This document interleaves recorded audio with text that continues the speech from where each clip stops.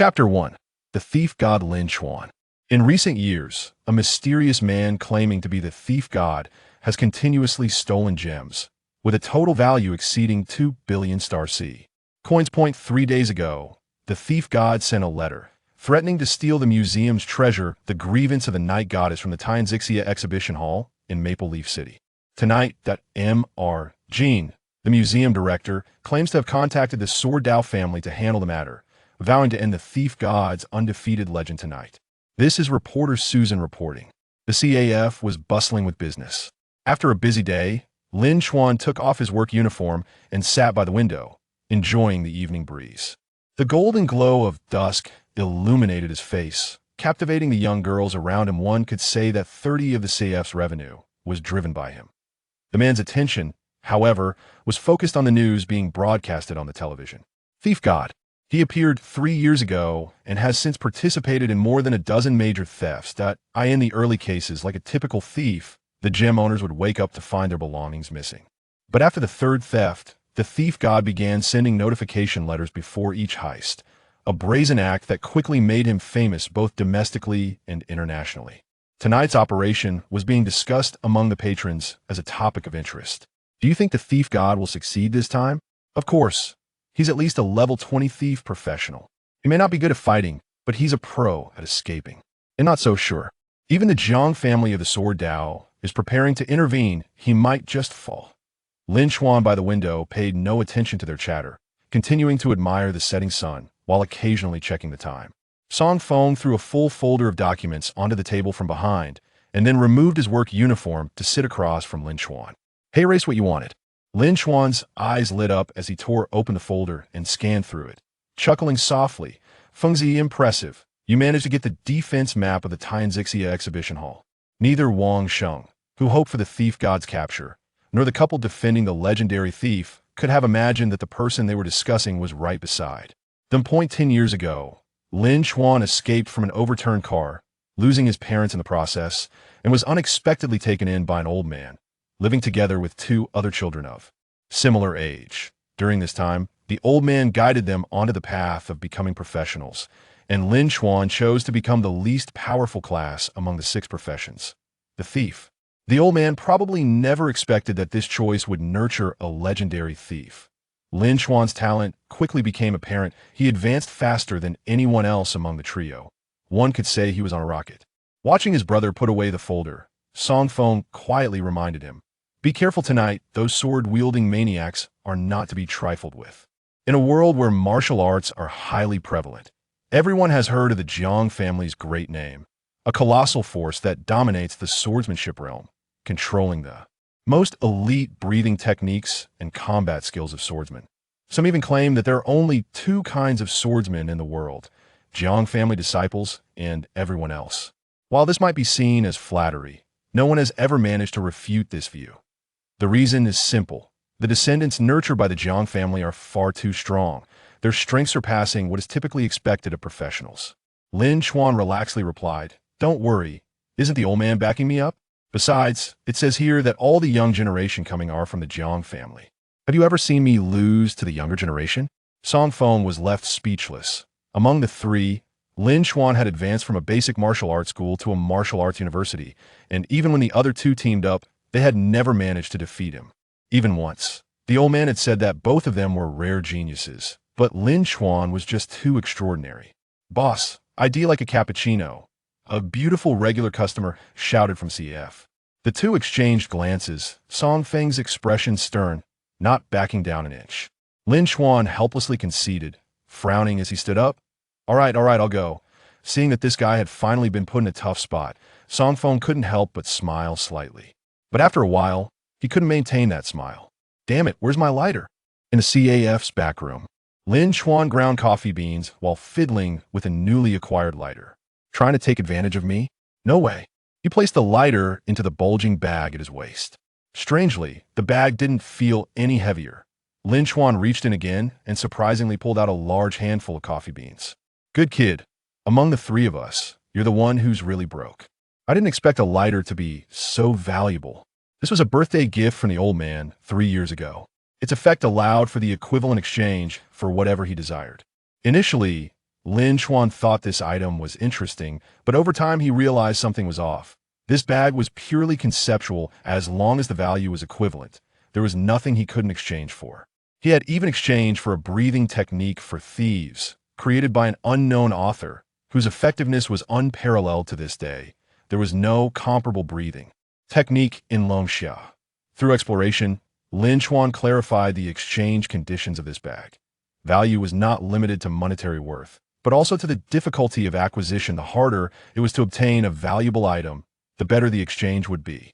Thus, he set his sights on small, easily exchangeable gems and boldly announced his theft schedule, prompting others to raise the difficulty of theft.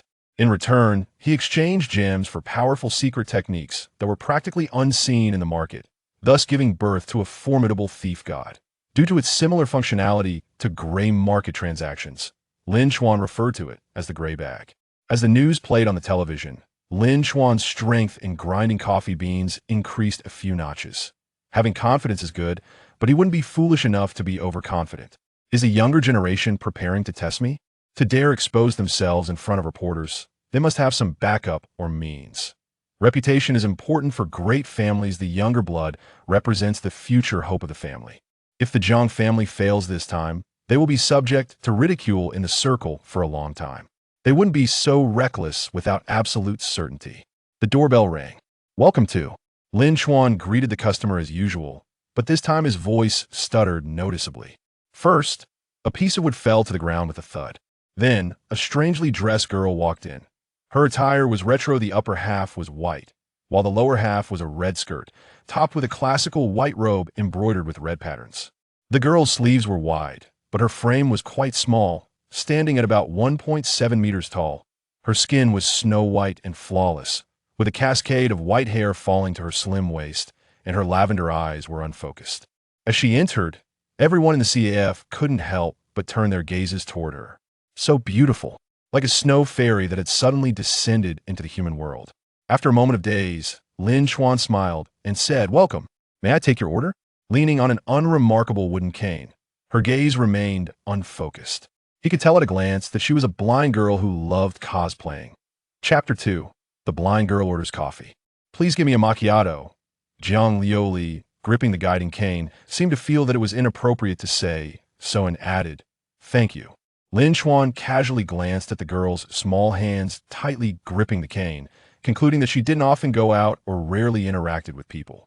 Otherwise, she wouldn't be nervous enough to mix up the name of the coffee. "Did you mean a macchiato?" Lin Chuan confirmed. Zhang Liuli's face visibly flushed, and she nodded silently, gripping the cane a little tighter. This was indeed the case today. Zhang Liuli received an important task from her grandfather. She was to visit 5 shops before dusk and boldly purchase things she liked from the staff. This cup of coffee was something she learned about while listening to her uncle's and aunt's order, as she didn't remember it very clearly, just that it wasn't as bitter compared to other coffees. Mix the milk and grass-flavored candy, add milk foam, and finally drizzle caramel to create a pattern at a cup of macchiato that girls love is complete. "Thank you." Hearing the sound of the cup landing on the table, Zhang Liuli thanked him and took a sip, observing closely refreshed Lin Chuan's perception of the girl. Her skin was so perfect, more delicate than those heavily made-up stars, with a well-defined chest, yet her swan neck exposed to the air ignited a desire to bite. Every inch of her body was perfectly proportioned, neither too bulky nor too thin.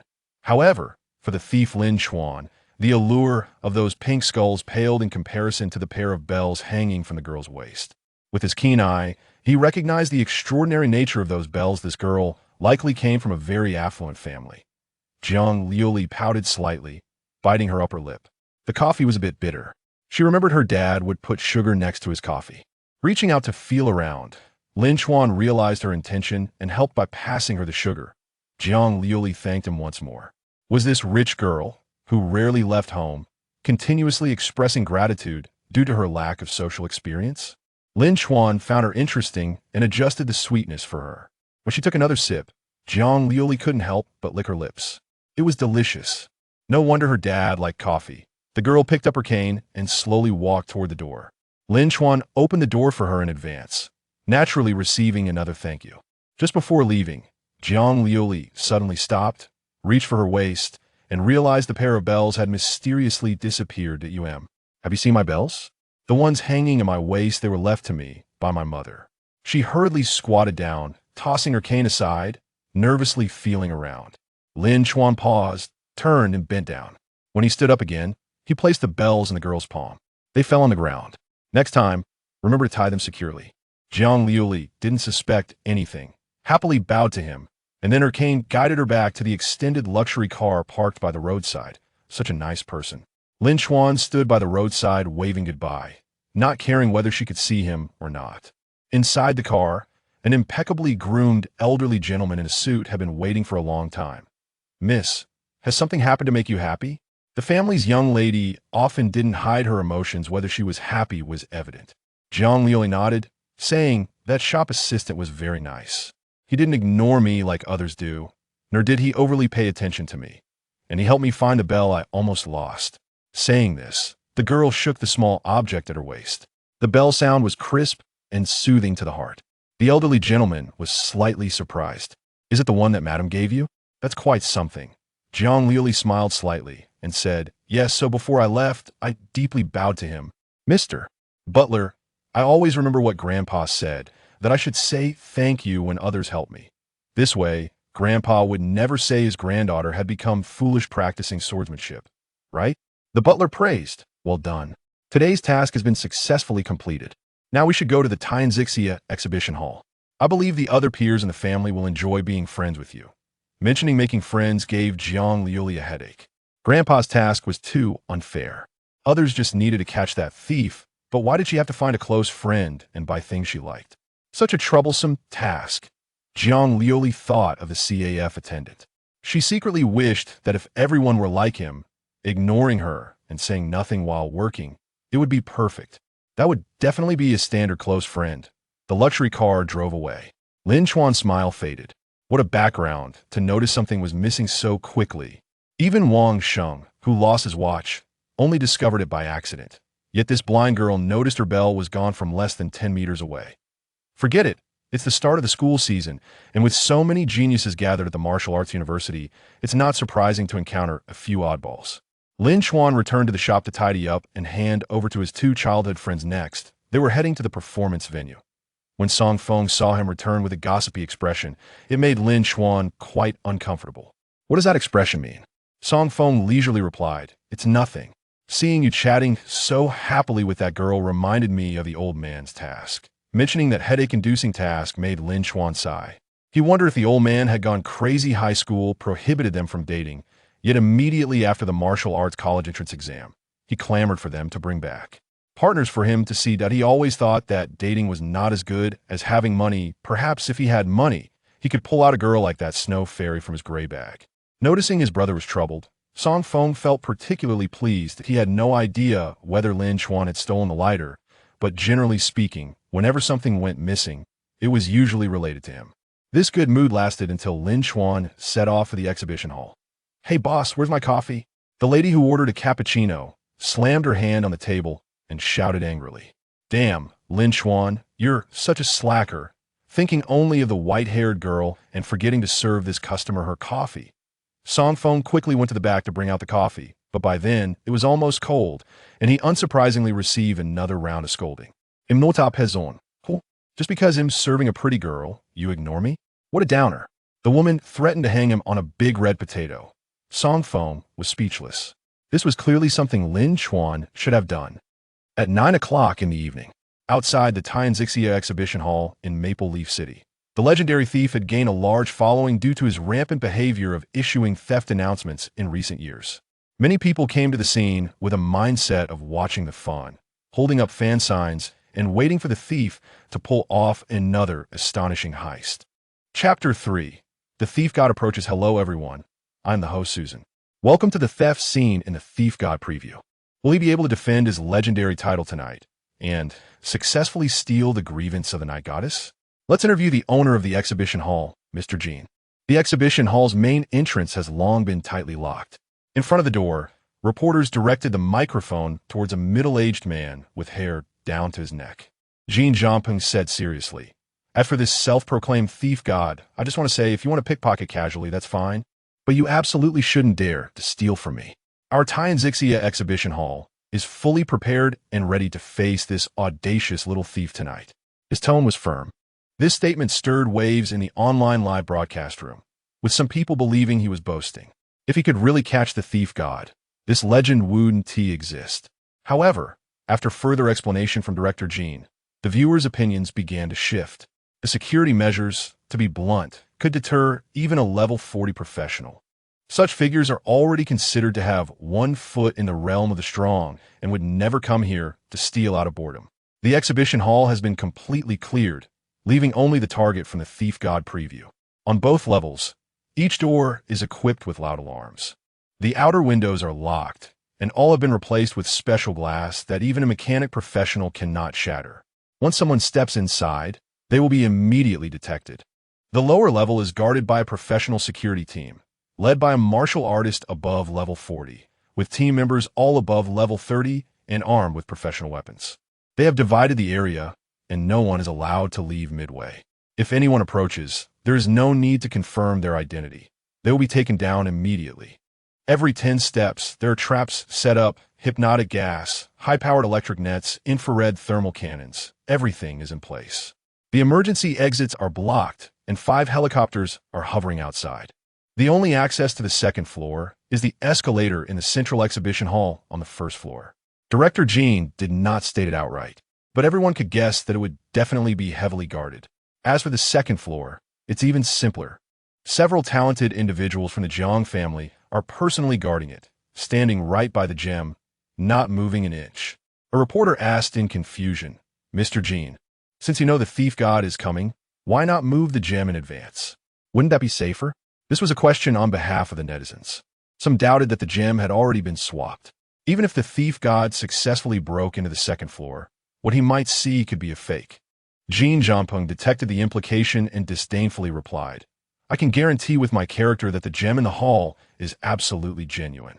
If that thief god really has the capability to take it, what is the harm in giving it to him?" Of course, that's impossible.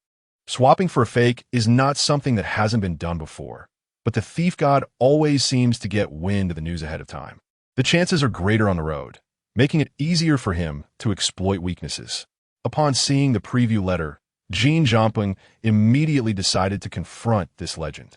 His boldness received unanimous praise from netizens, and many placed bets on who would emerge victorious tonight. Second floor of the exhibition hall. This level has only one large exhibition hall, connected to the main exhibition hall on the first floor by a long corridor. There is no ceiling separating the main exhibition hall from the second floor, divided only by an oval fence. 3 young men in their 20s stood in front of the fence, overlooking the guard station on the first floor. Jiang Long is the oldest among the 3, a 25-year-old level 45 swordsman. In martial arts college entrance exams, reaching level 5 is considered qualified, and level 10 allows you to choose any martial arts university in the country. None of these 3 participated in the entrance exams. For them, such assessments hold no meaning. By the time they turned 18, their levels had already exceeded level 15. Jiang Xiaojia chuckled.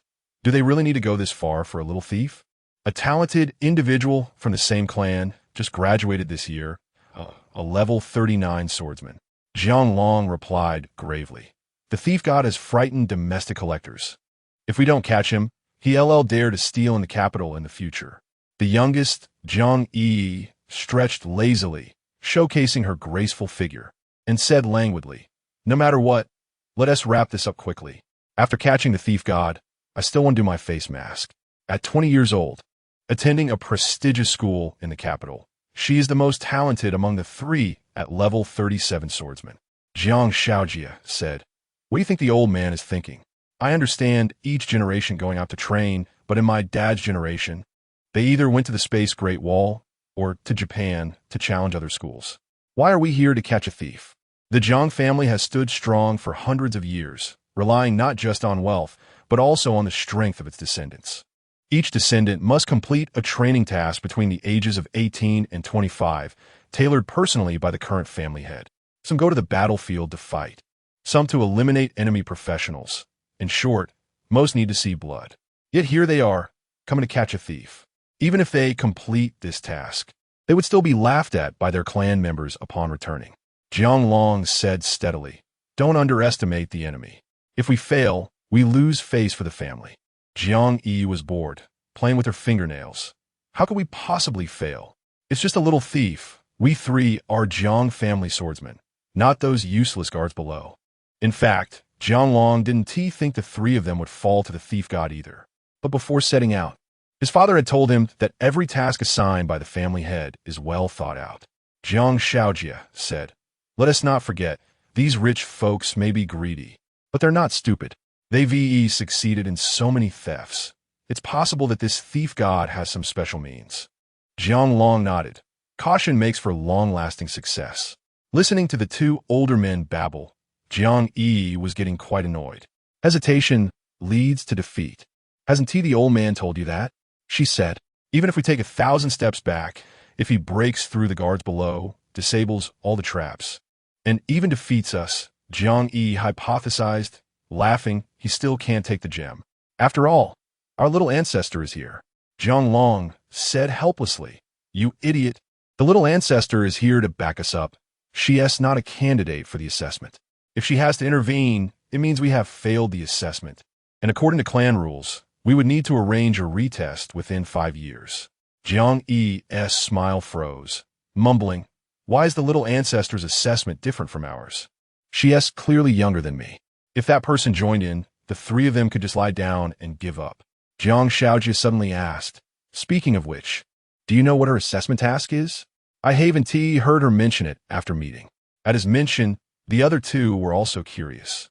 There were rumors that the little ancestor had been gloomy since receiving her task, possibly worried about it. What kind of difficult task could make her anxious? Could it be to single-handedly kill a high-ranking member of the Dark Moon organization? Thud! At the end of the corridor, the sound of a wooden stick hitting the ground made the three go silent, turning around and bowing their heads in greeting. In the dim room, moonlight fell on the girl as she walked slowly towards them, her heavy steps putting pressure on the three. "Oh no, did you speak too much? And now she's come to seek retribution?" Jiang Long cursed inwardly. But after a while, the sound of the wooden stick hitting the ground gradually faded away. Did she just leave like that? The three raised their heads, feeling relieved. Chapter 4: Silent Infiltration. After finishing the interview with the reporters, Jean Jumping returned to the temporary command post built not far outside the exhibition hall. The tent was small, but filled with various monitoring equipment. 5 computers formed the monitoring terminal, displaying the internal surveillance of the entire exhibition hall, with at least 2 guards stationed under each camera, not interfering with each other. After 3 days of preparation, he could finally enjoy the moment.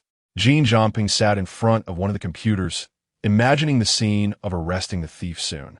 He fantasized about personally ending a legendary figure, and naturally, his company's reputation and profits would rise accordingly, far surpassing the value of a gem. Lost in thought, he couldn't help but hum a tune, propping his legs on the table and reaching for a dessert to satisfy his hunger. As he sang, his smile gradually froze. His stomach suddenly growled at an inopportune moment, and he felt a sharp pain in his abdomen. Damn, who prepared this dessert? It hurts like hell. Jean Jianping got up to grab some tissue, reminding the others to keep an eye on the surveillance before leaving. A few steps away from the exhibition hall was a public restroom, and sitting down on the toilet brought a sense of relief that ordinary people couldn't comprehend. Jean Jianping wondered, was my stomach always this sensitive? The problem must lie with the beautiful new secretary he hired, who prepared him the unclean dessert. I'll fire you when I get back. While staring at the floor, he suddenly sensed a shadow looming over him and looked up in confusion. A man was grinning at him, his head peeking over the doorframe. It was a guy from the neighboring stall. Jean Jianping angrily shouted, "What are you looking at? Never seen someone taking a dump before." That grin gave him the creeps. The man said nothing and withdrew his head. Crazy, Jean Jianping muttered to himself. Just then, something hit him on the head, and looking closely, he saw a thumb-sized device spraying a special gas. As he inhaled, his eyes rolled back, and his consciousness began to blur. Not good. Jean Jianping desperately tried to reach for the intercom, but his body was already invaded by the gas, leaving him powerless to fight back. The restroom door swung open, and Lin Chuan walked in, pinching his nose. "The drug I gave you was a bit too strong." Jean Jianping never expected that the thief would target him. After changing clothes, Lin Chuan began to pinch his face in front of the mirror. Apart from a core breathing technique, practitioners also major in a combat skill. This so-called combat skill is not a single ability, but a complete set. The integration of the two constitutes the core capability of a practitioner. Lin Chuan practiced the Thief of Heaven, exchanged from a gray bag, which had 12 forms. The intensity was high, and the difficulty of cultivation was even higher. To date, he had only learned the first 8 forms. The second form, called Shadow Cloak, allowed for disguise and concealment of presence. The old man had said that this was the most heaven-defying concealment combat skill he had seen. The disguise was merely its most inconspicuous effect. Once activated, with Lin Chuan's current proficiency at level 80, even a level 90 person would not be able to see through the disguise, and his presence would be indistinguishable from the original. The defense of the exhibition hall could roughly be divided into 3 parts: the outer patrol helicopters, the internal surveillance, and the guards and Jiang family swordsmen inside. Let's take them out one by one. Confirming that his disguise and voice had no flaws, Lin Chuan swaggered into the command post. He didn't act recklessly, but walked around the staff who were working, throwing sharp glances at anyone who was focused on their computer. The workers were frightened and staring at their screens. Lin Chuan was satisfied and said, "Work hard, don't look around." He then seized the opportunity to plug a small USB drive into the main computer. Moments later, the images on all the computer screens paused slightly, barely noticeable. The first line of defense was breached. Lin Chuan took a few sheets of paper, pretending to go to the restroom again, but in reality, he stealthily made his way to a small grove behind the exhibition hall. The helicopter buzzed overhead, and a 5-man patrol team was crossing paths below. Lin Chuan had thoroughly studied their patrol routes and speeds. The 3 small teams crossed each other, creating a blind spot that lasted about 4 to 5 seconds every minute. I am now 50 meters away from the exhibition hall, and the helicopter spotlight checks the wall every 7 seconds. The blind spot is narrow, less than 4 meters in diameter. I need to reach the wall in 4 seconds, and even a gust of wind during the run would be noticeable.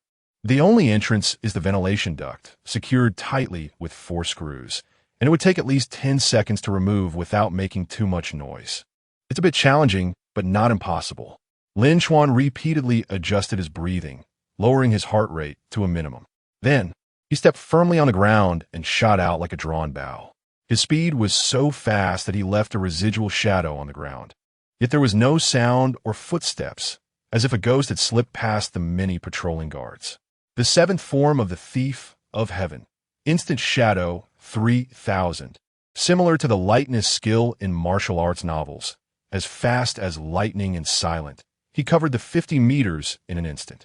As his silent feet touched the grass outside the hall, the helicopter's spotlight passed by at that moment. Lin Chuan waved his hand, and several screws appeared out of thin air. The screws on the ventilation duct, less than 3 meters away, vanished. The 3rd form of the Thief of Heaven, Heavenly Thief borrowing treasure. It allowed him to steal objects within 10 meters without touching them.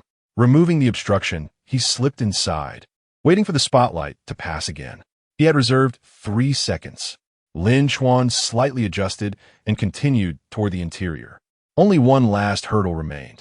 The security of the exhibition hall was handled by one of Longxia's few elite security companies, which sent their best team this time. The team leader, Chuan, a level 42 martial artist, had previously served in the 4th Fleet of the Space Great Wall and participated in the encirclement of void creatures. His subordinates were all seasoned warriors, each above level 30. The deputy team leader, Sun Kaiga, a level 39 mechanic, was stationed at the elevator corridor on the 1st and 2nd floors, beside 2 super electromagnetic machine guns. Any intruder attempting to break through would fall under the electric current. Number 1 is normal. Number 2 is normal. 3. After another count, Chuan relaxed. Sun Kaiga above laughed and said, "Old Chuan, do you think the thief is too scared to come?" Chuan replied heartily, "I actually hope he comes.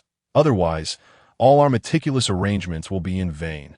Ever since serving the Space Great Wall, he hadn't had a good fight for a long time. The team members themselves were already unhappy about being assigned to catch a petty thief, and if the thief was too intimidated by their tight security to show up, he would be very disappointed. Chuan said quietly, If you dare to come, I'll respect you as a man. A thief this high profile is rare. If you make such a big fuss but don't dare to show up, you're just like those worthless cowards I know who fear for their lives and love false fame. In the adjacent exhibition hall, the deputy exhibition room, Lin Chuan quietly arrived at the ventilation duct above the heads of 2 station guards. Chapter 5. Combat Skill. The Celestial Thief every 10 minutes. A count is conducted in the hall. I need to eliminate everyone except for the main exhibition hall within 10 minutes to avoid being intercepted while escaping. The 3 auxiliary exhibition halls on the first floor are separated from each other, with 2 guards stationed at each hall. No one is allowed to leave their original position without an order from Chen Tianhe. The corridors are filled with infrared alarms, and Lin Chuan can only move through the ventilation ducts. 10 minutes, 3 locations, 6 people. Using the same trick again, the Celestial Thief borrowed the treasure and dismantled the iron mesh of the vent. The iron mesh lost its screws and fell straight down, with Lin Chuan closely following. One of the guards was right below him, fully armed. To obscure the thief's vision, all the lights in the exhibition hall were turned off, and they wore night vision goggles, making it easy to spot living things at night. But this had no effect on Lin Chuan. The moment his head emerged, the veins and internal organs, even the heartbeat, of the 2 guards became completely transparent to him. The first move of the Celestial Thief, monitoring eye, he could see everything, observing the meridians and internal organs of the people, predicting their movements through the contraction of their muscles. Grabbing the iron mesh, he spun in midair and struck one guard from behind, knocking him out. He gently placed the iron mesh down, but the other guard was alerted. You! Sliding forward, Lin Chuan disarmed the tranquilizer gun with his bare hands and elbowed the other guard, knocking him out as well. He chose not to kill. Stealing without killing is what makes one a great thief. Killing turns one into a terrorist. For 3 years, the thief god and gem collectors formed a tacit cooperative group. He stole things while they made money from the heat. If he killed someone, the nature of the situation would change. The Longsha authorities are not to be trifled with. Even the gangs, drug dealers, and assassins hiding in the gutters know that some rules should not be broken. Shaking his hands, Lin Chuan did not linger and continued through the ducts to the other exhibition halls. Soon, the 6 people in the 3 auxiliary exhibition halls were dealt with. Not a sound was made during the process. The average level of this group was just over level 30, making them relatively easy for Lin Chuan to handle. The remaining 2 vice captains were around level 40. Winning was easy, but doing so without alarming the outside was the challenge, especially the martial artist named Chen Tianhe, who at level 42 had a strong resistance to common tranquilizers, making it troublesome to incapacitate him without killing. 8 minutes and 13 seconds left, still some time. In the main exhibition hall on the first floor, besides the vice captain, there were also 2 ordinary guards. The ventilation system of the 2 floors was separated, with the main exhibition hall on the first floor sharing a vent with the second floor. The closest spot to the escalator between the 2 floors was at the entrance of the main exhibition hall, where there were many infrared beams. So Lin Chuan needed to reserve some time to deal with them. He had to find an opportunity from the 4 people nearby. Just a moment. Finding the chance to divert the 4 people's attention, Lin Chuan fell and flicked a coin with his thumb. Just as it was time for the count, Chen Tianhe opened the intercom and shouted, "Everyone, start counting." There was a crackling sound in the intercom, but no one responded. "Hello, can you hear me?" Chen Tianhe frowned. It was impossible for there to be signal issues at such a short distance. Bang! The quiet darkness was shattered by a crisp sound, and Chen Tianhe and the others, who had already sensed something was off, immediately became alert. "Who? Come out." As they slowly approached the direction where the coin had landed, Lin Chuan cleverly avoided the infrared beams and reached the main exhibition hall. Sun Kaiga, stationed at the end of the escalator, suddenly shouted, "Old Chun, be careful." "What?" Chen Tianhe turned around sharply, and a shadow appeared behind him. His internal alarm bells rang.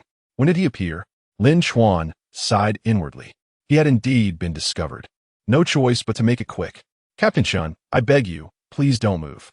If you hit the wrong acupoint, it won't be good," Lin Chuan thought to himself, then produced 3 silver needles. Under the vision of the monitoring eye, the martial artist's entire body meridians were laid bare, and the silver needles quickly pierced 3 of them. Chuan Tianhe was first startled, then delighted. What a thief god, to silently come before me from outside, worthy of a battle.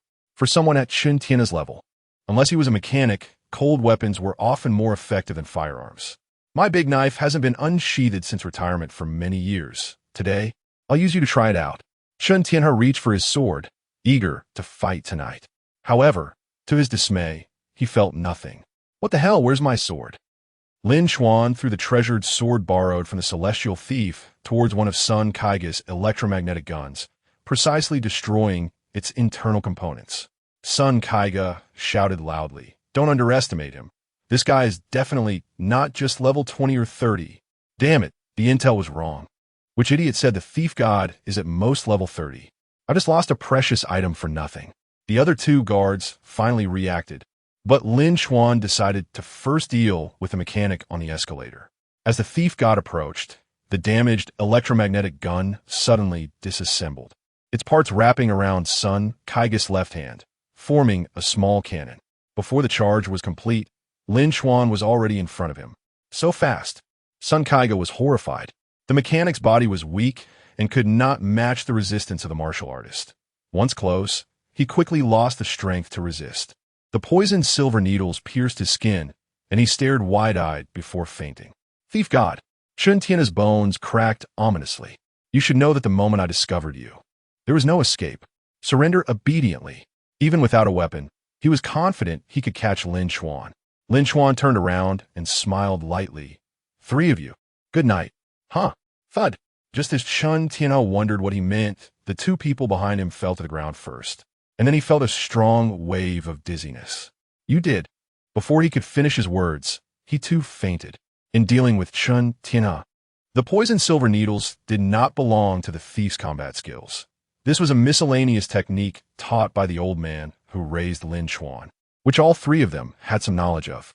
With the correct acupoint coordination, 3 needles were sure to take him down. Lin Chuan stood at the only passage leading to the gems on the second floor.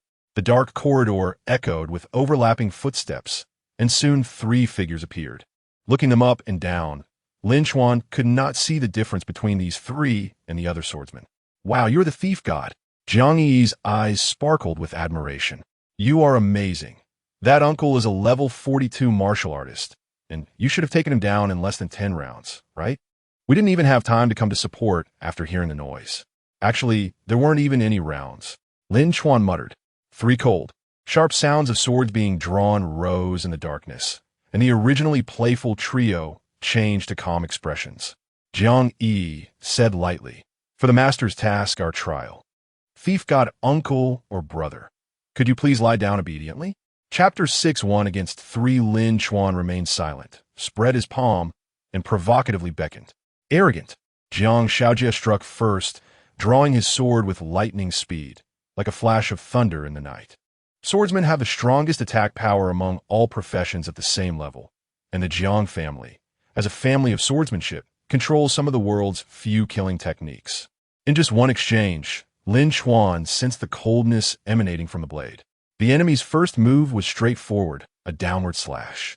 Lin Chuan stepped to the left and sidestepped, the sword blade almost grazing his face as it came down. Did he avoid it? Zhang Long was a bit surprised. Jiang Shaojie's move was at the peak of speed and power. Not even he dared to be so arrogant, avoiding without blocking. A bit slow. Lin Chuan smiled faintly. The eye of monitoring was always active, and the flow of energy and muscle contraction within the 3 would betray their timing of attack. Unless the speed of the attack was so fast that even a thief god couldn't react. All moves were predictable in Lin Chuan's eyes. The moment the sword missed, Lin Chuan delivered a powerful punch to Jiang Shaojie's abdomen. In his transparent vision, he saw the enemy's muscles relax, nearly dropping to his knees from a single blow. Seeing her clansmen in trouble, Jiang Yi rushed forward with her sword. Her training focused not on speed, but on gentle sword techniques, adept at using softness to overcome hardness, trapping enemies in a quagmire. However, as soon as she entered the battlefield, Jiang Yi sensed something was off. The one who was being suppressed seemed to be her. Lin Chuan always seemed to know her moves a step ahead, allowing him to counter effectively. How could she, slower than Jiang Shaojie, possibly hurt Lin Chuan? Just now, you were the fiercest, right? How should I put it? It was just that. Lin Chuan chuckled after dodging the opponent's strike. From childhood to now, Jiang Yi had always been regarded as the genius of the Jiang family, and being humiliated like this by an outsider made her utterly furious. You're seeking death. When a person becomes anxious, they're prone to making mistakes. Lin Chuan effortlessly found a huge flaw in her attack. Grabbing her wrist, he elbowed the girl in the chest, causing Jiang Yi to drop her sword and become rigid. Before boasting, you should practice your swordsmanship first. Lin Chuan seized the fallen sword hilt and lunged towards the unarmed Jiang Yi. The girl showed a look of panic, but the elbow strike to her chest prevented her from responding in time. Wait! Jiang Long thought the thief god was going to kill, and immediately shouted to stop him. Lin Chuan chuckled lightly, reversed the grip on the sword hilt, and struck Jiang Yi's left collarbone with a heavy blow, sending her crashing into the wall. In less than a minute of fighting with the two Jiang family geniuses, even if they had underestimated him before, they now realized they had kicked a hardboard. Jiang Long felt a great threat, discarded the sword sheath, and held the sword with both hands. Lin Chuan expressed his disappointment. Jiang family swordsmen are disappointing. It is true that they are stronger than swordsmen of the same level, but if they had been born in the resource-rich Jiang family from childhood, is this the extent of their capabilities? After the current head of the Jiang family passes away, this family will likely decline. Jiang Long said solemnly, I have learned. After this brief encounter, he confirmed that the three present were absolutely no match for the thief god. Even if he went up, he would only prolong his defeat. The two defeated individuals struggled to get up from the ground, and the three formed a triangular formation around Lin Chuan. Although 3 against 1 didn't look good, for the sake of the family's honor, we must do this, Jiang Long said.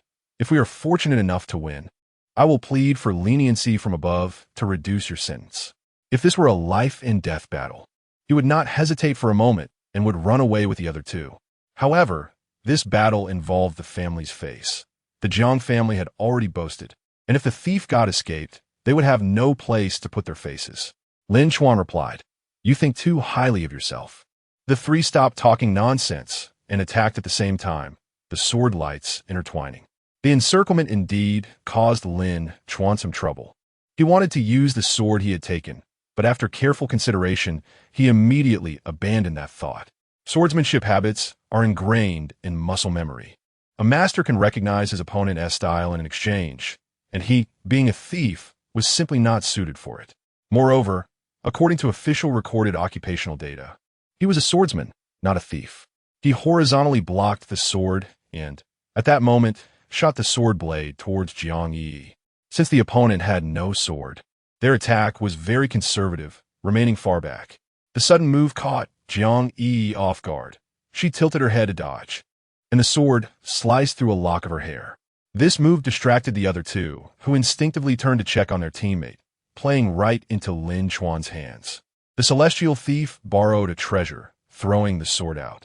Lin Chuan held the sword with both hands and executed a straightforward horizontal slash. Bang! The crisp sound of two sword blades clashing rang out. Jiang Long and Jiang Shaojie were startled. Such strong power. The grip on their swords loosened significantly. The celestial thief borrowed a treasure again. The two were horrified to discover that the swords in their hands had vanished into thin air. Lin Chuan jumped up and kicked them and Jiang Yi together. The three, unwilling to admit defeat, immediately got up and prepared to fight again. Stop, Lin Chuan said coldly. A swordsman without a sword is no different from a dead man. If you come forward again, it means you intend to fight me with your lives. And I want to hold back then. With the conversation reaching this point, Jiang Long sighed and stopped the two who wanted to rush up and grab the sword, allowing Lin Chuan to pass through the corridor. Jiang Yi, feeling unwilling, said, Is this how it ends? When we received this task, our clan envied us for a long time, saying it would be easy to win just by lying down. Going back like this will be a joke. Jiang Long picked up the sword that Lin Chuan had thrown away, saying, Jiang family members are willing to bet and accept defeat. Losing is losing. Instead of complaining, it's better to go back and practice swordsmanship. Jiang Shaojie had come to terms with it, saying, The thief god dares to defeat us and then return the sword, which shows he is not afraid of us coming back. Let it go. We can't win against him. Jiang Yi sat down on the ground and began to cry loudly, while the two men beside her looked helpless. They had started with so many pretentious lines like in a drama, but ended up losing in just one round. Just thinking about it makes it clear how the others in the family would talk about her in the future. As soon as they met, people would say, "Oh, isn't that face-down sister? What about it? Did the thief god catch you?" Jiang Yi cried out, "I have no place to put my face." The two men, not married, would not comfort woman. Jiang Shaojia forced himself to advise, "Think of the positives. We have the little ancestor behind us. At least the family S face is preserved."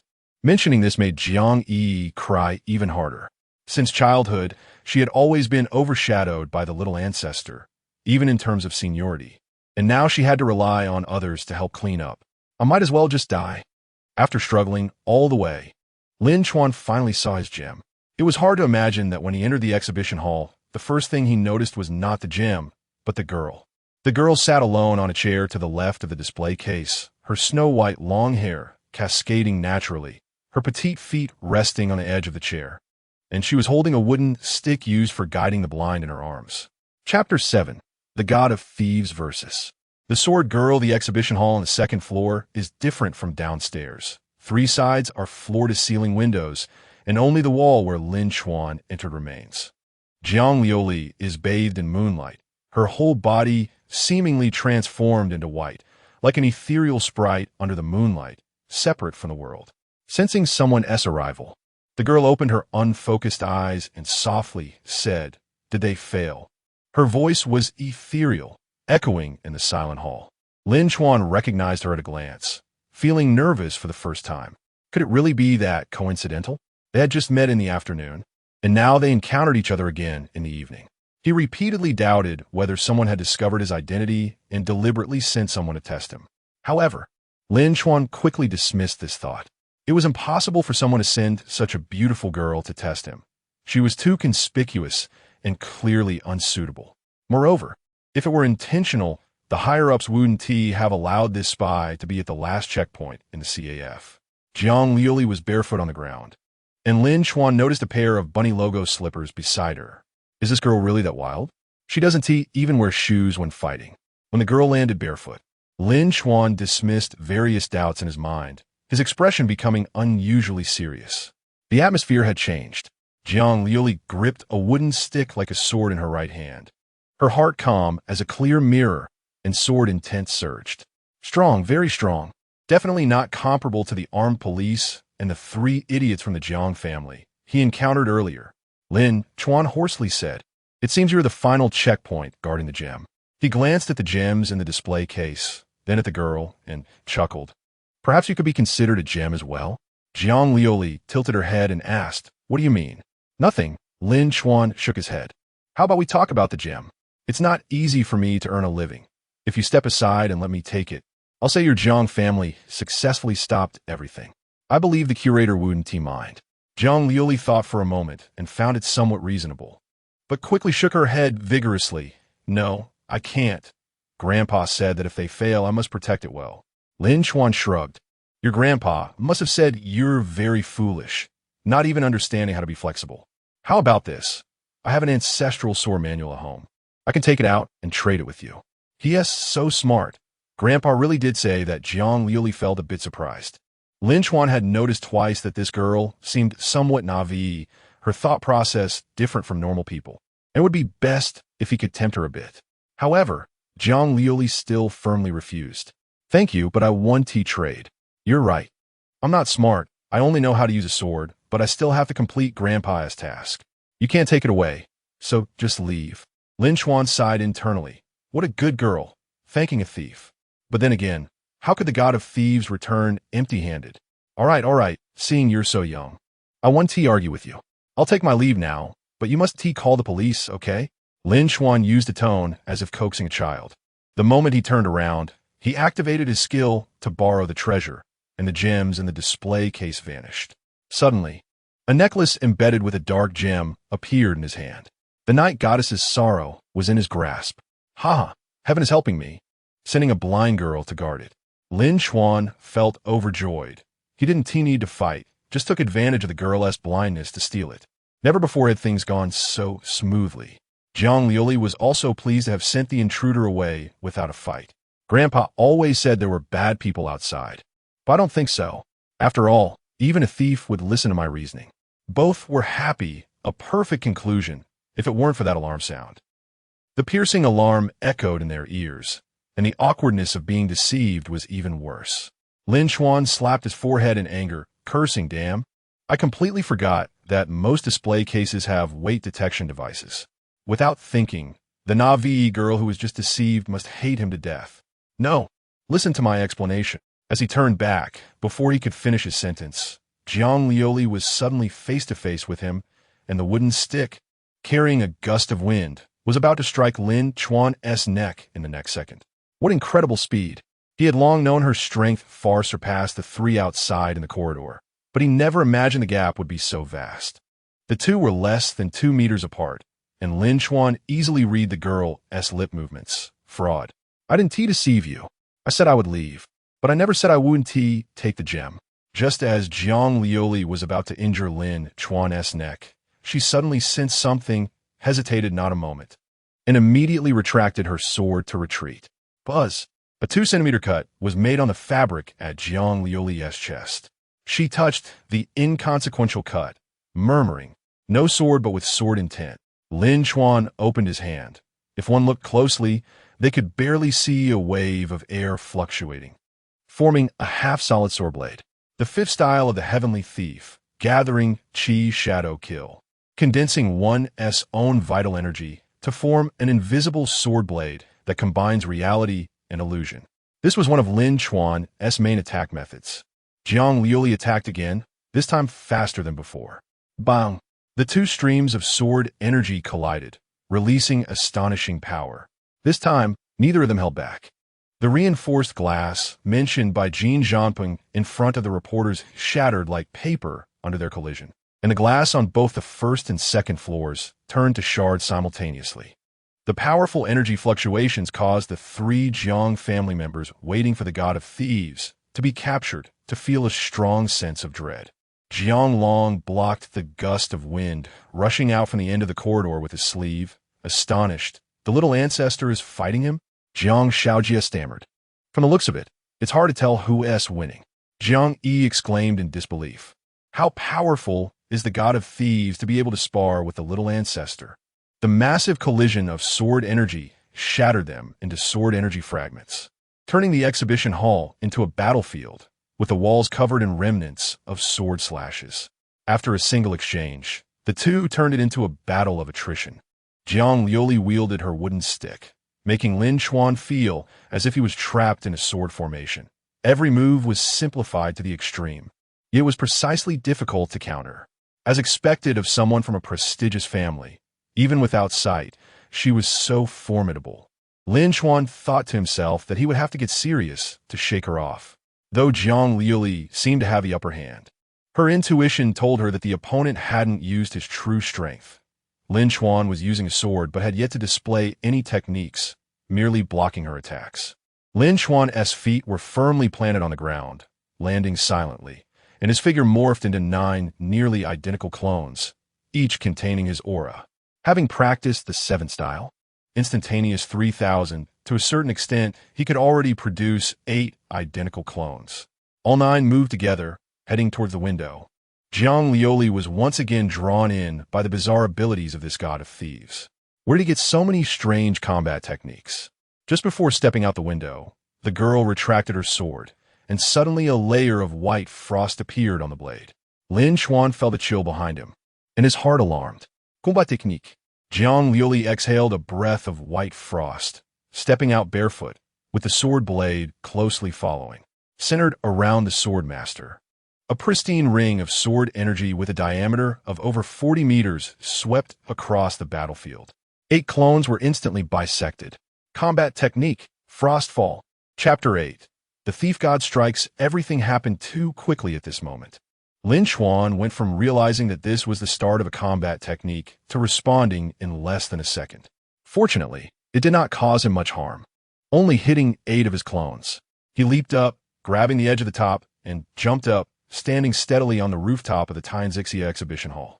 Other members of the guard team rushed over, and 5 helicopters circled in the sky.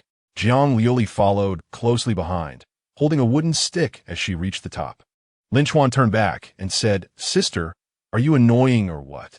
Jiang Liuli stretched out her small hand, her expression stubborn as she said, "Gem." Sigh. There's no convincing her. Lin Chuan looked up at the sky at a 45-degree angle.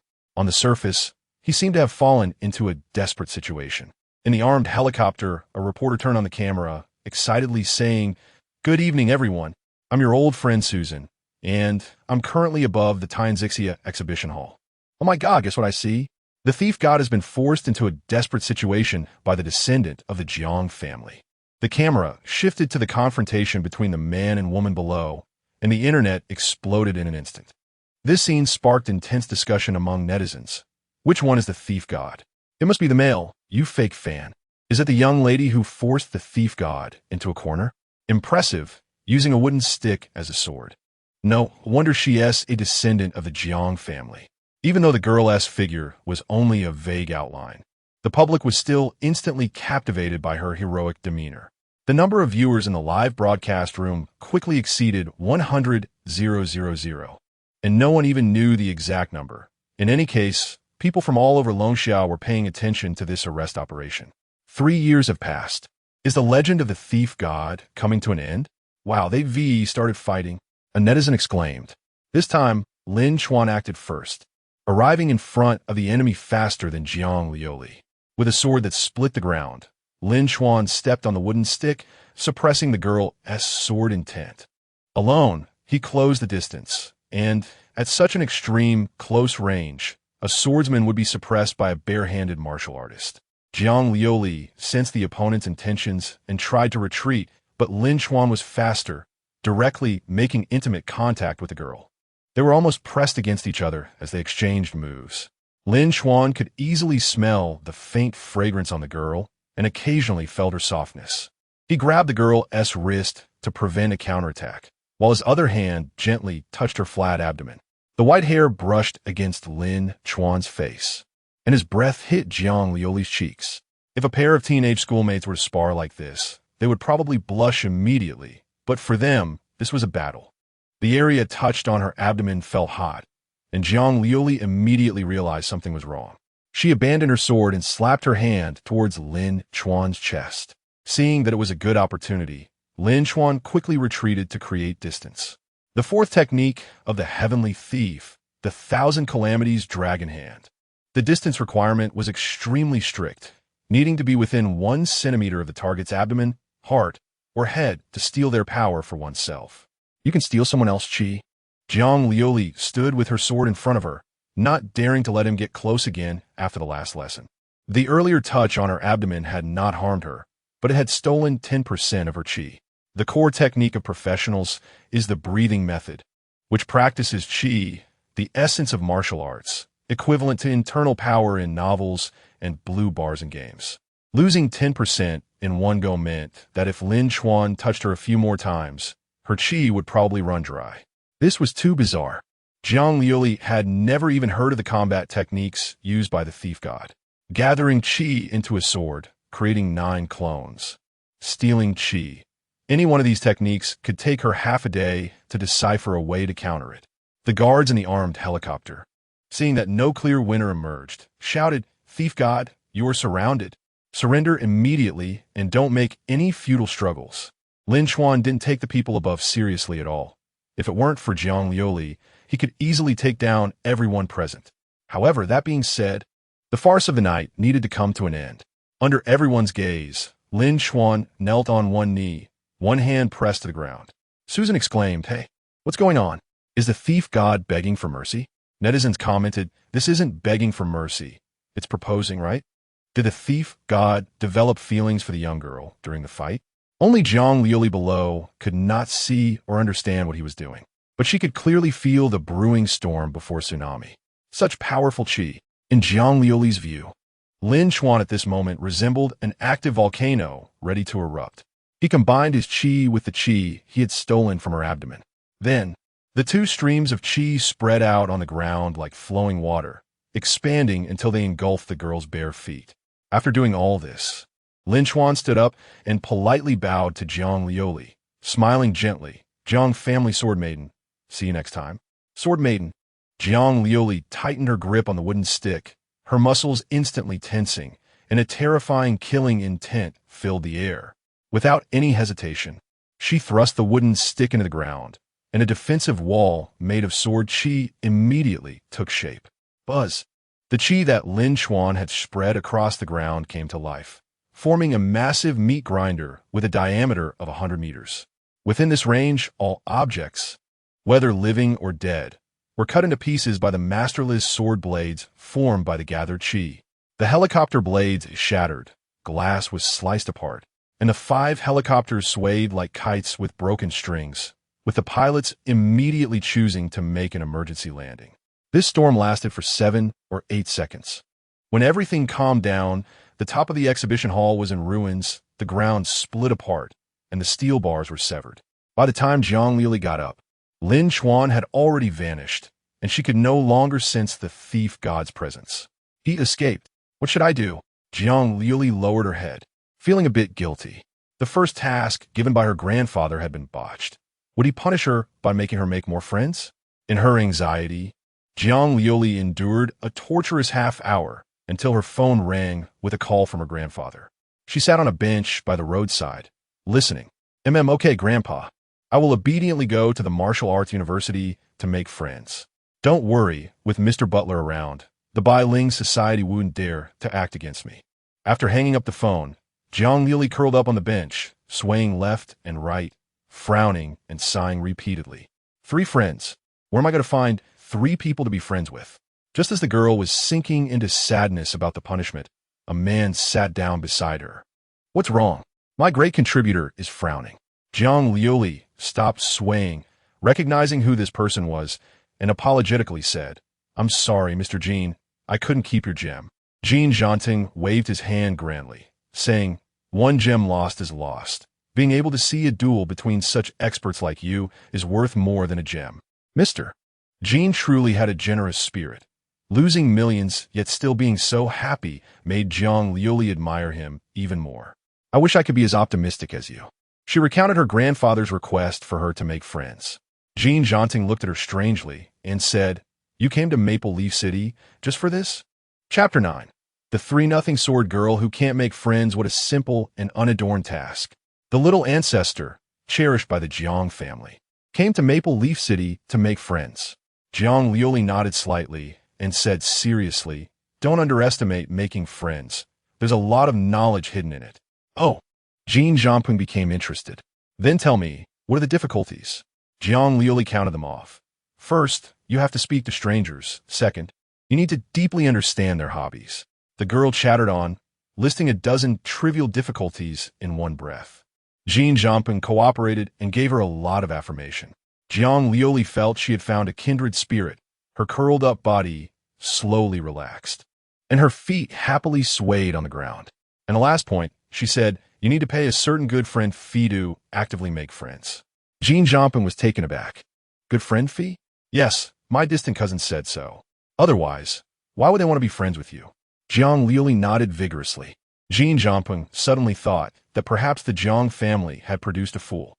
One dares to say, and the other dares to believe. Have you never had friends since you were little? Jiang Liuli was silent for a long time before finally shaking her head with a lack of confidence. No, in the first half of my life, I only had my sword as company. Apart from my grandfather, everyone else said that a sword only needs to kill. Jiang Liuli noticed that Mr. Jean was folding paper continuously, and soon a crown was placed on her head. She touched it and found it adorned with a few maple leaves. This is, Jean Jiangping smiled and said, an extra token of appreciation. Maple Leaf City is famous for its maple trees, and there's a legend that girls who wear maple leaves on their heads will bring good luck. Is this to wish me to find friends soon? Jiang Liuli smiled and said, Thank you, Mr. Jean. Her smile seemed to dim the bright moonlight. The two had not spent much time together when a guard came to report. Boss Jean, I'm very sorry. Although we blocked all the roads in time, we still haven't found any suspicious persons. The thief god may have. The guard lowered his head in shame as he finished. They had guaranteed results when receiving money, yet both the captain and vice captain had failed to catch the thief god. Jin Jianpeng waved his hand and said, I said before, being able to steal the gems is his skill. Since we haven't found anything, let's withdraw everyone. The guard excitedly bowed to the boss in thanks and hurried back to issue the retreat order, afraid that this master would change his mind. He did not want to stay up all night catching people after failure. That night, the theft ultimately ended with the thief god escaping safely.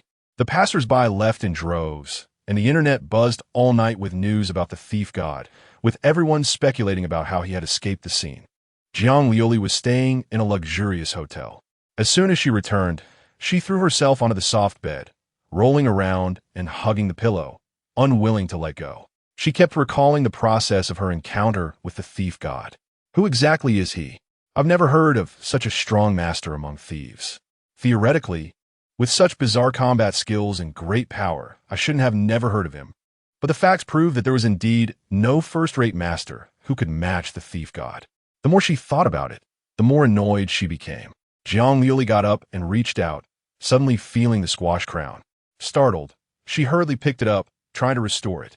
She had never learned origami, and once she fiddled with it, it completely fell apart, and the maple leaves scattered onto the bed. Sigh, maybe I just don't have the fate to make friends. Jiang Liuli lay back on the bed and continued to try. As she touched it, a different sensation conveyed to her. Huh? Jiang Liuli looked puzzled. She found that the inner side of the crown Mr. Jin gave her actually had some small holes arranged in a pattern. Braille. Even the blind children of the Jiang family must learn to read and write. She touched it and immediately realized that it was just like what her teacher had taught. What was written on it was, on the origami, there was a message. You wield your sword well, but the 3-0 sword girl can't make friends. Jiang Liuli's fingers trembled as she murmured, can't make friends, sword girl. In an instant, she recalled how the thief god had addressed her at the exhibition. He was not Mr. Jin. He was the thief god. Thinking back to when she last saw Jin Jianpeng, he had still been flattering her, but this time he acted very amiably and grandly in front of her. Even Jiang Liuli, who was not very bright, realized that she had been tricked. It turned out he had never run away after the roads were blocked. He returned to the scene and had been right next to me the whole time. There was a knock at the door. It was the butler. The butler said urgently, Miss, someone just found Mr. Jin passed out in the bathroom. From the beginning, the thief god replaced him. Someone saw you chatting with the fake Mr. Jin earlier. He didn't do anything to you, did he? Jiang Liuli thought about how she had chatted so happily with that man she had fought with, even receiving blessings from an enemy, and her face couldn't help but turn red. No, I never knew about this. The butler was relieved to hear that, until he went back and thought about it all night. He felt something was off. Why does the young lady give me the feeling of not a single ounce of silver here? Jiang Liuli tossed and turned, unable to sleep, her mind filled with Lin Chuan's message. You can't make friends. You're the 3-0 one. Lin Chuan lived on the second floor of a CAF, with each of the three having their own room. I am exhausted. He lay on the bed to rest for a while. This was the most dangerous encounter since his debut. Forced to use a trump card, he deployed a new variation of the Chi Shadow Kill, spreading energy on the ground to create a prison-like domain. Anyone below level 50 in the core area would undoubtedly die. With wealth comes danger. After a night of fatigue, he finally reaped rewards. He put the night goddess's resentment into the gray bag, silently thinking, I want to get a suitable weapon. In this battle, he deeply understood the importance of a weapon. In the past, he had been playing small tricks and could easily win without equipment. But once he encountered a master of the same level as Jiang Liuli, the difference between having a weapon and not having one was significant. Swords for swordsmen, battle blades and axes for martial artists, guns and cannons for mechanics. Every profession has weapons, but only the damned thief relies on their hands to get rich. Lin Chuan was tired of this life. In the past, he had exchanged breathing techniques and combat methods. Now it was time for weapons. He reached into the gray bag again and pulled out a pair of black gloves. The usage of these gloves immediately entered Lin Chuan's mind. 1,000 machine gloves, made from the tendons of voidworms, can release 1,000 machine threads to cut through gold and jade, can catch enemy weapons with bare hands, and can self-repair when damaged. Voidworms, enemies of humanity, a type of void creature with soft and sharp tendons. Often made into traps, but are expensive, said to be worth a fortune. Chapter 10. Jiang Liuli in the comic wearing the gloves. Lin Chuan tried to use the qi within him to activate them. Instantly, dozens of sharp threads shot out, sticking to the wall, and with a flick of his fingers, the toilet paper on the table was split in two. The qi adhered to the threads, allowing him to control their swaying direction at will. After a bit of practice, he would be able to handle it easily, without worrying about the learning curve. He swiped a fruit knife across the threads, leaving no trace of damage. Both attack and defense were quite impressive. The gray bag products are always top-notch. After putting it away, Lin Chuan realized he hadn't fully utilized its value this time. He could still exchange for something from the bag. Was this gem really that valuable? It must be due to the blind girl guarding it. The difficulty had increased, and so had the exchange rewards. The remaining value couldn't be exchanged for anything good, and the gray bag didn't accept credit. If not exchanged within 24 hours, it would assume the owner had given up, truly a cunning merchant. Usually, at this point, Lin Chuan would let the bag randomly exchange for something he desired. This time, the gray bag offered a random item, a sword manual, but rather than a manual, it looked more like a comic. The artwork was exquisite, depicting a girl dancing with a sword under the bright moonlight, her white hair flowing with the movements of the sword. Lin Chuan suddenly realized it was a record of the confrontation from tonight. Not long had passed, and he still remembered the chilling, killing intent from the girl as she wielded her sword, exactly as illustrated in the manual. With this, he could study her flaws at ease. If they met again, he would be able to fight more smoothly.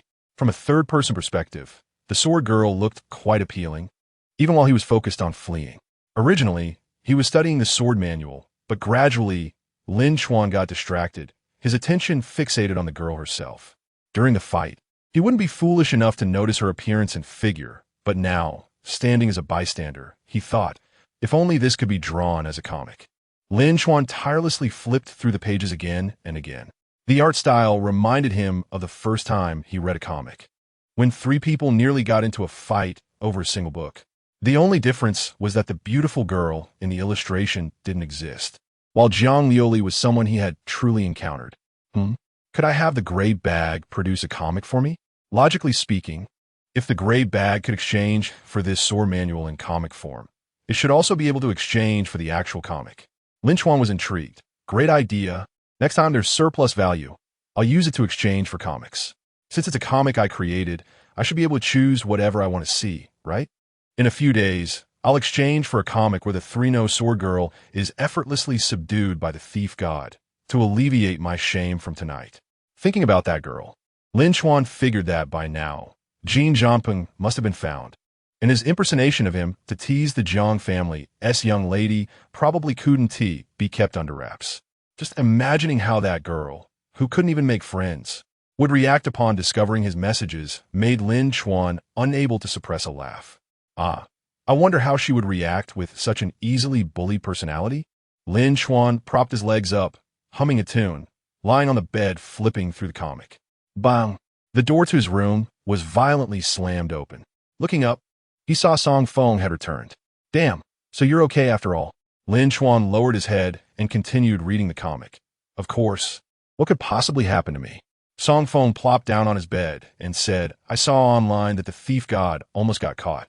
So I rushed back to check on you. And here you are, just lying here reading comics.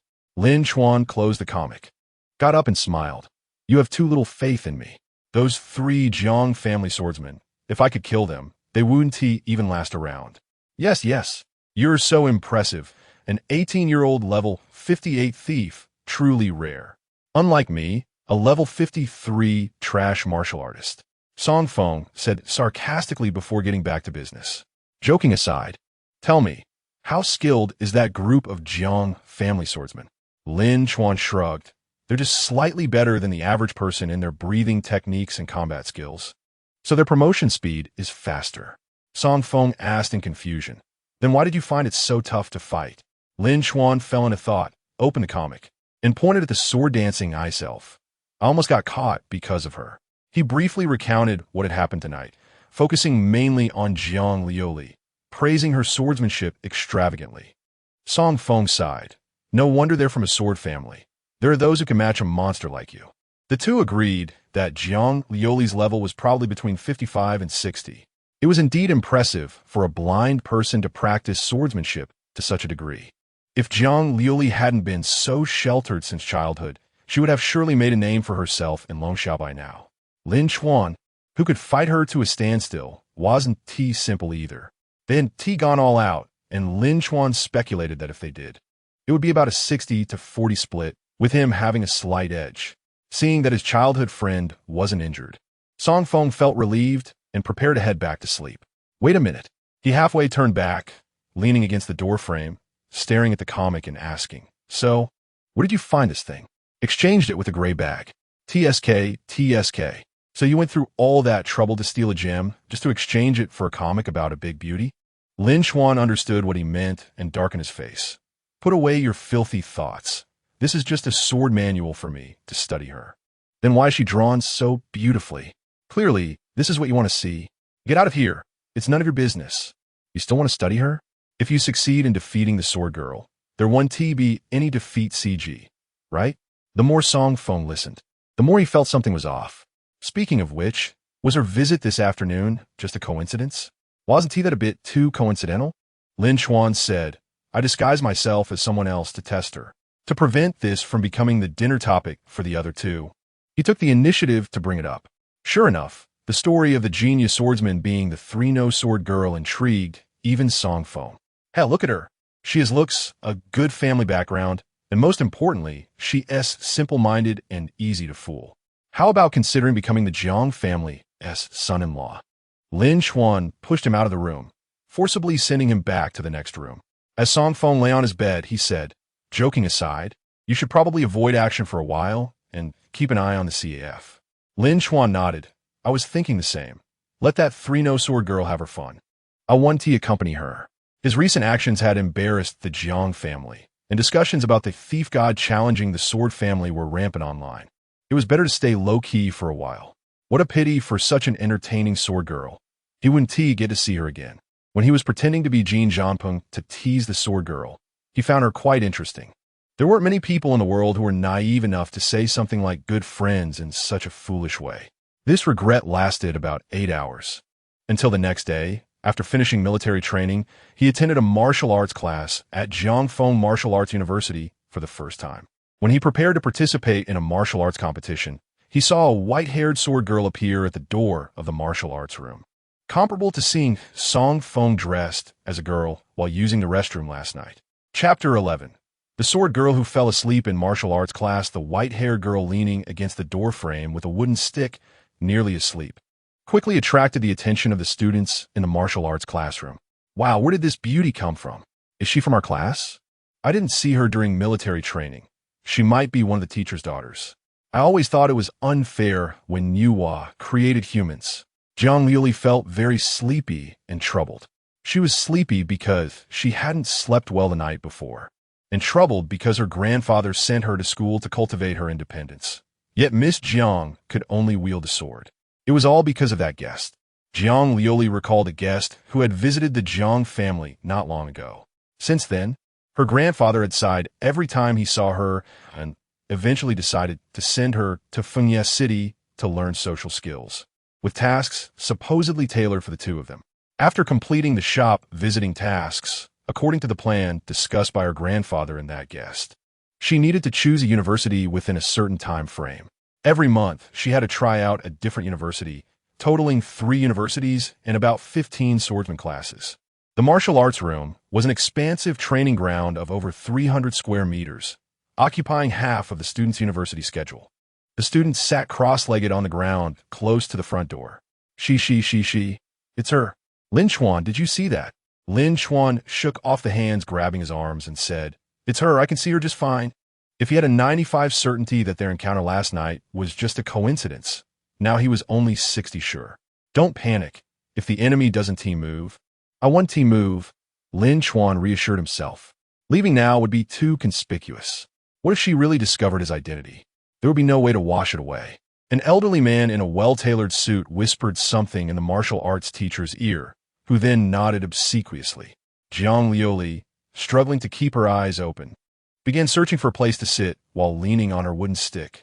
Suddenly, her ears perked up, and she became a bit more alert. That voice! Then, perhaps because there was an empty spot next to Lin Chuan, Jiang Liuli sat down beside them. Lin Chuan squeezed out a few words and whispered, "Fengzi, when is the interest coming? She's a girl. Let her come to take over." Song Feng, drenched in sweat, replied, "How would I know? She didn't come back last night. You useless fool. Don't you have a crush on her? You don't even know her whereabouts." Song Feng panicked. "What the hell? How did you know?" Lin Chuan's mouth twitched, so it was just a suspicion. Now it's confirmed. Song Feng. The interest, originally named Li Shi, was one of the orphans taken in by the old man. Lin Chuan had noticed that Song Feng had been looking at her differently since high school, initially thinking it was just an illusion, but today it was resolved. Lin Chuan snorted coldly. "I say, how have you become so gossipy lately? Turns out you have a target, but are too scared to make a move. So you come to me to do the groundwork." "It really is him." Jiang Liuli felt a surge of delight. "It's the gentleman from the CAF yesterday. How lucky. Grandfather just happened to arrange for a friend I hoped for to be by my side." But the girl suddenly felt a bit disappointed. "Why does he seem a bit unhappy? Is it because I came? We clearly met once, but he pretends not to know me." This sadness didn't last long. Yesterday's fatigue made Jiang Liuli sway, her consciousness drifting far away. "It's all that thief's fault. I didn't sleep well last night. So sleepy." The provocative words made the girl feel embarrassed and self-conscious. She, who usually slept well, found herself unable to sleep, unbeknownst to her, as her breathing gradually became steady. The two guys next to her were nearly scared to death. As Jiang Liuli's mind was preoccupied with thoughts about how to establish a good relationship with Lin Chuan, her body unconsciously leaned closer to him in her drowsiness. Thus, Lin Chuan stared intently at the white-haired elf lying on his thigh, feeling anxious. It was too stimulating. How could she just fall asleep like that? "Look at Song Feng." That guy turned his head away as if he saw nothing. He thought, "I can hear it clearly. It was you who kept her up all night. Don't expect me to help." So, Lin Chuan had no choice but to tough it out for the first class. The first class of university was as expected, covering some well-known basic knowledge. The military training instructor and martial arts teacher, Wang Su, slowly said, "Martial arts are divided into 5 major professions: martial artist, swordsman, thief, mechanic, and superpower user. Although the professions are different, the core of cultivation is the same, all based on breathing techniques supplemented by combat skills." But do you know why breathing techniques are core? Wang Su leaned down and smiled at the students. A student shouted, "Because the increase in energy levels relies entirely on breathing techniques." Wang Su replied disappointedly, "Not accurate." Next, a girl said, "Because breathing techniques can shape human meridians. Once one practices breathing techniques beyond the basic ones, the human meridians will change, and combat skills need to be in harmony with the meridians." "What's your name?" "Xiaonan." Wang Su praised. What Xia said is correct, which is why in high school, teachers only let you learn basic breathing techniques. Usually, only when you reach university do you consider changing your meridians and determining the direction of your lifelong cultivation. Some students question, "Teacher, isn't that wrong?" I've seen people online say they've been practicing breathing techniques that change their meridians since childhood. Wang Su replied calmly, "Those are children from wealthy families. Not shaping the meridians is to help you see your strengths and weaknesses clearly. The breathing techniques accessible to commoners have both advantages and disadvantages. While those from big families are different, they can practice top breathing techniques as soon as they are born, with benefits far outweighing the drawbacks." Lin Chuan had the most say about this. Before obtaining breathing techniques through the gray bag, the basic breathing techniques he used were quite poor. Although he still excelled among his peers, the efficiency was nowhere near that of the current unified breathing technique he practiced. The old man said that this breathing technique, if practiced continuously, could significantly enhance one's lifespan and bring the body closer to perfection, almost like stealing the creations of heaven and earth. Wang Su continued breathing techniques. By adjusting one's breathing to absorb the energy of heaven and earth, continuously expand the space for storing energy within oneself. The levels are divided according to the size of this space, referred to as energy levels, which also reflects the overall combat power of a professional. Of course, the height of energy levels doesn't represent absolute strength. According to research, within level 5, there 1TB crushing differences among professionals. Combat skills are even simpler. A professional usually practices 2 sets of combat skills, 1 main and 1 secondary. You probably didn't have time to practice secondary combat skills in high school, but you can try them in university. Unlike the main combat skills, which usually have around 10 moves, secondary combat skills often only have 3 or 4 moves, aimed at assisting the effects of the main combat skills or compensating for one's own deficiencies. For example, mechanics often practice martial artist combat skills as secondary skills to deal with close combat situations. Halfway through the class, Wang Su finally started the main business of the day, a preliminary assessment. Even if they are top students, the teacher needs to confirm their level to plan future training.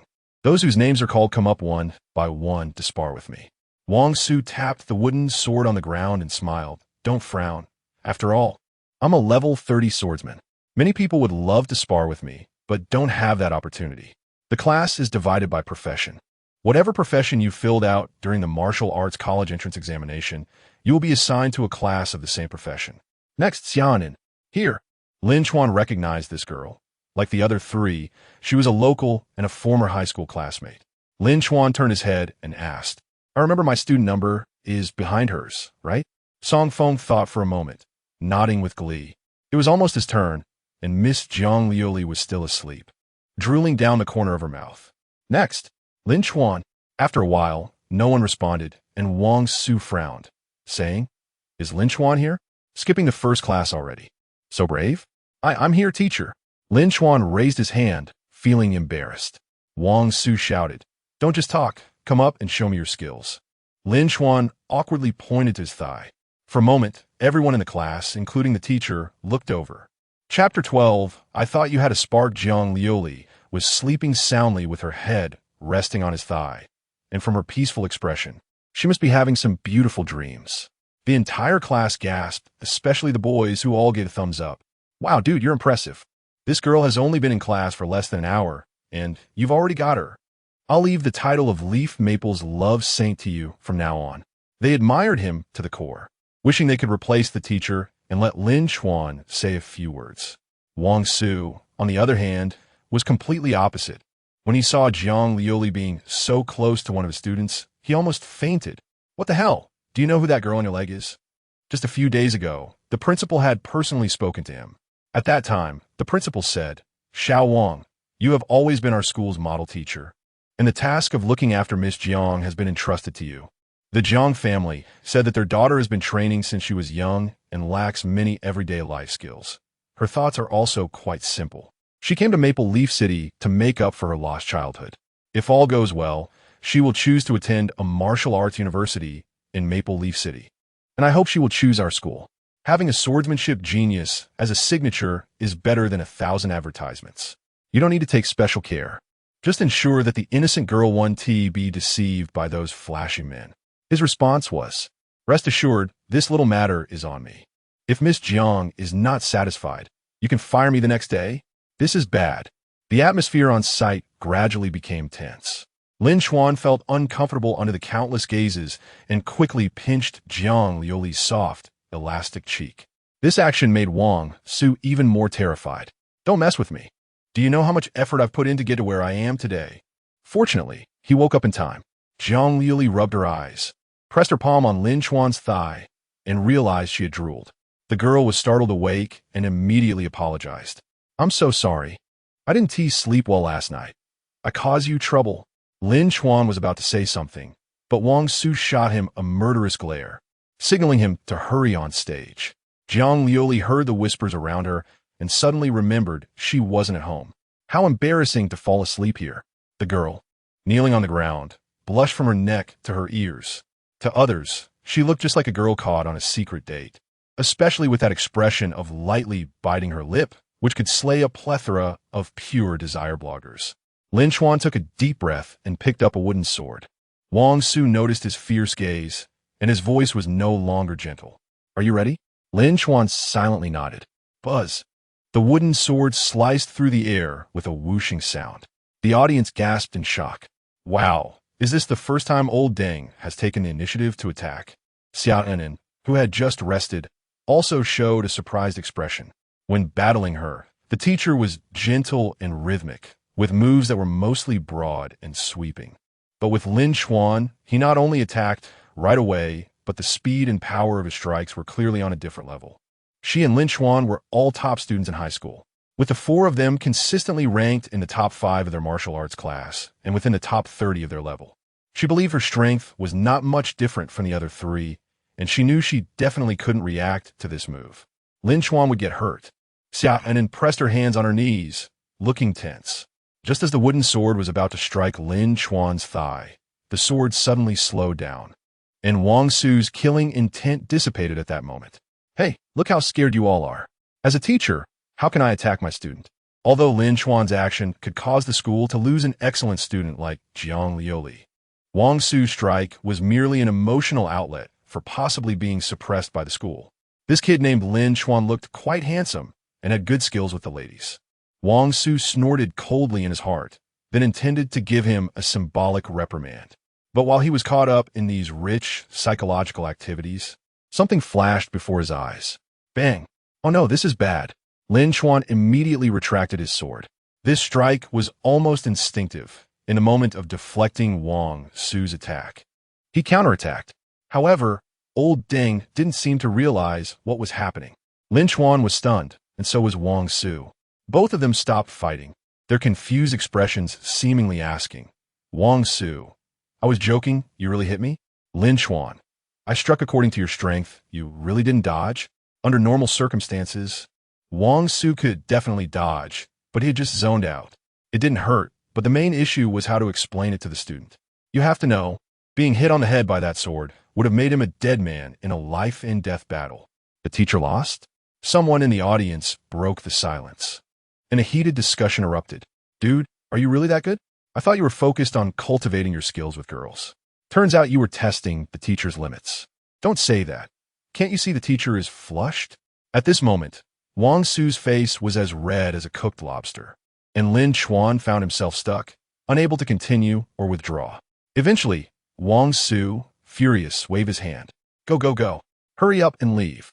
Lin Chuan didn't dare to linger and immediately returned to his seat. The girl in the front row, Xiaonan, turned back and asked, How did you do that? Just a second ago, she was worried about Lin Chuan's situation, but in the next moment, the tables had turned. He won. Lin Chuan forced out a smile. I don't know, I was about to swing my sword and admit defeat, and then the teacher just seemed frozen and took a hit. Xiaonan was both amused and exasperated. This class was so worth it. They actually got to see the teacher mess up, especially under such a fierce attack.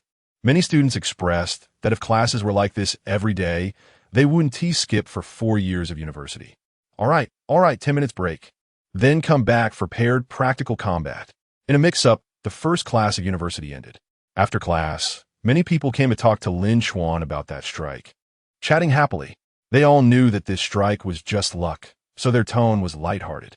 Only Jiang Liuli, sitting next to Lin Chuan, simulated the real situation in her mind based on the sounds of the two sword energies colliding. Her grandfather had said that a professional's first reaction often reflects their true level. When facing the teacher's sudden strike, the speed and momentum of the counterattack were far superior to the later stages. The earlier part was his true level. Jiang Liuli sighed. So there are experts in university too. Huh. Both of us are swordsmen. Can I use this to get closer to him?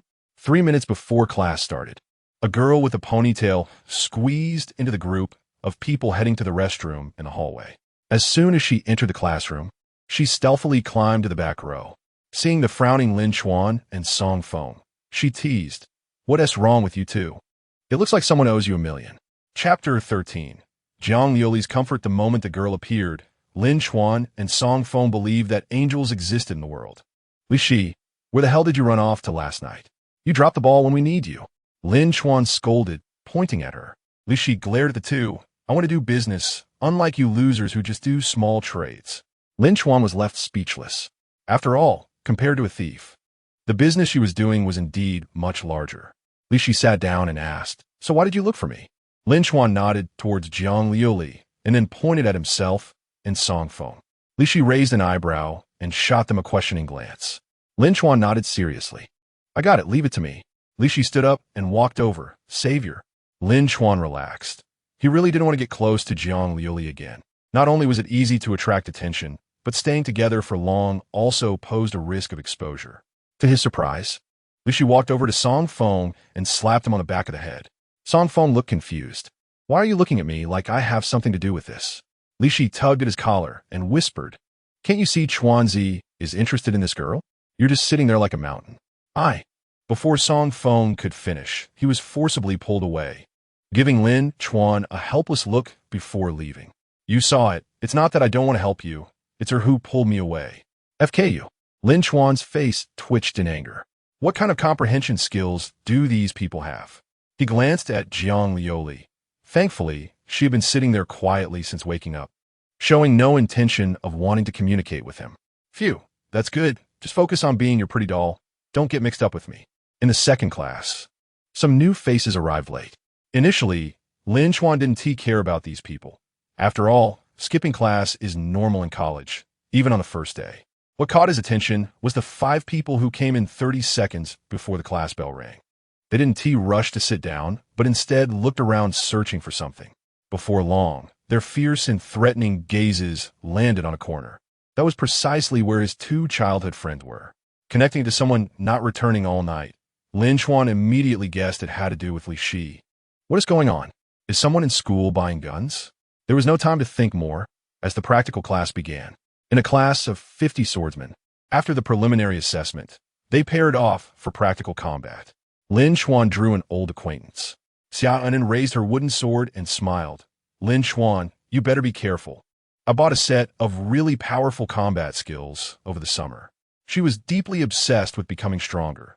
Throughout high school, Xia Anin was always striving to improve. To become stronger, she often sparred with several skilled classmates. So Lin Chuan and his 2 academic buddies naturally became her targets. The girl had hoped more than once to integrate into their circle for mutual progress. Unfortunately, the 3 of them were not very interested in her. The reason was simple. Xia Anin might think of herself as a genius, and it's normal for geniuses to spar with each other. But in reality, she and the 3 of them were not on the same level at all. According to Li Shi, do you know how hard it is to appear evenly matched while not completely crushing her? Today, it was Lin Chuan's turn to accompany this girl in acting. Xiaonan shouted, Be careful. Careful about what? Your sword is as slow as a turtle? As he narrowly dodged a downward slash. Lin Chuan couldn't help but think of the sword girl in the corner. They were both wooden swords, but that one was truly exceptional. After a long period of adjustment, Lin Chuan gradually became familiar with Xia Anin's so-called combat skills. They were similar to the general combat skills on the market, full of flaws for him. However, since she had worked hard all summer, he should at least provide some positive feedback. Under his superb acting, Xia Anin finally managed to win this duel through her hard work. Thank you. Xia Anin bowed and expressed her gratitude, excitement shining in her eyes. From initially losing more than winning to being evenly matched before the college entrance exam, after so long, she finally managed to best him. She thought the other party would enjoy this evenly matched battle as much as she did. However, Lin Chuan returned to his seat right after the match. Taking advantage of the moment when his 2 childhood friends left, he prepared to distance himself from Jiang Liuli. At least this way, she wouldn't notice he was being deliberate. Taking a break, Lin Chuan felt relaxed. He rested for about 5 minutes when suddenly a pleasant female voice appeared beside him. Why did you hold back? Damn. Lin Chuan went from relaxed to tense in an instant, turning his head to see Jiang Liuli's serious face asking the question. Hold back. Jiang Liuli spoke again. Hold back. You held back during your fight with that person. That wasn't to your true level. Lin Chuan's mind raced as he retorted. What do you mean I held back? I was clearly trying hard. Jiang Liuli sincerely nodded. I can tell you were trying hard. There were many moments she should have lost, but you struggled to hold back and didn't win. Lin Chuan, you could tell. This discussion was overheard by the keen-eared Xia Anin, who immediately turned back and climbed in front of Lin Chuan, questioning, Did you really let me win on purpose? Lin Chuan replied with righteous indignation. You need to believe in your own strength. Xia Anin bit her lip and said, Don't lie to me.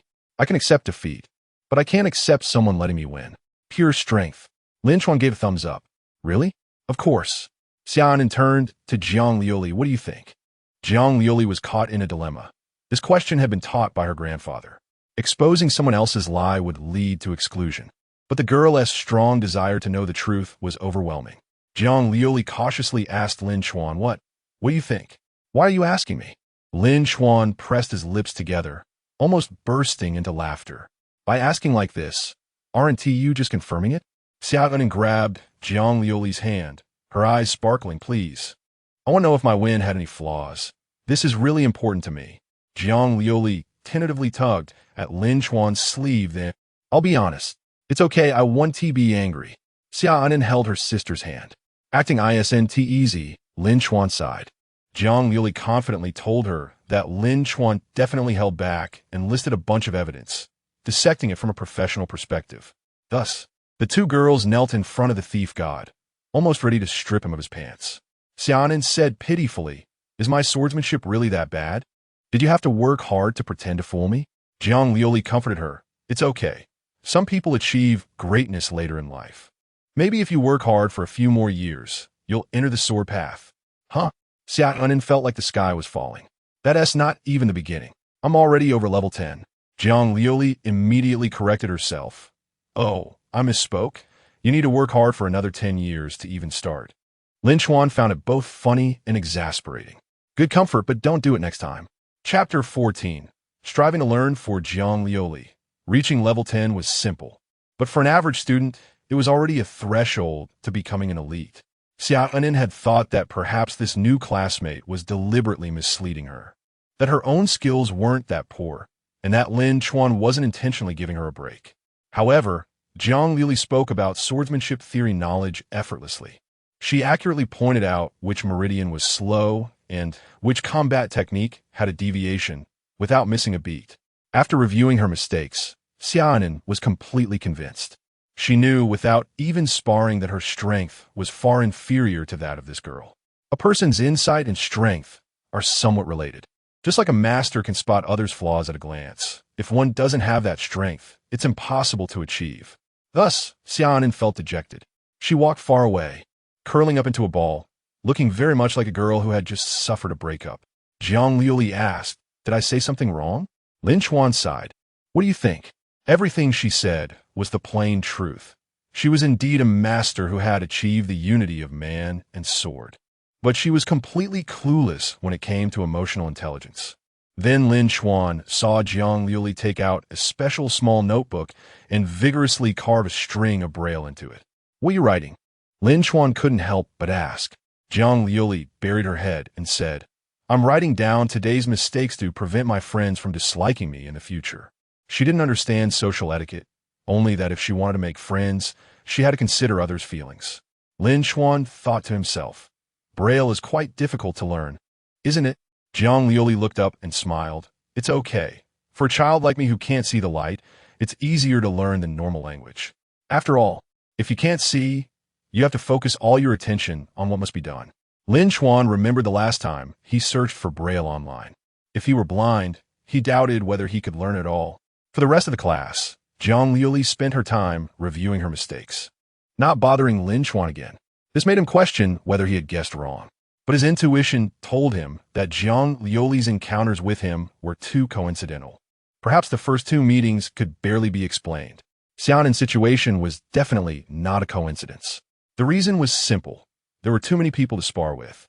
And Jiang Liuli had no reason to suddenly notice that his moves had issues. Having hidden for so many years, Lin Chuan had always been confident in his disguise skills, realizing that he could only be someone who looked for problems with the answers in hand. But this girl gave him a feeling that she truly meant no harm. How strange.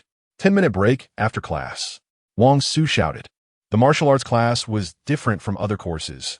Usually, it lasted for half a day. Otherwise, a class that was less than 2 hours was merely warm-up for physically enhanced practitioners. The number of people going to the restroom in the second class was much higher than in the first, and most of the classroom was empty. Wang Su approached Jiang Liuli to ask about the class situation. It was great, Teacher Wang. Back in my hometown, the teachers didn't explain as well as you do. Jiang Liuli confidently closed her notebook and praised. Wang Su's face twitched. First of all, The Jiang family's swordsmen couldn't possibly be weaker than him. Secondly, he hadn't taught anything in this class. Cough as long as you liked it. Wang Su rubbed his hands and asked, but just sitting here won't let you experience a complete lesson. Would you like me to find a classmate to practice with you? Jiang Liuli quickly turned her head and asked, any classmate will do? In principle, we arrange by student number. The girl's expression changed drastically, and she lowered her head, saying no more. Wang Su was startled and quickly changed his wording. But you don't have a student number. In principle, you can choose freely. Outside the martial arts room, in the men's restroom, Lin Chuan quickly washed his hands and patted Song Feng on the shoulder. Don't just stand there, Fengzi. Think about what to eat for lunch. Song Feng didn't move. Instead, he turned around, frowning and making a shushing gesture. Seeing him unusually serious, Lin Chuan immediately looked in the direction of his gaze. 3 men were standing at the restroom door, one of whom was in the same class as them, while the other 2 he recognized from military training. That's explosive. Someone actually does this right away. The classmate smiled slyly. Of course, today's women are very precocious. You don't know, when I saw her at the nightclub, I could hardly believe my eyes. Have you tried it? Don't mention it. She was a friend of a guy I know, and they had already agreed on a price, but that woman suddenly raised the stakes. Isn't that infuriating? Heartless merchant. Isn't that a scam? Who is it? Tell us. The classmates smiled mysteriously. It's that one. Their subsequent conversation was quiet, but it still reached Lin Chuan and Song Feng's ears. Upon hearing the name, students from other classes displayed shocked expressions. Is it her? TSK, TSK. You can't judge a person by their appearance. I remember someone in our class liked her on the first day of school. Her lively and straightforward personality is so likable. Why would she have to do that? The 3 of them chatted about the explosive topic as they returned to their respective classrooms. Lin Chuan and Song Feng exchanged glances, both seeing the displeased expression on each other's faces. Shall we go? Let's go. The 2 smoothly turned left to exit. In the women's restroom, Li Shi was washing her hands when she noticed 2 girls passing by. They pointed at her and were saying something like, that's her. News travels fast. Li Shi shook off the water droplets, washed her face, and then saw 2 familiar figures standing behind her. Li Shi's mouth twitched. I remember this is the women's restroom. Lin Chuan raised his hand to interrupt her questioning. Stop with the nonsense. We need to talk to you about something. Song Feng added, come with us. After saying that, Song Feng pulled Li Shi by her ponytail and led her out. Hey, I haven't finished washing my face. Lin Chuan followed behind, saying, you've already lost face. The 3 of them arrived at a secret corner in the corridor, with not a word of wasted talk. Li Shi shrugged. All right, I guess I know what you want to ask. First, I need to clarify that it's a rumor. Lin Chuan said seriously, say something we don't know. Li Shi felt a bit touched, as expected of someone who grew up wearing the same pants as me. You actually trust my character this much? Song Feng replied, that's not it. If the roles were reversed, we'd probably trust each other about 70%. Li Shi, so, you don't believe I'm the seller, but you believe I'm the buyer? As expected of my good brothers. But Fengzi, you've really misunderstood me. Things like hiring male models are limited to imagination. Deep down, I'm a very traditional girl. All right, he probably doesn't see me as a woman. Li Shi said, last night, I went to deliver a batch of goods. Coincidentally, when I came out, I ran into He Hao. He saw me coming out of a big boss's private room and chased after me. Chapter 15. Sparring this person, Lin Chuan, had some impression on him. They were in the same class. He was handsome, a rich second generation, and had achieved 3 kills within a week of school starting. He loved to charm the goddesses praised by men, which gave him a strong sense of accomplishment. His abilities were also quite impressive, ranking high in the class's college entrance examination scores, several levels above Xiaonan. Li Shi continued, that bastard got drunk and insisted on dragging me along with him. I thought about finding a place to knock him out and come back, but I didn't expect that this guy had a very strong bodyguard. The bodyguard's level was probably a bit lower than mine, but as a mechanic, I would be at a disadvantage in close combat. Before the relevant authorities took over, I had no absolute confidence in silencing him. Luckily, they got drunk, and when they brought me to a hotel, they just lay down on the floor and fell asleep. I took the opportunity when that bodyguard went to the bathroom to run away. Later, that guy chased me all the way, and I hid until dawn before coming out. Understanding the ins and outs of the situation, Lin Chuan generally grasped the thoughts of this group of people. He Hao, as a rich young man, should have followed the normal steps of resolving this with money. However, not only did he fail to get her, but he also let her escape. Once this matter was blown out of proportion, not only would his reputation be affected, but his family's business would also be impacted. So they took the initiative, spreading rumors within the university, making it so that no matter what Li Shi said, it would be useless. Given the number of people involved, if the spreaders were caught, they would only apologize and the matter would pass. He Hao wouldn't have had time to do anything, so naturally, he wouldn't be held accountable. Lin Chuan said, I wondered why those few people were looking for you when they came in the morning. Song Feng asked, how do you plan to handle this? Li Shi waved her hand. I heard He Hao has an older brother who is a year older than him and dotes on this younger brother. He himself is also a genius, probably over level 50. I suspect that bodyguard is his brother's person. She planned to inquire about her brother's whereabouts. It was said that this person often traveled for business. When he was not in Maple Leaf City, she would stab He Hao in the back. Li Shi's connections were not to be underestimated. She didn't need to lift a finger to kill someone, as many clients were willing to do it for her. The three of them arrived at the martial arts room just in time. As soon as they entered, Wang Su found Lin Chuan and explained Jiang Liuli's request. This woman wanted to spar with him. Lin Chuan felt as if he had fallen into an icy cave, and the other two immediately perked up their ears, sweating for their childhood friend. Li Shi whispered, Chuanzi won't really be exposed, will he? In the last class, she had listened to Song Feng gossip for half an hour and was well aware of what happened yesterday. Song Feng nodded seriously. I think it's precarious. That white-haired girl seems to be very knowledgeable about swords. Just from hearing it once, she noticed the flaws in xia and in swordsmanship. She might even detect Chuanzi's problem. Lin Chuan himself had unprecedentedly fallen into a predicament. No matter how confident he was in his disguise skills, he was shaken at this moment. Now, standing in front of him was Jiang Liuli, the same person he had fought with last night. Only this time, she was holding a wooden sword instead of a wooden stick. Wang Su sat in the audience, eagerly watching this battle. He wasn't interested in Lin Chuan's sword skills. What he really wanted to see was the sword of the so-called #1 sword, the heir of the Jiang family.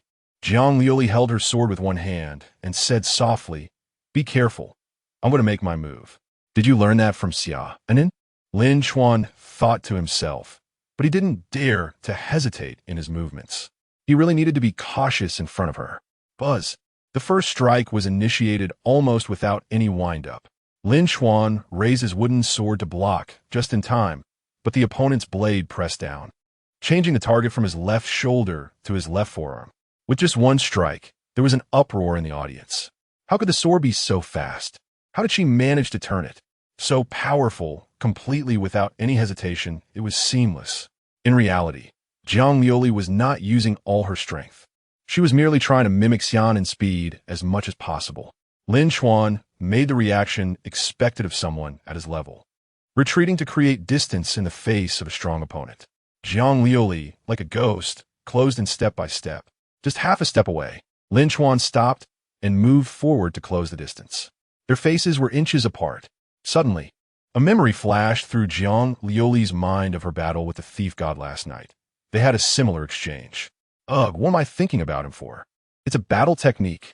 Someone in the audience recognized Lin Chuan's intention. Wow, he's using all his lethal moves on a woman. The sword tip traced a circular trajectory, similar to Jiang Liuli's frostfall style. Unfortunately, the power was far from comparable. This was merely one of the 36 basic techniques that Longxia had opened up for students to learn independently. Battle technique, windmill. This was a move that most people would learn. It had decent power among basic techniques, and mastering it well would be a plus in the college entrance examination. To Jiang Liuli, this move was as good as giving it away. Lin Chuan knew this, and he did it on purpose. Come on, show me the momentum you had last night. KO me in one move. Jiang Liuli stubbornly chose Lin Chuan's style, and when she couldn't beat him, she directly retreated. Then she engaged in a hard clash with the sword. Bang! The two swords collided, and the audience exclaimed in excitement. Wang Su nodded slightly. As expected of the Jiang family's genius, this must be at least level 20, basically half of my strength. Lin Chuan performed well too, although defeat was inevitable. At least he didn't lose face for the school. Hey, Have you noticed that the back of that white-haired student looks a bit familiar? At this moment, someone in the audience raised a soul-searching question. Xiaonin was immersed in the sparring between the two, and upon hearing this, realized that Jiang Liuli's sword-wielding posture was indeed very similar to someone. Like that Valkyrie who fought with the thief god last night. Someone shouted out the answer. Hey, don't say it. It really is like. The way she wields the sword and her attire are almost identical. Wang Su curiously asked, "What are you all talking about?" Xiaonan replied, "You don't know? The thief god was caught stealing last night and had a fight with a very strong female swordsman." Understanding the background, Wang Su took out his phone to search. He had played games until around 1 or 2 in the morning last night and had gone straight to sleep. There was no need to search. The trending topics were all about the video of last night's battle. The battle at the exhibition hall, Thief God versus Jiang Family Genius Girl. Decoding the secret between Jiang Family's young lady and the Thief God. In the video, only 2 figures could be seen exchanging blows on the rooftop in a flash. Jiang Liuli's face was blurred, but the background of her sword wielding was deeply memorable. Their confrontation was brief, but was hailed by countless netizens as a classic battle, analyzed frame by frame. There was no other reason. Their exchanges had no flaws whatsoever, with timing and blocking precision at a first-class level, worthy of being a professional textbook. Wang Su immediately recognized that sword-wielding posture. It was exactly the same as this female student. It wasn't just a matter of clothing style. The habit of wielding a sword couldn't be faked. The principal was going crazy. "You want a teacher?" Chapter 16, My acting skills are above yours. As soon as one person discovers Jiang Liuli's identity, discussions about her flood like a broken dam, with people excitedly talking about this legendary figure who became famous overnight. Someone asks, "Isn't it impressive to see someone able to match her? Are you still half asleep? Can't you tell she was holding back?" Forget about holding back. Even if he isn't as good as her, he's definitely stronger than most people here. The speed and power of his sword. I feel like I could only last 30 moves against him. Indeed, the reason you think he's weak is that his opponent is a genius from the Jiang family. In reality, this guy is already 1 in 1,000. This is Longxia, where the vast population filters out talent, and geniuses are everywhere. The people present in Maple Leaf City are all the pride of their respective regions. Jiang Liuli hears her classmates chatting and has a little scheme in her heart. Her family often says that the most important thing in social interactions is to provide emotional value. Look at those big shots. Their subordinates never win when they play against them. They lose with exceptional acting skills. But since she was the one to propose the contest, how could she let the challenger lose? She strides forward. Jiang Liuli has never learned the 36 basic moves. She simply executes the ultimate technique that students have spent 3 years honing after just hearing it once. Combat technique, the windmill. The two are very close, and Lin Chuan immediately sees that she is letting him win. Perhaps fearing he couldn't counter it, Jiang Liuli deliberately used the first move. "Oh, do you really think it's your turn to let me win?" Lin Chuan sneers inwardly. "I've been hiding for 10 years. Do you think you can outact me?" He raises his sword and strikes with the simplest downward cut, countering the windmill. The higher the skill, the greater the challenge. His speed is slightly inferior to Jiang Liuli's, and he reluctantly accepts defeat with tears in his eyes. At this moment, Jiang Liuli is still immersed in her high emotional intelligence of conceding. "Looks like I have some talent for socializing." Then she feels her wooden sword hit something. The windmill struck Lin Chuan's thigh, and the wooden sword slipped from her hand as he clutched his leg and rolled on the ground in pain. "My leg, damn it." Jiang Liuli is stunned. "What happened? I clearly slowed down." Wang Su immediately rushes over to check Lin Chuan's injury. After a tense examination, he finds that there are no serious injuries, and no bones are broken. Wang Su sighs, "Jiang, you went a bit too hard there, didn't you?" I didn't." Jiang Liuli anxiously tries to explain. She swears that strike was light, and it shouldn't have caused such significant harm. Wang Su speaks earnestly. "Don't compare others to yourself. You have a good chance against me, let alone a student who got in through the college entrance exam."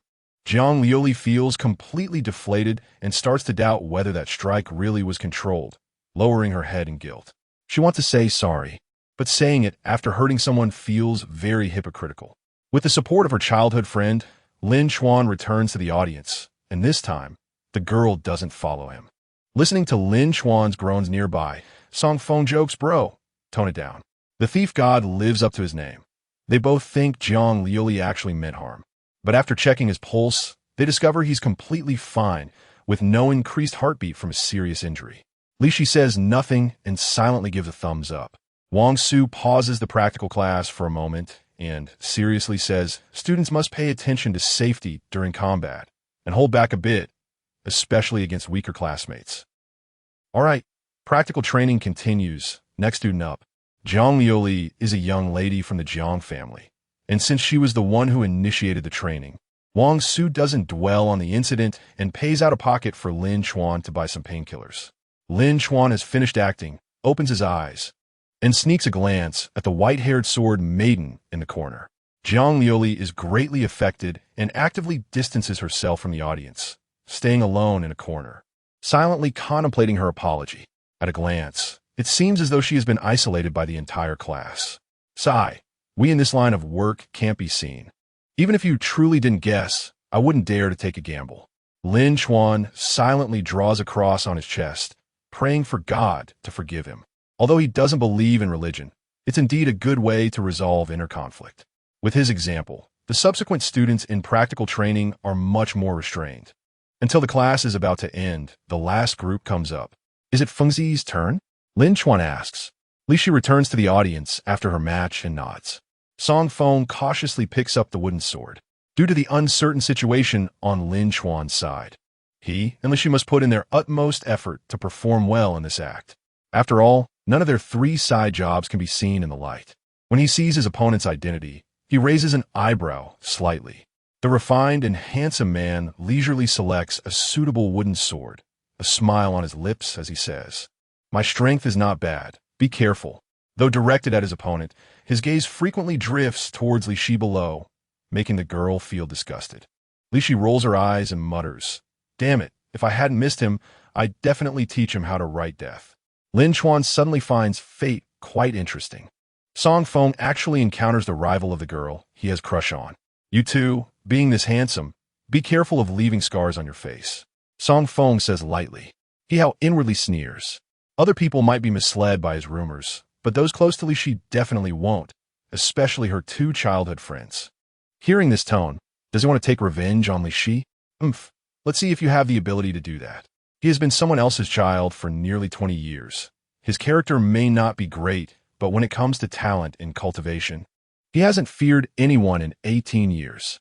While other kids are gradually improving their energy levels using basic breathing techniques, he's already been practicing a suitable breathing method bought at a high price by his parents for a long time. The college entrance exam allowed him to directly enter Maple Leaf Martial Arts University without taking the test, giving him an extra year of playtime. With family background, talent, and connections, you all have none of those. Do you think you can take revenge on the heroine like in the movies? How laughable. He how adopts a demeanor of a worldly wise man, spreading his hands and beckoning. Please.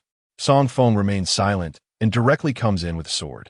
He how sidesteps and creates distance, counterattacking. Bang! The two swords clash, and both sides remain unscathed. He how is a bit surprised. Not bad. No one could take my move back in high school. He nods appreciatively, as if he were an elder. Let me see your limits. The exchange between the two generally shows a one-sided situation. He how continuously raises the difficulty, and Song Feng gradually finds it hard to cope. Occasionally, he stops and provocatively asks, "Not giving up?" Song Feng still stands with his sword, not saying a word. "All right, then I can only defeat you." He how shrugs and says, Chapter 17 Lin Chuan. Give me some face's attitude was light and carefree, paired with his handsome face and superb swordsmanship. Watching him fight was simply a pleasure. A female classmate couldn't help but exclaim, "His sword is so beautiful. I feel like I'm about to fall for him." Indeed, when compared to him, Song Feng seemed very ordinary, just like a green leaf that highlights a flower. However, Lin Chuan and Li Shi had a different perspective. "Fengzi, you're hiding pretty deep. With such impressive performance skills, did the old man give you some special training?" On the surface, Song Feng was steadily at a disadvantage, sometimes even getting his legs and feet skewed under pressure. But the two who knew the truth understood that this was the pinnacle of the exercise. Every time he looked like he was about to lose, he managed to hold on, not truly losing, fighting with all his might, but unable to be defeated.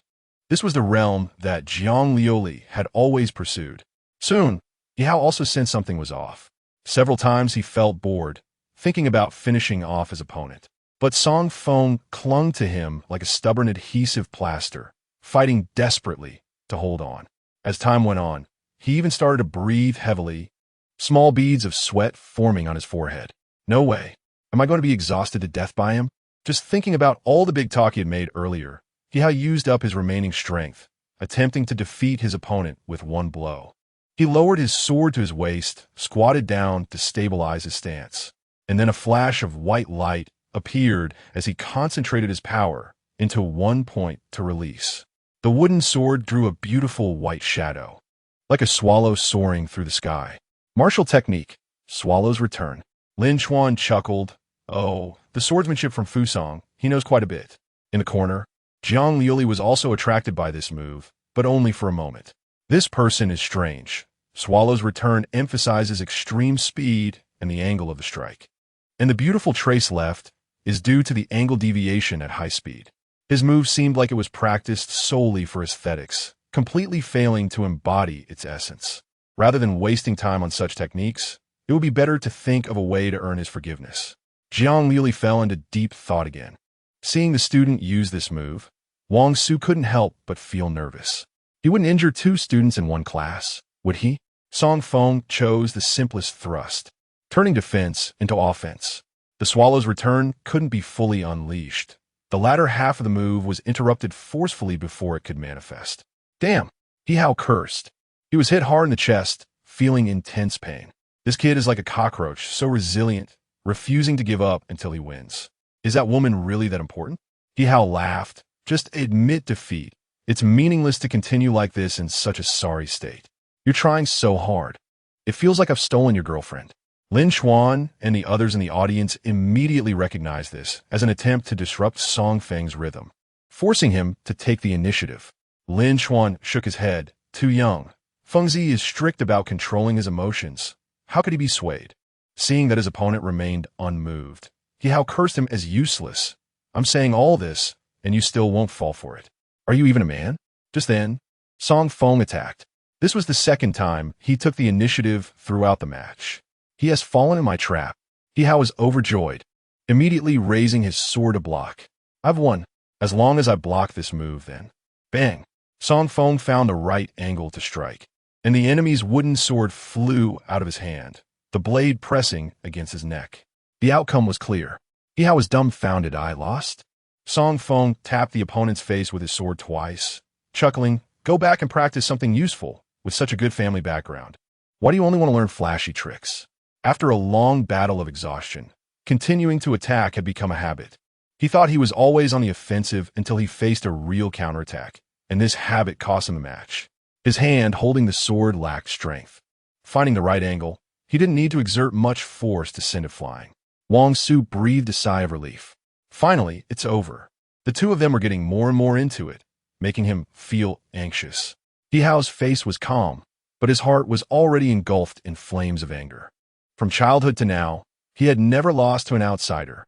This waste won by dragging out the time until he had no strength left. And winning on the premise of mistakes and carelessness didn't count at all, especially after the last hit, slapping his own face twice. This made the proud Yihao feel humiliated. He looked down at the sword that had fallen to the ground, recalling the panic when he discovered she had run away in the morning. Multiple misfortunes made it hard for him to control his emotions. Picking up the sword from the ground, his lost rationality made him slash at Song Feng, who had turned around. Wang Su was horrified at this scene, standing up and raising his hand to shout, "Hey, what are you doing?" The students were also frightened by this scene. Yihao lunged at Song Feng like a vengeful spirit crawling out of hell. Bang! The two swords clashed again, and Song Feng turned back, disdainfully saying, "Can't even take a loss? Heh, besides your family background, you're really useless." Turning to press the sword up, a vertical slash struck Yihao's shoulder. His legs went weak, and he dropped to the ground, staring blood-red at his opponent. Song Feng finally found a reason to strike and swung his sword at the opponent's left forearm. With this blow, He wouldn't be able to raise his hand for a month. Ah! Another scream rose in the martial arts room, the second after Lin Chuan. But while Lin Chuan was acting, He Hao was genuinely in excruciating pain. The brothers who had been with He Hao last night had wanted to watch Li Shi's friends make fools of themselves, but after the situation turned, they couldn't sit still and one by one picked up sword from the rack and charged forward. Damn it, you like to cut people, huh? Come on, let me show you what I've got. Not good. It's about to turn into a fight. The students in the audience were left blank, staring dumbfounded as things unfolded in an unwelcome direction. Wang Su shouted loudly, "Stop, what are you doing? Get back to your seats." He Hao's brothers didn't listen to his nonsense. What's so great about one teacher? Can we just beat him up in front of you? If we get hurt, just wait for the lawyer's letter. Bang! One of the attackers was hit in the back and fell to the ground, gritting his teeth in pain, unable to say half a word. Li Shi, holding a sword, laughed. Group fight? Come on, let me see what you guys are made of. Wang Su stood in front of the group, coldly saying, He Hao, don't let your people cause trouble. Tell them to go back. This is just a spar. At this point, how could He Hao back down? He shouted, "Give me the sword." A male student was confused, "But your injury. Give it to me." The atmosphere grew increasingly tense. The students didn't dare to breathe, their throats unusually dry. Sword in hand, He Hao glared menacingly as he stood up. Wang Su, what the hell do you think you are? My dad and brother can take you down with just a finger. Just then, he suddenly felt someone patting his shoulder. Lin Chuan smiled faintly. Please return to your seat. Hearing such an arrogant tone, He Hao laughed in anger. You three. He couldn't finish the latter half of his sentence as a pain like his bones were being crushed shot through his shoulder, making him forget his suffering. Cold sweat pouring out of him. Lin Chuan maintained his smile. Please return to your seat. I already said please. I hope you don't make it difficult for me. Chapter 18. Jiang Lioli. Give me some face. He Hao felt as if a mountain was pressing down on him, making it hard to breathe. When he looked up, he saw Lin Chuan's smiling face, which only made him angrier. What are you doing? Let him go. His sidekicks rushed in. Wang Su's eyes flashed with anger as he drew his sword and swung it multiple times in an instant. The sound echoed in the classroom, causing the students below to gasp. The teacher was really angry. Wang Su said coldly, "Put down the swords, take your things, and go back to your original places." He then turned to the other three. You two, hurry up and let him go. We're all classmates. No need to act like enemies. Lin Chuan shrugged, showing indifference, and then released the other person. However, He Hao, who had been saved, didn't stop. He grabbed a wooden sword from the rack and aimed it at the three. Damn you, Wang Su. You didn't stop him when he was swinging the sword at my face just now, and now I'm fighting back. And you're pretending to be the good guy. You guys come help. Don't be afraid. If something happens, I'll handle it. The few who were about to return to their seats exchanged glances and picked up their swords again. Wang Su said in a deep voice, any conflicts should be resolved after class. If this continues, don't blame me for being rude. He Hao sneered, if you have the guts, just kill me. If anything happens to me, you'll regret it. The tension escalated to the point where even Wang Su felt some pressure. He could win against a few of them, but it was impossible not to hurt anyone. Usually, those with connections would communicate with the teacher to request special treatment, and He Hao was no exception. He had long known the other person's identity. Given He Hao's brother's temperament, if he hurt his brother, not only would he be expelled, but he would also definitely receive a severe reprimand, and a reflection would be mandatory. Lin Chuan and the others were also feeling overwhelmed. Why did you choose today to cause trouble? In the past, we would have taught you a lesson. Li Shi whispered, what should we do? Are we fighting? Lin Chuan replied, what is the rush? Let us see how the teacher handles it first. Song Feng added, if it's not handled well, you two should leave first. It won't hurt much anyway. I can take a beating. The two responded, you're so righteous. The commotion naturally attracted Jiang Lioli, who was in the corner thinking about how to apologize. At first, she thought it was a group competition until she heard the teacher's arrival and realized a conflict had occurred. She didn't recognize the others, but recognized Lin Chuan's voice. He was in trouble. Isn't it my chance to shine? The young girl was excited. She finally found an opportunity to perform. The first page of her error notebook had a third note. When encountering danger, stand up for friends to strengthen mutual friendship. I'm coming. Bang. The next moment, everyone was drawn to the sound of a fall. It turned out Jiang Lioli was in such a hurry that she accidentally stepped on her skirt and fell. However, This did not dampen her enthusiasm. Please, give me some face. Don't fight anymore. Jiang Liuli stood in front of Lin Chuan, holding a blind cane. Hao laughed in anger. Is everyone so self-important? You all come to me for face. Who do you think you are? He raised the wooden sword and was about to strike the blind girl.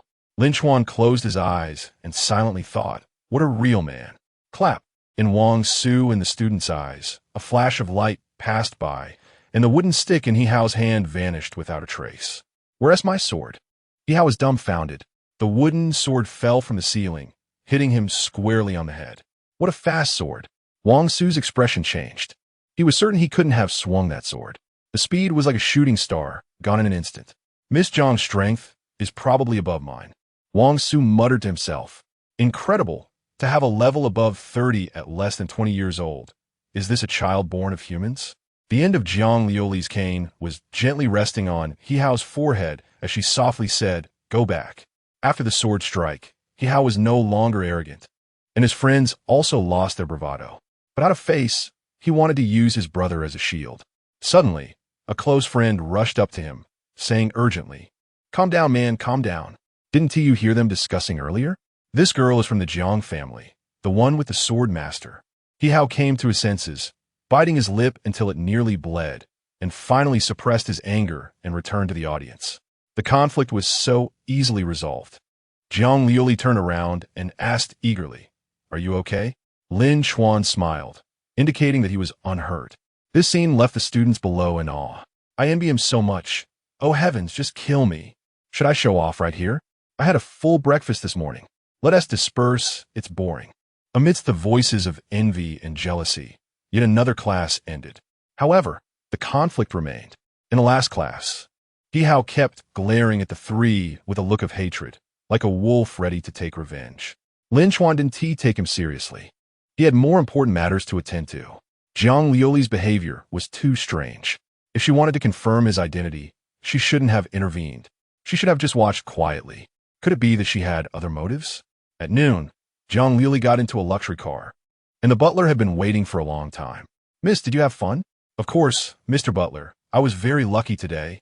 Oh, what made our little ancestor from the Jiang family so happy? Jiang Liuli tightly hugged her cane and smiled. I ran into that young man who served coffee. The butler was momentarily taken aback, and after a while, he remembered yesterday's event.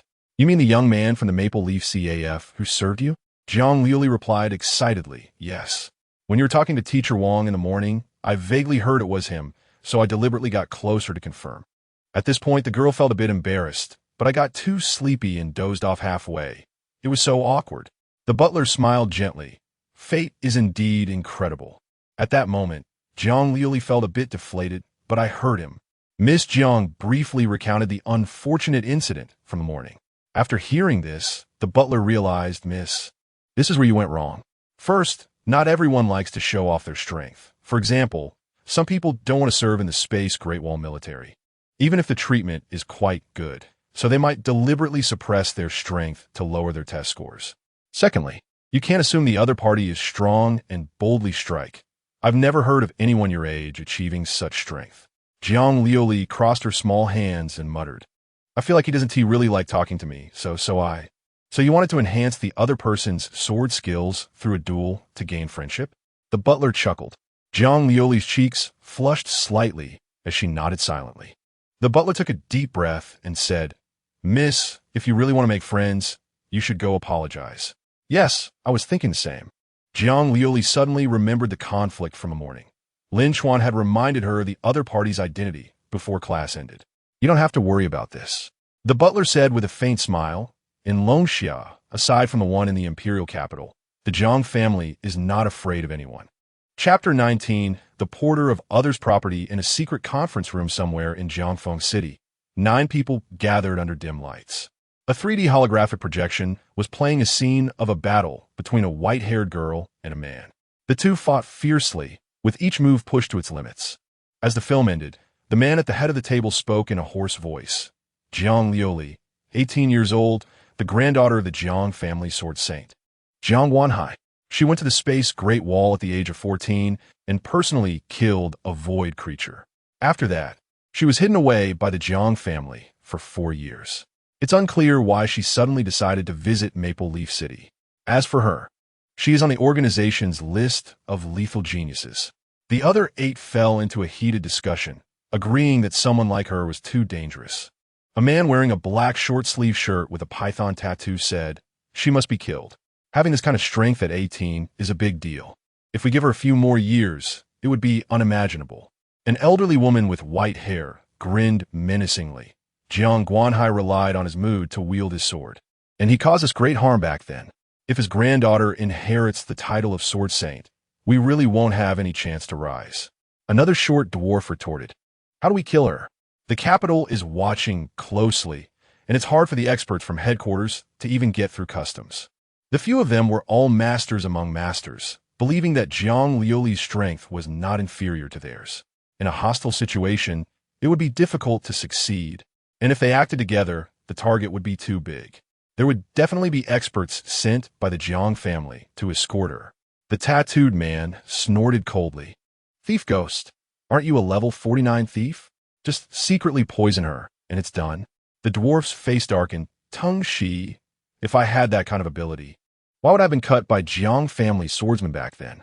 He revealed a gruesome scar on his round belly, a result of being discovered while attempting to steal from the Jiang family. The man at the head said, "Given her physique, she won't have any issues in a short time.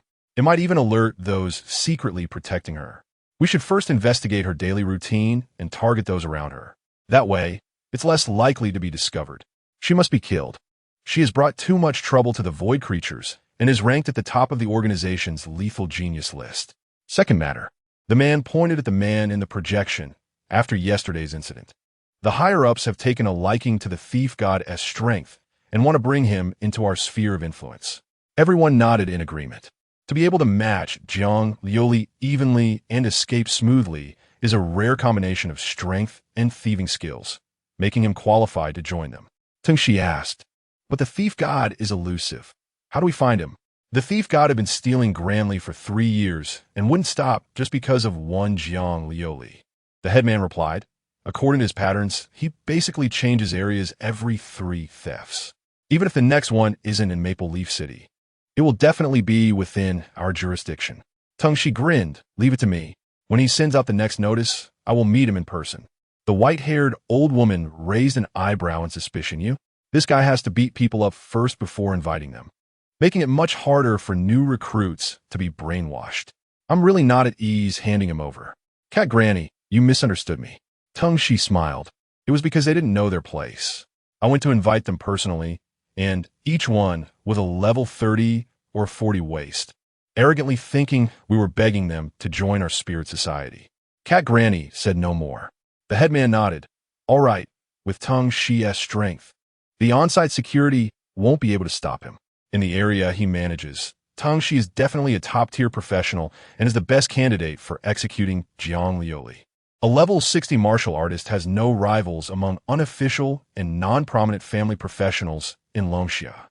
Today's classes were packed, and it wasn't until almost dusk that the students finally escaped the dreadful Monday. Lin Chuan and the others arrived at the cafeteria, trying out a new shop, choosing a corner that was unoccupied to taste their food. "Ugh, this spicy hot pot isn't authentic. The beef balls don't taste right," Lin Chuan said, picking meat out from between his teeth. Song Feng snorted, "If you want authentic, go pee on it." The biggest amusement for the 3 was to banter with each other. Lin Chuan was used to it and chose not to respond. After a while, he asked, "Do you think Ihao will keep bringing this up?" Song Feng took a bite of crab meat and replied without hesitation, "Of course, if it weren't for that white-haired sword girl, there would have been a fight today. It's only a matter of time before he seeks revenge. You guys missed out on the gossip. Just look at the campus wall. All the guys are up there." Li Shi reminded them.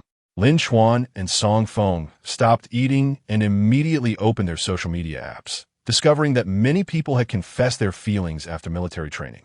Wall, confessing to a certain unsanitary girl in martial arts class 10. "Can you take a shower? The smell of sweat kept me awake all night." Anonymous. Confession Wall replies, "Some girls should first solve their snoring problem before talking about others. No wonder they can't find a partner." Offering a hairdryer, an electric hot pot, and 3 boxes of BYT, brand new and unopened. "Interested parties please PM." Confession Wall replies, "Classmate, I'm from the student council. Give me your student ID, and I'll add you some credits. Excuse me, if I injure a classmate in a practical fight, what is a good apology gift? Confession wall reply. Let him hit back. Original poster. Is that useful? Responder. Package it. Scrolling down for a long time, Lin Chuan saw a post that was clearly targeting them. Some people shouldn't be too over the top. Just because you're close with a girl who does special services, you can't stand to see others call her a bitch.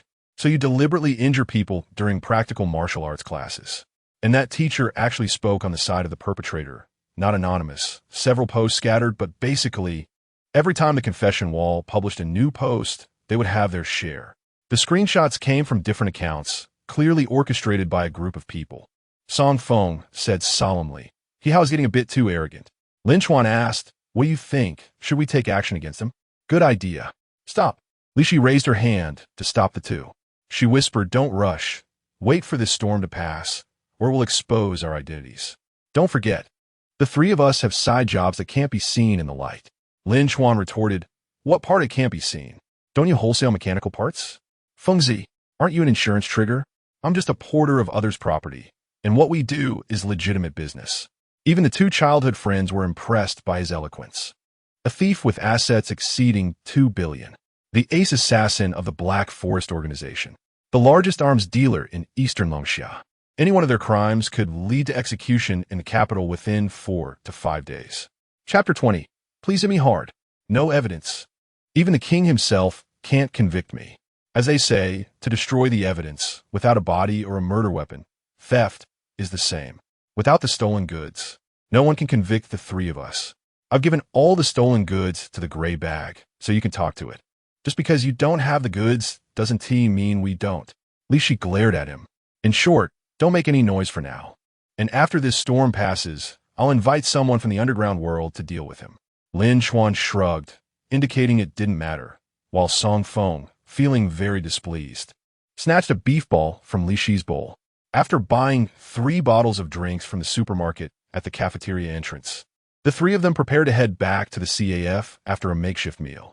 They were locals living in the prestigious area outside the school, and had been there since elementary school through university, never even changing rooms.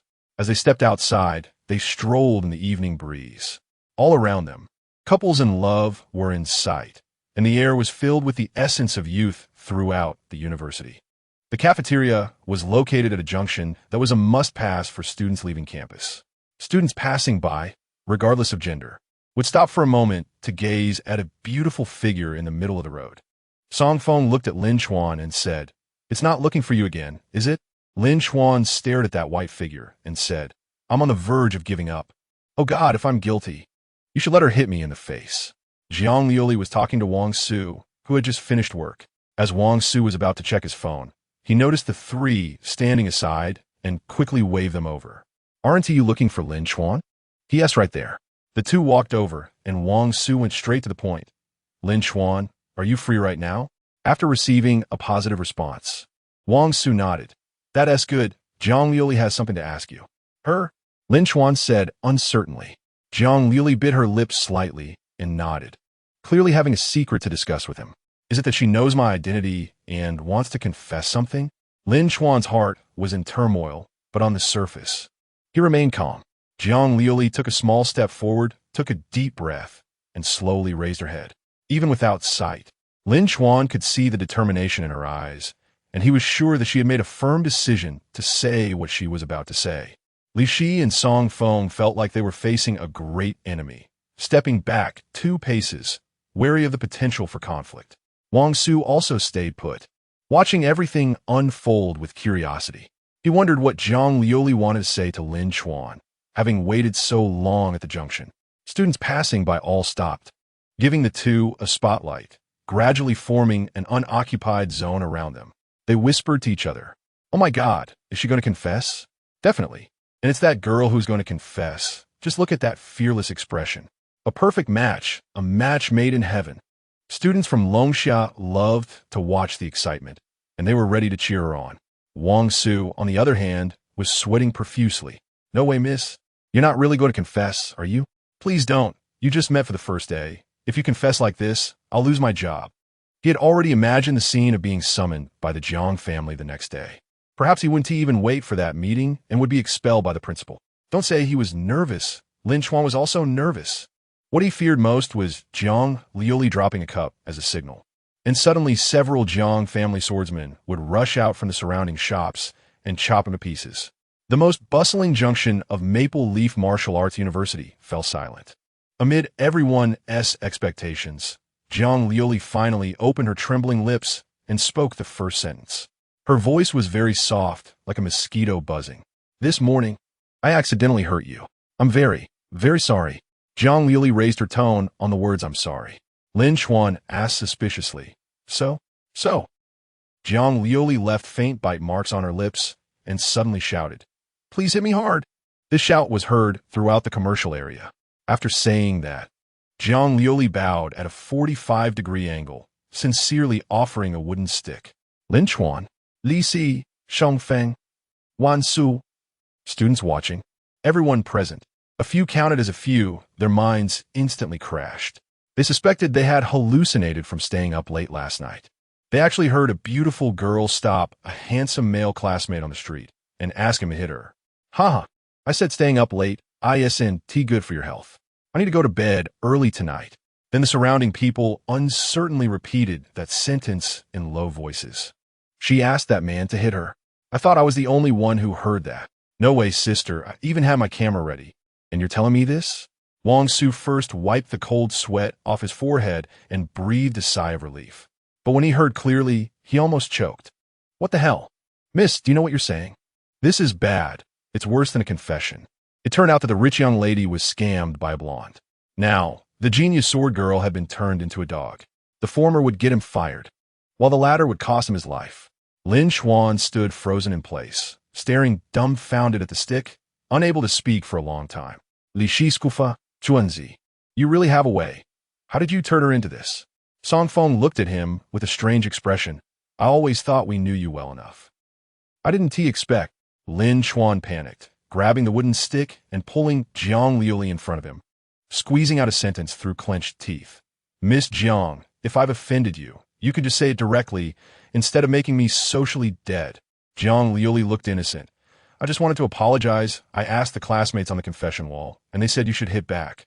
The confession wall records flashed by during mealtime. Lin Chuan slapped his forehead. He had already heard the discussions around him. So it turns out that couples nowadays play like this. Playing privately was no longer satisfying for them. They had to say it out loud on the street to feel excited. Dude, give a tutorial. How did you make such a beautiful girl accept this kind of quirk? In my opinion, that girl has a special preference, Sai. Just pity this brother doing this on the street, Sai. So embarrassing. Lin Chuan was almost mortified, and he pulled Jiang Liuli away, causing the girl to exclaim, and then the two quickly left the scene down a small path. Li Shi and Song Feng exchanged glances. Shall we head back? Let us go. I don't think Chuanzi will be back anytime soon. Wang Su shouted in the crowd, discussing the incident, urging them to disperse, repeatedly emphasizing that this was just an accident. In a hidden corner of the junction, the gray-haired butler of the Jiang family was reporting the young lady's daily activities over the phone. Although it had caused quite a laugh again, it was good that she was willing to do things other than practicing swordsmanship. For the young lady, this was already a significant progress. I will follow up and report to you at all times. Chapter 21, please stay with me. The two of them jogged to the playground and stopped. One in front and one behind. They held hands, while many passing teachers teased them. Young people are great. They can pursue love without restraint. There were many people on the playground. Some were exercising, some were walking laps, and some were flirting, pulling the white-haired sword maiden, asking her not to cause trouble. Jiang Liuli sat on the edge of the track, lowering her head to listen to Lin Chuan's complaints, tears welling up in her eyes. I'm really sorry. I didn't know this caused you so much trouble. I thought if you hit me once, you'd forgive me. After a while, Lin Chuan's throat was dry, and most of his anger had dissipated. Seeing the girl looking so wronged, he couldn't bear to say more. It was just a small matter this morning. You don't need to worry about it. Jiang Liuli was taken aback, slowly raising her head, her eyes meeting the falling moonlight, reflecting a pool of bright moon. Really? Yes, Lin Chuan replied. As long as you don't cause me trouble, it's all good. Oh, then I'll try my best. Don't try too hard, girl. Lin Chuan sat beside her, recalling the girl's apologetic look, suddenly finding her naive charm quite interesting. By the way, I should thank you. If it weren't for you this morning, Hihao wouldn't have given up so easily. Hearing the compliment, Jiang Liuli shyly fidgeted with her thumbs. I just did what friends should do. Friends? Lin Chuan laughed. You consider us friends after just one day? Jiang Liuli softly replied. It's been 2 days. Don't you remember? Lin Chuan's smile froze. We saw each other in the CAF yesterday. Jiang Liuli thought he had forgotten about it and felt a bit lonely. Oh, you mean that time? Jiang Liuli asked, puzzled. Got it. All clear. Lin Chuan suddenly realized, his face lighting up with a smile. I thought I had offended you before. Jiang Liuli came to make friends. Being new in this unfamiliar city, she didn't know anyone. This morning, hearing Lin Chuan's voice, she walked over, which led to the subsequent story. Lin Chuan sighed inwardly. How could I doubt the hearing of a nearly level 60 blind swordsman, thinking she couldn't recognize my voice? Thankfully, I didn't talk to Song Feng about any topics related to beheading. Jiang Liuli said, I'm quite confident in my swordsmanship. This morning, I just wanted to teach you a bit, but I didn't expect to make a mistake. The conflict between them resolved.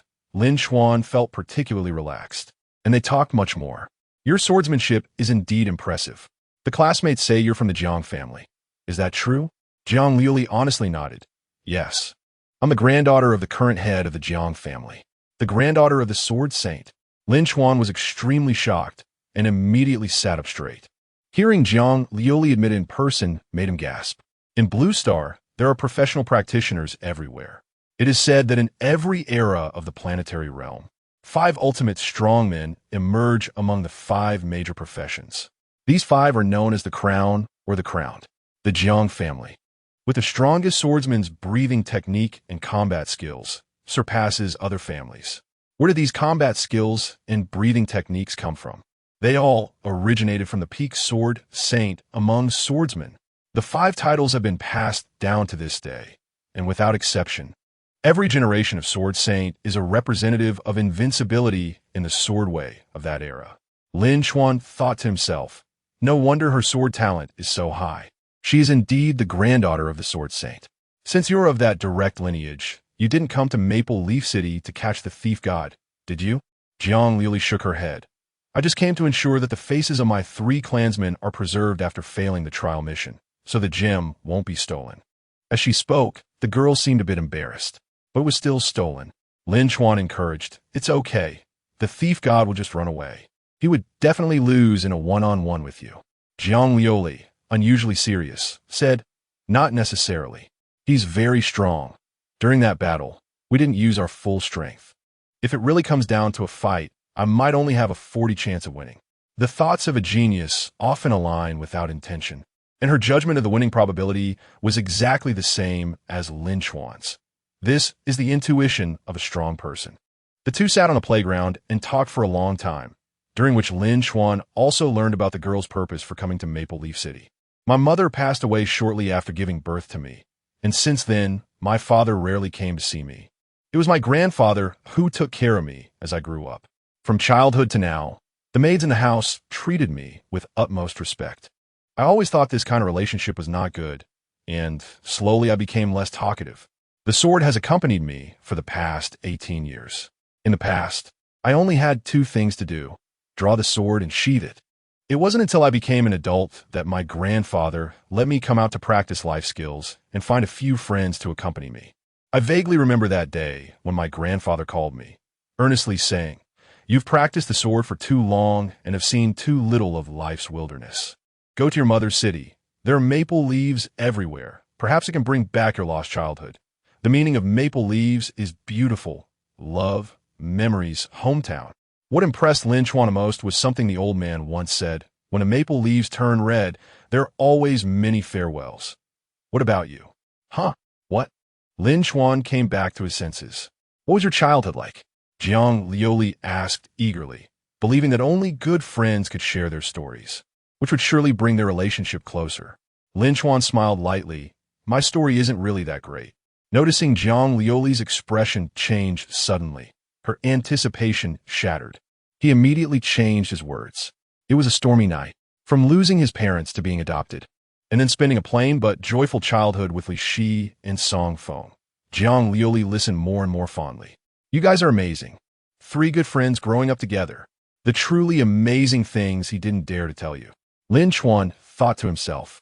In the distance, the butler watched the young lady chatting like a normal person and was pleased to report this to the master. In response, the master had his own concerns. Rest assured, young lady is innocent and pure-hearted. She truly regards that person as a friend and not something else. When the time is right, I will introduce a few male friends so that he won't take advantage. Happy times are always short-lived. When Lin Chuan suggested leaving, Jiang Liuli was very reluctant. But there was nothing he could do. He still had the CAF business to take care of. Before parting, Jiang Liuli gathered her courage again and faced Lin Chuan with the same expression of being willing to die. She felt that after talking so much, their relationship could be taken a step further. She, Jiang Liuli of the Jiang family, was about to have her first good friend in life. After half an evening of testing, Lin Chuan felt much more at ease, smiling as he listened to the little girl's words. Then, half the people on the playground heard her say, Lin Chuan, please be with me. The butler's smile froze, raising his phone. I'm sorry, sir. I have failed your teachings. The young lady has fallen for him. Master Jiang. Chapter 22. The He brothers due to Miss Jiang Liuli's insistence on making shocking statements. Lin Chuan dragged her away for quite a distance. Could you please stop saying things that might be misunderstood? He earnestly explained that such words should be reserved for a future boyfriend and that girls shouldn't say them lightly. Jiang Liuli didn't understand. She had only hoped to make her first friend in life, and since they were friends, they should naturally be together every day.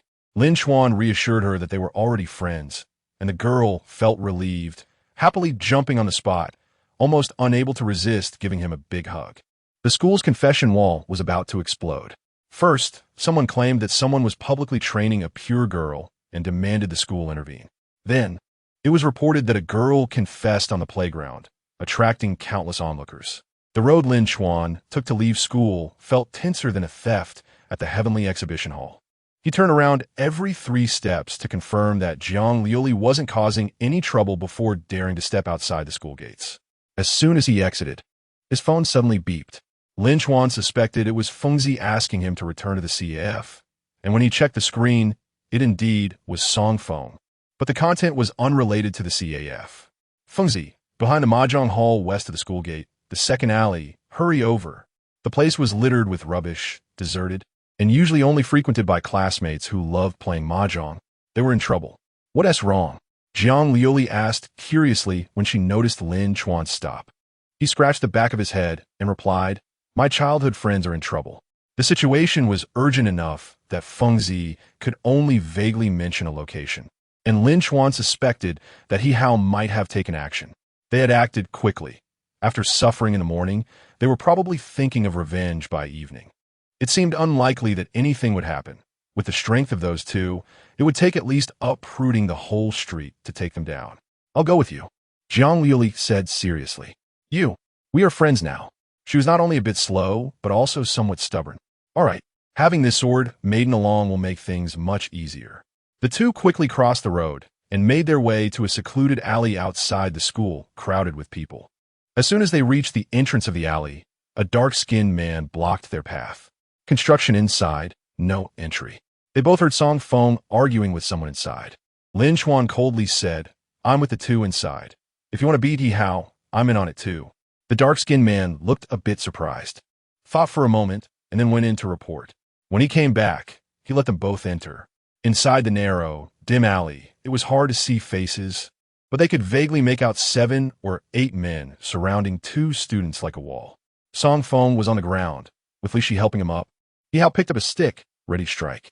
Let me show you who you messed with. Lin Chuan walked over and shouted, Stop. Haven't you had enough of the beating you took this morning?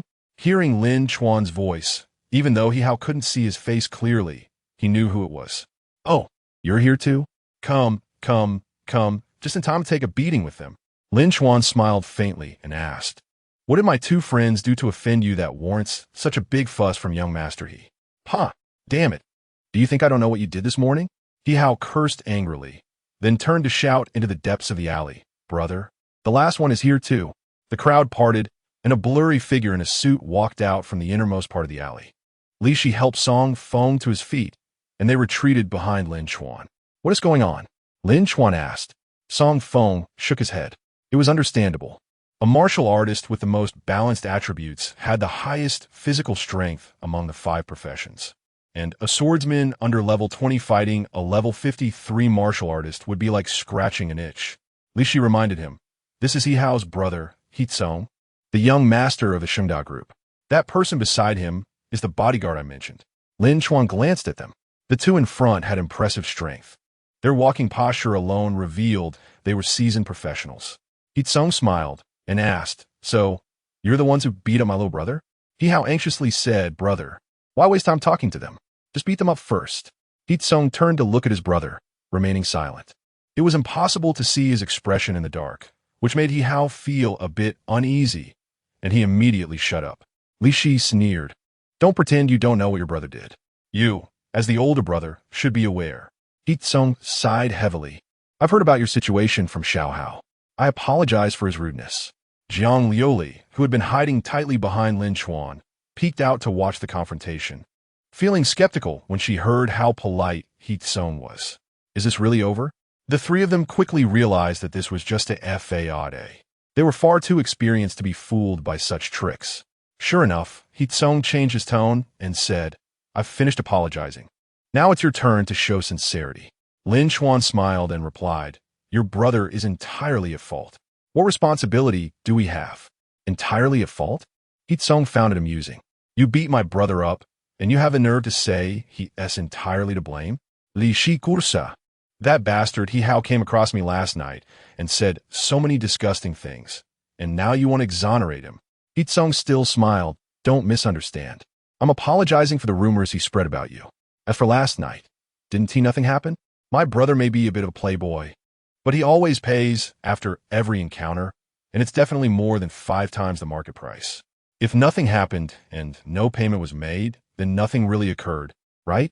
Therefore, overall, it's actually you who are making a fuss by beating him up in front of so many students." Li Shi's expression instantly turned cold. In their eyes, it seemed they had become merchandise, free to be bought and sold without anyone asking for their opinions. Such disgusting words and actions were truly worthy of being brothers. "I'm so angry. I really want to rip his head off, but the commotion would be too loud, posing a risk of exposure, which made Li Shi even more furious." Lin Chuan retorted, "We want straightforward," He Tsong said with a faint smile. "I'm actually quite easy to deal with. An eye for an eye, and a tooth for a tooth. You treat my brother how you want, and I'll treat you the same. You 3 will each have 3 ribs broken, and then withdraw from Maple Leaf Martial Arts University, and this matter will be over. Oh, and don't think about running away or calling the police. You 3 are orphans, right? I've looked into it. You run a CAF together and have no background. Achieving what you have today is indeed not easy. That's the truth, so please don't waste your efforts." Lin Chuan couldn't see He Tsong's face, but he could feel that He Tsong had been smiling the whole time, a smile that seemed confident of victory, like a high-ranking person bestowing grace upon those beneath him. Chapter 23, So You Really Aren't Talented. Hypocrisy among hypocrisy, excrement among excrement. The 3 rarely acted on impulse, but this guy who loved to show off was an exception. Decided, next time I'll rob your house. Decided, I'll check if there's an assassination order on you when I get back. Decided, the next force that helps me kill you will enjoy a 40% discount. Seeing the 3 remain unmoved, He Tsong sighed in disappointment and waved his hand, saying, "And Ji Gao, help these kids." And Ji Gao was tall and muscular, a bodyguard sent by He Tsong to his brother, a level 50 martial artist. Unlike the 2 employers, he had neither arrogance nor the pleasure of bullying others, just like a robot mechanically carrying out orders. "I apologize," and Ji Gao said in a deep voice, his fist not hesitating for a moment as it swung out. He Tsong yawned behind him, thinking he needed to sleep early tonight. The fist reached Lin Chuan's chest and suddenly stopped. And Ji Gao, who had always been expressionless, suddenly changed his expression. A strong killing intent enveloped him. This killing intent was ethereal, like the cold wind in the 12th month, freezing one's innards. And as soon as it appeared, it felt like a knife was placed against his neck, feeling a chill in his chest. And Ji Gao looked down to see a wooden stick lightly tapping his heart. His eyes widened a bit, and he quickly used his battle technique to retreat 3 meters from Lin Chuan. His chest was heaving violently. In Jigao, a mercenary who had killed countless enemies on the battlefields of the southern countries, felt fear for the first time because of one person's killing intent. How many people had he killed? He was certain the wooden stick was just a warning. If his fist had touched the 3 of them just now, he would have been dead on the spot. What's wrong? Hitsung retracted his smile and turned to ask. He also felt that killing intent. And Jigao, whose shirt was wet, pointed behind the 3. A petite girl stepped out from behind Lin Chuan, as many had not seen her because she had been hiding. Jiang Liuli asked, "Why are you bullying my friend?" Li Shi and Song Feng behind her sensed an indescribable killing intent. Hearing Jiang Liuli refer to Lin Chuan as a friend made the two even more curious. How did that happen? Hitsung clenched his fist, pondering his words, and after a moment, restored his smile. "We just have a little conflict with the 3 friends. Please don't misunderstand. Do you think I'm blind and stupid? I heard your arrogant and rude words." Jiang Liuli's voice raised a few decibels, expressing her dissatisfaction. Hitsung really wanted to slap his former self. Why did he say so much? "May I know how to address you?" Hitsung's eyes turned. Jiang Liuli succinctly replied, "Jiang family, Jiang Liuli." Jiang family. Is it that Jiang family? The few people who had originally surrounded Song Feng were stunned. Hitsung was even more furious, glaring fiercely at his younger brother, causing He Hao to tremble with fear. He Hao, of course, knew Jiang Liuli's identity and guessed that his brother would give up because of this girl. But he was too eager for revenge and had to keep this matter hidden. After all, in his view, Lin Chuan and Jiang Liuli had only known each other for a day. How close could their relationship be? A little intimidation tonight would make him shut up.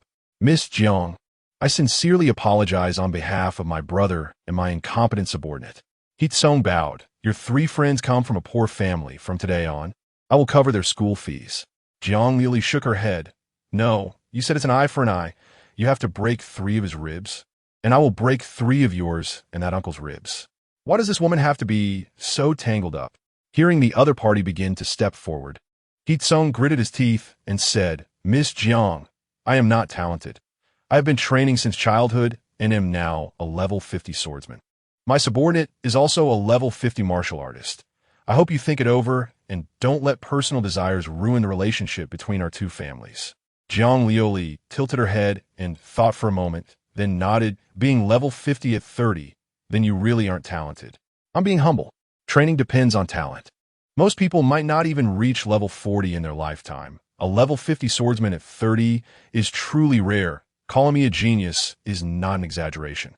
Jiang Liuli ignored his nonsense and swung a wooden stick at him, and Hitsung, also a swordsman, didn't react at all. Bang! At the critical moment, and Jigao stepped forward to block this heavy blow, breaking 4 ribs in the process. "It's not your turn yet. Don't cause destruction." Jiang Liuli's small face showed some displeasure. "Wait." Hitsung protected his subordinate, hurriedly said, "Your strike has already severely injured him. The goal has been half achieved. The remaining half I can solve with money. 1 million. I will spend 1 million to buy a rib." Jiang Liuli, considering the difficult lives of Lin Chuan and the others, turned back to seek their opinions. Lin Chuan nodded, "Okay." Hitsung breathed a sigh of relief after hearing that, followed by anger as if he wanted to strip his younger brother alive. The group left the alley, and under the moonlight, their faces became clear. Lin Chuan and the others recognized the faces of the 2 brothers, and Hitsung also remembered them. "Brother, I'm sorry for tonight." Hitsung had lost his previous arrogance and extended his hand with a neutral tone. Lin Chuan shook it, smiling lightly, just a misunderstanding. Before leaving, Hitsung took a deep look at the 3 of them. "I will transfer the money directly to the bank card issued by the school. See you." Lin Chuan waved him off. From the shadow of the car, it could be seen that as soon as Hitsung got into the car, he kicked his younger brother in the cramped space. After this incident, the He brothers no longer dared to trouble them. However, the 3 did not intend to let the SHOWDOWN group off so easily. 2 million just to send us off? If industry insiders heard this, they would think we're easy to bully. "Thank you so much for tonight. We are weak and have no influence. Without you, we really wouldn't know what to do." Jiang Liuli waved her hands in panic. "It's okay. This is what friends should do." The little girl's flustered appearance was also quite cute. Lin Chuan, unable to help himself, reached out and patted her head. After patting, he suddenly realized that this seemed a bit inappropriate. Jiang Liuli's face turned slightly red, and she wobbled like a weeble, then immediately turned to leave. Halfway through, the girl came back and gestured with her hand. Lin Chuan asked in confusion, "What does this mean?" "Payment code." After a while, Lin Chuan exclaimed in shock, "Where did this 8,000 yuan come from?" Jiang Liuli held the wooden stick in front of her, playfully raising a finger to her lips. "This is the good friend fee for this month. Please always be my friend." After saying that, the girl waved and got into a luxury car by the roadside. Lin Chuan was still immersed in the warmth of this innocent girl when his two childhood friends pulled him from behind. Li Shi made a praying gesture, pleading, "Bro, teach me, I really need this." Song Feng held his brother's hand, saying, "We're brothers. You wouldn't want to see me end up lonely, right? Do you believe I did nothing to you?" Lin Chuan pushed the two away and said irritably, "Go away. Working hard is better than anything else. Don't always think about taking shortcuts and clinging to others' legs. Let us go back to the CAF and discuss the He family's matter." Chapter 24. Just killed him. Second floor of the CAF, Lin Chuan's room. Song Feng was using his laptop to check information about the SHOWDOWN group. Li Shi was sitting on a chair with her feet off the ground, eating fruit, and casually rummaging through a drawer for a comic book. Just as she flipped it open, Lin Chuan snatched it away from her. "TCH, if you don't want to look, then don't." Li Shi rolled her eyes. "How's the search going?" Lin Chuan asked as he sat on the bed. Song Feng moved the laptop in front of both of them. "This Yi Tsong is not simple. He currently resides in the capital, has a level 50 martial artist and 7 or 8 level 40 professionals under him, and is also a level 50 swordsman himself. He's 30 years old, graduated from the Capital Martial Arts University, comes from a wealthy family, and is an elite among elites. Under his leadership, SHOWDOWN Group has expanded its market and currently holds a significant share of the gene modification potion market in the country. The enhancement potions developed under its banner have received an S-class certification from the World Professional Potions Association." Lin Chuan nodded, with the Western monopoly on gene enhancement potions. It's indeed impressive that he could obtain an S-class certification. Among the 5 professions, psychics have the highest dependency on gene enhancers. Some claim that this batch is purely a product of technology and harsh living. Li Shi pondered, a potion company with a large network of psychics and security forces. If he prepares properly, even if the 3 of us work together, it would be hard to take him down without causing a huge commotion. Song Feng said, "Are you suggesting we need to act more discreetly this time?" "Being discreet carries greater risks," Lin Chuan explained. "Tonight, Jiang Liuli helped us injure someone. If Yi Tsong ends up dead, the Jiang family would definitely be the first to be investigated. If the investigation continues, they will eventually pull us into it." "What kind of look is that?" The expressions of Song Feng and Li Shi were off, but he couldn't pinpoint what was wrong. It was like 2 friends in open crotch pants had seen their own embarrassing moments, but couldn't let on that they knew.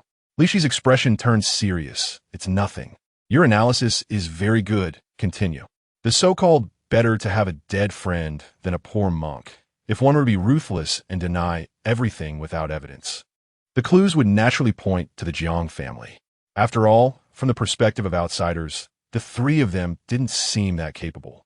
Lin Chuan, still suspicious, continued, "I must send out a notice of the theft. This way, the SHOWDOWN Group will have to send people to support, shortening the time to prepare for the theft, giving them only 1 day to get ready.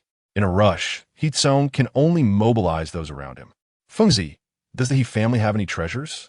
Song Feng quickly searched for clues about the He family's collection on the computer. He searched and, upon seeing the results, realized it was a dazzling array, almost richer than the exhibitions below the heavens. The He family's means of making their fortune were not honorable. They often kept artworks meant to be presented to certain big figures, which are hard to price and judge for sentencing, making them favorites of the powerful. Li Shi said, "Thief God, I have a question. Please speak." Classmate interest. "I don't think Yi Tsong would send that many people. To him, this is just artwork. If you steal it, he might seize the opportunity to make a name for himself and profit." Lin Chuan nodded in satisfaction. "Good point. If I only steal 1 piece, that would definitely not work. But what if I steal them all?" Song Feng raised an eyebrow. "You mean to take all 341 exhibits under the He family's name without leaving a single piece?" Exactly. Lin Chuan said nonchalantly, I am the thief god. Who I steal from and how much I take is up to me. Li Shi questioned, is that really okay? You could easily escape if you only stole one piece. But stealing so many, even if you carry a gray bag with you, it would be too slow. For a profession like ours that can't stand the light, time is life. Extending the time means increasing the risk. Lin Chuan smiled lightly. What is there to worry about? This operation will not just involve me. Song Feng chimed in. You want me to take the opportunity of Heat Song being vulnerable to act, thus extending the time for escape? Lin Chuan gave a thumbs up. Li Shi asked, what level do we want to achieve this time? The two responded, what do you plan in your heart? Don't ask me. If I were to say, of course it would be to kill them, Li Shi scoffed. But that would cause a huge problem, Lin Chuan said casually. Then let's kill them. Take out both brothers along with their bodyguards. Are you joking?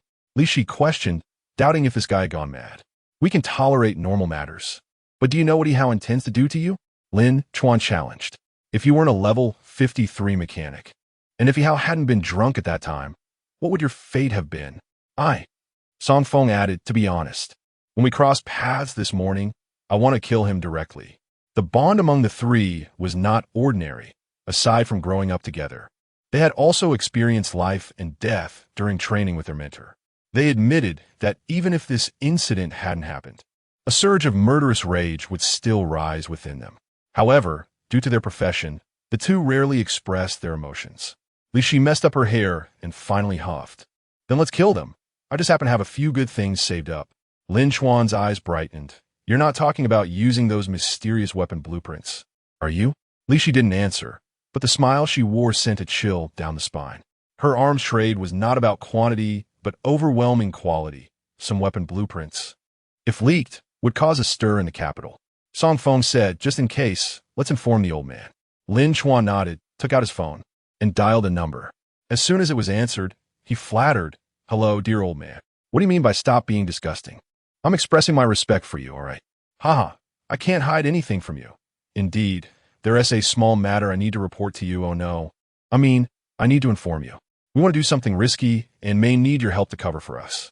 He intended to clarify the entire situation before explaining the plan, but after just the introduction, he recounted Li Shi's encounter. After a few words, the old man hung up the phone. What's going on? Did the old man disagree? Song Feng asked. Li Shi sighed, thinking that she was indeed too high profile. How could the old man agree to their reckless behavior? No.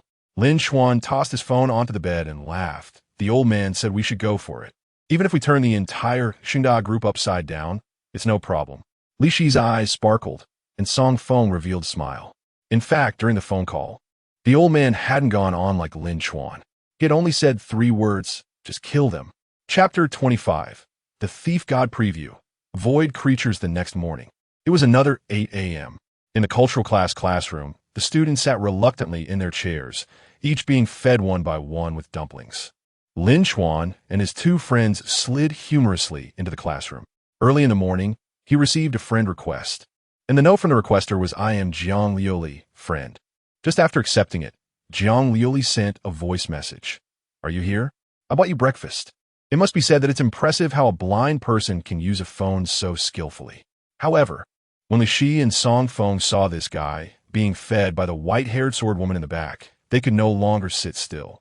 Song Feng grabbed Lin Chuan by the neck and questioned, I vaguely remember that this morning when I asked if you wanted to buy food. Some people said they wouldn't buy any. Lin Chuan put a dumpling in his mouth and replied with righteousness, yes, I didn't buy any. You guys wouldn't be foolish enough not to buy any, right? The two looked like they were greeting each other's relatives, but after thinking about it, their relatives were also each other's relatives, so they couldn't choose. Jiang Liuli promised to bring them their share tomorrow, and the two hurriedly waved their hands to say no, then looked at Lin Chuan with increasing murderous intent. To ease the atmosphere, Lin Chuan asked, it seems everyone was talking about something this morning. Jiang Liuli put down the dumpling and nodded, yes, it's about the thief god. At 2 a.m. last night, the thief god of Longxia issued a letter just 1 day after the last one, stating that he would steal the treasures of the Shengshi group's He family at midnight tonight. This news quickly spread among the students. Wow, the thief god is amazing. After stealing, he took a day off and then targeted a big family again. I bet 3 days' meals that the thief god will triumph once more. Ever since he displayed his strength at the Tianzixia exhibition, I'm convinced that no one below level 50 can stop this man. The students chatted excitedly, shaking off their morning drowsiness. The most uncomfortable one was He Hao. Last night, he was severely beaten by his brother for hiding the matter about Jiang Liuli. And after that, his father joined in, leaving him covered in bruises. He was wrapped up tightly, afraid of being laughed at. In the end, he didn't become a joke because of this incident, but because of the thief god instead. No one believed that their family could stop the thief god's theft, and everyone was reveling in his misfortune. Even his former good friends were asking him if he could withstand this calamity. He Hao muttered, "What the hell is the thief god? He dares to come only because he has no clear understanding of our family's strength. If he dares to come, our family will make sure he never returns." The students welcomed the bell amidst their lively discussions. The class was about an overview of void creatures, which was a required course at the martial arts university, regardless of the major. The teacher was a middle-aged woman in her 50s, nearing retirement. "Let's turn to page 108 in the textbook. We will start the class," she said. Lin Chuan found it strange. Usually, they would skip a few pages of the directory and start from the first section, but this time, they started from the last page. The teacher said solemnly, "To understand void creatures, you must know what the void is, where it comes from, and why it invades Blue Star. They are not a single type of creature, but all the races contained within a certain life sign. These creatures are peculiar. Every one of their cells has a consuming nature, which makes them inherently crave destruction and consumption. However, within their major races, it is not the same. Simply put, they only like to devour normal life forms like humans. Due to their inability to control their consuming desires, they can only dwell with their own kind. If other creatures approach, they will be eaten. Generally speaking, we believe that the large-scale invasion of the void began during the feudal dynasty period 2,000 years ago. At that time, science had not yet become widespread, and the practitioners were called God-given. One day, a few particularly powerful void creatures descended upon Blue Star, causing the deaths of over 10 million people. Keep in mind that at that time, a major country might not even have a population exceeding 10 million. After 1,000 years of struggle, humanity triumphed 300 years ago, banishing them to the subdimensions of Blue Star and building the space Great Wall at the entrance of the subdimension. The subdimension is what people commonly refer to as the void, which is how the name void creatures came to be. 100 years of sealing did not erase the brutality ingrained in their bones. The space Great Wall faces a fierce assault from void creatures every so often, and countless heroes have died in battle. Page 108 records the names of those heroes. The teacher explained, the historical records are too thin to remember all the heroes. This page only lists the martyrs who died on the battlefield since our school was founded. Where there are people, there are shadows. In recent years, many violent terrorists have emerged, attempting to release void creatures to fulfill some unspeakable secrets. Among them, the cult of the void is the most rampant. Lin Chuan began to understand why the teacher started with the last lesson. The cult of the void, a group of complete lunatics, has caused significant problems with the void seal. In recent years, there have even been cracks leading to the subdimension appearing from time to time in some places. What is most unsettling about them is their pervasive infiltration. There are members of their group in almost every circle of every country, and they have a unique way of winning people's hearts. It seems the higher-ups of Longxia have discovered that the infiltration has become quite aggressive lately, so they are strengthening the psychological construction for the students in advance. Lin Chuan felt this was very necessary. Thus, he laid his head on the desk and fell asleep. When he woke up again, the class bell had already rung, and unsurprisingly, there was nothing on the blackboard. Did they really just have one class? The slackness of university teachers is infuriating. Lin Chuan rubbed his eyes. Compared to high school, university teachers talk too slowly. There are countless people who start chatting about trivial matters while teaching. Jiang Liuli packed her textbook into her bag. Seeing this, Lin Chuan reminded her, "There's still one more class." 2 classes in a row, with a 10-minute break in between, and school was out before 10. Jiang Liuli stiffened and said nervously, "Oh, I have something going on at home. I need to go handle it." Huh. The more Lin Chuan looked, the more something fell off. This girl has never hidden anything, and her tense expression gave her away. I'm leaving first. I'll bring you guys something to eat tomorrow. Jiang Liuli hurriedly grabbed her bag and her white cane, rushing down the stairs, even tripping 3 times along the way without stopping. Lin Chuan stroked his chin and said, "Could it be that her family found out about her making money for me?" Li Shi and Song Feng turned back and gave him a disdainful glance. "If you feel guilty, hurry up and return it." Lin Chuan chuckled, one thing at a time. Hypocritical jerk. At the headquarters of the Shengshi Group, Heatsung sat lifelessly in his chair, staring blankly at the computer screen where the thief god's announcement was playing. There was a knock on the door, and Ji Gao called from outside, "Boss, the person has arrived." Chapter 26. The pre-theft meeting. Heatsung responded and immediately got up to head to the conference room. And Ji Gao suddenly said, "Boss, you really don't need to be too anxious. With me here, that thief won't be able to steal even a single item." Heatsung smiled wryly and said, Just the day before yesterday, at the Tianzixia exhibition, even the Jiang family failed. If you were that strong, you wouldn't have had your ribs broken by that girl last night." At this, the tough guy in Ji Gao's face turned red, unsure how to respond. That thief has become more and more arrogant after escaping from the Jiang family," Heatsung said coldly. Previously, he would at least take 5 days between thefts, but this time he is planning to strike again after just 1 day. Initially, he was quite happy to learn this news, thinking it would be a good opportunity to promote the company and make some money. However, when he saw the list of stolen items, he was completely stunned. The map of the Maple Grove, the Eye of Glory necklace, coins from the founding period of the Longxia dynasty, an ancient divine short sword, an ivory sculpture. Sometimes, Heatsung wondered if he had offended the thief in some way. Others were stealing 1 or 2 items at most, but it seemed like he was just listing off a menu. Losing even 1 item would be considered a hit to his reputation, and if everything was gone, it would be a devastating blow to the He family. The total value of the items was estimated to exceed 1 billion, and that was just at normal prices. If the right person was found, it could easily double. Naturally, the He family wouldn't sit idly by. They sought the only family that had nearly stopped the thief, the Jiang family. When Heatsung entered the conference room, he tried to calm his emotions and make himself appear less flustered before pushing the door open. His father, He Jinghao, sat at the head of the table, with shareholders of the group on either side, and opposite his father sat a beautiful girl with white hair, behind whom stood an elderly man with a smile. Seeing that everyone had arrived, He Jinghao spoke. "Ladies and gentlemen, I believe you have all heard about the incident. The thief will visit the group tonight at midnight to steal the items stored on the 22nd floor of our headquarters.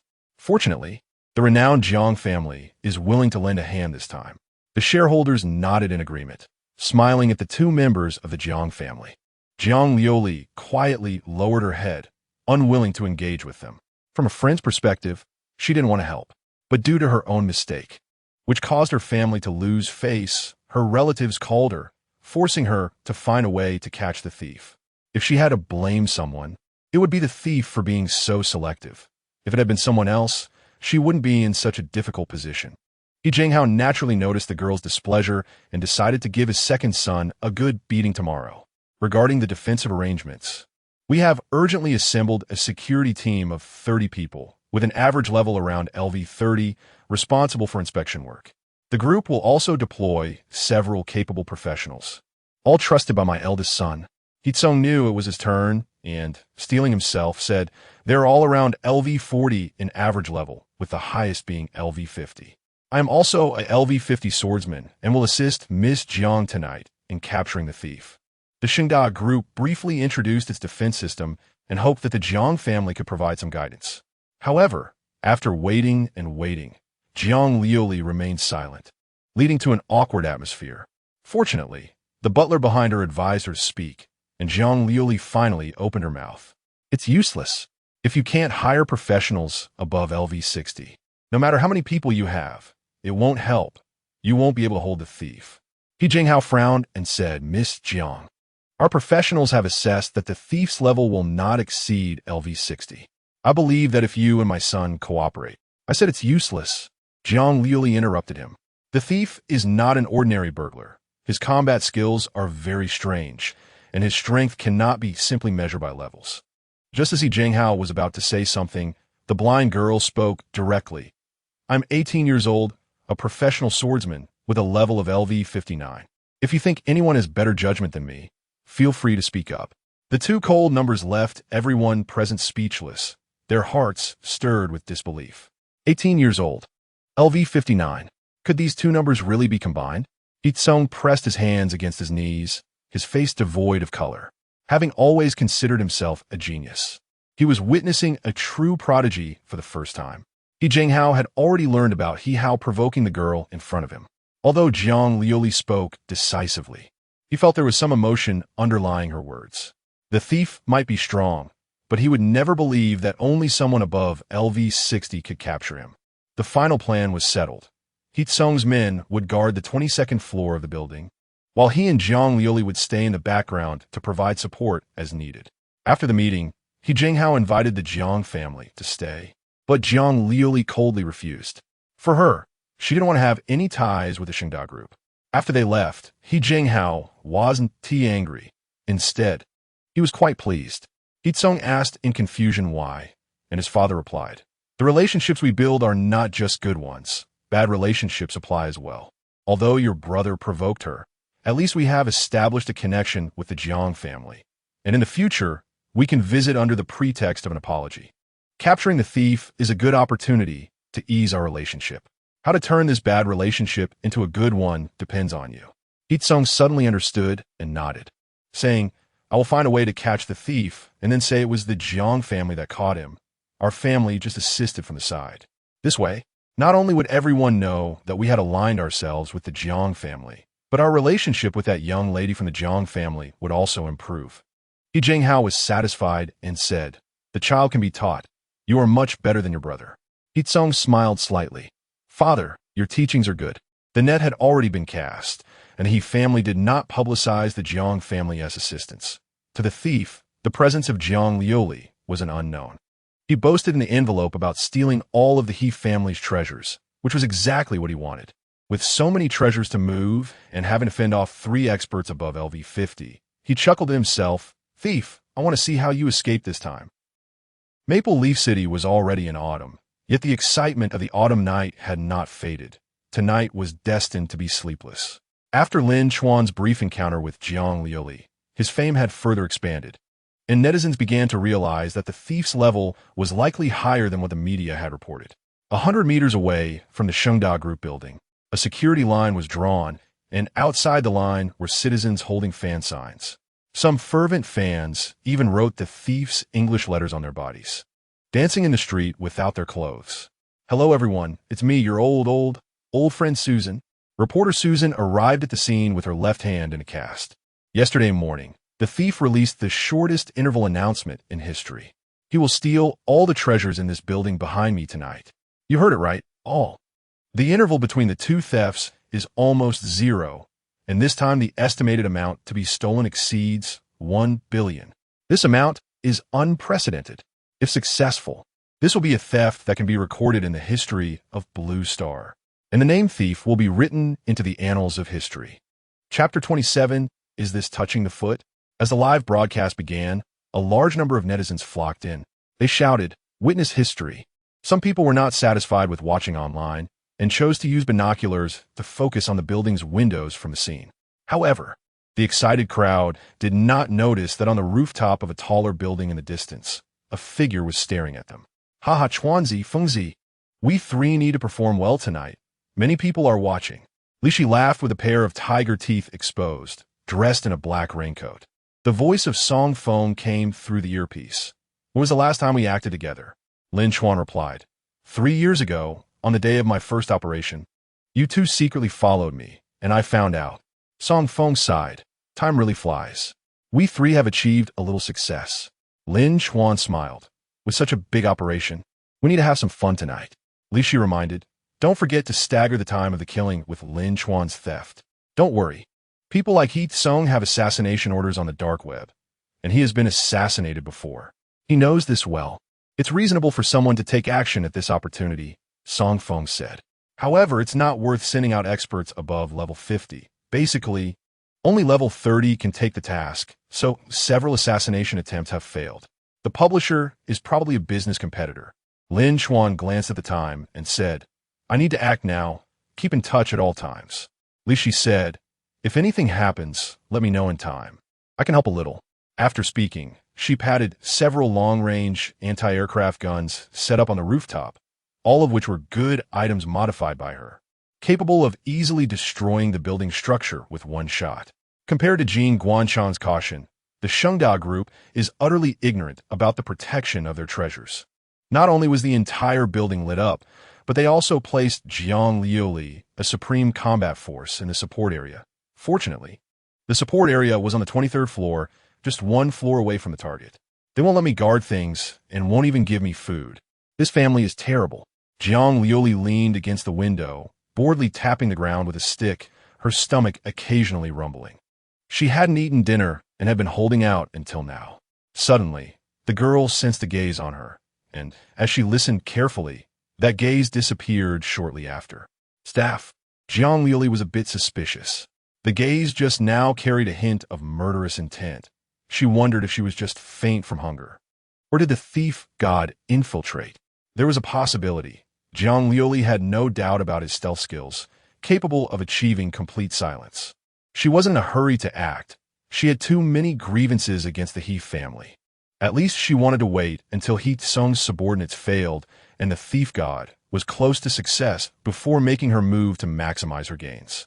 She even thought about secretly striking He Tsung, making him unable to care for himself afterward. In short, as long as she caught the thief god, she would decide when to catch him. After all, she was the only one in the entire building with that strength. "I need to fill my stomach." Jiang Liuli confirmed there was no one around and stealthily walked down the safe passage 2 floors, stopping at the restaurant on the 21st floor. This was where the group's senior staff dined. Although the food couldn't compare to what her family chef made, it was enough to fill her stomach. As Jiang Liuli went downstairs, a figure hidden in a dark corner stepped out. Under the moonlight, a snake tattoo coiled around his arm. "Oomph. Did you not notice me?" Not surprising. A disdainful, cold laugh echoed, completely dismissing the genius girl from the Jiang family. Unlike the exhibition halls open to the public, the 22nd floor of the SHOWDOWN group was a separate treasure vault floor, equipped with the most advanced anti-theft measures. The sealed hard glass and the electromagnetic guns installed on the ceiling could quickly secure the treasures into fixed safes in case of an emergency. For an ordinary thief, only a fool would dare to steal here. Lin Chuan, however, had an excellent idea that could allow him to bypass the complicated defenses. First, he agilely made his way to the office on the 6th floor, which used to be where He Tsung stayed when he wasn't in the capital. "This is it." Lin Chuan took a construction blueprint and locked onto the load-bearing column behind the desk. He casually drew a circle on it with a marker from the table and then took out a pen-like weapon given by Li Shi, fixing them to the wall. Then, he forcefully struck the end. Several ballpoint pens shot out several steel bars, instantly penetrating the load-bearing column. Done. With the fixation completed, Lin Chuan silently exited the office. The first step was completed. He cut off the transportation passage disguised as a hollow load-bearing column, causing the treasures to get stuck and unable to move when transported downward. For the second step, he needed fire, very big fire, enough to trigger the security systems in the treasure vault, allowing the system to automatically transport the treasures downstairs. Naturally, fire burns slowly, and it wouldn't achieve this effect in a short time. He needed an explosion that could affect the entire floor. Flour was a good thing, especially when it filled the corridor. The key was that the kitchen was close enough to the 22nd floor, making transportation simple. Sneaking into the kitchen, when Lin Chuan saw the leftover bread on the table, he knew this was going to work. 1 bag, 2 bags, 3 bags. Not bad, that's enough. Lin Chuan searched around, taking everything he could. While he happily stole the flour, he didn't notice a little girl hiding under the tablecloth. Jiang Liuli was regretting it at that moment. Why couldn't you just hold back? Now look, you're stuck in the kitchen. Let's see how you explain it when you get caught. The dignified young lady of the Jiang family, caught stealing food outside, would be more serious than letting the thief god escape. She had no doubt about why someone would come to the kitchen in the middle of the night. From a sound, she knew it had to be a responsible chef who had to get up in the middle of the night due to a work mistake to move flour. It wasn't Jiang Liuli's fault. After all, who could have imagined that the thief god would list so many treasures, and the first thing he stole was flour? After a while, the sounds outside gradually disappeared, indicating that the person was about to leave. Quick, go. I just had a little bit, don't mind it. Jiang Liuli prayed inwardly. However, as Lin Chuan was moving the flour, he caught sight of a lighter next to the cutting board and habitually stuffed it into his pocket. As a result, while holding things, his hands and feet were clumsy and the metal lighter fell to the ground, landing under the tablecloth. Today is so unlucky. He squatted down and fumbled around. Lin Chuan's hand suddenly froze. Jiang Liuli, hidden under the tablecloth, almost screamed. What is this? It doesn't feel like a lighter? She grabbed a little more. Soft, small, a bit warm. This shape. Is a foot? Jiang Liuli had often stayed at home and didn't like wearing shoes. She generally only wore slippers when going out, including the last time she fought the thief god. She was barefoot, but after this time, she planned to change this habit. Suddenly, a hand grabbed her ankle. So scary. I want to steal food again. Chapter 28. Feeding the sword girl. Lin Chuan's throat felt like something was stuck in it, moving up and down a couple of times. Then his hand trembled and retracted. Taking a deep breath, a professional thief can stay calm at any time. After some analysis, he guessed that there was probably a person down there. But the question is, what kind of person would hide under a tablecloth in the kitchen at night and not say a word when someone grabbed their ankle? A trap. It must be a trap. One impressive He family. They actually guessed that I would come to the kitchen. Lin Chuan prepared for a fight and lifted the tablecloth. A pair of lifeless eyes and a girl's bare feet were exposed to the faint light of a lighter for a moment, and Lin Chuan immediately covered them back with the rag. He closed his eyes tightly and muttered to himself. It must be an illusion. Counting down 3, 2, 1, he lifted it again. The person hadn't changed. Lin Chuan held his breath, his muscles tensed. Since when did this girl become so smart? She actually hid in my path. What are you looking at? Jiang Liuli said defiantly. Haven't you seen patrols before? This statement left Lin Chuan dumbfounded. Jiang Liuli felt she had scared him and straightened her back. Then she bumped her head on the table and bent down again. Jiang Liuli covered her head with one hand and crawled out with a stick in the other. Ahem, listen carefully. Everything you see today must not be leaked, or else something will be missing from the group tonight, and you can't escape responsibility. Jiang Liuli proudly lifted her head, showcasing her swan neck while stretching her long sitting body. Lin Chuan stood silently in place. In the dim light of the lighter, the grease at the corner of the girl's mouth glinted, and there was a lingering scent of cream bread on her. You came to steal food, didn't you? The implication of thievery was so heavy that Lin Chuan couldn't pretend not to notice. But he could set that aside for now. He hadn't received any news about this girl appearing in the SHOWDOWN group building. Lin Chuan thought to himself, no wonder she was in such a hurry this morning. Looking sneaky.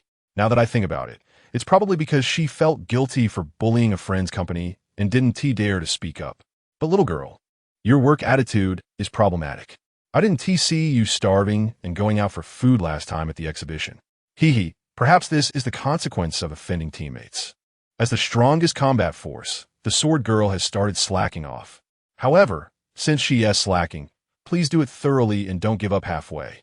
Lin Chuan used the second style of the heaven-stealing thief, Shadow Cloak, to change his voice and said fearfully, You were sent by Mr. He, right?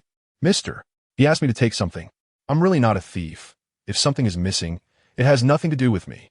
Jiang Liuli's mouth curled into a barely visible smile. It really doesn't sound like it. I'll let you go this time. My dear Miss Jiang, can you really let me go so easily? You work hard. I have to go continue my patrol. Jiang Liuli picked up the wooden stick and walked out, feeling exceptionally excited. Am I really that good at acting? Calm down. I can't laugh. At least I have to get out of the kitchen. Suddenly, Lin Chuan said from behind, Hey, are you really a patrol person? Jiang Liuli's movement froze. Of course, can I lie to you? But I heard there was some commotion on the first floor, and patrol personnel were asked to check it out. Didn't you receive the notice? Jiang Liuli's brain, which usually only swings a sword, was almost crashing. She gritted her teeth and replied, Yes, that is true. I was just about to go. Lin Chuan suddenly realized. Then you should hurry up. Don't delay catching the thief. Oh, okay. Jiang Liuli's stick hit the ground with a thud, completely unaware that Lin Chuan was about to laugh out loud behind her. The two of them exited the kitchen door together, and Lin Chuan stood aside waiting for her to go downstairs. Jiang Liuli was very anxious in her heart. I'm here to guard the treasures, not a real patrol person. They can't really make me go down, right? Why aren't you leaving? Lin Chuan pretended to be suspicious. Could it be that? I'm not. Don't talk nonsense. Jiang Liuli hurriedly interrupted. I meant to say, you're not the thief, are you? Hearing this reaction, she seemed to think of something else. Jiang Liuli wanted to send this chef away and asked, what are you going to do now? Why haven't you left? Lin Chuan smiled slightly, patting the plate he had taken from the kitchen. I'm delivering food to the bosses. Is this what Yi Jinghao asked him to take? Food. If I had known, I wouldn't have come to steal. Jiang Liuli hated herself. If she had waited a bit longer, her dinner would have been settled. Instead of pretending to go downstairs like this. Watching the girl's lonely figure, Lin Chuan laughed for a long time in his heart, then said, don't you want your food? Jiang Liuli was stunned, turned her head, and pointed to herself. Me? Yes, everyone has a share. A plate full of various desserts was stuffed into the girl's arms. Sensing the rich aroma above, Jiang Liuli, who was about to faint from hunger, felt a surge of tears coming. Thank you. She gave a 45-degree bow to the other party. Lin Chuan watched the departing graceful figure and moved forward step by step toward the 22nd floor with the flower. Delivering food was of course a lie. Not everyone had a plate of desserts. What Jiang Liuli held was already the last snack left over from a morning. SHOWDOWN Group's treasure room. As the He family holds absolute controlling power within the group, they turned this public floor into their own treasure vault. From the security passage outwards, there was only a narrow corridor, and every so often, a beautifully decorated wooden door appeared. Inside, the interconnected rooms housed countless treasures and jewels. The person responsible for their safety tonight was at least level 40. And Ji Gao was their leader, and after soaking in potions, he had not fully recovered from 4 broken ribs, yet he had come to the treasure floor. Nge, take a break. Don't just stand there.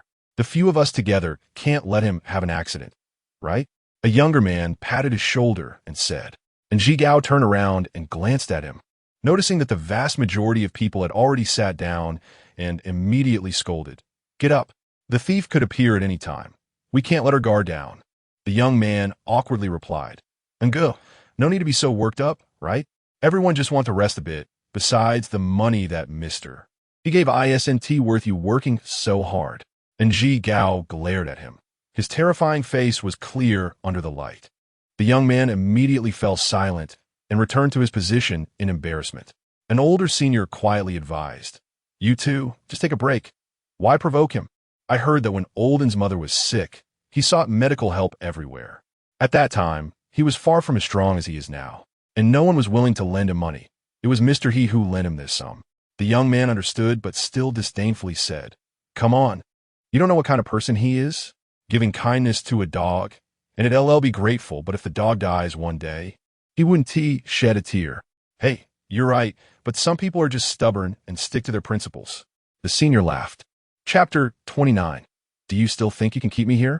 In the corridor on the 22nd floor, Lin Chuan tore open several bags of flour and sprinkled it into the air, using the 7th style, instant shadow, to run back and forth silently until the flour evenly settled on the ground. The 5th style, energy gathering shadow kill. He concentrated the energy within his body into his palms, maintaining it before it formed into a blade of energy. Lin Chuan formed a vortex of energy in his palm and softly struck forward. Buzz! At the moment of the strike, a wave of energy formed, sweeping through the flour on the ground, instantly causing it to float evenly in every corner of the corridor. Lin Chuan glanced at the fan club light sign on the ground and smiled faintly. Thank you for coming all this way to see me. Don't worry. This trip will definitely be worth it. Come on, let's set off some fireworks for the fans. He lit a fire with a lighter and used instant shadow to hide in the lower level of the safety passage. Boom! The massive spark shattered the special glass, and the wooden door was blown open, flames rushing into the treasure room. The night was brightened. Everyone be on guard. And Ji Gao shouted. Suddenly, he felt a chill in his neck, and years of living on the edge made him instinctively retreat.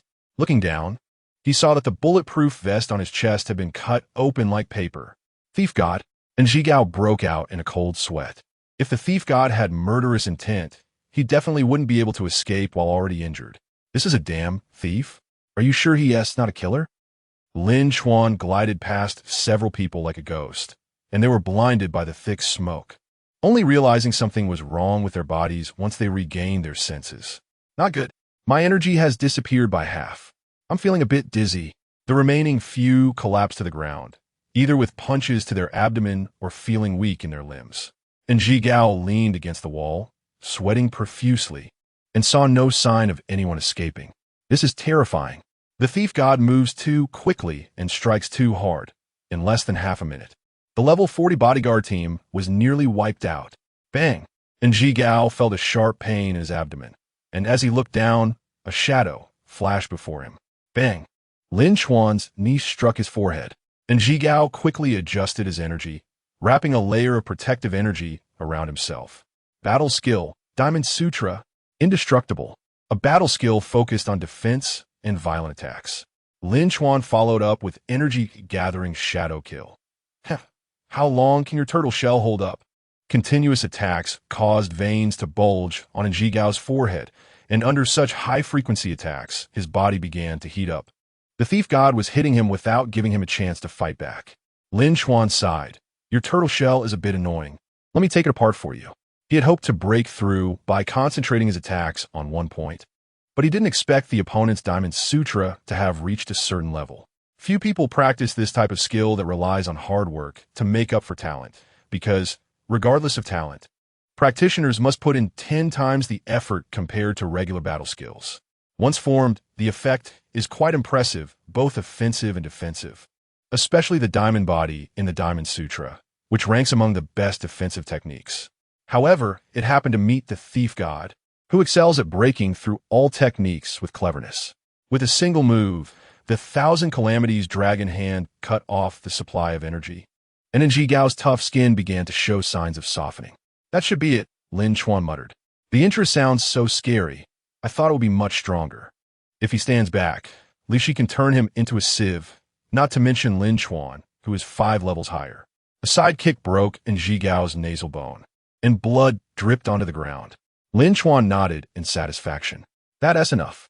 Having lost 60% of his energy, along with being continuously injured by me and Jiang Liuli, if Fengzi makes a mistake, he might as well go lie on a national road.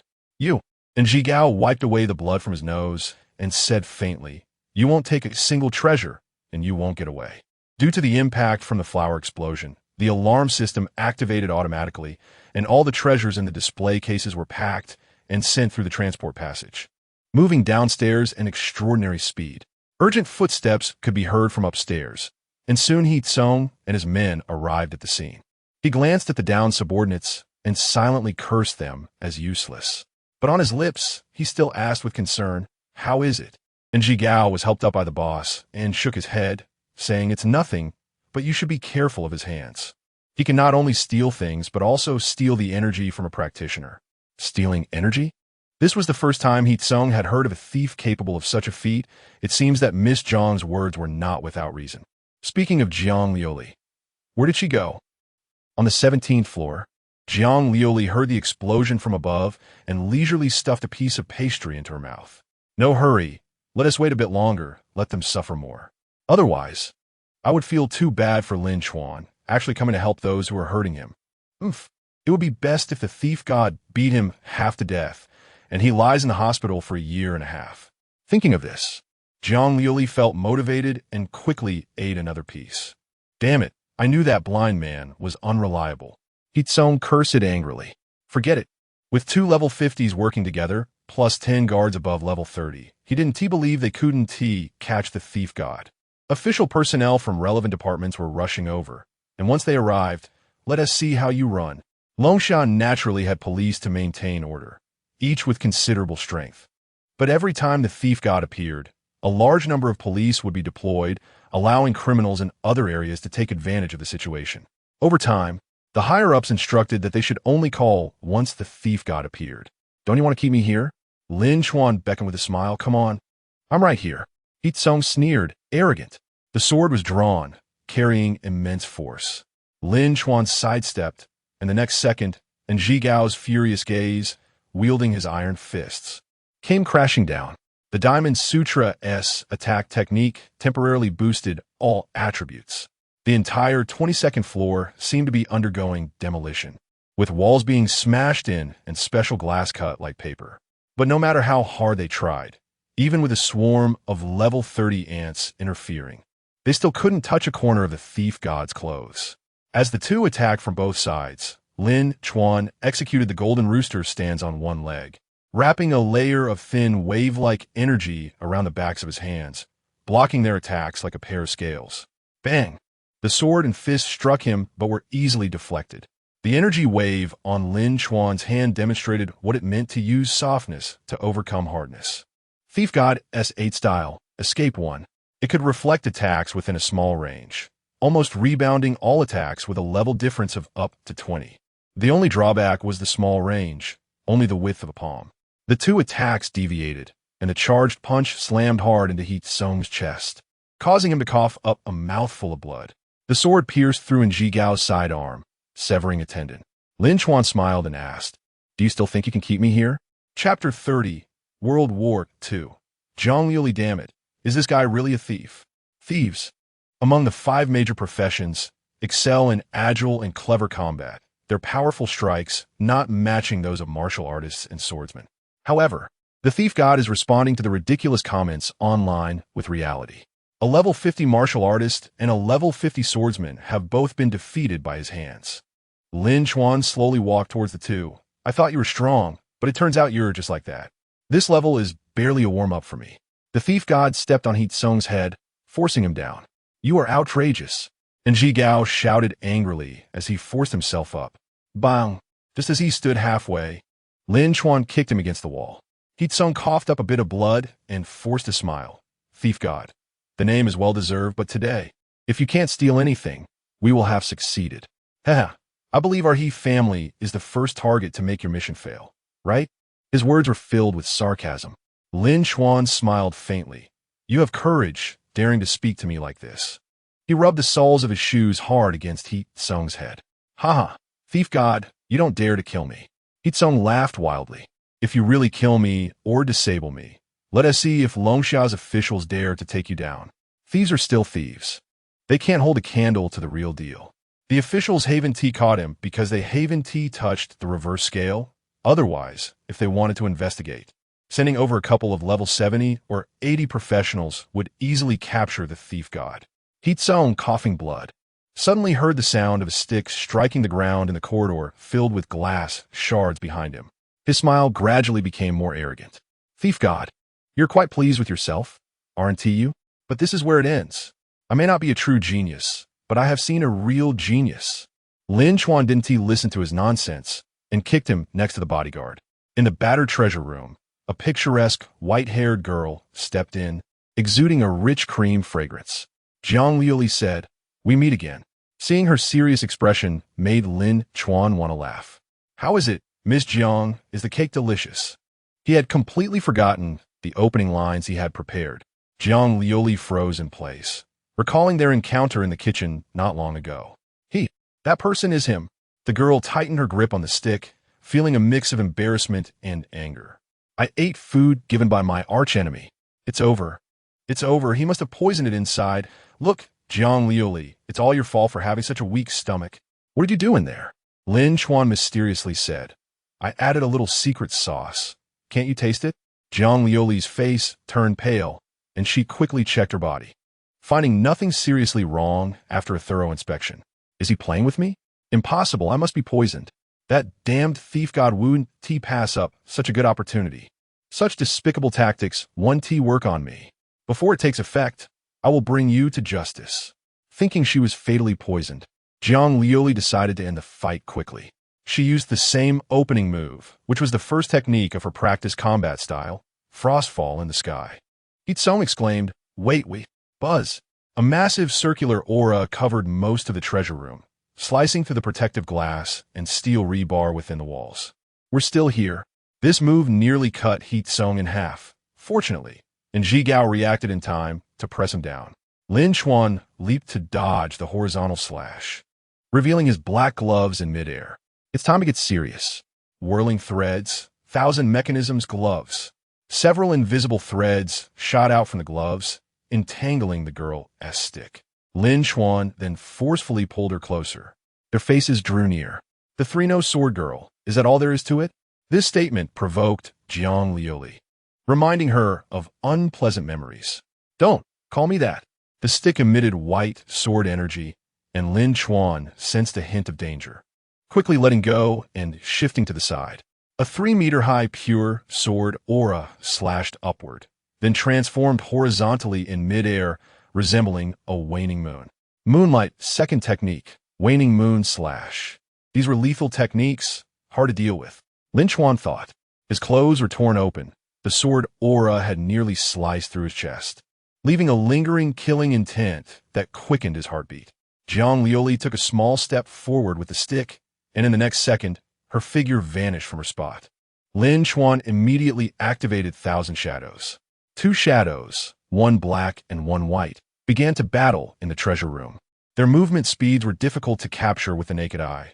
After one exchange at the doorway, they appeared at the edge of the shattered window. The thief god's Thousand Shadows faced off against Moonlight, fourth technique, Shadow under the moon. Both were mobility techniques in their combat styles, similar to lightness skills in martial arts novels. The ground cracked, and the window frame was not spared as an entire floor transformed into a battlefield for 2 top talents. During this time, while dodging the sword attacks, Lin Chuan planned to use Thousand Calamities Dragon's hand to borrow some energy from the sword girl. But the opponent was too stingy. Once he got close, she would unleash her techniques like mad to push him back. The whirling threads were already hard to perceive, and Jiang Liuli, being blind, could only rely on her basic hearing and combat intuition to guess the thief goddess layout. Several times she nearly collided with the threads. But thanks to her years of accumulated experience, she sensed a chill on her skin just as she got close. While the 2 geniuses fought, the 2 mortals, Hitsong and Njigao, suffered the most. They huddled in a corner. Even the act of fleeing could put them at risk, especially as the thief god laid more and more threads. Over half of the treasure room was now entangled in them. Any careless movement would lead to excruciating pain. Jiang Liuli, however, was able to counterattack while deciphering the thief god's moves, forcing Hitsong to admit that there was indeed a gap between geniuses. That saying about being useless was not empty talk. The Jiang family's young lady was right. Their setup was merely a toy to the thief god. Hitsong asked, "How old do you think the thief god is? Is he older than me?" It's hard to say. Rumors say he can disguise himself as anyone. Not to mention age, even gender is a mystery, and Jigao sighed. Hitsong chuckled. Fortunately, there aren't many with such outrageous talent like this Jiang family member in the world. Otherwise, we, the filler professionals, would be dead in a crash. After climbing over the mountain, there's still a mountain. After observing the sky, there's still sky. The talent he was proud of had become an utter joke tonight. All the threads in the room retracted. Lin Chuan tugged with both hands, countless threads binding the girl, pulling her arms tightly together over her head. Blood marks were left on her thighs and ankles, and her chest was bound into a large shape. Chapter 31.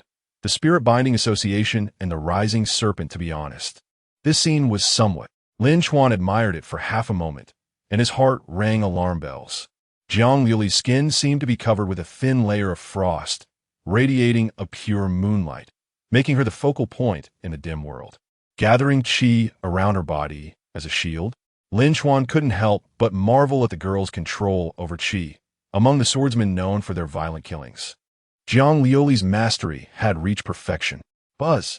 The floating strands of air snapped, and in an instant, Jiang Liuli's body closed in, striking a pose to retract her sword. Immediately, the blade was drawn. Lin Chuan felt a chill in his heart. He recognized the origin of this move. The Fusang sword technique, Swallow's Return. Completely different from the move used by He Hao, Jiang Liuli executed this technique to perfection, with a seamless flow, no interruptions, embodying the most exquisite violent aesthetics. Jiang Liuli intentionally held back a bit at the end to avoid killing on the spot. Unexpectedly, just as her sword touched the thief god, Lin Chuan placed both hands in front of the Swallow's Return. The 8th move of the celestial thief, Escape One. That sword, moving at incredible speed, rebounded due to excess force, leaving Jiang Liuli completely exposed to Lin Chuan's gaze. With one hand behind his back, Lin Chuan stepped forward in front of the girl. Jiang Liuli held her sword with both hands, realizing she had no room for resistance. However, why did I feel like I would fall right into a trap if I acted? Lin Chuan sensed a hint of danger under the first move. The eye of monitoring heaven. The girl she showed no signs of fluctuation, indicating that she did not see this as a dire situation. Why isn't he attacking? This is such a good opportunity, Jiang Liuli thought in surprise. Then, a sudden pain shot through the girl's forehead. Ouch! Jiang Liuli was furious. That damn thief god actually flicked her forehead. A gentleman can endure, but a granddaughter cannot. Lin Chuan laughed as he darted past the girl. Until next time, 3 no sword maiden. Come back. Just as she chased out, a bag of flowers splattered on her face. Cough, cough. Jiang Liuli turned completely white, her stunning face resembling a ghost, shaking her head as flour flew everywhere. Lin Chuan seized the opportunity and quickly vanished into the building. While some had questioned the thieves' combat abilities, no one had ever said they couldn't escape. Long before this encounter, Lin Chuan had noticed that due to her eye issues, Jiang Liuli could only lay in wait. Even hunting required a second person as a guide. There was no way around it. Her congenital disability forced this extraordinarily talented girl to maintain her daily life. No matter how good her hearing was, it could not replace her eyesight. He Song crawled out of the treasure room, not mentioning Jiang Liuli's late arrival, and wholeheartedly thanked her for saving the two of them and preserving the He family's reputation. To build a connection, he deliberately mentioned the move Swallow's return. The move you used, my brother can do it too, just not as skillfully as you. Jiang Liuli, using a wooden stick to probe her way, replied lightly, I just learned that move yesterday morning from your brother. He Song was a bit surprised. Your brother taught you? Jiang Liuli felt insulted, replying curtly, no, I just heard the sound of his sword once and learned it. Heard it once? He Song was stunned, until Jiang Liuli continued to chase after the thief god. He finally recovered. The first thing Lin Chuan did after shaking off the girl was to quickly change clothes and clean the flour off himself, preventing recognition if they met again. After finishing all this, he smiled at himself in the mirror of the restroom. Once I get the treasure and leave, Fengzi will be able to act. The pipeline leading to the vault had been cut off by his black technology, with all treasures concentrated and stuck in a single pipeline, saving time and effort. Looking down from the 15th floor window, the fan banners on the ground swayed violently, indicating that the battle had been noticed and had stirred up cheers from the crowd. In his earpiece, Li Shi exclaimed excitedly, Chuanzi, you really should check your phone. The internet is buzzing about how the thief god pulled off an unprecedented heist. 2 billion. There won't be another thief as incredible as you in the world. Songfeng corrected him. It's the thief god. Have you ever seen a thief who dares to send a theft letter? Don't worry about those details, Li Shi teased. Chuanzi, hurry back. The officials are here. Although they're not your match, it's not good to provoke them directly. Lin Chuan nodded. Okay, I'll grab the stuff and prepare to escape. He tidied up, ensuring no evidence was left behind, and casually stuffed his clothes into the restroom. With the second move, Shadow Garb, changing his appearance, Lin Chuan transformed into an ordinary employee in the blink of an eye. Stepping out of the room, he headed towards the treasure location. After just a few steps, Lin Chuan suddenly stopped. He looked toward a corner and coldly said, Come out. After 3 seconds, a tall man clapped as he walked out from the corner. As expected of the thief god, you're a bit stronger than that woman from the Jiang family, able to discover me so quickly. Lin Chuan frowned. You're not from the He family. Haha, obviously. The man got straight to the point. You can call me the Rising Serpent. This name, Lin Chuan's mind instantly recalled information about this codename. The Rising Serpent, one of the important members of the Spirit Binding Association in Eastern Longxia, was known for his brutal combat style and had a penchant for torturing the weak.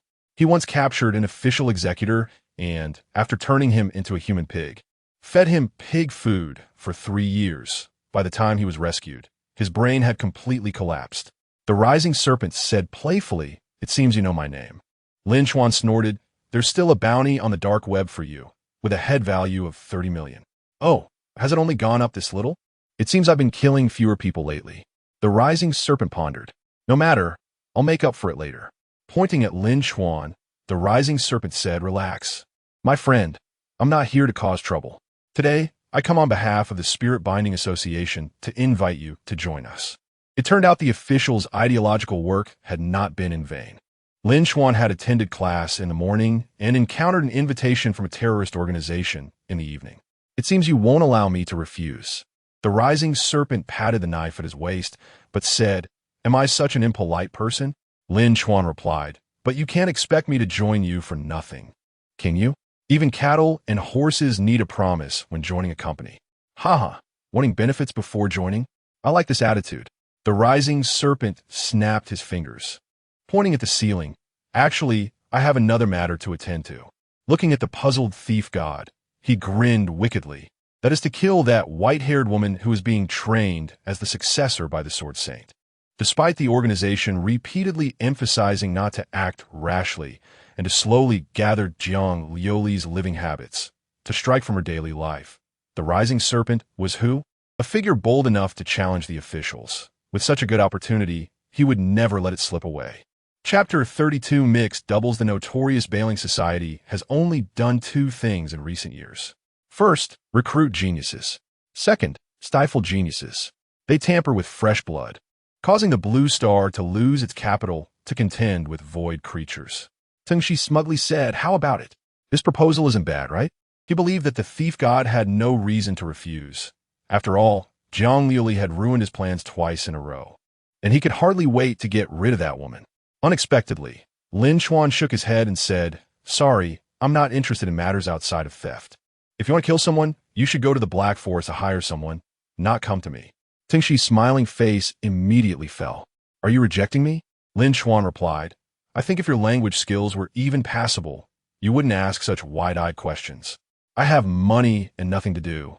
Enjoying life happily is better than your Bailing Society, right?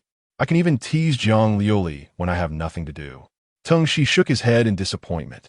"What a pity. I thought you were a smart person who would make a smart choice." He sighed on the spot. An aura of killing intent suddenly erupted from him. Lin Chuan coldly tapped his earpiece twice. Song Feng, who had been hiding in the shadows, walked toward the Grand Group's building. Li Shi set up a high-tech cannon. "Bailing Society? Do you really think we're afraid of you?" Tengshi drew his battle knife and grinned. "Since you're unwilling to join, then die." Buzz. His strong body erupted in rage, like a meteor missile crashing toward the opponent. As Lin Chuan dodged, the fabric of his chest was sliced open by the blade. At the same time, the shockwave shattered all the glass on this floor. Bang! The huge sound echoed in the night sky. And a white-haired girl walking inside the building frowned at the noise and quickened her pace. Tengshi laughed. "Not bad, not bad. I hope you can make me enjoy myself." The blade emitted a blazing light, and under the energy transformation, the temperature suddenly rose. Battle skill, blazing blade. Each swing of the blade accompanied a flame sweeping past Lin Chuan's scalp, and he dodged with agile movements. Tengshi looked down on this kind of fighting style, thinking it was too flexible, like a monkey. "Let's see how you dodge next." The blade plunged into the ground, and all the energy was unleashed into the earth, the blazing light illuminating the darkness of this floor. He intended to burn this entire floor down. The ground stirred up a whirlwind, flames suddenly soared, and a fire tornado swept across the scene. Lin Chuan recognized this person's strength and stopped hiding his abilities. He used both hands to unleash the Chi Shadow Kill. This time he mobilized much more energy than when he sparred with Jiang Liuli, to the point that a blurred sword shadow could be seen from a normal person's perspective. Stepping forward, he crossed his hands to strike out, and an invisible massive cross swept away all the flames. The incoming storm was split in two by the cross sword energy, and the ceiling and floor were both marred with intersecting sword marks. As the ashes settled, the quiet building echoed with a ticking sound. Tengshi stared at the cross-shaped wound on his chest, his face flushed with anger, his expression becoming increasingly frenzied. "Impressive. You're much stronger than I imagined. Kulme, the battle has just begun." The blade was held horizontally across his chest, and he was not angry about the injury. Instead, he was incredibly excited. Lin Chuan raised the corners of his mouth. "Begin?" "No, it's over." As soon as the words fell, a chill surged down Tengshi's back. In an instant, He drew his knife to block, but the chill transformed into a strike at the top of his head. Looking up for a moment, a figure with arms spread wide, like a disadvantaged golden eagle in the sky, appeared on the ceiling. Poof! The short blade pierced one of Tang Shi's eyes. The hilt getting stuck on the blade he was using to block. Song Feng snorted coldly, and as he retracted his knife, he drew a beautiful arc across Tang Shi's already injured chest, blood splattering out. Failing to land a hit, he immediately retreated and fell beside Lin Chuan. That move. I've heard of it. Tang Shi wiped the blood and tears from his blinded eye, gritting his teeth as he replied, a few years ago, a newcomer came to the Black Forest organization. It was said that he only used one move when killing. This move would lift the body into the air, arms spread wide as if a large bird was hunting. The Black Forest named him Al based on this characteristic. Am I wrong? Song Feng flicked the blood off his blade without answering, continuing to retreat until he completely melted into the shadows. For assassins, landing a hit is what they should do. At most 3 moves, if the opponent doesn't die, it means the assassination failed. Tang Shi sneered, no wonder you won't join us. It turns out there are other tracks besides theft. Do you think I'm afraid of just 2 people? Lin Chuan smiled faintly. You're the mighty Tang Shi. 2 people aren't enough, are they? Aren't you supposed to kill that Jiang family lady? No need for you to look for her. Look, she's here. Thud, thud. The crisp knocking sound echoed in the dark night, and a white-haired girl descended the stairs, standing between the two. Tang Shi frowned. This situation was not good. When I was upstairs, I noticed a slight rise in temperature on the ground. Jiang Liuli said slowly, a battle skill that can control fire, and so overbearing. Is it Tang Shi from the Bailing Society? And who is the other one? Her emotionless eyes turned to Lin Chuan, but what awaited her was silence. A serious person wouldn't remain silent. It seems to be the thief god, Jiang Liuli concluded. But how did these two start fighting? Tang Shi fell into a moment of hesitation, then raised his battle knife. It seems tonight will be enjoyable. You two can come at me together. The blade struck the ground, sparking fire, and Tang Shi's body heated up until he felt like a fully cooked lobster. Battle skill, Azura body. In a short time, his power surged, the most powerful move among his practice battle skills. Tang Shi had once killed a practitioner 5 levels higher than himself with this move. Lin Chuan's pupils constricted. In his eyes, Jiang Liuli's aura changed in an instant. Her face showed no emotional fluctuations. Her voice became ethereal, and the way she held her wooden stick became much gentler. If before, when fighting her, Lin Chuan felt she was just a fool who practiced swordsmanship, now Jiang Liuli had become a sword that only knows how to kill. Since you are from the Bailing Society, I won't hold back anymore. Jiang Liuli said expressionlessly. Just what I wanted. Tang Shi raised his knife. Bang! Jiang Liuli's figure instantly appeared in front of the enemy. Her bare feet stepping on the battle knife that was about to swing, her small frame surprisingly suppressing Tang Shi so he couldn't lift his blade. Jiang Liuli raised her sword with both hands, and a thin line of white light shot straight up from where the sword fell, reaching the top of the building, creating a thumb-sized hole in every floor in between. Moonlight third style. Falling moon aligned to the sky. The attack range was extremely small, but in the vertical line of the falling sword, it could cause massive damage. Almost nothing could escape unscathed.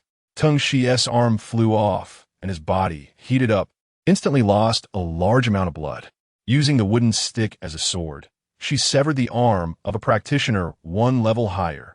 Jiang Liuli said calmly, my grandfather said, the Bailing Society attempts to release void creatures. As a descendant of the Jiang family, I must kill on sight. Chapter 33. Void Bloodline. How is this possible? With a single sword, I actually had an arm severed. Tang Shi's bones crackled all over, his eyes filled with bloodshot veins. Tonight has been full of surprises. First, the thief god refused to join. Then the assassin Hua Xiao injured him. And later, Jiang Liuli displayed combat power far beyond what was shown in the video. I've already been blinded in one eye and lost an arm. I'm essentially crippled now. I'm a level 60 martial artist. How could I be so helpless? There's no insurmountable gap within 5 levels. It's hard to determine victory in the same tier, but that S for ordinary people. Lin Chuan and Jiang Liuli both possess extraordinary combat talent, and their breathing techniques and combat skills far exceed those of ordinary individuals. So for them, being 5 levels higher than me poses no pressure at all. Lin, Chuan shook his head. We both didn't fight with our full strength back then, which caused misunderstandings. I truly feel sorry about that. Thump, thump. The wild beating of a heart echoed in his ears, and Song Feng, hiding in the shadows, repeatedly thought he must be hearing things. Then came his second and third beats. Tangsha's heartbeat grew louder and faster, until it was deafening like a war drum. Foolish. How far can humanity reach? The Zhang family will inevitably fall behind if they remain stagnant.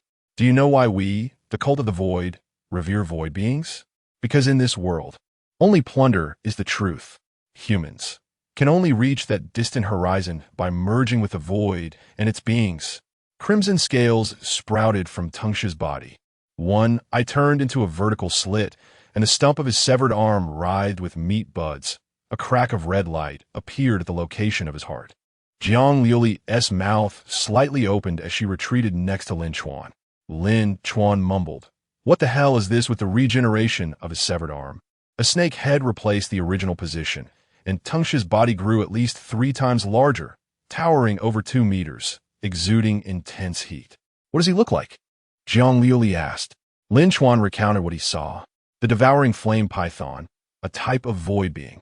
Jiang Liuli said, "Grandpa was right. They are all madmen, actually merging void beings with their own bodies." Lin Chuan had never heard of anyone doing this, nor had he seen similar news on the dark web. So this is the reason the authorities are cracking down on the cult of the void.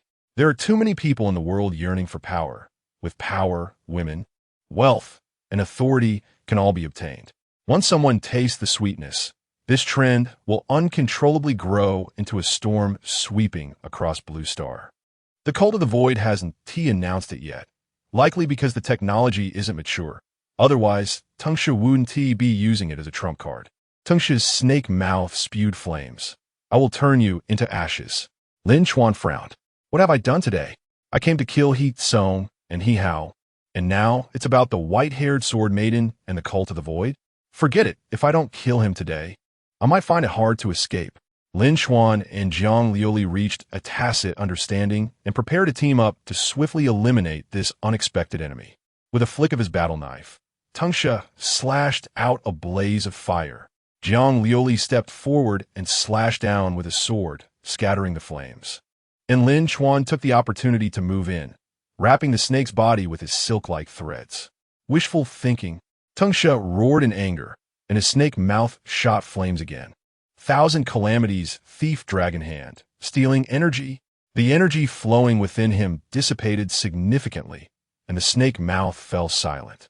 The threads embedded in the flesh caused blood to drip onto the ground, rising in white smoke. Tangsha refused to accept it and exerted force once more. He couldn't believe that releasing his void bloodline could still be suppressed. Lin Chuan concentrated his energy on the threads, increasing their damage, and with a strong pull, revealed the bones underneath. The pain of having bones scraped was unbearable, and Tangsha screamed out. Lin Chuan leaped up using his knee to strike Tangsha's jaw, forcing him to stumble back 3 steps. Following that, with a swift punch, he forced him back another 10 meters. Unknowingly, Tangsha had reached the edge of the shattered floor-to-ceiling window, 15 floors high above the concrete ground below. Even a professional would die from the fall. Lin Chuan retreated out of the enemy's attack range, retracting the threads. For him at this moment, his use of this glove was far from proficient. Otherwise, that last strike would have sent the enemy plummeting. A blade of fire came crashing down as the furious Tangsha resembled a bloodthirsty Azura, igniting the sleeve of Lin Chuan's clothes. Jiang Liuli dashed past, creating a frost that froze the flames that had not yet ignited. The 15th floor was filled with flying frost, and the young girl's swordsmanship was as graceful as a dance, each strike sealing off the flames attempting to burn. Once again suppressed, Lin Chuan and Jiang Liuli switched positions back and forth, keeping the enemy from countering, only able to watch as more and more wounds appeared on his body. Hurt in his heart and lungs, Tangsha knew he was beyond saving. Even if he could kill them, he wouldn't survive the burning of his bloodline. The snake head was precisely targeted by Jiang Liuli, and with a slashing moon cut, it was severed, leaving him with no possible escape. I never expected to be defeated by my prey. Tengshi self-mocked. Prey? Lin Chuan, like a ghost, suddenly appeared in front of him, concentrating energy to slice off his remaining arm. Only the defeated are called prey. Tengshi was cornered, the red fire drying up the blood in his throat. Have I lost? Both of your strengths far exceed my expectations, and your coordination is impeccable. It's unlikely anyone below level 70 can deal with you. However, the air suddenly heated up, and Tengshi's body radiated a bright red glow. From the outside, the 15th floor of the building looked like a small sun had ignited. He crazily shouted, I have lost, but that doesn't mean you can win. In the earpiece, Li Shi exclaimed, Run.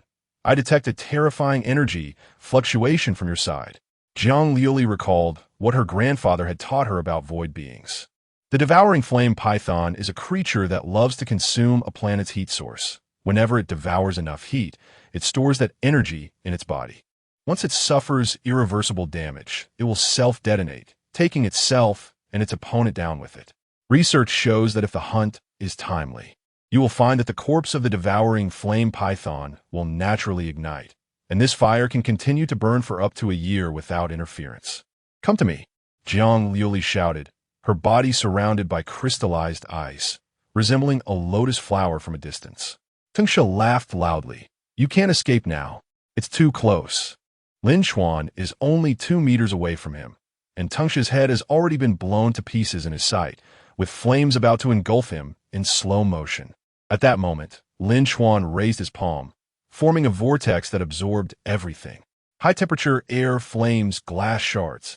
Everything in sight surged towards him, including Jiang Liuli behind him, as if an invisible hand was pulling them, dragging them in front of Lin Chuan. In the shadows, Song Feng's heart tightened, thinking, not good. Chuanzi is going to use that move. Heavenly Thieves, 6 style, 8 Desolations Force. Compress everything. A palm opens the heavens. Chapter 34. 8 Desolate Strength. Lin Chuan's palm gathered the surrounding elements into a single point, which then exploded violently under immense pressure. Boom! A force far more ferocious than the explosion surged forth as the thief god struck out with a palm. The 8 Desolate Strength annihilated everything with an overwhelming power, forcefully pushing the explosion of the flame python toward the rear. A whirlwind swept through the floors, and countless dust and debris fell from the high-rise building. Bang! The dismembered body of the python fell to the ground, and the surrounding reporters quickly captured the scene. They then looked up in shock at what was happening on the high-rise. Susan's mouth dropped open as she stuttered, "THTH this. Is this a human palm print?"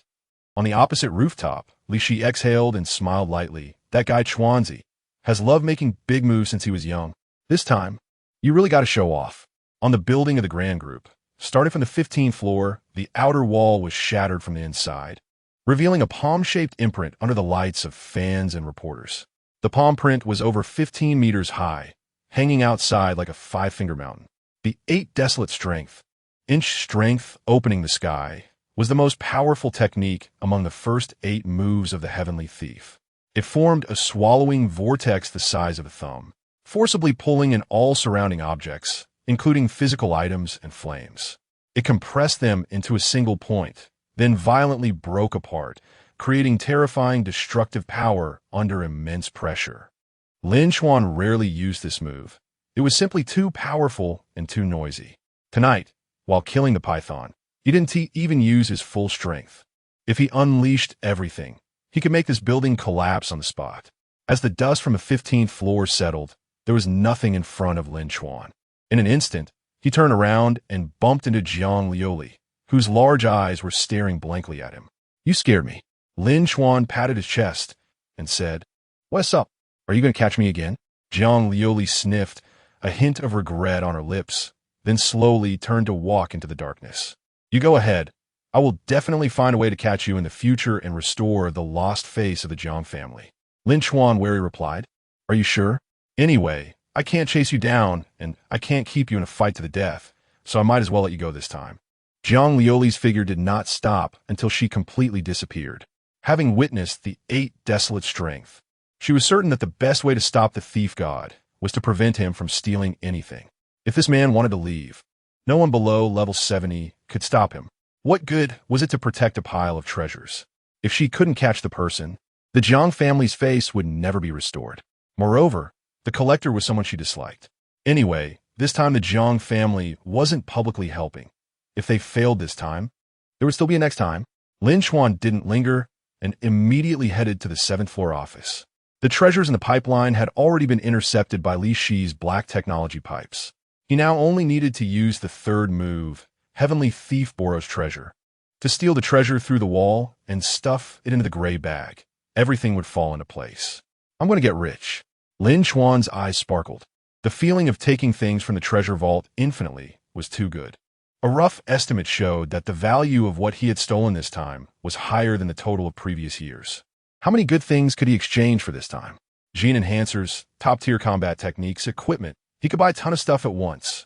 Suddenly, the sound of a siren outside jolted him awake, and he turned to look below. Vehicles from the relevant departments had already stopped at the base of the building. Due to the ruckus tonight, which almost demolished the building, the enforcers who came this time had a higher enforcement level on their uniforms than usual, generally above level 45, with a few already reaching level 50. Oh no, it's going to be difficult to leave with the scene sealed off, if there are more killings. Suddenly, Li Shi said in his earpiece, "You guys leave first. I'll handle the rest." The two of them asked in unison, "Can you do it?" "Don't ask if a woman can do it, you two bastards." On the 23rd floor, in the conference room, this was a lounge created by He Tsong, where he and Zhang Liuli were originally supposed to wait for the thief god to take the bait. At this moment, he and Ji Gao were tending to their wounds, having just bandaged their injuries. Damn it, how can a thief like the thief god have such strong power? He Tsong couldn't understand. The battle between Zhang Liuli and Lin Chuan had left him dumbfounded. It turned out that professionals could be this strong, easily destroying modern technology. The so-called genius, he prided himself on, couldn't he even escape from them? How pathetic. And Ji Gao advised, as long as you're okay, it's not worth risking your life over a bit of wealth. He Tsong shot him a cold glance and said, "I've supported you for so long, yet you can't even defeat a thief, and you still have a nerve to advise me?" And Ji Gao lowered his head in shame. He Tsong had helped him a lot over the years. High-level enhancement potions, combat techniques, breathing methods. Without the other party, he wouldn't be where he was today. However, after wasting so many resources, he couldn't last 30 rounds against the thief god. Forget it. As long as the treasures aren't lost, that's good enough. He Tsong felt somewhat relieved at the thought of being the only one to make the thief god return empty-handed. At that moment, Ji Gao suddenly received a phone call, and his face changed dramatically. He couldn't help but shout at the other end of the line, "Why report such an important matter only now?" He Tsong's heart sank, and he asked what happened. The security department personnel said they saw the emergency defense procedure activated, but had not seen any treasures going down, suspecting that there was a problem in the process. What? He Tsong jumped up from his chair, his fingers trembling. They had seen the treasures enter the pipeline for transportation. How could nothing be found on the other side? I need to check. Our family's treasures cannot be lost. Absolutely cannot. How could the thief god, no matter how powerful, silently take so many things? It must be a problem with the pipeline. The items must still be inside the building. As the two of them rushed downstairs, they collided with the enforcers coming up. From a distance, He Tsong saw the badges on their uniforms and immediately cried out, "Officers, you finally came. Our He family, our grand group." Leading the enforcement team was Su Wuxing, one of the top experts in Fengye City's department. A level 65 martial artist who had rushed over upon hearing about the appearance of the python. Upon seeing him, he almost mistook this dusty-looking kid for the python and was about to attack. "Calm down. He is not a member of the Spirit Worship Society." Su Wuxing raised his hand to signal his team behind him. The two sides faced each other, one at one end of the building and the other at the opposite end. Su Wuxing's powerful perception sensed something. He turned to look at the window near He Kong. Outside, a small drone hovered, its camera resembling the eye of a devil from hell. A sense of foreboding filled him. The accumulated experience over the years made him instinctively shout, "Enemy attack. Don't come over." He Tsong and Ji Gao slowed their steps, feeling a bit dazed, then looked in the direction he pointed. Outside the window, meteors fell like rain. Chapter 35. A harvest worth 2 billion. Countless stars streaked across the night sky, disappearing into the grand building of the SHOWDOWN group. Soon after, a series of violent explosions leveled half of the floor. Fans and reporters watching the scene realized something was wrong and fled in a panic. Outside the building, chaos reigned as if a small-scale war had broken out. After the bombing ended and the ashes settled, Su Wuxing stared at the two individuals who had been blown into unrecognizable pieces, his fingers involuntarily clenching. Check. Find out who did this. He roared at his team behind him. His gaze was fierce, filled with murderous intent. How dare they kill in front of me? No matter who you are, violating the martial laws set by the martial emperor, I will one day lock you in a cage. Such ruthless methods. Killing wasn't enough. They even had to dismember the bodies. What kind of hatred and grudge could lead to this? And Ji Gao had been thinking of protecting He Tsong before he died. But it was all in vain. The two had become a pile of meat. He Jinghao and his wife were crying uncontrollably at the scene, unable to stand, trembling as they tried to piece their son back together. Halfway through, they realized they seemed to have mixed up the parts. Honey, this isn't Xiao Tsong's leg. It's too thick. Let's try this piece. This is his bodyguard's forearm. He Hao rushed to the scene upon hearing about his brother's accident. Bro, please don't be in trouble. I was wrong. I'll listen to you from now on and won't cause any more trouble. Although the two brothers often acted recklessly, their bond had been strong since childhood, and the fact that the older brother treated the younger one kindly spoke volumes. Otherwise, He Tsong Wu and Ti have arranged for Ji Gao, a prominent figure, to be by his troublemaking brother's side. As he approached the nearly sealed-off street, He Hao walked past a person when he suddenly felt a chill around his neck. The sensation was fleeting, and he didn't pay much attention to it. I'm sorry. Sir, the road is closed. No one is allowed in. He Hao shouted angrily. That's my brother. He is dead. Can I go to him? The guard, unable to bear the sight of his tear-filled eyes, apologized. Sorry, it's my duty. Damn it. He Hao was so anxious he was jumping around like he had been injected with adrenaline. Soon after, a police officer approached with a frown. Hey man, did you get hurt on your way here? He Hao impatiently replied, I might have bumped into something. It's nothing. The officer looked increasingly concerned and finally, with a terrified expression, pointed at He Hao's neck. Why you call this nothing? He Hao finally took notice of what was being said, reaching out to touch his neck. When he felt the blood, his mind went blank and his body began to sway. The guard shouted, call an ambulance. Thud. An hour after He Tsong's death, his brother He Hao followed closely behind. The cause of death was a ruptured carotid artery. The murderer was highly skilled and familiar with human anatomy. With one swift strike, blood didn't immediately flow, but as the target moved, the muscle was pulled apart, tearing the last layer of tissue, causing blood to gush out like a flooded river. There was no need to wait until the next day. That night, news media worked overnight and released reports at 3 in the morning, igniting a nationwide frenzy online. Thief god S.Sin suffers an accident. The He brothers die tragically on the spot. Cult of the Spirit shows up to announce the scene. The explosion stirs the capital's enforcers. The internet exploded. What was going on? Wasn't it just a heist by the thief god? How did it escalate to this? It seemed that members of the Cult of the Spirit were involved. It was no surprise given what these terrorists were capable of. What about the thief god? He couldn't have died, right? Brothers, insider news. The one who died is the notorious Tang Shi. What? That psycho who enjoys torturing others is dead? Is it for real? Who killed him? That guy, although a beast, was undeniably powerful. I don't know. The enforcers have sealed off the information. Based on past experiences, it'll take at least 2 or 3 days to get the first-hand scoop. Maple Leaf, CAF. The three sat around a bed, surrounding the Chuan's Quebec. Songfeng worriedly said, do you think they won't target us, right? Lin Chuan's face twitched. Damn it. The way they killed He Tsong was too high profile. Damn it, who does that? They just went in with firepower, almost bringing the building down. Li Shi crossed her arms. Don't worry, the Cult of the Spirit is involved. Based on past patterns, they'll probably pin the blame on these people. Even if the three didn't want to admit it, He Tsong and He Hao's talents were already considered good among ordinary people. However, it was worth the Cult of the Spirit taking action. The problem was Tang Shi's involvement. How could someone of his caliber act because of two small fries? Lin Chuan sighed. We can only hope Miss Jiang speaks well of us. At that time, the surveillance was completely destroyed. Jiang Liuli, as the only witness, her testimony is crucial. If she insists that the thief god personally killed Teng Shi, then things will be much easier. At least the blame won't fall on us. Lin Chuan waved his hand as if to sweep away bad luck. Who cares? The old man has our backs. It's not our concern. Come on, let us split the loot first. As soon as the topic of dividing the loot came up, the three immediately lost their tiredness. 2 billion. 2 billion.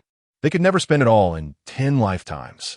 Lin Chuan generously let the others pick first. In the past, they would have to pay to exchange, and he would take a cut as a middleman. I want a weapon. Song Feng pulled out a clean short knife, feeling that it had become dull lately. Hihao's death had come a bit sooner than he expected. A divine weapon forged from celestial iron appeared. It was only as long as a forearm, but could cut through hair and slice iron like mud. Holding it, Song Feng felt he could fight Lin Chuan in his bare form. Li Shi raised her right hand high. Defense equipment, the stronger the better. If the money runs out, you have to give me more. Upon hearing this, Lin Chuan felt something was off. A bracelet popped out of his pocket, strung with 12 silver beads. The material. Li Shi reached for it, her eyes sparkling. As her energy merged with it, the treasure recognized its master, and in the next second, the beads dissolved into a pool of silver liquid covering her body. A heavy suit of armor was donned, and the other two looked up in surprise. Ha! I'm invincible! Li Shi's laughter echoed mischievously. Clad in armor, she resembled a small-scale Gundam, her head touching the ceiling. With 7 or 8 cannon tubes mounted on her back and gun barrels and blades all over her arms and legs. It was undoubtedly a war machine, made of nanomaterial. It was portable, large in size but light in weight, with strong defense and ammunition that could be generated by air. Song Feng muttered, "Where did the old man find this bag?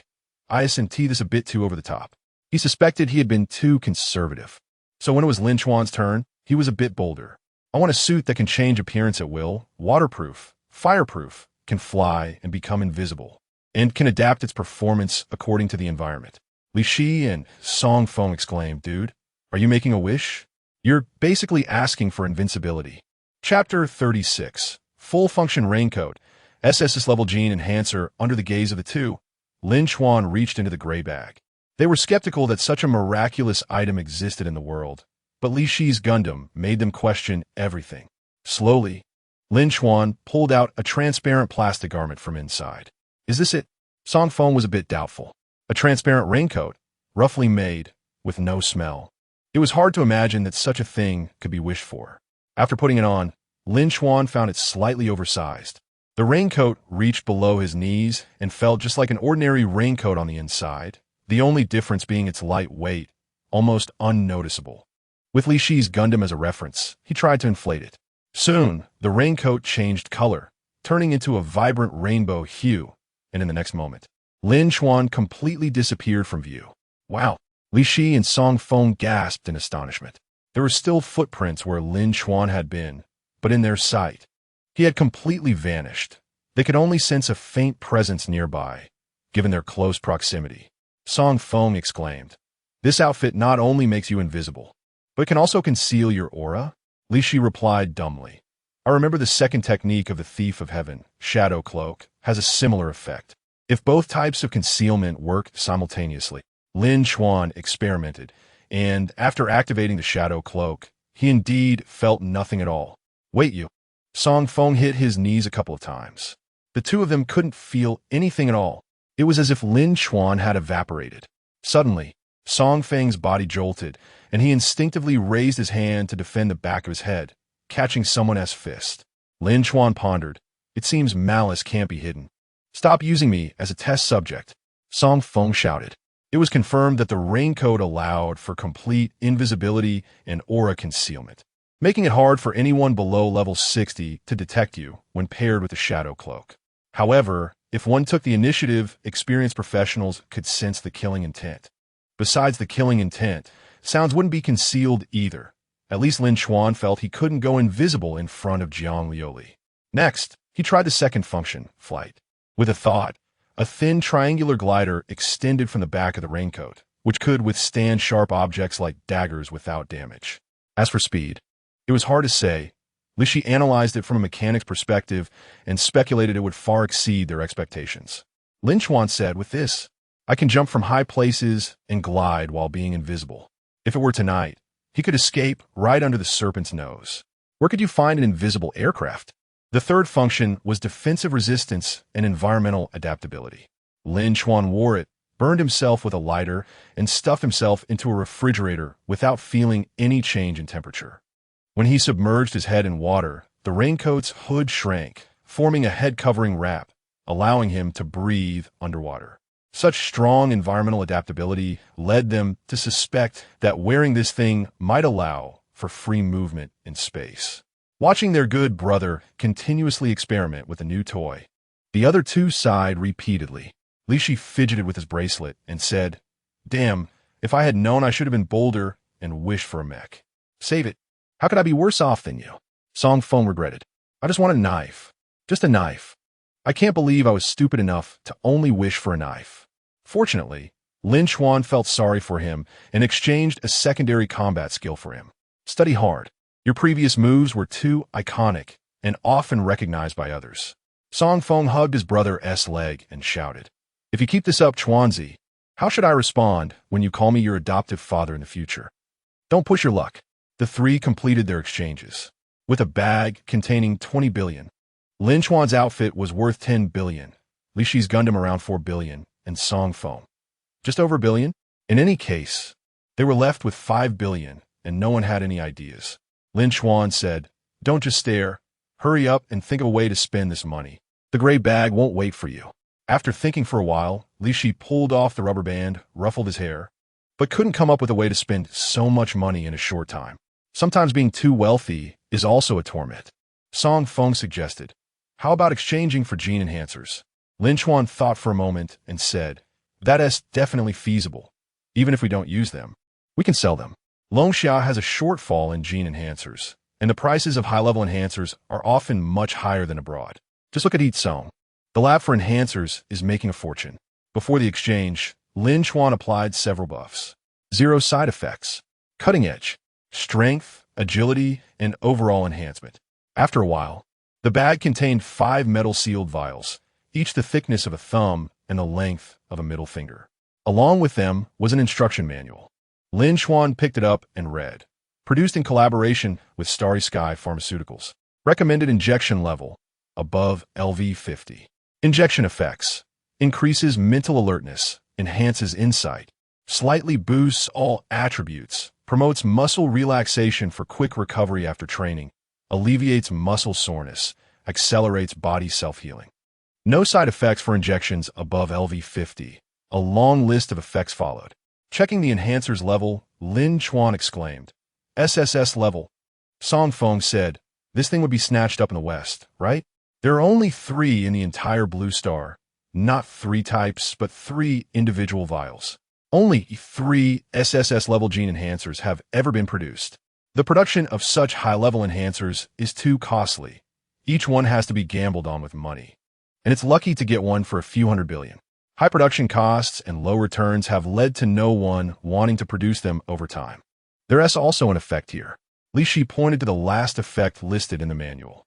It can 100 trigger the production of superpowers. Lin Chuan could no longer sit still. Among the 5 major systems, the superpower profession is the most reliant on luck. The probability of humans awakening superpowers is less than 1, and even if one does awaken a power, it can vary greatly in strength. However, even so, some people frantically pour money into purchasing enhancers to try and promote awakening. If someone triggers a powerful superpower, they wouldn't have to worry for the rest of their lives. For example, if someone awakens the ability to teleport, the country will cover all their living expenses, including marriage and childbirth. A special superpower could even turn the tide in a losing war.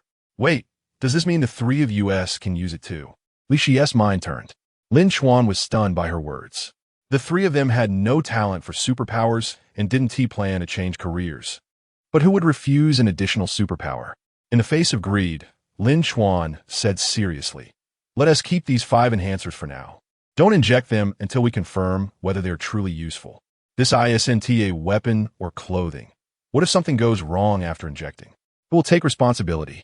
Lin Chuan decided to keep it hidden for now and find a reliable person to verify it first.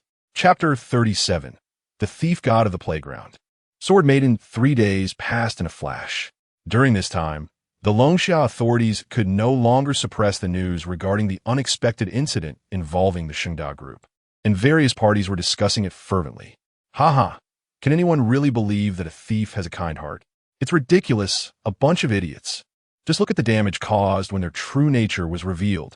But let's not get ahead of ourselves. The authorities haven't issued any notifications yet, and no one knows exactly what happened during that theft. I have a feeling that something far beyond our expectations has occurred. There are rumors suggesting that traces of the Spirit Worship Society were found at the scene. It wasn't until the third day's press conference that the media made this matter public. In front of the cameras, the law enforcement officer in charge of the case, Su Wuxing, frowned as he recounted the unexpected events of that night. At the theft scene predicted by the thief god, 2 unexpected incidents occurred. We discovered the tracks of Teng Shi, a key member of the Longxia Eastern branch of the Spirit Worship Society. Additionally, 2 heirs of the SHOWDOWN group were assassinated on the spot, and the manner of assassination was extremely brutal. It couldn't even be called an assassination. It was a blatant violation of the martial law. A reporter from the audience asked, "Hello, Officer Su. I'm a reporter from Shanghai Media. Has Teng Shi been arrested? Is the killer of the He family twins related to the Spirit Worship Society? And do the 2 incidents have a direct connection to the thief goddess theft?" These 3 questions made everyone present focus intently on Su Wuxing. If he misstepped in his words or used any controversial terms, the media could come up with dozens of interpretations within days. Su Wuxing replied coldly, "Currently, there is no direct evidence to indicate that these 2 incidents are directly linked to the thief god. After all, wherever the Spirit Worship Society appears, anything could happen. As for the killer of the He family twins, I cannot disclose too much information. I can only assure you that the Law Enforcement Bureau will do its utmost to capture the fugitive. Lastly, Teng Shi has not been captured. To be precise, he was already dead by the time we arrived at the scene." The reporter asked in confusion, "So you mean someone killed that terrorist, whom your law enforcement officer had been unable to kill, before the official enforcers arrived?" This statement sounded a bit off to Su Wuxing, making him feel displeased. Yes. According to a well-meaning resident who wished to remain anonymous, it was the thief god who personally shot him dead. Once this was said, the scene erupted in heated discussions. Although they were well-trained reporters, it was impossible to avoid significant emotional fluctuations. Because of this statement, the negative news about the thief god turned around online. No one would connect the person who killed the terrorist from the Spirit Worship Society with the killer of the He twins. In comparison, isn't it more reasonable to think that the Spirit Worship Society committed the murders? Not to mention netizens. Even Teng Shi's superior suspected it was him. What is wrong with this guy? You were asked to invite someone, and you went ahead and killed 2 people? Recently, during meetings targeting prodigious professionals like Jiang Liuli, members of the association often heard the branch president suddenly bring up similar topics. After the university opened and military training was completed, the next event to welcome students was the 100 Societies Battle, a recruitment event for clubs. All 4 playgrounds were packed to the brim, and even nearby buildings have been approved for use as activity venues. The most eye-catching, of course, were the cosplayers. Lin Chuan and his 2 friends arrived early at the scene, hoping to enjoy the sight of beast-eared girls in white socks and black stockings. However, the vibe this year almost sent them away. A girl swordsman with white wig stood at the entrance, wielding a sword and shouting, "Prepare to take my attack, thief god." Another man, dressed similarly to Lin Chuan when he appeared at the Tianzixi exhibition, posed and declared, "Jiang Family Jr., I will not lose to you." Then, a dozen cameras surrounded them, clicking away as the 2 pretended to fight, ultimately resulting in a low-budget thief god successfully stealing a gem and escaping. Such scenes were everywhere on the playground. Everywhere there are thief gods and sword maidens. This is hilarious. Who is the genius behind this plan? Chuanzi, you are invincible. Do you know that you are invincible? Congratulations. Today you must provide decisive evidence to admit that you are the thief god. Haha. I've heard about people starving with their front and back pressed together, but today I saw someone laughing so hard that their chest and back were pressed together for the first time. Two fools lay on the lawn, pounding the ground. Their faces flushed as they laughed uncontrollably, showing signs of oxygen deprivation. The awkward dialogue made Lin Chuan feel embarrassed, wishing he could find a crack in the ground to hide in. He had asked the cosplayers why they chose to cosplay these two characters, and they replied, "Don't you go online, you country bumpkin? Don't you know how popular the thief god is now?" Having completed an unprecedented and astonishing theft, the law enforcers had no idea how he managed to move so many treasures in such a short time. It wouldn't be an exaggeration to call him the world.S #1 thief. And then he killed Tang Shi. Do you know how many people wanted to kill him, but failed? The law enforcers' encirclement was even countered by him, and everyone wished they could strip his bones. At first, the thief god was just a slightly more famous thief. Now, he has become a hero who eliminates threats for the country, especially in a martial-spirited nation like Longxia, where being adored is natural. Lin Chuan asked, "Does the thief god himself agree with this?" The person thought he was looking for trouble and immediately waved his hand to shoo him away. What does he have to disagree about? He must be so happy. Now go. Don't disturb us while we take pictures. Lin Chuan. Fine, I'll leave. After a while, that person reached into his pocket. Damn it, where's my lighter? Lin Chuan wandered aimlessly down the street, surrounded by cosplays of him, occasionally overhearing lines that sounded awkward. I wonder if Song Feng and Li Shi, lying on the grass, have recovered from their laughter. Damn it, where can I go in this situation? After wandering around, Lin Chuan entered a building next to the playground, which was mostly used for clubs that required a closed environment, such as music and drama performances. As soon as he walked in, he regretted it. Damn it. A sea of white-haired sword maidens, all types included. Slim, fat, short, tall male. It almost scared Lin Chuan to death. Just as he was about to leave, he heard a familiar voice. Please don't touch my hair. In a crowd of Zhang Liuli cosplayers, a girl curled up in the corner, holding a wooden stick and barely visible in the light, weakly said. Beside her, many Zhang Liuli cosplayers exclaimed in admiration, "Wow, sister, your wig looks so realistic, not at all fake. Yes, your outfit is also very well done, way better than ours. Teacher, can I take a picture?" Lin Chuan could see what was happening. Zhang Liuli was different, in the poor little blind girl's perception. She came to listen to music today, not knowing how a group of people surrounded her, saying things she couldn't understand. How scary. Chapter 38. Drama performance in a moment of panic and confusion. Someone in the darkness grabbed the girl's hand, pulled her up, and led her away from the crowd's attack. Excuse me, this is my friend. She suddenly has something to deal with. Upon hearing Lin Chuan's voice, Zhang Liuli relaxed her guard and followed him. Walking a good distance away, Lin Chuan casually took a sip from an unopened drink and asked, "Were you scared?" "Yes." Zhang Liuli nodded seriously. That group of people was too frightening. They surrounded me without saying a word, and the sound of cameras clicking was everywhere, more terrifying than ghosts. She was just a timid little girl. It was different from her demeanor when she was killing the snake at the Shengda group. This was what they called having two sides to a person. Lin Chuan smiled faintly and asked, "Did you come here to join a club?" No. Zhang Liuli shook her head. Who would want me? I can't even see. I just wanted to come and listen to music. Lin Chuan sighed. You don't know that the music club is on the 5th floor? Zhang Liuli lowered her head and whispered, "No one told me. I thought I had to find it myself. Sigh, I forgot. The location of the clubs is written on the playground. She can't see and has no friends. So, of course, she can only search by herself." Lin Chuan felt a bit embarrassed. "Let us go. I'll take you there." Zhang Liuli's eyes sparkled a little, and her head lifted slightly. Lin Chuan led the way, and she followed closely behind. Even without verbal cues, the girl managed to keep up. When they reached the 4th floor, a beautiful and mournful piece of music suddenly played. Zhang Liuli curiously asked, "Have we arrived?"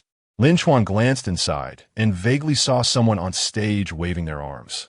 "We're at the drama club on the 4th floor. Do you want to go in and take a look?" Fearing that the girl might be too naive to understand, he specifically explained what a drama was. Surprisingly, Zhang Liuli nodded. Lin Chuan thought it didn't matter. He was just here to accompany her. The drama club's venue was large enough to seat 400 or 500 people, with a stage performance area that seemed to include part of the 5th floor. On stage, a man and a woman were performing a scene about a farewell before graduation.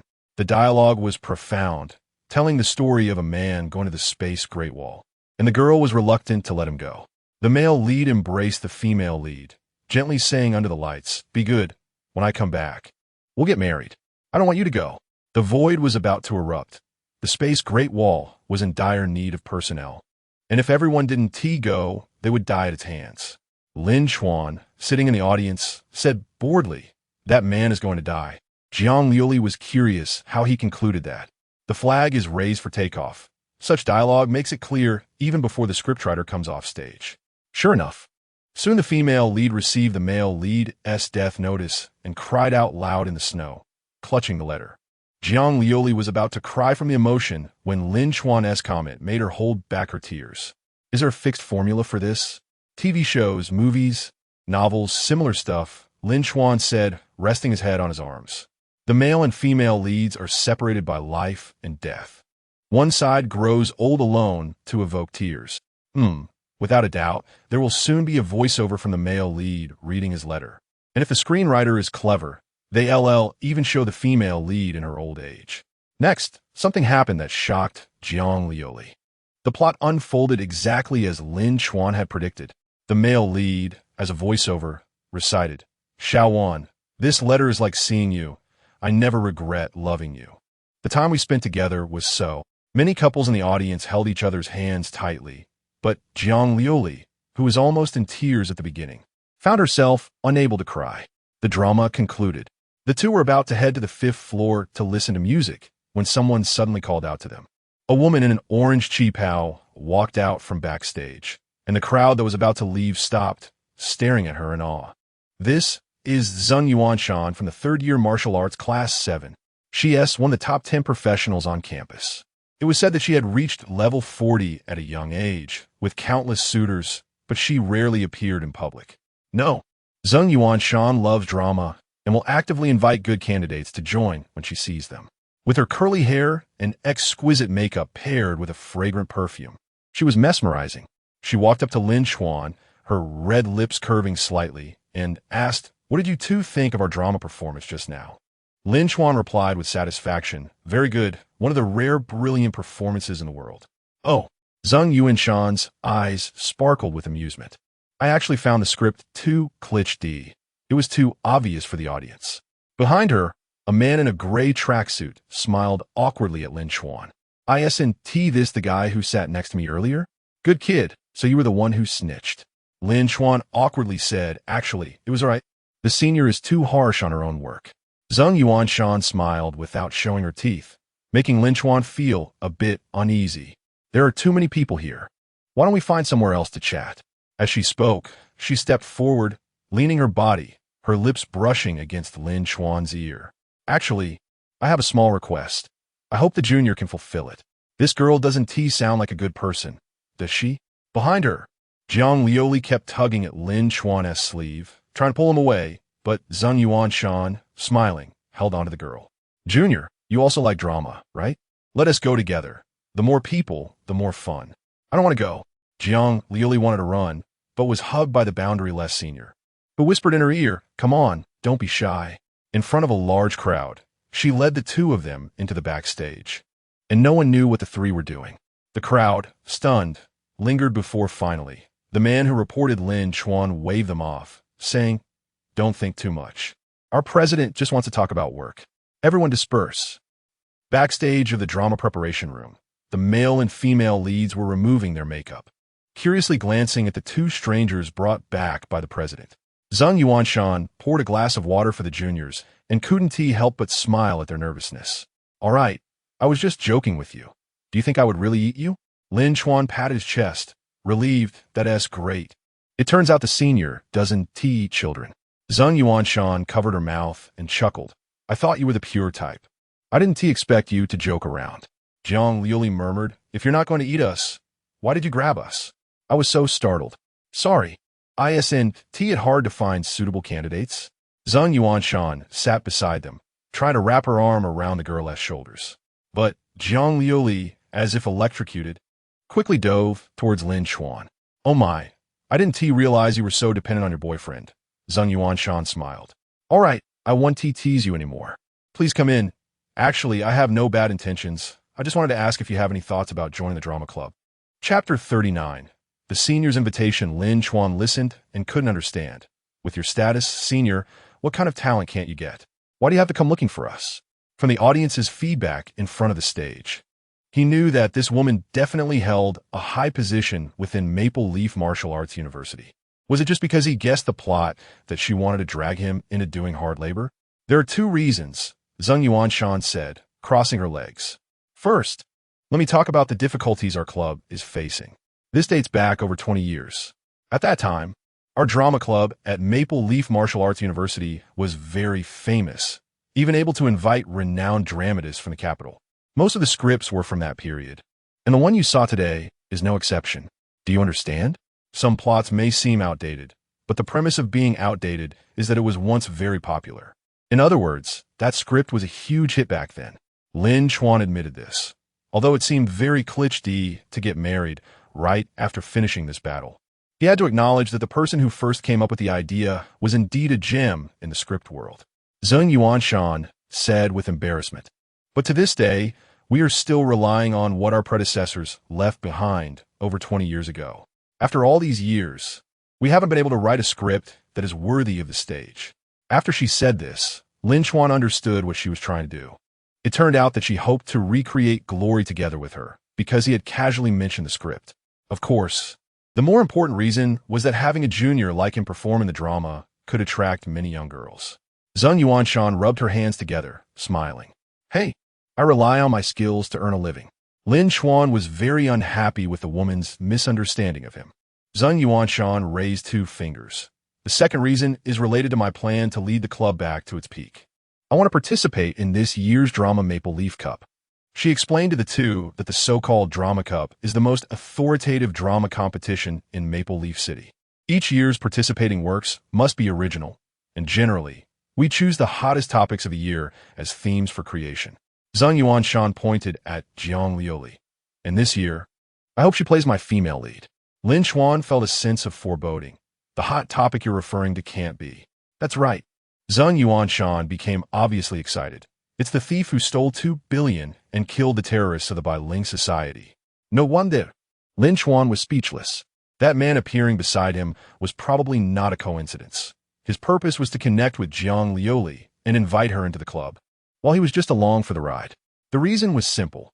Jiang Liuli looked just like her. Just look at her hair and outfit. How similar she was to the Valkyrie who fought against the thief. "Don't worry, the lines for the junior are very few. Mainly it's action scenes. I will find the school's famous swordsmanship expert to train you."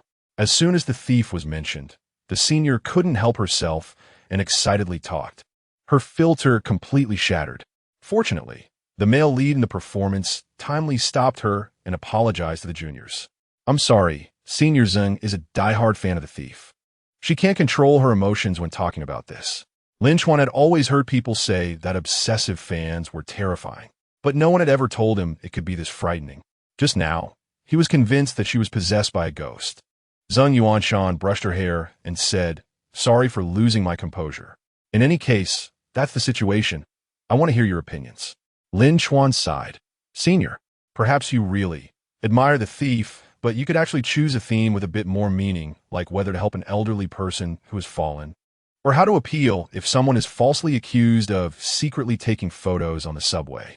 Zheng Yuanshan replied, "We did consider filming that before, but unfortunately, since it's a competition and voting is open to everyone, naturally, the numbers for trending topics will be higher. Not just us, but there are rumors that other drama clubs in Maple Leaf City are also using that theme.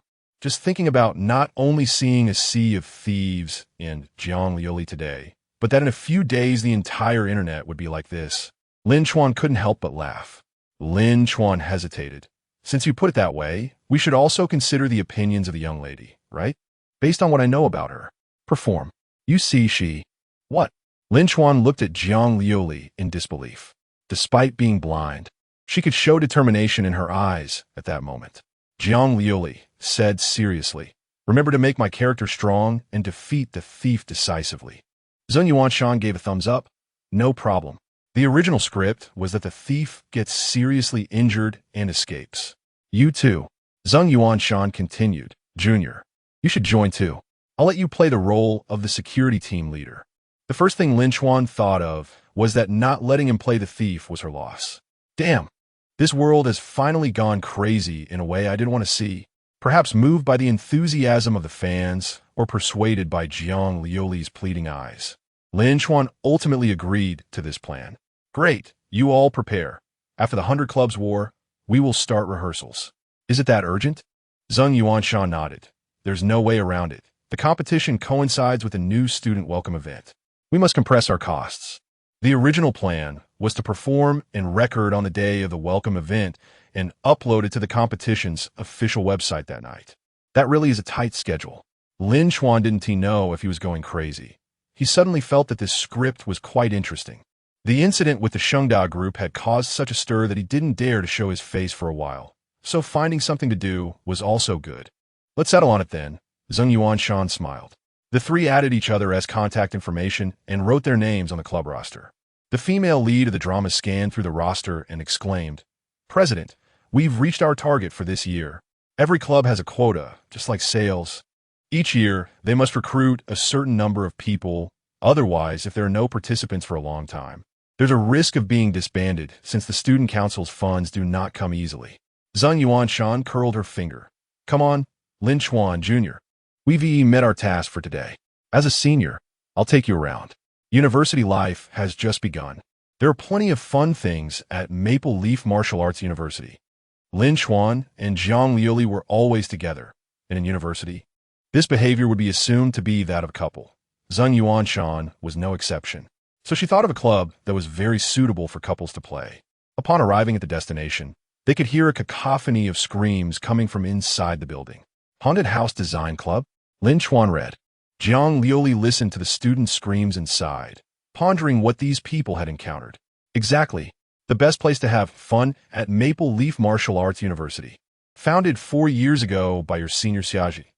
Every new haunted house design completed attracts a large number of students to participate. Zheng Yuanshan leaned close to Lin Chuan's ear and whispered with a smile. Inside, many little girls will scream and ask boys to protect them. Occasionally, some intimate contact, ISNT, unforgivable, right? Lin Chuan became serious. Senior, I'm a gentleman. Chapter 40. Treasure Hunt in the haunted house in front of the entrance. A frail-looking man wearing glasses smiled and asked the younger students, Does anyone want to play? This time, no one dared to raise their hand. A brave female student complained. Senior, your haunted house is too scary. We searched all around and couldn't find the key. I said, Senior, if you're not good enough, don't blame a senior, okay? Xiaji touched his nose and chuckled. If the haunted house isn't scary, then what is it? The crowd was left speechless. In any case, they would not play a second time. Senior Xia, is there a new haunted house coming out? A teasing voice came from the back, and everyone looked over in surprise to find it was a campus celebrity. Xiaji smiled and said, Junior, want to get a try? Sure. Zheng Yuanshan introduced the two newcomers behind her. These are the newest members of our drama club. I brought them here to have some fun. After a brief conversation, Lin Chuan got a sense of the senior's personality. He was very cheerful, but perhaps due to lack of sleep.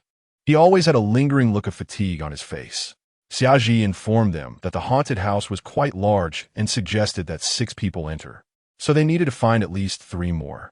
Lin Chuan called over 2 close friends, and upon seeing them, it was as if they had just returned from shopping, all loaded with little trinkets from joining clubs. Roughly estimating, these 2 must have joined at least 10 clubs to accumulate so many items. The final person was called over by Zheng Yuanshan, the guy in gray who had guessed the plot. Zheng Yuanshan introduced him.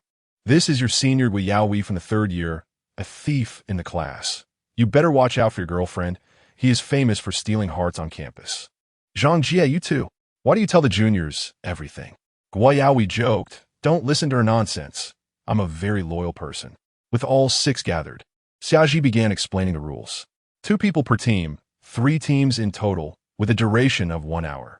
The haunted house concealed 36 keys, only one of which was real. The winning condition was to find the real key and unlock the basement door on the first floor, where a gift prepared by the seniors awaited. Lin Chuan asked, "Isn't this a haunted house? Why does it feel like a puzzle-solving game?" Xia Ji smiled mysteriously. "You'll know once you go in. Oh, by the way, all professional skills are prohibited inside. If any damage occurs, participants will have to compensate." The Haunted House Design Club had ample funding, which Lin Chuan thought was at least wealthier than the Drama Club. The building was a 5-story, abandoned classroom building that had been specially approved for them. The moment he stepped into the building, he felt a noticeable drop in temperature, and he could barely hear the hum of the refrigeration unit made by the mechanics. Bloodstains and fake corpses were everywhere on the floor. Some of the ceilings were dripping blood, the windows were sealed, and the interior was dim. Zheng Yuanshan warned, "Just a reminder, your senior here is a superpowered individual, and it's said his ability is to create illusions, so don't be surprised by anything you see in this building." Lin Chuan was somewhat taken aback upon hearing this.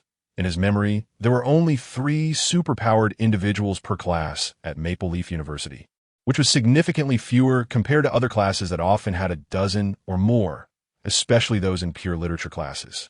However, knowing that what they encountered would be illusions made him feel that something was missing. Alas, this was probably the price of being spoiled. The 3 groups began to act separately, relying on their own abilities. In other words, they needed to get the items while preventing the other 2 groups from snatching them.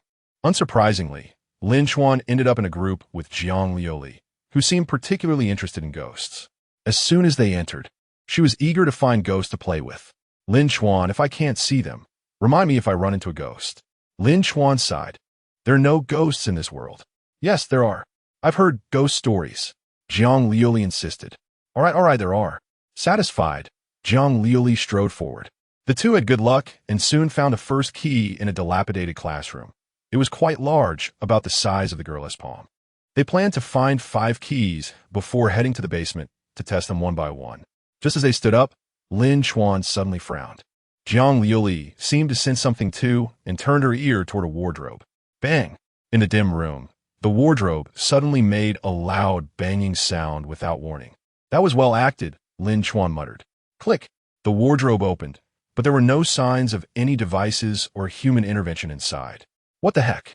The 2 felt a chill at their necks and immediately turned to look behind them, but there was nothing there. "Lin Chuan, there really is a ghost," Jiang Liuli exclaimed, pulling at Lin Chuan's sleeve. Lin Chuan had never believed in such things, but today he felt something was off. Something had definitely been behind them, even openly watching them. Given his strength, he shouldn't have missed it, yet the fact remained. He turned back but found no trace of that thing, as if it had evaporated into thin air. Are superpowered individuals this formidable? Is an illusion this realistic? Drip! A viscous liquid fell from above, tightening Lin Chuan's nerves. Wiping it off with one hand, he awkwardly looked up. The second drop landed on his forehead. They locked eyes, and what awaited him was a mouthful of bloody teeth. A 4-legged, long-armed lizard hung from the ceiling, its lantern-like big eyes fixated on him. Lin Chuan took a deep breath, resisting the urge to use his professional skills, silently reminding himself that he couldn't afford to damage the building. Lin Chuan, is there something above me?" Jiang Liuli tightly gripped Lin Chuan's arm and asked. "Run what?" Lin Chuan yanked the other end of Jiang Liuli's guiding stick, and they both dashed outside. Behind them came the sound of the large lizard crashing through a door, chasing them on all 4s, and even from a distance, he could smell the foul odor. A thought suddenly popped into Lin Chuan's mind. Is this really an illusion? Are you sure it's not some real thing that was captured from somewhere? Similar situations unfolded in the building for the other 2 groups as well. "Sister Shan, help me. Idiot. How did you trip over the wood? Fengzi, save me. A dead friend is better than a poor Taoist. F you." The key point was that their 5 senses told them these things were real, but their instincts warned them it was fake. Even the 3 orphan brothers couldn't sense the life signs of these creatures. Jiang Liuli nearly stumbled halfway and shouted, "I lost my shoe." They could vaguely hear the sound of the large lizard scraping against the wall. Lin Chuan realized that there was no way to escape that thing unless they got out of the building. In a moment of desperation, he grabbed Jiang Liuli's hand as she went to retrieve her shoe and pulled her into a cupboard. According to the rules of the Jianghu, ghosts can't enter cupboards. Once inside, Lin Chuan realized something was off. The space was too small. They were close enough to feel each other's breath. He could only hold Jiang Liuli tightly, and as he did, the little girl kept rubbing against him, her white hair making his nose itch. Shoo! Jiang Liuli made a gesture for silence, saying seriously, "Don't make a sound. We'll be discovered." Her eyes showed no resistance to physical contact with the opposite sex, only a desire to win. Chapter 41. The crowded cabinet with Liuli Lin Chuan was about to suffer greatly. The soft body nestled in his arms felt like a large doll, making him want to hold it tightly and rub his face against it. The girl's swan-like neck was fully visible before him, and her small hands clung to the cabinet door, as if doing so would prevent the monster chasing them from getting in. The large lizard circled around the cabinet, found no anomalies, and gradually became semi-transparent, slowly disappearing. Did it leave? Jiang Liuli turned her head to ask, a faint fragrance wafting over to Lin Chuan's face. Their posture was very ambiguous at this moment. In the cramped space, Lin Chuan, to avoid offending the girl, pressed his hands against the walls on either side, while Jiang Liuli knelt barefoot in the middle, one foot resting on his shoe. Even so, the action still looked like he was holding Jiang Liuli, just that his forearms weren't touching her. Now and then, the girl's hair and skin would gently brush against his chest and chin. The overall scene resembled a human cornering a small rabbit, with the rabbit suddenly turning to ask if it wanted to eat her. Especially when Jiang Liuli asked with her side profile, it felt even more so. Lin Chuan, are you uncomfortable? Your temperature is a bit high. Jiang Liuli rolled up her sleeve and lightly brushed her delicate hand across his forehead. Lin Chuan licked his lips and quickly turned his head aside. "Iem me fine. I just got tired from running earlier." "Oh, I thought you were scared." Jiang Liuli smiled gently. Lin Chuan asked, "Shall we go out now?" Jiang Liuli thought for a moment and said, "Let us wait a bit longer. It might still be around." So they stayed in the cabinet for nearly 5 more minutes. And when the cabinet door opened, Lin Chuan breathed in the long-lost fresh air. He moved his numb feet and caught sight of Jiang Liuli searching for her lost shoes. "Here." Lin Chuan picked up the shoes and tossed them on the ground. "Thank you." Jiang Liuli supported Lin Chuan's arm and, after tapping her toes on the ground twice, put them on. A quarter of the time had already passed. The two of them then searched this floor, finding another key while avoiding the attacks of ghosts. As time passed the halfway mark, they only had 2 keys in hand, so they decisively chose to go downstairs and test their luck. Coincidentally, they ran into the senior students who were also heading to the basement. Zheng Yuanshan smiled and asked, "Hello, juniors, have you had any unforgettable memories?" Lin Chuan's mind flashed back to that cramped space, and he coughed twice in embarrassment. Jiang Liuli then recounted the terrifying large lizard, saying it was good that Lin Chuan smartly hid in the cabinet. "The cabinet?" Zheng Yuanshan said meaningfully, "I remember that the cabinets here are quite small." "Small?" Jiang Liuli replied in confusion. "I think it's quite big." Hard to say." Lin Chuan immediately interrupted their conversation. "Senior, how many did you find?" Guo Yaohui held up 2 fingers, shaking his head regretfully. "Xiaji's haunted house is too difficult. We only found 1. Zheng Yuanshan seemed to want to say something, but swallowed it, her gaze at her teammate becoming a bit strange. "Is it this one? What are you thinking? The probability is 1 in 36. How could your senior's haunted house be so simple? Assuming 15 minutes per key, with 6 people combined, it would at least take 2 or 3 hours. The difficulty is comparable to hell. However, the immersive experience is excellent, especially during the ghostly escape. It feels just like being there." Guo Yaohui said, "Speaking of which, those are void creatures, right? I really don't understand how Xiagu made it so realistic." Lin Chuan replied, "There's not a hint of aura to sense. Is there really such a powerful illusion in the world?" Zheng Yuanshan smiled lightly. "Don't underestimate your senior Xiaji. His family is impoverished, lost his mother in childhood, and his father in adulthood. Yet he managed to get into our school under such dire circumstances, using the money from designing the haunted house to support his sister's education. His abilities are naturally quite impressive."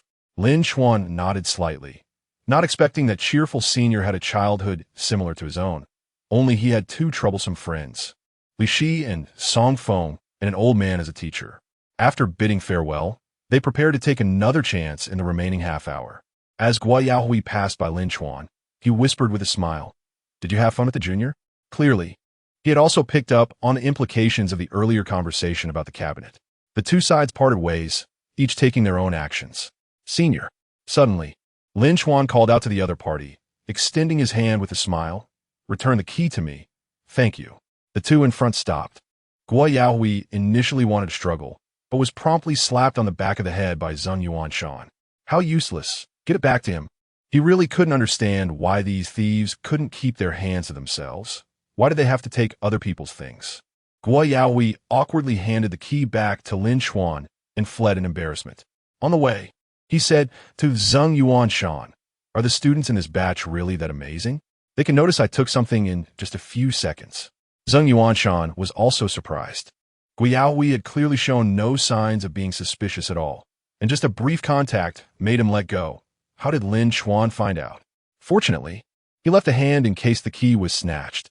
Let's check later to see if this one is real. Guo Yaohui began searching his pockets. Zheng Yuanshan muttered to herself again, "What a useless thief." Not only did he steal from juniors, but he was also wary of being robbed by juniors. What kind of cowardly thief could notice that? Sigh, indeed, there is only one thief in the world with the audacity of a god of thieves. Damn it, Guo Yaohui exclaimed after rummaging through his pockets 3 or 4 times. Where's my second key? Lin Chuan tried 3 keys, none of which worked regardless of the direction he turned them. The basement door remained tightly shut. This is too hard. Jiang Liuli sat down in despair. Collecting 36 keys within an hour is simply impossible.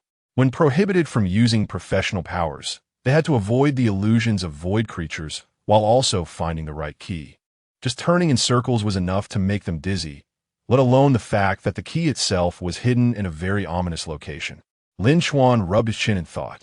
Jiang Liuli was right about one thing. During this period, winning depended solely on luck. The senior had said that Xiaji's haunted house was famous throughout the school. An excellent designer couldn't possibly create an unsolvable game. When unable to defeat a boss, one must think more critically about whether it's a weapon issue or if there's a special mechanism at play. Since the rules hadn't been tampered with, it could only mean that the real key must be in a very obvious location. Otherwise, we wouldn't have enough time at all. An obvious location. In the haunted house, Jiang Liuli rubbed her fragrant cheeks with her hands, looking pitiful. Let us just admit defeat. Smack! Lin Chuan flicked the girl's forehead. Ouch! Jiang Liuli touched her forehead, feeling wronged. Why did you flick me? You're so rude, just like a god of thieves. Don't be so quick to give up. I know where the real key is. Lin Chuan sighed in relief, suddenly enlightened. Senior, is it really that interesting to hide it like this? Chapter 42. The neighbor sword girl grows up at the entrance of the haunted house. Xiaji sat on a movable chair, leisurely glancing at his watch. 15 minutes left, he chuckled. Looks like they still couldn't find it. This was to be expected.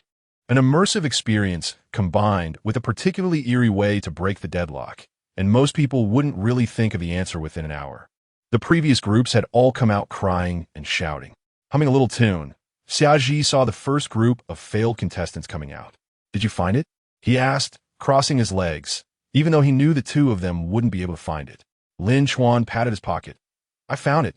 The lock is already open. Huh? Xiaji laughed as if he had heard a funny joke. I mean, Junior, there's no need to lie about this, right? Lin Chuan looked confused. Why would I lie to you? I really found it. Impossible. Don't joke with me. Xiaji chuckled, his tone very certain. Upon hearing this, Lin Chuan's lips curled up, confirming that idea. Senior, I'm just curious. You didn't TC my key, nor did you see the gift I found in the basement. How can you be so sure I didn't get it? Xiaji opened his mouth. Of course it's because, after saying that, he regretted it and immediately shut his mouth. Lin Chuan laughed. What's wrong, Senior? Go on. Xiaji awkwardly said, Don't think you can pry my words out of me. Failure is failure. Let us talk about playing next time. The more anxious he became, the more it proved Lin Chuan's correctness. Lin Chuan slowly walked towards him. All right, but I need to try again. After saying this, he reached into Xiaji's pocket, and the designer of the haunted house dodged, as if he had been electrocuted. The two exchanged glances and immediately took action. Xiaoji smiled. Impressive. When did you start to suspect? When we spent half an hour finding only 2 keys. The time just doesn't add up. 1 hour is definitely not enough. The things can only be in obvious places.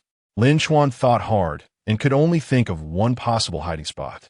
That would be on the game designer himself. The air around Xiaoji began to ripple, and then a void creature appeared in front of him, blocking Lin Chuan. Very clever. I like my work being visited by smart people like you. However, if you want to simply take the key from my hand, you'll need 3 groups of people to fight for it together. Xiaoji waved a metal key. He had designed a team cooperation scheme where 2 groups would distract the illusion while 1 group would come to steal from him. Since the real key was at the entrance, away from the basement, it gave the 3 a chance to engage in a melee, increasing the playability. As a result, Lin Chuan boldly came over with his teammate, without bringing the other 4. Junior, you failed due to arrogance. With just the 2 of you, you can't distract this big monster while grabbing the key from my hand. Lin Chuan, who had already found the illusion strange, became even more curious. The giant lizard's attack wouldn't harm the 2. Its arms would sweep through their bodies like a gust of wind, pushing them aside, while its massive body blocked their approach. Xiaoji made a face at the 2 through the gap, mocking them. Lin Chuan tried 2 or 3 times, but couldn't find a breakthrough, shouting, Senior, this is too unfair. Xiaoji laughed. Don't make excuses for losing. Looking at the current situation, it was indeed impossible to catch him without the power of professionals. Did he really have to go back and find the other 4 for help? I'll do it. Jiang Liuli, who had been hiding at the back, stepped forward. Lin Chuan kindly reminded, they don't allow using qi. I know, but I've worked hard for so long, I don't want to lose. Jiang Liuli whispered. You just charge ahead, leave the rest to me. With the young lady of the Jiang family speaking up, Lin Chuan naturally didn't hesitate, reaching for the key again. Wow, juniors, still not giving up? Xiaoji shook his head and retreated, the giant lizard blocking his front. Bang! Then came a shocking scene that appeared before his eyes. Holy crap! Jiang Liuli, that frail-looking blind girl with white hair, was using her small body to hold up the giant lizard with her bare arms. A passageway opened up between the 2 sides. Xiaoji wanted to speak, but didn't know what to say. And then his vision went dark as Lin Chuan lunged at him. Stop! Junior, don't touch me. You won. I admit defeat.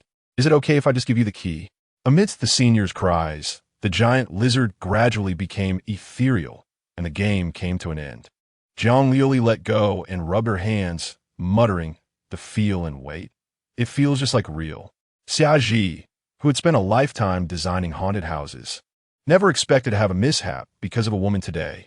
How could he have thought that a beautiful and cute girl could just lift a lizard like that? Are you sure you're human? Do you understand the game rules? When a boss is hard to fight, you should call for an NPC, not just charge him like you did. Lin Chuan awkwardly blocked Jiang Liuli behind him, smiling. Sorry, senior, didn't he mean to scare you? On the way to the basement, Xiaoji complained. I've decided the next haunted house boss will be the junior girl. Who dares to try and knock me out with a punch? Lin Chuan. The seniors arrived at the basement, becoming witnesses to the only prize winner of the day. Guiyao Wei was still fixated on that key, suddenly staring at Lin Chuan in a way that made the latter uneasy. He suspected this kid had stolen it, but the other party adamantly denied it, claiming he must have dropped it accidentally. Even the victim himself thought the second possibility was greater. After all, he was the best thief on campus. How could he be stolen from so easily? Inside the small box in the basement lay a handwritten coupon, which could be used for 10 free plays in Xiaoji's haunted house and an invitation to create for the haunted house. Since the treasures Lin Chuan had seen before all started with thousands, this time it was surprisingly not very exciting. Xiaoji explained, I believe you've seen the quality of my haunted house. With this, you can play for free 10 times. The creation invitation is similar to the courage testing competitions over in Fusong, where you go on adventures in legendary haunted buildings, probably in about a week. Jiang Liuli held the prize ticket in her palms. This was her first time winning outside of swordsmanship. She turned back with a gentle smile. I had a great time in today as haunted house. Let us come back to play next time. Lin Chuan gave her a firm tap on the forehead. Next time, remember not to be so violent. Oh, Jiang Liuli rubbed her forehead, playfully sticking out half her tongue. As the four were heading back, they ran into Li Shi and Song Feng, both of whom looked very bad and were unwilling to speak to each other. Chapter 43. The Sword Maiden's leg on the pillow, inquiring about the reason. It turns out both of them felt that the other was holding them back, so they decided to split up and look for the keys separately, agreeing that whoever found the real one first would be the father of the other. Xiaji exclaimed in shock. So you both found 20 keys in 1 hour? Lin Chuan chuckled. Their damn competitiveness. Human potential is indeed limitless. Li Shi took out a large bunch of keys and asked, Senior, can you tell me which one is real? I took 11, so my chances of winning are definitely higher. Song Feng retorted. Lin Chuan noticed that this kid, while claiming to like the girl, showed no intention of conceding in terms of competition. Xiaji facepalmed. They're all fake. The real one has already been taken by your friend here. What? The two turned to Lin Chuan, who was beside Jiang Liuli, proudly waving the winning ticket between her fingers, as if to say, you're too late. Lin Chuan and I have already won. Li Shi looked as pale as someone who had lost hundreds of thousands in the stock market. Is a lifetime of effort ultimately not as good as sheer luck? Not really. Sometimes we need to use our brains, Lin Chuan thought to himself. All right. It's all trivial stuff. Come on, Senior will take you to buy some milk tea. Zheng Yuanshan raised her hands above her head, showcasing her perfect figure while leading the way with a clap. Only half a day had passed. There was still 3/4 of the time left before the 2-day battle. And university life had just begun, so they had plenty of time to enjoy. They had lunch together, and in the afternoon, the senior took them to explore other clubs, watch short films, listen to piano performances, and see various superpowered individuals showcasing their abilities at stalls. In the evening, there was a fireworks display specially prepared by the student council. Students sat on the playground with blankets, dressed in all kinds of costumes, from ancient attire to Western classical and Japanese Miko outfits. Lin Chuan have won.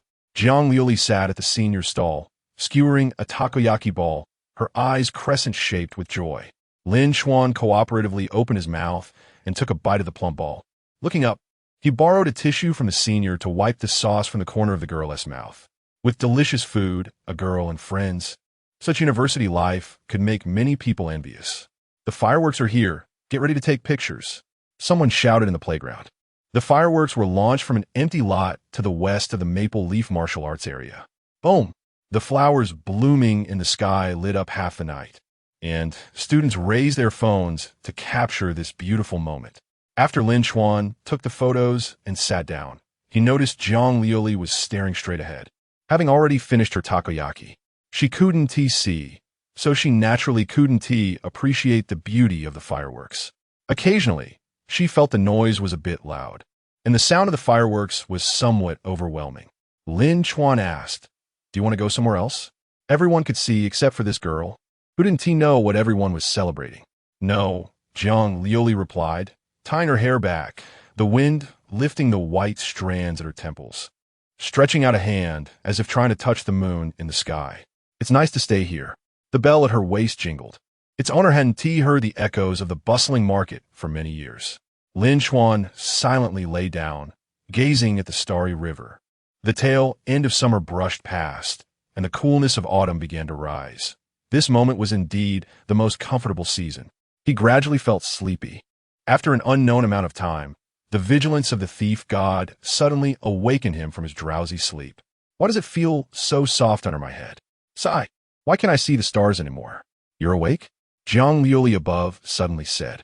Lin Chuan rubbed the back of his head. This sensation, unmistakable. The grapes the senior bought are quite tasty.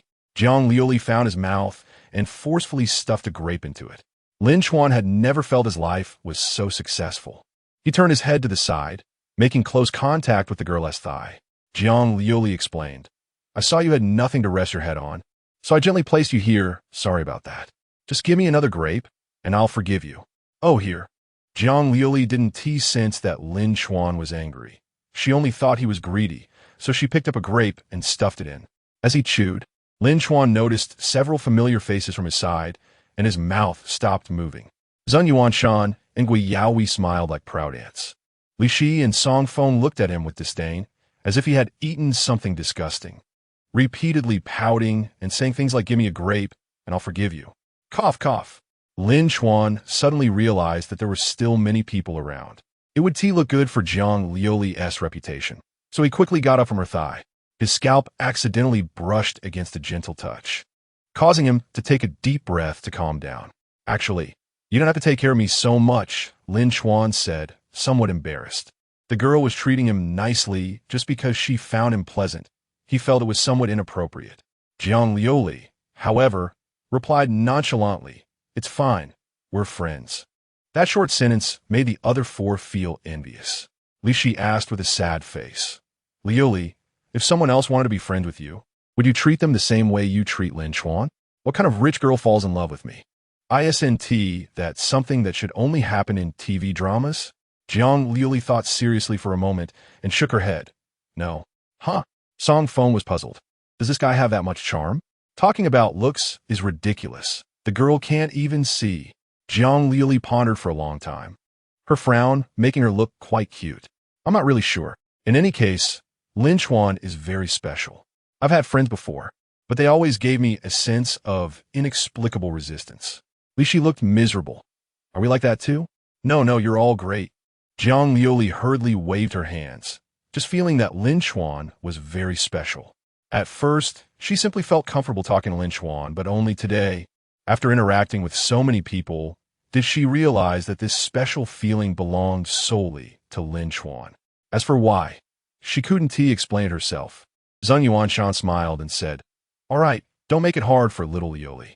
Just like many people, when we see them for the first time, if we chat for less than 5 minutes, we might feel disgusted, but there are also some people who, just by looking at them, make us feel very close.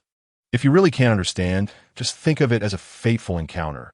As long as it doesn't cause personal loss, it's a good thing." No wonder she asked the president of the drama club her lines. Lin Chuan silently agreed with this statement. "I'm going to the bathroom. You all continue chatting." Song Feng teased. "Not going to eat some grapes?" Lin Chuan turned back with a smile. "I think you're the one who's greedy. Interest? Let him choke." "All right," Li Shi replied, then pulled out a large bunch of grapes and forcefully stuffed them into Song Feng's mouth. Probably still upset about him leaving her behind in the haunted house that morning. As for Lin Chuan, after leaving the playground, his vigilance was at its peak. That malicious intent that woke me from sleep. Let me see who is watching me. Chapter 44, The Thread of the Cult. This malicious intent was directed at him, fleeting and unnoticed by others. Lin Chuan pretended to go to the bathroom, during which the prying gaze reappeared, this time bolder and almost lacking fear. "I want to see what you all really want to do."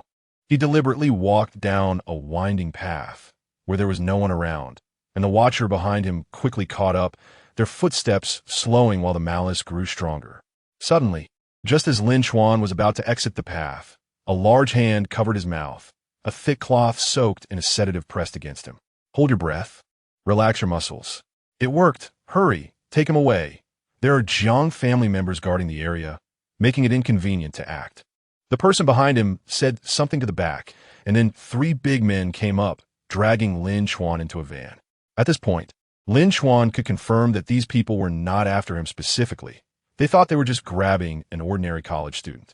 As for why they wanted to capture him, he would soon find out. Including the driver, there were 5 of them in total. They drove a long distance, taking the car from the school to a secluded corner, during which Lin Chuan pretended to be asleep.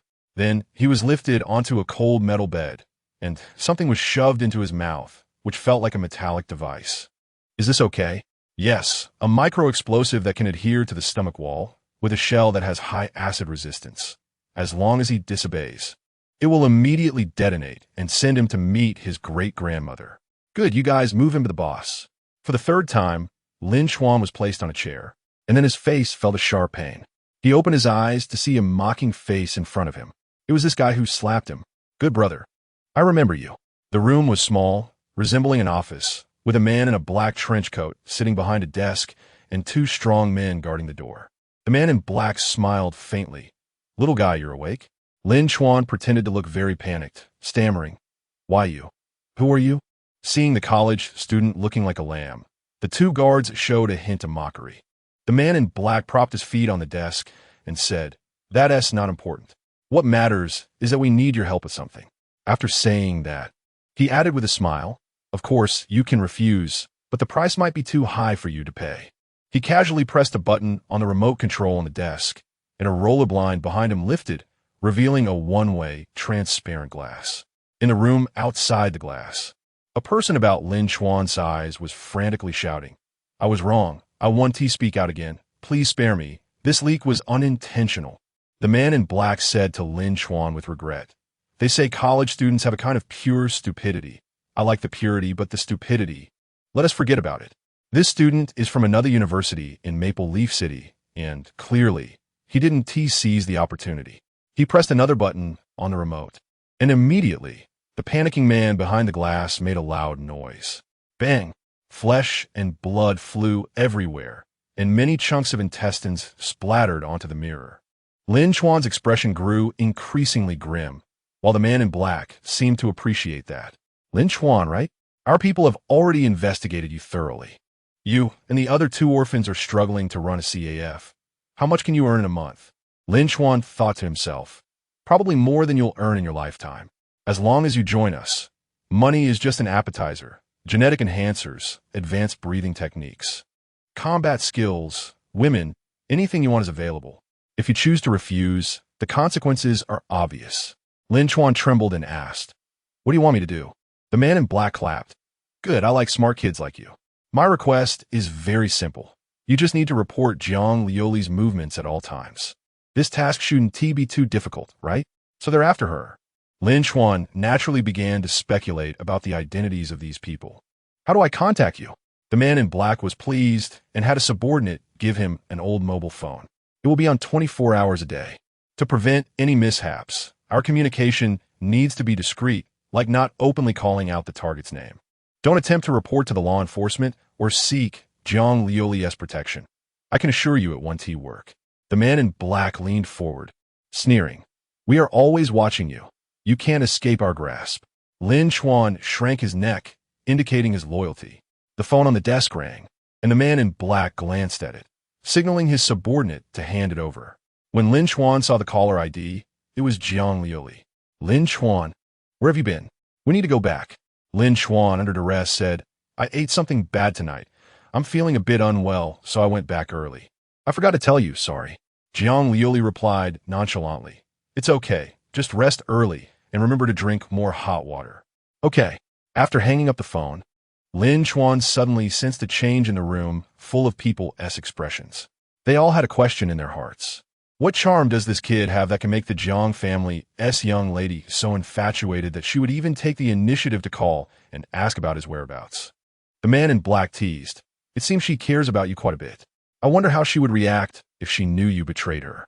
Lin Chuan asked, What do you want to do to her? Mind your own business. Smart people prefer to stay silent, the man in black said coldly. In any case, if you follow us, the benefits will make your hands soft.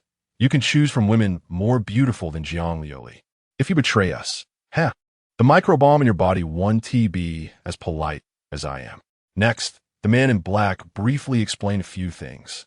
Transferred 50,000 yuan to Lin Chuan's bank card as a reward for joining them. Take him down. With a wave of his hand, the strong men once again knocked Lin Chuan unconscious and dragged him back into the car. One of the lackeys flattered, Brother Wang, this poor kid is easy to fool. He sold the Zhang family's young lady for 50,000. Another mocked, What a fool. The Zhang family's young lady is already letting him rest his head on her thigh. If he keeps working hard and takes advantage of the Zhang family's inattention to pin Zhang Liuli down, he could get far more than 50,000. The man in black, named Wang Haoqiang, thought just like Lin Chuan. He belonged to the cult, and those who captured him were from an external base of the cult. Wang Haoqiang scoffed. Does he have a choice? Just like those impoverished students, struggling their whole lives for breathing techniques and combat skills that others are born with. How could the Zhang family allow him to touch that treasure? There are too many who want to become stronger and change their fate. Hard work is useless and relies solely on talent. Yet even in Dragon Summer, there are tens of thousands of people with talent. Bribery often works wonders, especially on impoverished kids who have never seen the world and need money. A little bit of small profit can easily hook them. The The key is they have no choice and can only be manipulated. Chapter 45. Is the Spirit Association going to become a love consultant? Inside Jiang Liuli's residence, the butler had cut the fruit and knocked on the young lady's door. Upon entering, he saw his young lady lying on the bed, using voice input on her phone to ask how to treat abdominal pain, and then composing her own message to send to Lin Chuan. The butler thought she had never been this serious even when practicing swordplay. He sighed and couldn't help but remind her, "Miss, are you perhaps too concerned about that student?" "Huh?" Jiang Liuli raised her head in confusion. "You mean Lin Chuan?" The butler put down the fruit plate and nodded. "You have been too close to him. It's fine to be friends and show concern, but tonight you let him rest his head on your lap. This is truly a bit inappropriate." Jiang Liuli knelt on the bed and lowered her head. "I just thought he would be uncomfortable sleeping like that. But you're a girl. Boys and girls should keep a distance. You shouldn't be so bold," the butler lectured. "Ordinary families wouldn't allow a girl to be so intimate with a man she hasn't known for long, let alone in a prominent family like the Jiang family. Also, about the friend fee you gave him, if you can avoid it, please do." The butler spoke earnestly. "That 8,000 yuan, your cousin who persuaded you to give it is still kneeling in the ancestral hall, and at her age, it's quite tough." "Oh," the butler nodded in satisfaction. "Our young lady is really well behaved. I wonder which talented young man will benefit in the future." "Butler? Jiang Liuli saw it was her turn to speak. She excitedly opened the chat history with Zheng Yuanshan and asked, "Today Lin Chuan introduced me to many new friends. I want to find an opportunity to thank him." The senior said the cinema, aquarium, and Ferris wheel are the best places for a thank you. "Can you help arrange that?" The butler's smile froze. Wanted to cry, but having no tears. "Great. After saying so much, my young lady didn't take in a single word." "Butler? Okay. We'll arrange it right away." Lin Chuan was awakened from the van and unceremoniously thrown onto the roadside. By the time he took a taxi back, the other two were already home. Li Shi teased, "The scumbag is back? Jiang Liuli has been waiting for you for a long time." Lin Chuan gestured for them to be quiet, pulling the two into his bedroom, where he wrote a line on paper. "I was captured. There may be listening devices in my phone. Think of a way." Seeing his expression was serious, the two immediately sprang into action. The three staged a scene, with Lin Chuan pretending to wash up and go to bed. Li Shi carefully disassembled the phone case and found no listening device. Only two special devices, one that could amplify signals and another for positioning. "I have a bomb in my stomach. Can you handle it?" Lin Chuan asked. Li Shi's mouth twitched. "Is your stomach a problem from eating too much?" "Shut up, they forced me to say that," Lin Chuan retorted. "If it comes to it, I'll just use celestial thief stealing treasure to get it out. Underestimating me, aren't you?"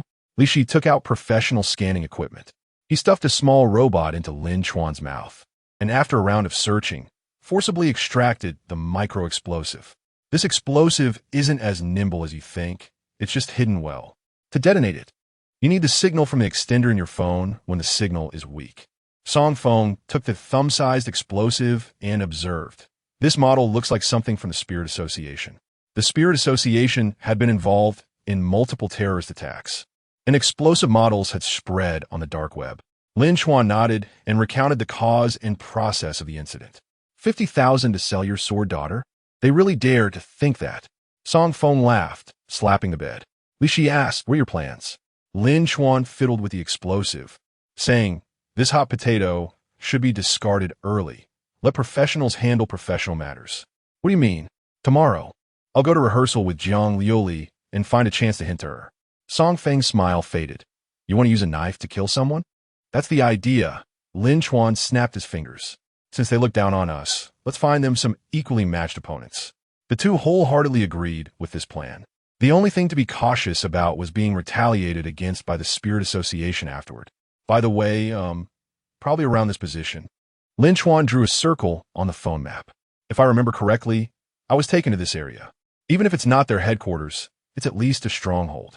Fengzi, find a way to gather intel on that place these days." It was certainly not feasible to place all hopes on the Jiang family. They needed to firmly grasp the lifeline of that group, in case that group didn't play fair and prepare to kill them if they retaliated. At least they must silence those who knew about it. Wang Haoqiang could never have imagined that the microbomb was meant to silence Lin Chuan. While he was considering how to silence him, the old phone sent the first message, coming from Lin Chuan's old classmate's tone. Bro, didn't you say you like that girl? Hurry up and pursue her. I'm here as your strategist. Li Shi and Song Feng gaped, casting a doubtful look. Lin Chuan glanced at the two. What are you looking at? This is a code. How would I know they would play it like this?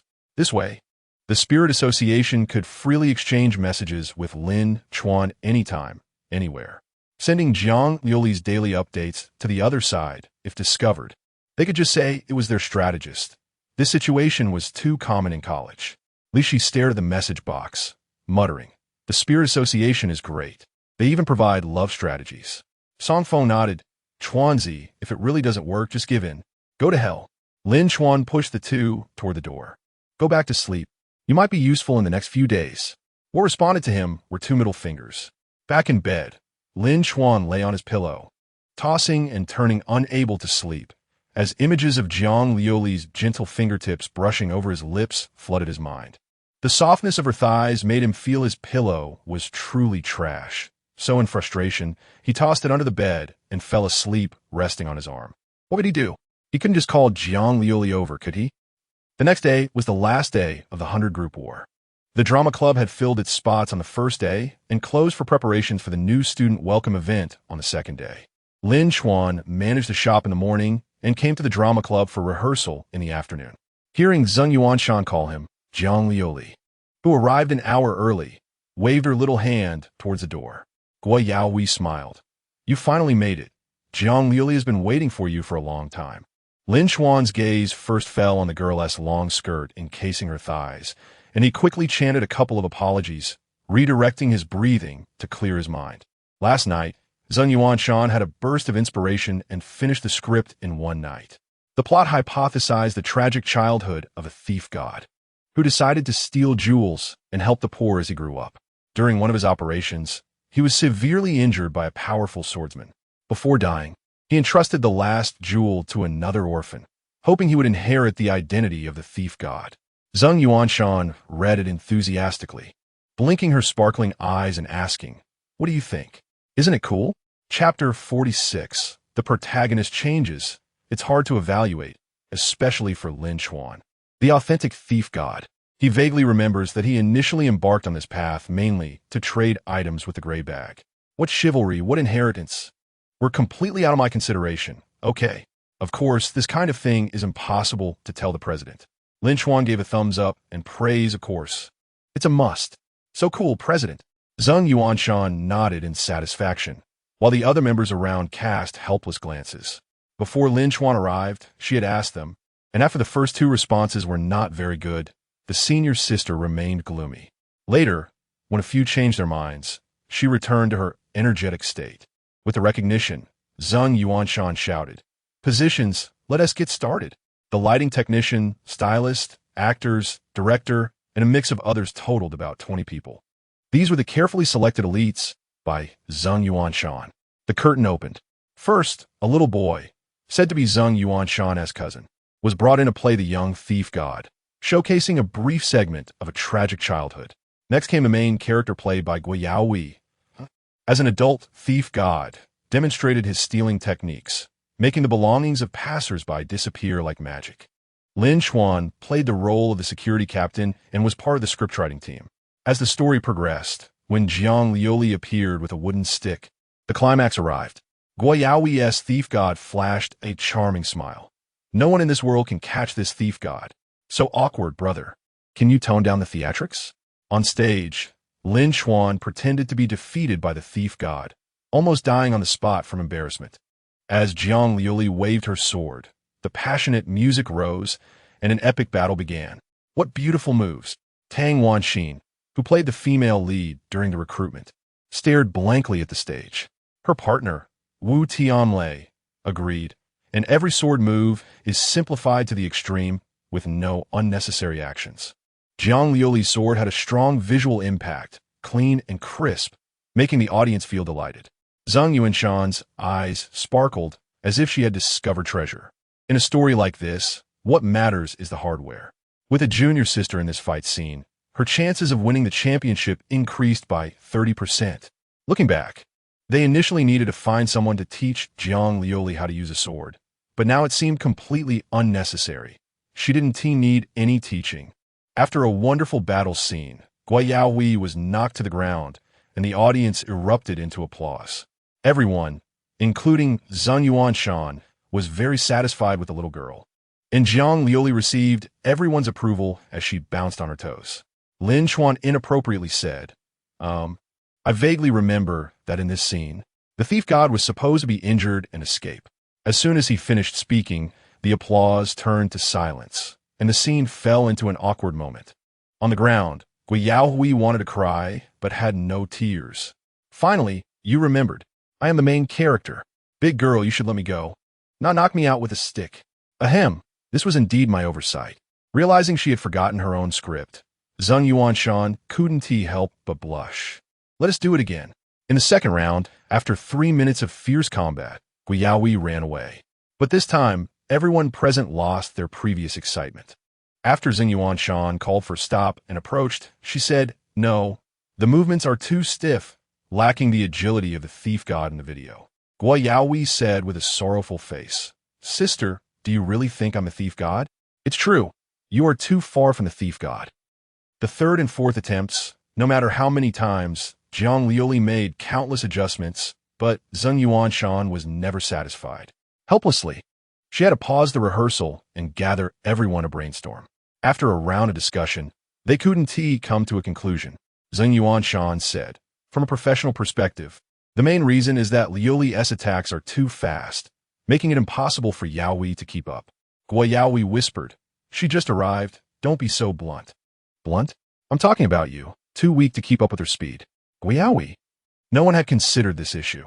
Guo Yaohui was considered a top student in the thief class, and no one ever thought he would fall behind a newly enrolled swordswoman. Now, they could only give up on the flashy sword moves and train Jiang Liuli to suppress her strength, but doing so would mean losing their biggest highlight, greatly reducing their chances of winning.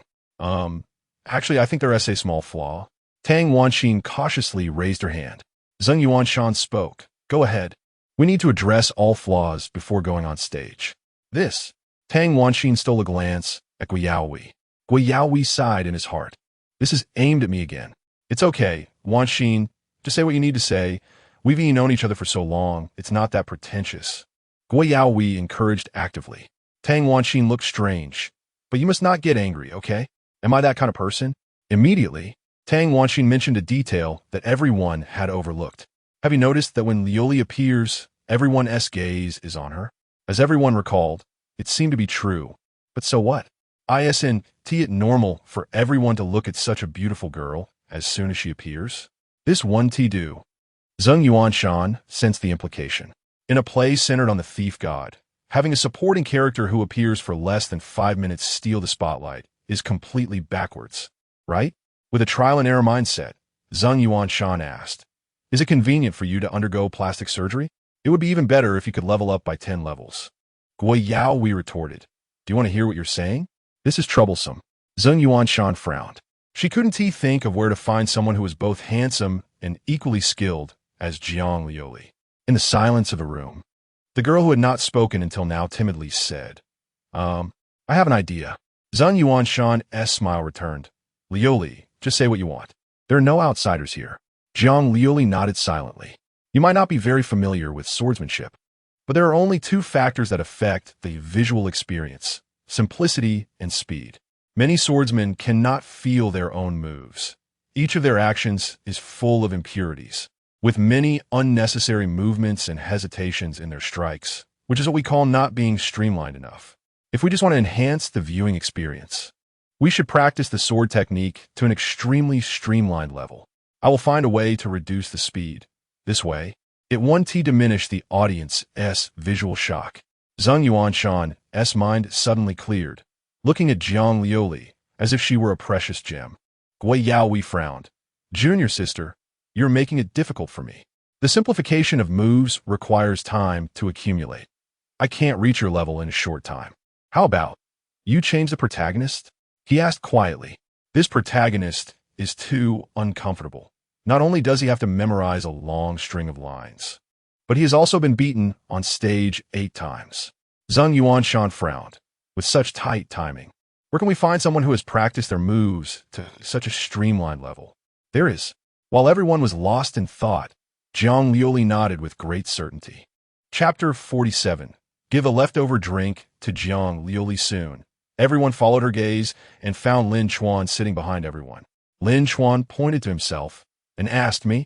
Gui Yaoi expressed his doubts, saying, "It's not that I doubt the junior, but is Lin really capable? I'm at least 2 grades ahead of him." Jiang Liuli affirmed. "He can do it." Many people present were skeptical, feeling that the girl just wanted to spend more time with Lin Chuan, which was why she said that. However, it has to be said that Lin Chuan's setup was indeed higher than Gui Yaohui's, and among all the men present, probably only he and Jiang Liuli could stand together without becoming a supporting character. With no other choice, Zheng Yuanshan decided to let him give a try. Reluctantly, Lin Chuan stood on the stage. The idea of playing himself was somewhat unacceptable, but upon reflection, wasn't Jiang Liuli also playing herself?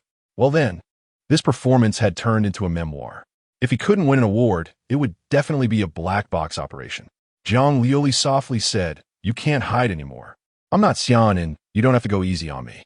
The last sparring session made the girl confident that Lin Chuan might not have a high level, but his swordsmanship was very skilled. Although he couldn't compare to top geniuses, it was definitely not a problem for him to spar with her. Lin Chuan was at a loss for words. Did she think that was why he didn't dare to go all out? Zheng Yuanshan held a megaphone and shouted, "Start." The two began to perform a segment, starting from a fight scene that lasted less than 5 minutes. No, this was not a performance at all. This was a historical moment that had happened in the past. Lin Chuan was very familiar with it. He had repeatedly flipped through the manga these days, thoroughly understanding a small part of the girl's sword-swinging habits. The two exchanged blows back and forth, and even with empty hands, Lin Chuan still flexibly dodged the girl's sword techniques, leaving the audience in awe. Gui Yaoi said in confusion, "Dude, you really can do it?" Zheng Yuanshan excitedly remarked. Liuli was right. Lin Chuan has simplified his movements to an extraordinary level. If it were at the same level, I might not even be his opponent. There is no doubt that as long as his level increased in the future, Lin Chuan would be the next legend of the school. Cut. Perfect. More than 20 people surrounded them, watching the camera replay over and over again. Every frame of the moves was refined to the extreme. Although he couldn't compare to Jiang Liuli, he was certainly stronger than them. Lin Chuan wiped the sweat from his brow. This performance had exhausted him. If that girl found the feeling of sparring with a thief, he couldn't imagine how ugly he would die. Very good, Lin Chuan. You just need to practice your lines more.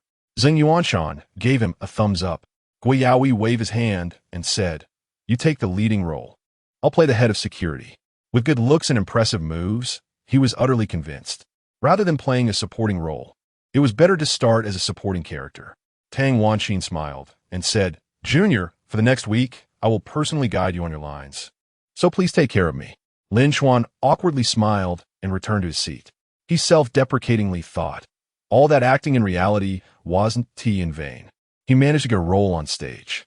During the intermission of the play, he pulled out his phone to relieve his boredom and accidentally he saw the old phone given by the Bai-Ling Society, which had received a new message. "Bro, you said you were going to act in a play. With your ability, shouldn't you be getting a leading role?" A subtle fluctuation appeared on Lin Chuan's face. He coldly glanced around. The members on break were all looking down at their phones, chatting with their partners or families. This was undoubtedly a warning. They knew he had become the lead. In other words, Lin Chuan had been under their surveillance all along. Had they hacked into the cameras, or was there an insider? Not long after, he typed a string of text. "Your father is handsome, so of course, I must be the lead." The man responsible for communication on the other end immediately turned pale. This kid really knew how to take advantage of the situation. "Listen to me. Once your training is over, buy a bottle of half-finished drink and give it to that girl to test her." Lin Chuan was confused. "Why are you being so stubborn? If a girl is willing to drink from the same cup as you, that is halfway there." It seemed like a strategist's move, but in reality, it was a sneaky tactic from the Bai-Ling Society. However, he couldn't understand how asking a girl to drink water was related to their evil plan. "So," Lin Chuan uneasily asked, "does it have to be any specific drink?" "Of course. Mineral water, cola, Sprite, if she likes it. You can even open a bottle of red wine. Any brand was fine, and there were no restrictions on where to buy it. Lin Chuan didn't believe that the Bai-Ling Society could tamper with all the drinks in the school. So what was the purpose of this test? Could it really be a love consultant? Just as he was deep in thought, a delicate hand suddenly reached out from behind, holding an unopened bottle of juice. Zheng Yuanshan shook the drink and revealed a knowing smile along with Guiyaohui. Is this for Liuli? This bottle hasn't been opened by the senior. Go ahead. Lin Chuan didn't know what to say. The Bai-Ling Society indeed had experience in stirring things up. They guessed that phone communication could be easily spied on and created an identity as a love consultant as a code. Thank you. He took the drink, opened it, sniffed it, and took a small sip, detecting no unusual taste. Zheng Yuanshan urged, the senior can't harm you. Hurry up. To be honest, Lin Chuan started to doubt the identities of these two seniors. After carefully observing their eyes and micro-expressions, he couldn't find anything suspicious. Their gossip-filled expressions didn't seem acted. Moreover, the Bai-Ling Society had no need to go to such lengths, wasting an undercover agent just to deliver a bottle of drink. After confirming that the juice was fine, and 10 minutes later, with his breathing method still normal, Lin Chuan finally dared to pass it over. Liuli, he called softly from a distance. The girl, who was looking for her position on stage, picked up her guiding stick and walked down. Thirsty? Have a drink. Zhang Liuli took it, noticed that it was half empty, and asked, did you drink this half? It was indeed difficult for an outsider to share a cup with her, but not drinking was fine too. Lin Chuan awkwardly replied, I didn't finish it. I didn't want to waste it. If it doesn't work, I can buy you another bottle. Zhang Liuli shook her head like a rattle drum. No need. I can drink yours. I thought you didn't drink enough, so I'll let you have it. After saying that, the girl drank the remaining drink in one go, licking her lips afterward, leaving a drop of glistening dew on the corner of her mouth. Zhang Liuli smiled sweetly. Thank you. Lin Chuan helped her wipe the residue from the corner of her mouth, and this scene made the members of the drama club envious. Zheng Yuanshan teased, hey, Junior, do you know? Girls rarely use other people's things, and if they do, it probably means they're interested in you. Everyone present laughed and cheered, while Zhang Liuli stood there, not knowing what they were talking about. A flash of insight crossed Lin Chuan's mind. He realized why the Bai-Ling Society wanted him to pass the drink. This test wasn't about what he gave, but rather that Zhang Liuli, as a well-protected young lady of the Zhang family, could accept something closely related to her life from an outsider. Chapter 48. Venting and Informing After a Brief Rest. The busy day quickly passed. Lin Chuan finished his lines and went through 2 rehearsals. Even Zheng Yuanshan herself was amazed by his speed of improvement, claiming he was simply born for the stage. Of course, if you were playing yourself, you would be familiar with it. By the time they came out, it was already 10 o'clock at night, and apart from a few stragglers, the students who didn't live on campus had already gone home. Zhang Liuli followed closely behind Lin Chuan, saving herself a lot of time exploring the way with his guidance. Lin Chuan, it's so late, can I walk you home? The young girl asked with anticipation. Lin Chuan thought for a moment and nodded. A black luxury car was parked at the entrance. Zhang Liuli first opened the door and greeted the butler inside, then tugged at Lin Chuan's sleeve to pull him into the car. Are you Mr. Lin Chuan? The butler asked as he turned around. The young lady often speaks of you. Lin Chuan respectfully replied, nice to meet you. As the car started, the butler observed the young man through the rearview mirror for a while. He was handsome, better looking than many men from prominent families, with a demeanor that was neither arrogant nor humble, and spoke with refinement. It had to be said that he was indeed a good match for the young lady. Zhang Liuli placed her hands on her knees and tentatively asked, do you have time tomorrow? Lin Chuan withdrew his gaze from outside the car and smiled yes. Then can we go to the amusement park? Zhang Liuli asked earnestly. Sure, whatever you say. Whatever I say. Zhang Liuli's eyes, which lacked visual perception, seemed to sparkle as she rubbed the hem of her clothes. Lin Chuan's response came much faster than she had anticipated. The butler had mentioned that her family background far surpassed that of her classmates, with significant spending power and ample free time, allowing her to engage in activities that most people couldn't afford or find time for. Feeling happy, Zhang Liuli began to point out Lin Chuan's flaws in swordsmanship, highlighting many mistakes he was unaware of. As long as you practice diligently like this, Our differences on stage will definitely be unnoticeable. Lin Chuan couldn't help but admire the girl's talent. Due to his training in swordsmanship for a while, he considered himself somewhat skilled, but in the girl's eyes, he was full of flaws and many errors he had not realized. The butler shook his head. The young lady is just a step away from teaching this boy the Jiang family's martial arts. Without waiting for anything to happen, they were both so invested. If they really got together, wouldn't that sell the Jiang family out? Lin Chuan smiled and said, "Since you've told me so much, I should share a secret with you too." At this point, they were already close to the CAF, and after observing along the way, there were some things that could be said. The curious butler wondered what secret young man could possibly have. It was probably just a playful trick to tease the young girl. Jiang Liuli leaned in closer, and Lin Chuan formed his hands into a shape for whispering. Amidst the girl's anticipation, a chilling sentence came out. "You are going to die." Although the voice was very soft, the butler still heard it. He slammed on the brakes. The car's speed dropped sharply, and his gaze turned cold as he stared at the back seat. Lin Chuan felt a wave of pressure descend upon him, causing a prickling sensation on his skin. No wonder he was the personal guard of the Jiang family young lady. This aura was at least level 70 or above. Jiang Liuli thought she had misheard and asked in confusion, "Me?" "Yes," Lin Chuan replied in a deep voice. "Someone wants to kill you." The atmosphere in the car instantly plummeted. The butler frowned and asked, "Sir, what do you mean by that?" Lin Chuan recounted everything that had happened last night. The moment he was knocked out and taken to a secret room, encountering the men in black, and how they showcased a student's death to him.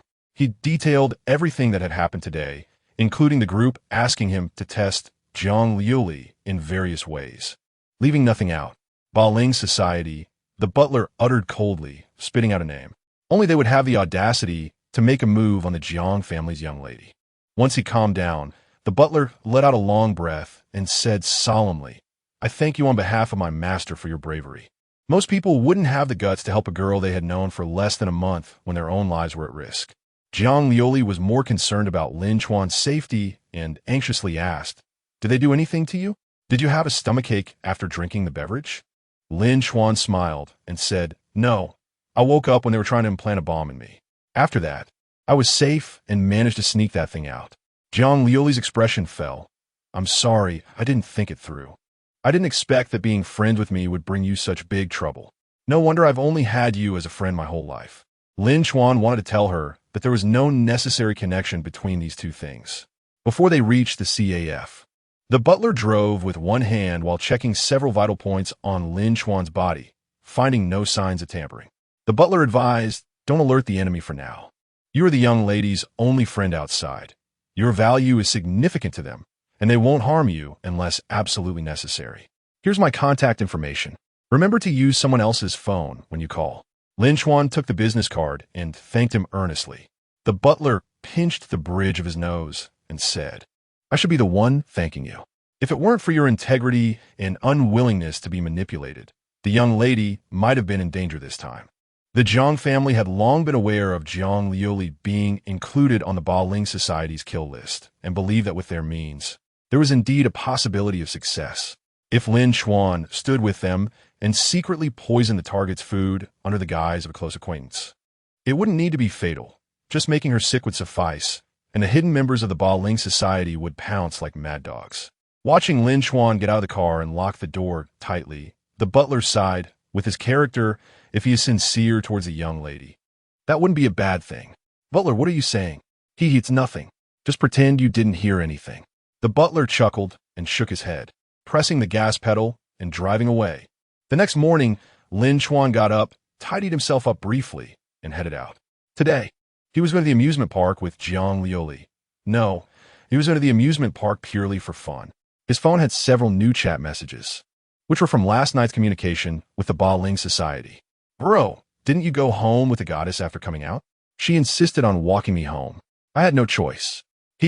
Don't say too much. Kids who talk too much will be disliked by her family. Got it. I can definitely win her over. She asked me to go to the amusement park today. Awesome." After that, the other party went silent, leaving Lin Chuan wondering if there was a network issue causing the message not to load. With such a good opportunity, aren't you interested?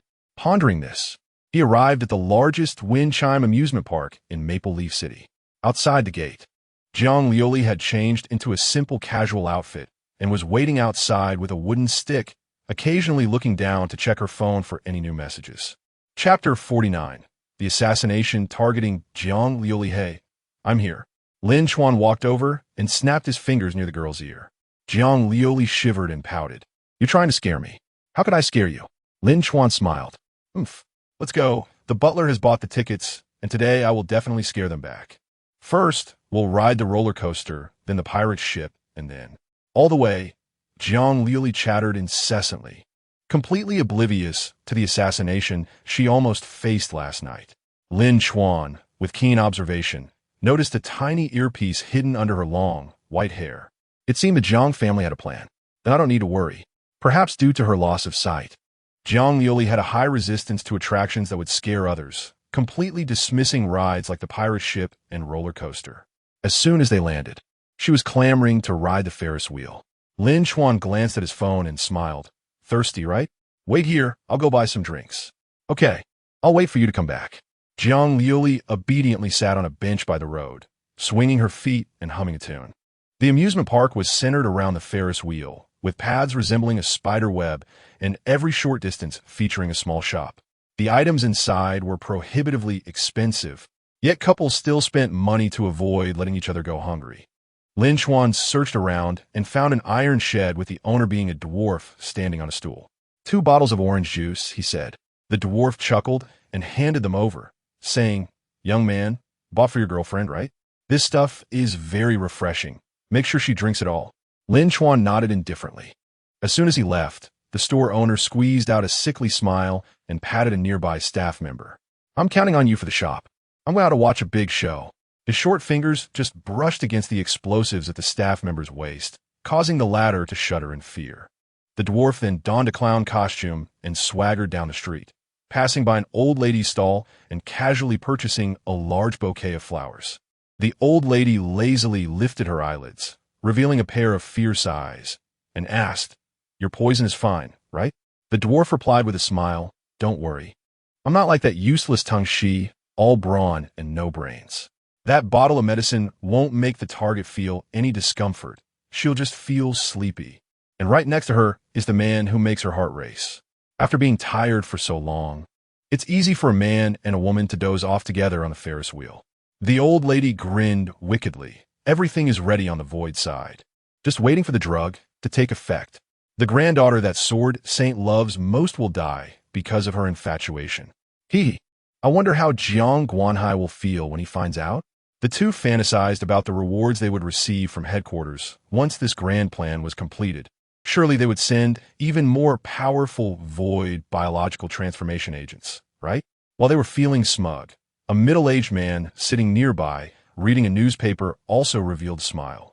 Upon closer inspection, one could see a hint of white at his temples and a patch of skin on his neck that had rolled up, a sign of long-term disguise wear. Even after playing for most of the day, Jiang Liuli still had plenty of energy. Lin Chuan sat back down beside her and said softly, This drink has a problem. I'm not sure what will happen if you drink it. Jiang Liuli, whose mind had been elsewhere, suddenly remembered that there seemed to be something more important to do today. Okay, then I'll drink it. Jiang Liuli took the drink. Lin Chuan secretly pressed down on her hand resting on the bench, pretending to tease his companion, and asked, Are you sure? This thing might have some effects. Don't say it could harm your body. Even if it's harmless, you might not be able to act like you're poisoned. Jiang Liuli's little hand trembled slightly, and she pulled back a bit, pouting, Don't worry, I know what I'm doing. Once we get on the Ferris wheel, you just need to stay by my side. Lin Chuan no longer obstructed her. Jiang Liuli took a big gulp, not pausing for breath, causing Lin Chuan to feel a bit anxious. Delicious. The girl laughed as she stood up, extending her hand. Let's go. We're going to ride the Ferris wheel. Lin Chuan smiled slightly, allowing her to grasp his clothing. As they stepped onto the tallest structure in the amusement park, the Ferris wheel rose above the horizon, slowly distancing itself from the ground. When they reached halfway up, the girl's head suddenly rested on Lin Chuan's shoulder, making his heart race as he recalled the softness of her legs from 2 nights ago. Damn it, I'm a gentleman. Despite saying that, Lin Chuan half-heartedly let her rest on his shoulder. Don't move, Jiang Liuli muttered as if in a dream. If I were a member of the bailing society, I would definitely strike when the target is most relaxed. I need to give them a flaw first. Don't worry. You risked your life to inform me. I will protect you well. As she spoke, the strength in her hand holding the wooden stick tightened slightly. She was most familiar with her own flaw. If someone wanted to kill her, common drugs were easy to detect. Instead, some hypnotic drugs combined with hidden assassins were more likely to succeed. Therefore, the effect would probably be about right. It wouldn't be intense drugs. She just needed to pretend to faint, which was simpler than performing in a play. Lin Chuan nodded at Jiang Liuli's angle. Her head perfectly felt the friction from his chin. Sunlight poured over the two, making her white hair seem to shimmer with a divine glow. His fingers couldn't help but help the girl tidy a few stray strands of hair. The hidden corners of Jiang Liuli's mouth slightly curved upward. However, this serene moment didn't last long. Just before the Ferris wheel reached its peak, the gears suddenly stopped turning and the ground shook. Lin Chuan slowly opened his eyes and turned his head to look down. Here it comes. The bailing society must be monitoring them from somewhere. And when the drug takes effect, it will be time to act. But Lin Chuan never imagined that their method of killing Jiang Liuli would be. In front of the Ferris wheel, the air seemed to ripple, and the supporting pillars suddenly bent slightly, almost brushing against Lin Chuan's face. Outside the passenger cabin of the Ferris wheel, a gigantic eye suddenly appeared. Immediately, a portal to another world was opened. Look, what is that? Someone below shouted in horror. All eyes turned to the sky. A three-headed giant snake, about 50 meters long and over 5 meters in diameter, coiled around the Ferris wheel, with the middle head fixated on the sleeping girl inside the cabin.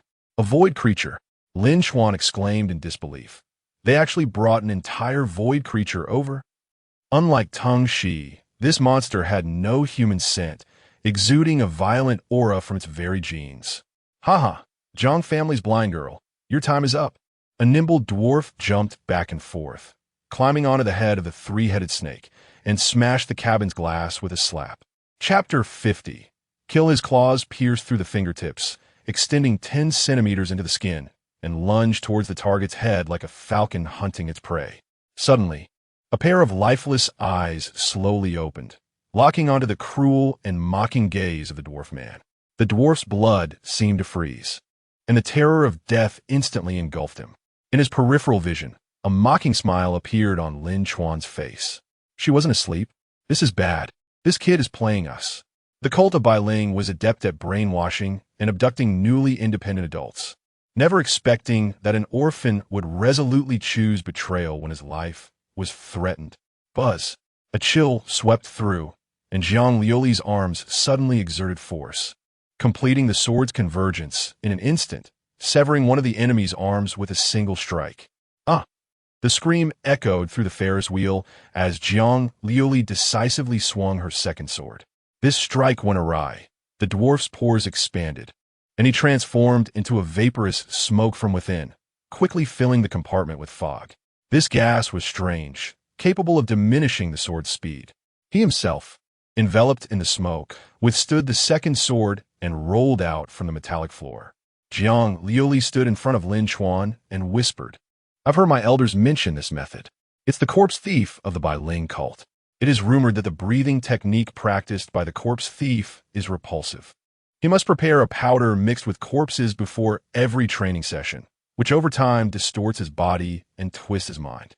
As the thick fog dissipated, the corpse thief landed atop the three-headed giant snake that ensnared the Ferris wheel, his face twisted in rage. I clearly saw you drink the drug I prepared. How can you react so quickly? He was very confident in his drug. Even if the opponent wasn't asleep, it should at least limit their actions. But judging from the speed of her previous strike, Jiang Liuli clearly hadn't been affected in any way. She was still in peak condition.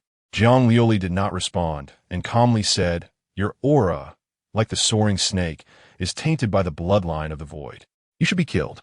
The girl's tone was nonchalant, as if killing someone was no different from killing a chicken. Lin Chuan, standing nearby, clearly saw that as Jiang Liuli spoke. Some invisible ice shards emerged from her mouth.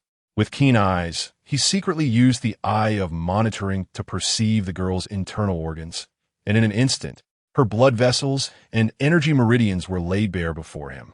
In the area around the girl's stomach and esophagus, a chill was clearly gathering. This girl's breathing technique was related to ice, sealing the drug she had consumed, Lin Chuan deduced. The corpse thief, enraged, shouted, "No matter what method you used, you will die here today." The giant snake beneath them erupted with a terrifying aura, enough to overshadow the entire Wind Chime amusement park. This void creature's energy level definitely exceeded level 60, and could even be said to be approaching level 70. The corpse thief sneered, "You can feel it, right? This is the greatness of the void." Buzz. Just as the giant snake was about to strike, a powerful aura erupted from beneath the Ferris wheel, and the corpse thief suddenly felt unsteady on his feet. The next moment, all three heads of the giant snake let out painful screams. A figure ascended to the top of the Ferris wheel at a speed indistinguishable to the naked eye. The butler, with graying hair, tore off his disguise. Wielding a western rapier, one hand behind his back and the other holding the sword upright in front of him. "Thank you for your efforts in setting this up. Since you care so much about my young lady, then you shall stay." Then, with a gentle flick of his rapier, a wave of sword energy pressed down on the two heads of the giant snake, causing cracks to appear in their scales. Two terrifying auras extended above, pressing down to the ground, making even Lin Chuan, who was hiding in the shadows, feel a little pressured. Though the butler could subdue the giant snake, they were still at risk for a short time. "Don't worry," Jiang Liuli reassured Lin Chuan softly. "I'm here. It's because you're here that I'm worried. Without you, I would have run away long ago." Jiang Liuli placed her hand on the top of the compartment and leaped out, swinging her stick in a series of sword strikes. 7 or 8 arcs of cold air formed like boomerangs. If they were deflected, they would return on their own, deeply carving into the leftmost snake head. The corpse thief knew that if he didn't fight with all his might now, soon he wouldn't even have the chance to fight back. With determination, he activated his unstable void bloodline. His body sprouted orange-yellow scales, his eyes became slit-like, and then his body turned semi-transparent, his aura concealing itself. He had embraced the Void Assassin, a chameleon-like void creature that often appeared and disappeared on the battlefield, assassinating high-ranking generals. Perfect for dealing with Zhang's blind girl. The two heads of the giant snake entangled the butler, while one head surrounded Jiang Liuli, attacking the girl in the cramped space. "Little girl, let's see how long you can hold out." The corpse thief, elusive as ever, though not high in level, could cause significant disruption. Jiang Liuli remained calm and composed, handling the situation with ease. Every time the corpse thief was about to injure her, she would immediately withdraw her sword to block. The primary attacking giant snake was limited in threat with just one head. Every time it tried to close in, the girl would swiftly chop down with both hands holding the sword. It was hard to imagine that such a petite body could generate such powerful force to create a strong sense of dizziness. Moreover, she had to be wary of the butler's sudden support. Various factors had pushed its temper to the brink. In less than a minute of grappling, Jiang Liuli caught onto the corpse thief's attack rhythm, predicted his next position, and with a casual strike severely injured him, leaving a deep wound in his abdomen where the intestines could be vaguely seen.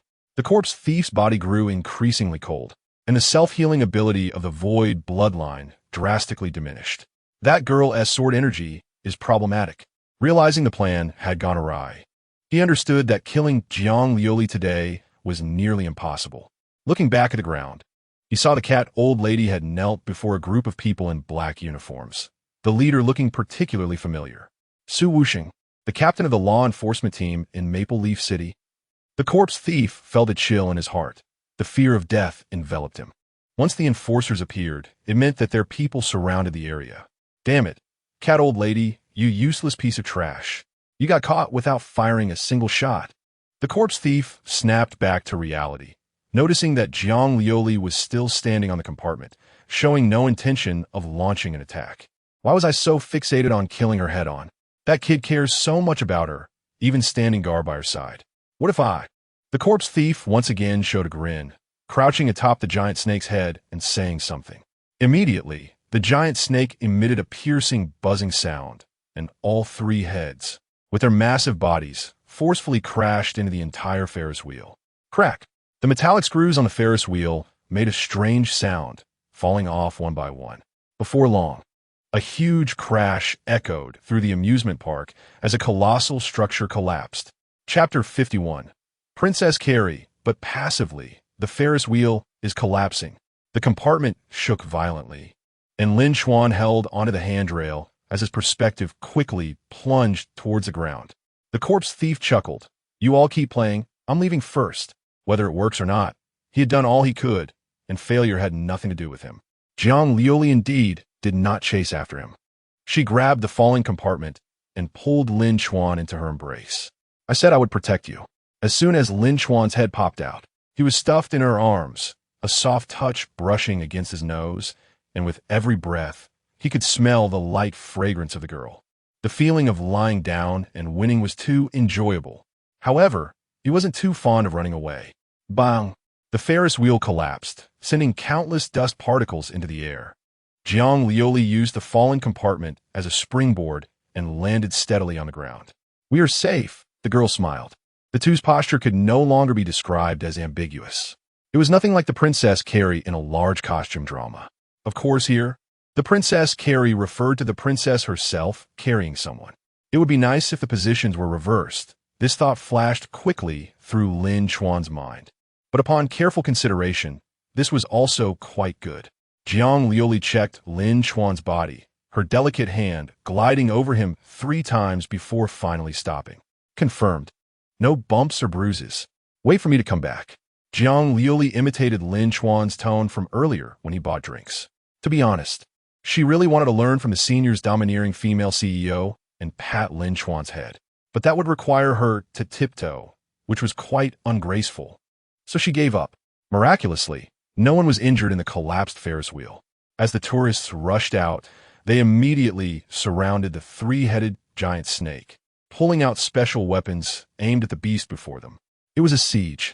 The people who went up on the Ferris wheel with Jiang Liuli were all from the Law Enforcement Bureau. Su Wuxing blocked Jiang Liuli's path and said, "Miss Jiang, leave the rest to us." Strangely, Jiang Liuli did not stop her steps, walking straight past him and said, "Your people were of no use up there, and it's the same down here." One sentence left the captain speechless. The giant snake's power exceeded expectations. Most of those who went up were around level 40 and couldn't help at all. To put it bluntly, these people were hired to be actors. Su Wuxing felt a bit of a headache. Why was Miss Jiang not as easy to talk to as the rumor suggested? The 2 heads of the giant snake had been completely severed by the butler, and its strength was already less than 30%, clearly at its last gasp. Hearing the thudding sound behind him, the butler decisively made way. "Miss, do you want to personally slay it?" Jiang Liuli raised her stick.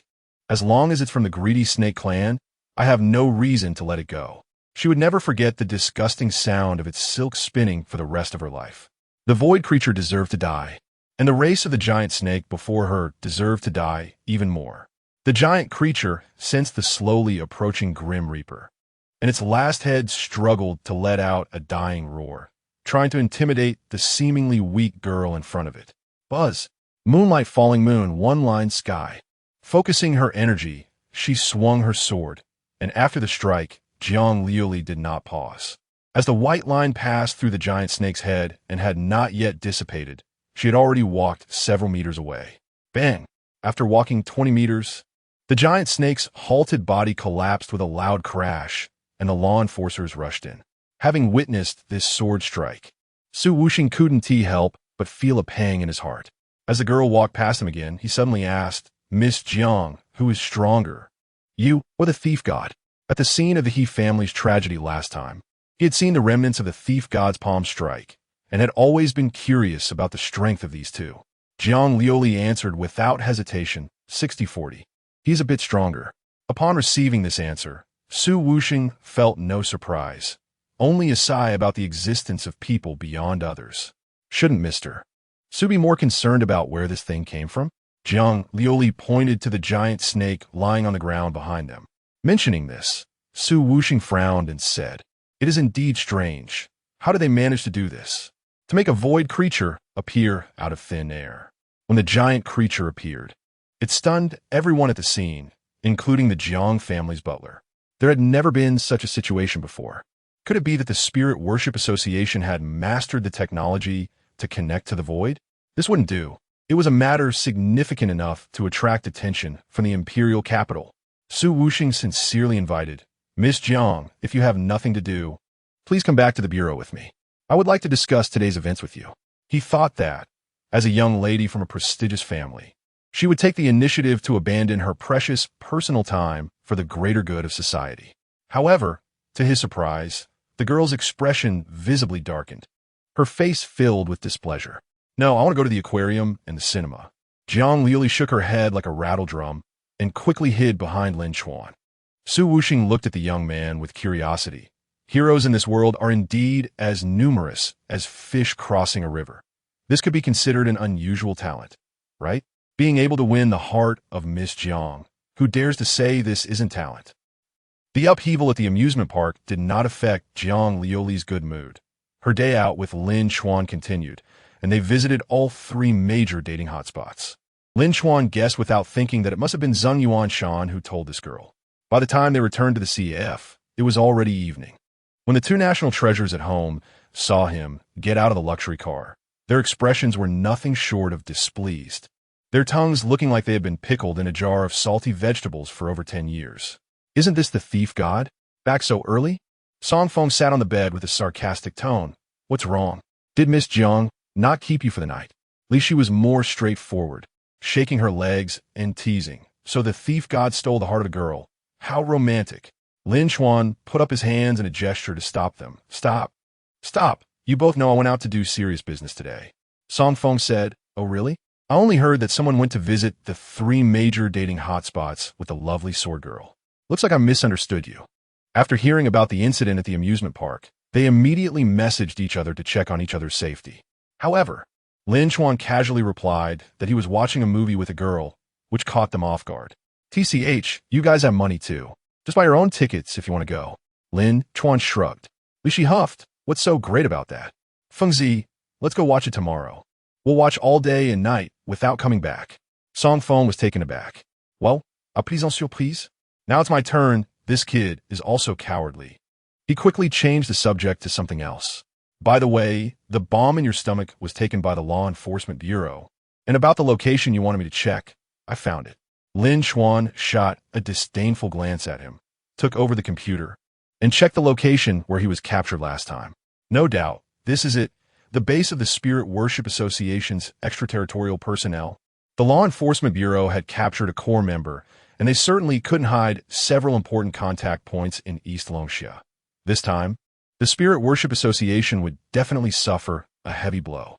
Since that was the case, the extraterritorial base should also be eliminated.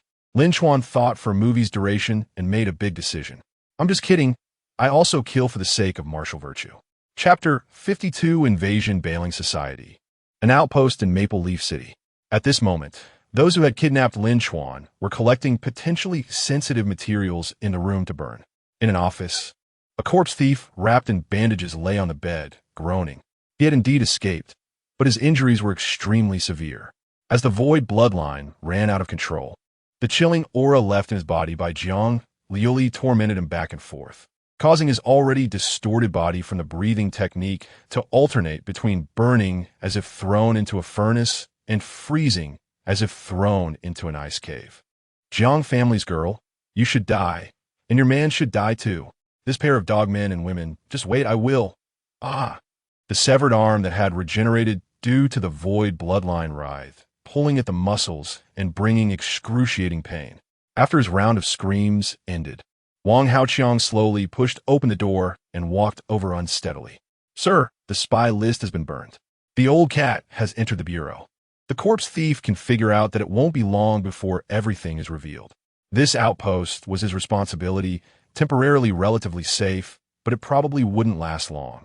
They planned to retreat tonight. The corpse thief furrowed his brow and asked, "Is Lin Chuan dead?" His eyes could not tolerate any sand. Lin Chuan had caused them such significant losses that he must die. Otherwise, it would be hard to calm his anger. Fortunately, the other party had a bomb in him. Since he liked Jiang Liuli so much, risking betrayal for her let him go to hell early. Wang Haoqiang's body was tense and uneasy. The corpse thief opened his eyes and stared at him, questioning, "What's wrong?" Wang Haoqiang rubbed his thigh nervously, cold sweat streaming down. The signal might not be good. The bomb hasn't activated. They had set up surveillance at the CAF entrance these days, and the explosion button was about to smoke. Yet they hadn't heard any sound. The corpse thief gritted his teeth against the tearing muscles, stood up, and coldly asked, "Did you not say he was in our grasp? Ready to be crushed at any time?" Standing about 145 meters tall, looking up at him, there was an indescribable sense of humor. However, Wang Haoqiang didn't dare to laugh out loud, fearing he would be slapped to death. Just as this thought crossed his mind, the corpse thief's hand came down. Bang! Wang Haoqiang was slapped against the wall, pain shooting through his bones. "Get out!" The corpse thief roared hysterically, making his subordinate crawl out of the room. The repeated blows drove the Bailing Society cadre in eastern Longxia mad. He was scratching his head and leaving bloody claw marks all over his body. The mission failed. A cadre was captured, a void creature was lost, and the instigator was unscathed. Perhaps Lin Chuan would receive commendation from the Enforcement Bureau. It could be said that this mission, aside from providing material for the Enforcement Bureau and sounding the alarm for the Jiang family, had no practical significance. Ultimately, they were too confident in their threat, always thinking that everyone would assist them when pushed to the limit. After all, as long as one submitted, obeyed, and waited, money and resources would beckon them in the future. Otherwise, it would be a dead end. Yet that guy named Lin Chuan would rather risk death and forego substantial benefits to choose a woman he couldn't be with. Fool! Do you think that woman would choose you? Do you think Jiang Guanhai would make you his granddaughter-in-law candidate because of this? Ridiculously naive. To give up the great void for a woman. After a long while, the corpse thief calmed down. Lin Chuan must die, but not now. Currently, the Enforcement Bureau was certainly ambushing near his home. Attempting to assassinate him would be equivalent to walking into a trap. Hee, wait for me to heal. Then I'll come play with you. Let us see if your woman can save you like today. Outside a parts processing factory in Maple Leaf City, 3 employees were transporting sealed goods onto a truck. Hurry up. Don't dawdle. The Enforcement Bureau won't wait for us. The truck driver shouted softly. On the surface, it was a processing factory, but in reality, it was a large outpost of the Bailing Society, responsible for the entire intelligence network and infiltration plan in Maple Leaf City. Dark clouds covered the moonlight, and the nearby streetlights had been broken for several days. Except for the bright entrance, the rest was eerie darkness. One worker, tired from moving goods, casually touched his neck and felt a drop of liquid. Is it raining? He looked up at the sky. When he looked down again, he saw his companion pointing at his neck in horror. Puffed. Before the person could react, his neck was slashed open, blood splattering out. The 2 companions reacted quickly, shouting, "Someone! Enemy attack! Enemy!" Suddenly, a figure dropped from the streetlight. Wings spread like a large bird. With a clean twist, it broke the second person's neck. The last person, not knowing where he found the courage, rushed forward, shouting something about fighting back. Bang! A high-pressure bullet shot into this person's back of the head from the shadows, and a powerful current instantly pierced through his body, making him collapse to the ground like a puppet. Li Shi walked out from the shadows, digging in his ear, and said, "So noisy, be quiet." The truck driver, witnessing this through the rearview mirror, was drenched in cold sweat. It's the Enforcement Bureau. It must be the Enforcement Bureau. They're here. He started the ignition, slammed the accelerator, gripping the steering wheel to escape. In the next second, the glass was shattered, and he was forcibly yanked out of the driver's seat. And in front of him, there was no one. In the driver's vision, no one was pulling him. How many people are there? The voice in his ear denied the ghostly suspicion. The driver trembled. Less than 30. I'm not sure how many exactly. Then, he watched in terror as a living person suddenly appeared in front of him, grabbing him. Very good. You're of no use now. Goodbye. Lin Chuan smiled. With a slight force in his palm, the driver met his great-grandmother. Let me think if there are 30 people. He estimated the building in front of him and dialed a number. Hello. Yes, order 5 cleaners. How long will it take? 15 minutes? Okay. My friend has a discount coupon from last year's event. Only 10 off? Are you kidding? Don't we always call you to solve our problems when we kill? Can you give us a discount? 15 off? Sieg. Fine. After hanging up, Lin Chuan sent a deposit in advance, turned to the 2, and said, 15 minutes, swift and decisive. If the cleaners don't finish before the time is up, there will be extra charges. Where there is demand, there is supply. Although the killings among professionals are not as frequent as in the last century, people still protect this intangible cultural heritage, playing the role of cleaners to clear crime scenes. Lin Chuan crossed his arms, his black gloves blending into the darkness. I'll go in and circle around. You two attack from the front. His clothes came to life, and Lin Chuan's body turned transparent until he completely disappeared. Chapter 53. Stealing the corpse demon, considering the potential retaliation from the Blasphemy Guild and the ugly face that had threatened him. Lin Chuan decided to sneak out through a hidden door in the CF, using the cover of night to eliminate this stronghold. When she had insisted on installing that hidden door, it was meant for a quick escape in case his gray identity was exposed. However, things took a turn, and his first use of it was to go out and kill. With a high-tech raincoat and the second form of the thief shadow, Lin Chuan's presence was almost indistinguishable from the air. As he passed by two guards, they didn't even feel a gust of wind. The black-gloved hand sliced through their veins, and the two fell to the ground with blank expressions. Once inside, Lin Chuan moved as if strolling in a garden, killing anyone he encountered without deliberately hiding his presence, striking only when he reached a blind spot. To the other members, their companions showed no signs before they dropped dead in the blink of an eye. "Ghost, they're S.A. Ghost," one member exclaimed. A man beside him slapped him and scolded. "Are you out of your mind? This is clearly an invasion." Everyone became alert, realizing there was an intruder, and the enemy might have long-range killing skills. Lin Chuan couldn't help but admire this person a bit. Managing to handle a sudden situation to this extent was quite impressive. "Good performance. I'll kill you first as a reward." The man wanted to shout more, but a chilling sensation crept around his neck. Not good. He looked down, blood gushing out as his body collapsed and convulsed to death. After all, they were external personnel, lacking the courage of the terrorists from the Blasphemy Guild. Upon witnessing a death, the earlier bravado of those who had kidnapped Lin Chuan completely vanished, and they scattered in all directions. Lin Chuan smiled lightly. "Didn't you find it amusing when you threatened me earlier?" Among this group were inevitably those who had dragged him into the car. The black gloves drew out strands of silk, which swayed and twisted in the air, appearing harmless at first glance. But once they made contact with a body, the sharp silk blades sliced through skin and flesh, perfectly severing the fleeing individual's limbs. After their deaths, the remaining members gathered, armed and ready to intercept. "You can play with them. I'm going after that guy in black." Lin Chuan used Instant Shadow 3000, moving like a ghost among them, penetrating deeper into the base. The corpse demon injected himself with a painkiller, finally able to sleep for a while. Just as he began to drift into slumber, the door was violently smashed open. "Commander, it's bad, really bad." The corpse demon sat up angrily, gritting his teeth. "You better have something important to tell me." Wang Haoqiang shrank his neck and pointed outside. "Someone has broken in." The corpse demon, now wide awake, asked warily, "Is it the Law Enforcement Bureau?" "Shouldn't be. There are only two of them. The Law Enforcement Bureau always comes in numbers. They wouldn't send just 3 to probe." But as he spoke, the corpse demon considered another matter. 2 people could break in. Wang Haoqiang awkwardly continued, "Actually, I think there are 3. One seems to have the same ability as you, and our people couldn't detect him at all, like a ghost." "Oh." The corpse demon stroked his chin and sneered. "Interesting. Let us go see." Wang Haoqiang reminded him, "Your injuries? Oof. Do you think I'm easy to deal with just because I'm injured?" The corpse demon didn't consider himself a genius like Jiang Liuli, but he wasn't someone anyone could easily trample on. Having just reached level 50 as a thief, he felt he might be weaker in a direct confrontation, but thought he could handle someone with similar stealth abilities. He believed no one in Eastern Longxia could rival him.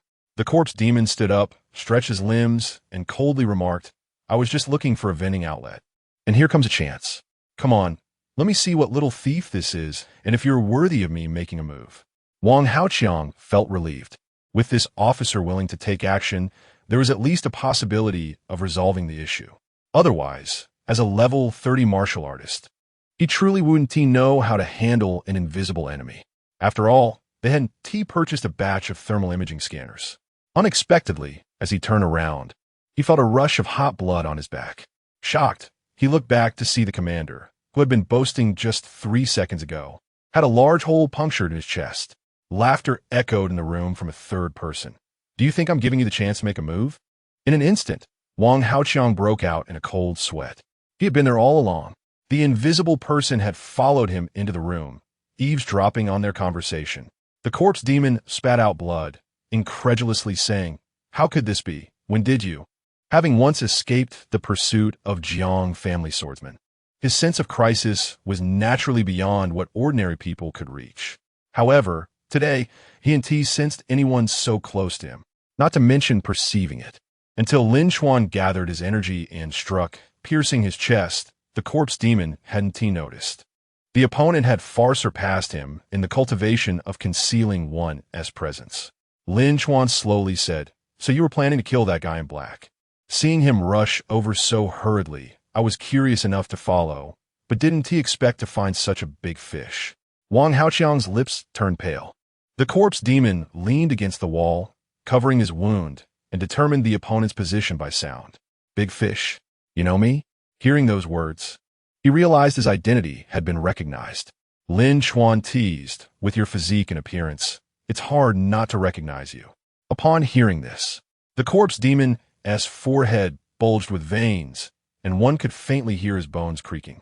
He hated it most when others commented on his small stature and looks. The chameleon scales on his body changed, and soon the corpse demon turned invisible, swiftly extending his claw-like fingertips to strike at Lin Chuan's exposed position. Lin Chuan had already moved away, leaving only strands of silk behind. The moment the corpse demon touched the silk, he felt countless knives embedding in his flesh. Bang! A kick struck his chest, and the small body was pinned to the wall. Lin Chuan curled his fingers, tightening all the strands of silk in the room. And in an instant, the corpse demon was surrounded, becoming a painting on the wall, blood dripping down the strands onto the floor. "I don't want to know much. How did you make a void creature appear out of nowhere?" The corpse demon coldly snorted. "You can forget about it. I won T." The silk lightly swayed, as if blades were slicing back and forth on this fat pig, with some strands already reaching bone. With nearly a 10-level energy gap, and having been heavily injured by Jiang Liuli earlier that morning, the corpse demon had no room to resist against the thief god Lin Chuan, and even his proud invisibility was ineffective. Lin Chuan said, "Speak." The corpse demon gritted his teeth and pleaded, "It's not that I don't want to tell you, but I can't. Our bodies were prepared beforehand." Before he could finish, a sudden sharp pain shot through his heart. He widened his eyes, struggling in extreme agony for a moment. Then his heart exploded without warning. Chapter 54. The reagent of the spirit worship meeting heart's blood splattered out, and Lin Chuan dodged just in time. This sudden change almost caught him off guard. Who suddenly explodes while chatting? Judging by the painful expression left on the corpse, it must have endured immense suffering before death. Combining this with the last words, Lin Chuan speculated that it was a unique confidentiality method of the spirit worship meeting. Wait, does that mean this dwarf accidentally revealed something that shouldn't be said? This method itself probably belongs to a secret, but the corpse thief was too desperate to live and unconsciously let it slip. Well, now they lost their life and half of their secret. Lin Chuan observed the blood on the ground and noticed a wriggling worm beside the shattered heart. It must have come out from the heart. Could it have controlled the heart to explode? It was a dark purple centipede, about the thickness and length of a pinky finger, with some special runes faintly visible on its body. The 100 legs transformed into blood vessels, some connected to the shredded meat, which made Lin Chuan think that this thing was probably clinging to the heart wall to stabilize itself when it was in the heart. He picked it up and shook it. It was already dead. Naturally, Lin Chuan included it in the category of void creatures. "Hey, do you know my question?" Just as Wang Haoqiang was about to flee, he stopped in a hurry and said, "I'm just a small fry responsible for the outpost. I know limited things. Please, let me go." Recalling the threatening scene from a few days ago, Lin Chuan shook his head in disappointment. "I prefer when you threaten others." Wang Haoqiang squeezed the last bit of his wisdom to save his life and blurted out before Lin Chuan could act. I have a clue.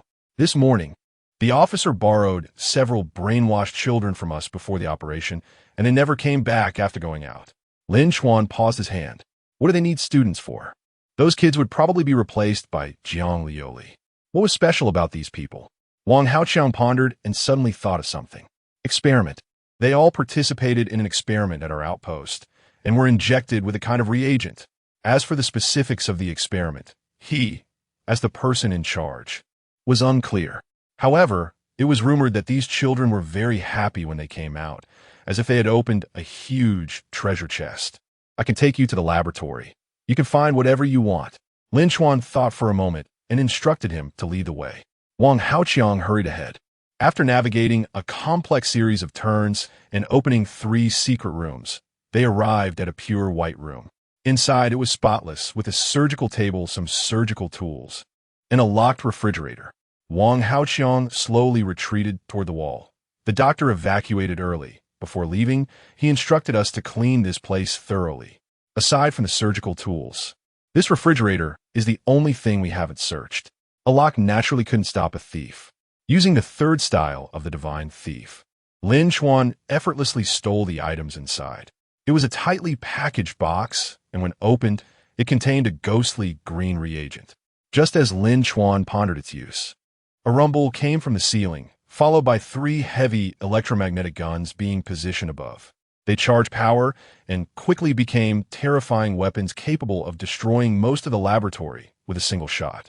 Wang Haoqiang revealed a triumphant smile as he closed the laboratory door and returned to the outpost corridor.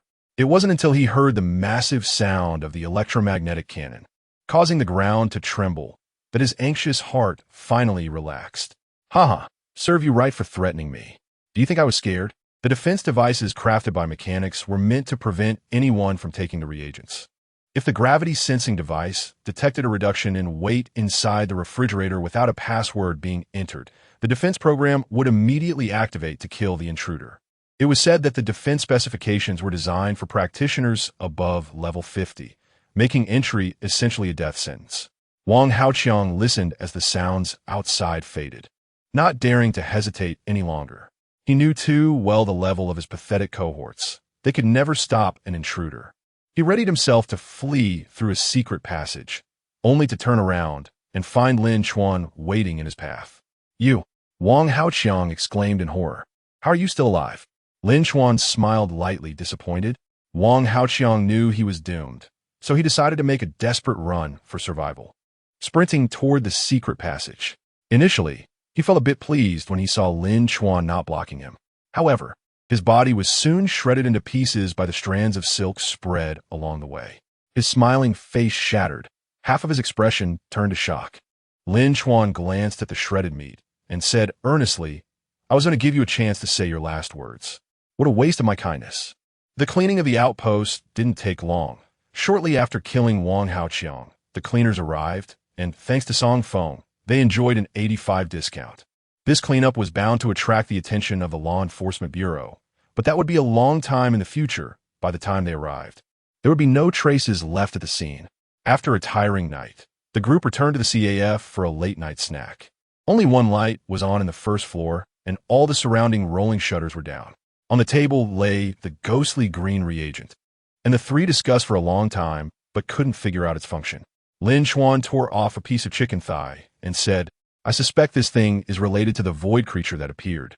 Li Shi browsed her phone and said, there have been no reports of any students suddenly going missing today from the high schools or universities in Maple Leaf City. Song Feng shook his head. It's too soon. Let's wait a few days and see. The amusement park was sealed off by the Law Enforcement Bureau, and they couldn't enter, so they had no idea if those students were inside. After finishing the remnants of the fried chicken, the 3 skillfully made themselves a cup of coffee. Night snacks paired with coffee. Whether they could sleep was another matter, but it was indeed enjoyable. Li Shi suggested, why don't we call the old man? He is knowledgeable and might know something. This reminded Lin Chuan that they usually reported in advance before going out to do big things. In a sense, this was part of growing up. They no longer needed to report to their parents about killing. After dialing the number, Lin Chuan didn't even wait to speak before a leisurely voice came from the other end. Just in time, I was about to look for you to do some work. Lin Chuan's expression stiffened. Are you going to exploit us? A boss who doesn't exploit is not a boss. That was true. A so-called boss is just a humanized beast. Before the three could ask anything, the task was assigned. Don't worry, it's very simple, not the kind of work involving fighting and killing. Just help clean up the hygiene. So typical, just a little bit of work. The pay will be deducted a bit. I remember there are 4 rooms on the 2nd floor, right? Lin Chuan replied, yeah. One of the rooms used to be yours, but since you were off gallivanting, we converted it into a storage room. Mentioning this made the old man furious. He hadn't been back for just half a year, and when he returned, he found his room gone, filled with coffee beans and the gear of 3 little brats. Find a time to clean it out. If there's even a speck of dust, I'll break your legs. Chapter 55. Is there a newcomer coming to the CAF? The old man's voice was a bit loud. Lin Chuan rubbed his ears and asked, have you wandered enough and come back to find a nest to sleep in? Long before taking them in, the old man liked to live a nomadic life. In fact, his lifestyle was one of wandering, spending all day under the sky as his blanket and the ground as his bed. The old man snorted coldly and said, I'm used to wandering. Living with you all isn't enjoyable. The 3 realized something was off. Since it wasn't the old man living there, could it be that a new member was about to join? Li Shi grabbed the phone and asked, did you pick up another child? They were all picked up by the old man, so this explanation seemed plausible. However, after spending so much time together, suddenly inserting a new person into their group would indeed be quite a change. Moreover, they were originally involved in a gray industry, and having one more person around would be inconvenient. Lin Chuan also advised, we're all adults now. Taking care of a child isn't convenient. If it's really necessary, just send them to a welfare home.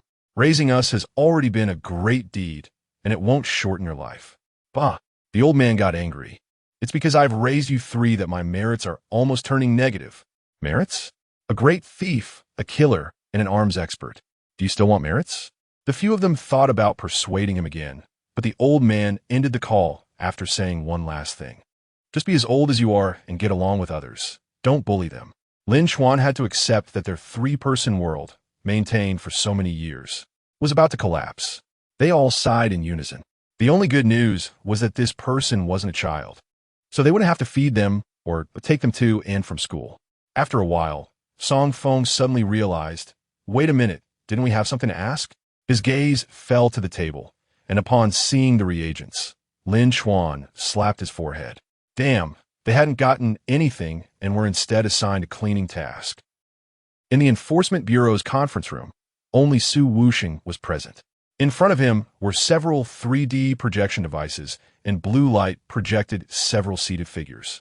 Su Wuxing greeted them, hello officials. The figures before him were all high-ranking members of the Enforcement Bureau, and they were all disturbed by the assassination at the amusement park. No need for formalities. Let's get to the point, the most authoritative figure among them said. Su Wuxing opened the record book on the table and said, regarding the assassination attempt on Miss Jiang Liuli from the Jiang family, it was a premeditated plan. After hearing the investigation results, a female enforcement officer smiled lightly and said, a little guy risking his life to report them for the girl he likes. What a pure-hearted young man. I like it. Another rugged man snorted coldly and said, which man is always love-struck? I see he has enough willpower not to submit to Bai Ling's threats. The leading figure signaled the 2 to be quiet. Regardless, he did us a great service. According to our calculations, if he had really defected to the Bai Ling society, their plan would have had at least a 10% chance of success. It sounded low, but no one dared to gamble on that 90%. Once it failed, not only would the Jiang family hold them accountable, but that sword saint would likely do something unorthodox as well. The meeting decided to give Lin Chuan a small reward. As for whether it would be a high-level reagent or a breathing technique or combat skills, that would be left to Su Wuxing to consider. All right, we need to discuss serious matters now. The figures sat up straight, their expressions serious. Su Wuxing said in a deep voice, currently, based on inquiries with Xiao Chang'e, known in the dark web as Old Cat, we have confirmed the locations of 78 temporary bases covering 45 major cities in the east. However, when we inquired about that 3-headed greedy snake, she refused to say anything. The superiors frowned. They had come for this very matter, and yet nothing had been uncovered. The female enforcement officer asked, did you use torture? Not yet. When Old Cat arrived at the enforcement bureau, she voluntarily confessed everything she knew and answered all her questions. Except for this one, Su Wuxing explained. After capturing Old Cat, they finally understood how she had lived to such an old age. Originally, she had at least 50% of her strength at the amusement park, but seeing that the situation was hopeless, she immediately knelt and surrendered. During the interrogation, her attitude was exceedingly proper, leaving Su Wuxing with no opportunity to employ torture. The leading figure said, first, have her examined thoroughly to confirm if there is any kind of restriction within her that prevents her from answering this question. Old Cat has already revealed so much. She can't go back to any of her bases after selling them. There is no need for her to cling to a secret. Su Wuxing glanced at the record book and said, Old Cat also reported on a recent major plan of the Bai-Ling Society, hoping we could go easy on her. Every plan of the Bai-Ling Society would cause immeasurable losses, since Old Cat wanted to use it to reduce her sentence. It showed that this plan held significant weight in her mind. The specific content of the plan had not yet been issued by their leader, but the only thing they could confirm was that its fundamental purpose was related to the nine-headed greedy snake captured 5 years ago at the Space Great Wall. As soon as this was mentioned, everyone fell silent. The greedy snake clan, the more heads it has, the greater its innate talent becomes. 9 heads are the limit. Once a large snake reaches this level, it means it has the potential to compete for the title of Greedy Snake King. The last time they captured one was for research into its physiological characteristics to create targeted weapons. Most of the time, it was a swift execution. The rugged man questioned. The place where the 9-headed snake is held is heavily guarded. Even the Bai-Ling Society's headquarters can't break in. How do they plan to steal it? No one knew, but from experience, the Bai-Ling Society never undertook risky ventures. Even the assassination attempt on Jiang Liuli had a 10% success rate. 3 days after the meeting concluded, the capital's enforcement bureau issued 3 directives in quick succession, urging prisons to strengthen their defenses. Given the preciousness of this information, Lin Chuan's reward was further elevated. Su Wuxing decided to finish his current tasks before seeking out this most significant contributor for a chat.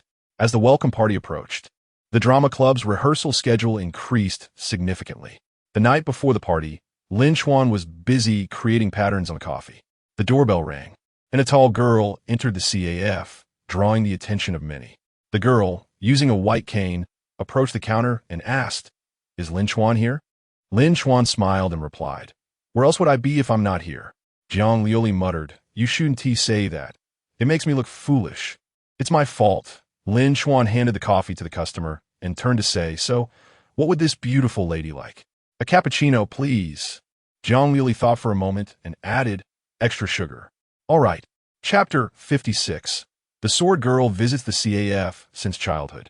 Too many people have praised Jiang Liuli for her beauty, to the point where she doesn't feel much anymore when someone compliments her. Lin Chuan, while grinding coffee beans, noticed that this girl seemed a bit off, so he kindly asked, "Are you feeling unwell? Your complexion doesn't look too good." Jiang Liuli rested her arms on the counter and said gloomily, "We're performing tomorrow, in front of so many people." "Nervous?" Lin Chuan replied. It made sense. She had no social experience growing up, and even after a few days of adaptation, she had only gained a little knowledge. Performing in significant situations would make anyone nervous, even those who are generally socially adept. This shows how much determination the girl had to apologize to Lin Chuan and ask him to be her friend in front of crowd. However, Lin Chuan was curious. "Can you feel this way even if you can't see?" It is said that when stars look down from the stage during concerts, all they see are points of light from glow sticks, and they can hardly see any faces, which greatly reduces the psychological burden on the singers. Don't worry. Senior has trimmed your lines perfectly. Once you get on stage, you just need to act with me. If anything unexpected happens, I'll find a way to make up for it. Lin Chuan extracted the ground coffee and added fresh milk. Jiang Liuli couldn't help but twirl her thumbs. The club members had been very considerate of her these days. Every time she went to practice, she would get plenty of snacks. But because of this, with her inadequate line skills, she either froze or lacked confidence, and the thought of dragging others down accompanied her when her lines were cut. She didn't want special treatment or to trouble anyone else. Sometimes she wondered if she should have agreed so hastily. I wish I were as capable as you, Jiang Liuli said, sitting in a chair at the service desk, resting her chin on her cane. No matter what lines you have, you only need to learn them once. And Senior has praised you for your performance, Lin Chuan thought to himself. Of course I can perform well. It's not like I'm acting. I can't act as myself poorly. The root of the matter is that Jiang Liuli is too restrained, and this can't be solved in a short time.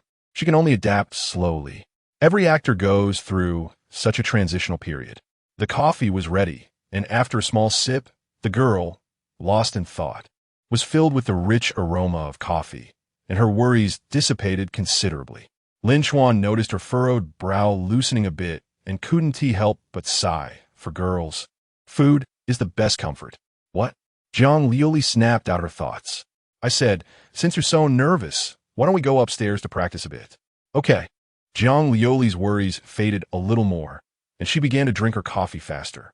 Practicing more to increase her proficiency was a good thing, especially practicing with Lin Chuan.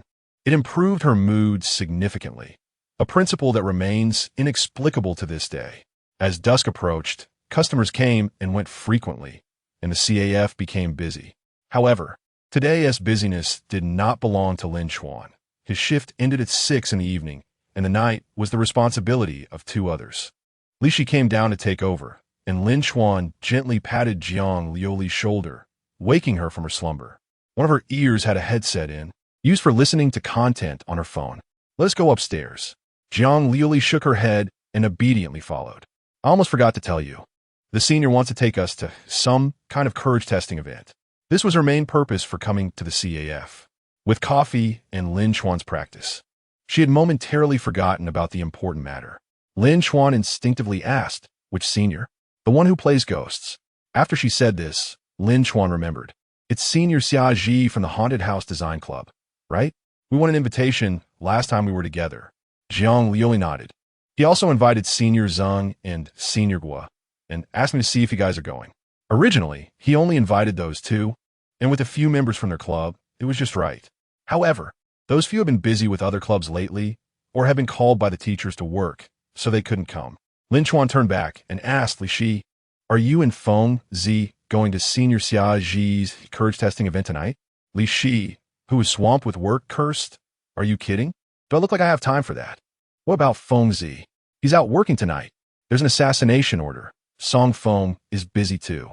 The CAF was not large, and the stairs leading to the second floor were narrow, allowing only 2 people to pass sideways. Once inside, Jiang Liuli was curious about everything, using her cane to explore the unknown world. Some of the floorboards were cracked, and there was a musty smell on the walls. 4 rooms were on either side after going upstairs, with a pitiful spacing of only about 3 meters. Is this where you all live? Lin Chuan, leading the way, said, yeah, it's me, Li Shi and Song Feng. We've been living here since we were adopted by the CAF owner when we were kids. That's nice. Huh? Lin Chuan was a bit surprised. He could tell from the smell how bad the environment was. Li Shi used to complain about wanting to burn the old man's house down, saying that with money, they could buy a big house. When the floor was just put in, it was in the middle of the main road, and at night, you could trip over it on the way to the bathroom. The bathroom was pitifully small, with a small washing machine taking up 1/3 of the space, and they had a queue to wash up. Jiang Liuli, who had lived in the Jiang family since childhood, theoretically shouldn't feel this way about such a life. But Lin Chuan could clearly sense a hint of longing in her tone. Just think about it. You were friends when you were kids, and you'll always be, right? Jiang Liuli explained. When you're bored, you can chat together, and when you're sad or happy, you can share it with them. Whether joy or sorrow, there's always an outlet. You don't have to keep it all to yourself. Lin Chuan didn't know what to say. In fact, the 3 of them had fought many times as kids. In serious cases, they would even resort to their family skills, but over time, they had grown too lazy to bother with certain things. Jiang Liuli didn't see it that way. She believed that since she had been so happy knowing Lin Chuan for such a short time, having one friend could be like this, but each of the 3 had 2 friends. Wouldn't that mean they were always carefree? Unlike herself, besides her grandfather and the steward, the person she knew best was probably her swordsmanship teacher, but until she turned 12 and purely defeated her opponent in swordplay. Her grandfather quickly replaced him with a new one. Thus, her only outlet was blocked. The servants wouldn't casually chat with her. in the past. It was just her alone in a room, waiting for meal times to have food delivered. When her grandfather came, it was mostly just to check on her swordsmanship. Loneliness was the only depiction of Jiang Liuli's childhood. Lin Chuan's room was close to the stairway, just a couple of steps up. The old man didn't have the spare cash to arrange a changing room for them, so their clothes were kept in their own rooms. Before changing clothes, Lin Chuan thought to let Jiang Liuli step aside. But she was blind. What could she avoid? Thinking about this, Lin Chuan decided to ignore it and change clothes right in front of her. Chapter 57. Say thank you quickly, hearing the rustling sound in front of her. Jiang Liuli's small hands began to fidget nervously. He is changing clothes? Old Master Jiang had considered that Jiang Liuli might be lacking in some areas and, fearing she would be taken advantage of outside, had specifically instructed the maid to educate her on certain knowledge before leaving home. Jiang Liuli wasn't very interested in this kind of knowledge and only remembered two things. Do not let other men take advantage of you. As a girl, you must be modest and cannot let others think you are frivolous. She had always been unclear about the boundaries of these 2 points. What degree constitutes taking advantage? What does being frivolous mean? The maid said that if a man wants to touch you, it means he wants to take advantage of you. And if a girl pries into a boy's privacy, that is considered frivolous. This concept was extreme. They knew very well what kind of situation their young lady was in. And what if they didn't use strong measures and she ran off with someone? To Jiang Liuli's ears, these two sentences twisted in meaning. Watching fireworks on the playground during the 100 Regiment's offensive, if Lin Chuan fell asleep and I let him rest his head on my lap, does that count as him taking advantage? Definitely not. I did it voluntarily. He didn't intend to touch me. He changed clothes in front of me, and I heard it. Does that count as prying into someone else's privacy? It definitely does. I'm not stupid. I've known since I was little that you can't change clothes in front of others. So does this count as passive frivolity? Then does this mean I am?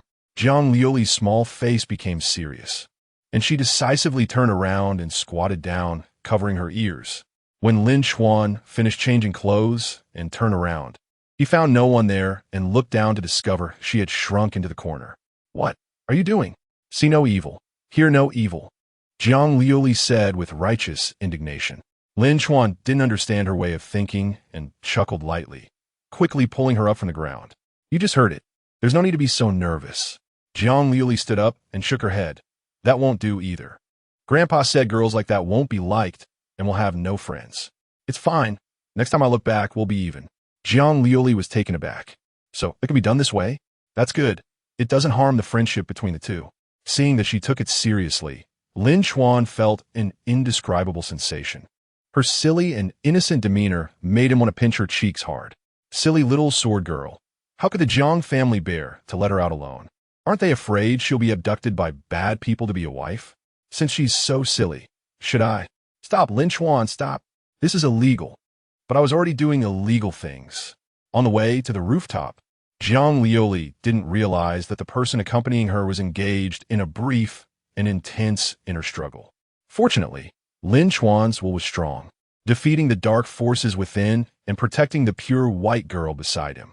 Quick, say thank you to me. Huh? Jiang Liuli didn't understand for a moment, but still complied. Thank you. You're welcome. The CAF had only 2 floors, one for living and one for business. The rooftop was usually used for drying clothes, and when they had time, the 3 of them would have a small barbecue there. It was cleaner than the 2nd floor, with 2 iron racks holding the wet clothes. The area was large enough for 2 people to spar. Lin Chuan casually picked up a wooden stick from the ground, which had appeared from nowhere. The rooftop occasionally had strange items. He remembered that one Song Feng had found a hero fragment there, and 3 days later, a murder case was uncovered in the neighboring building. The 2 began to spar according to the script, using moves that Jiang Liuli had designed, which were simple and easy to learn, making onlookers exclaim in delight.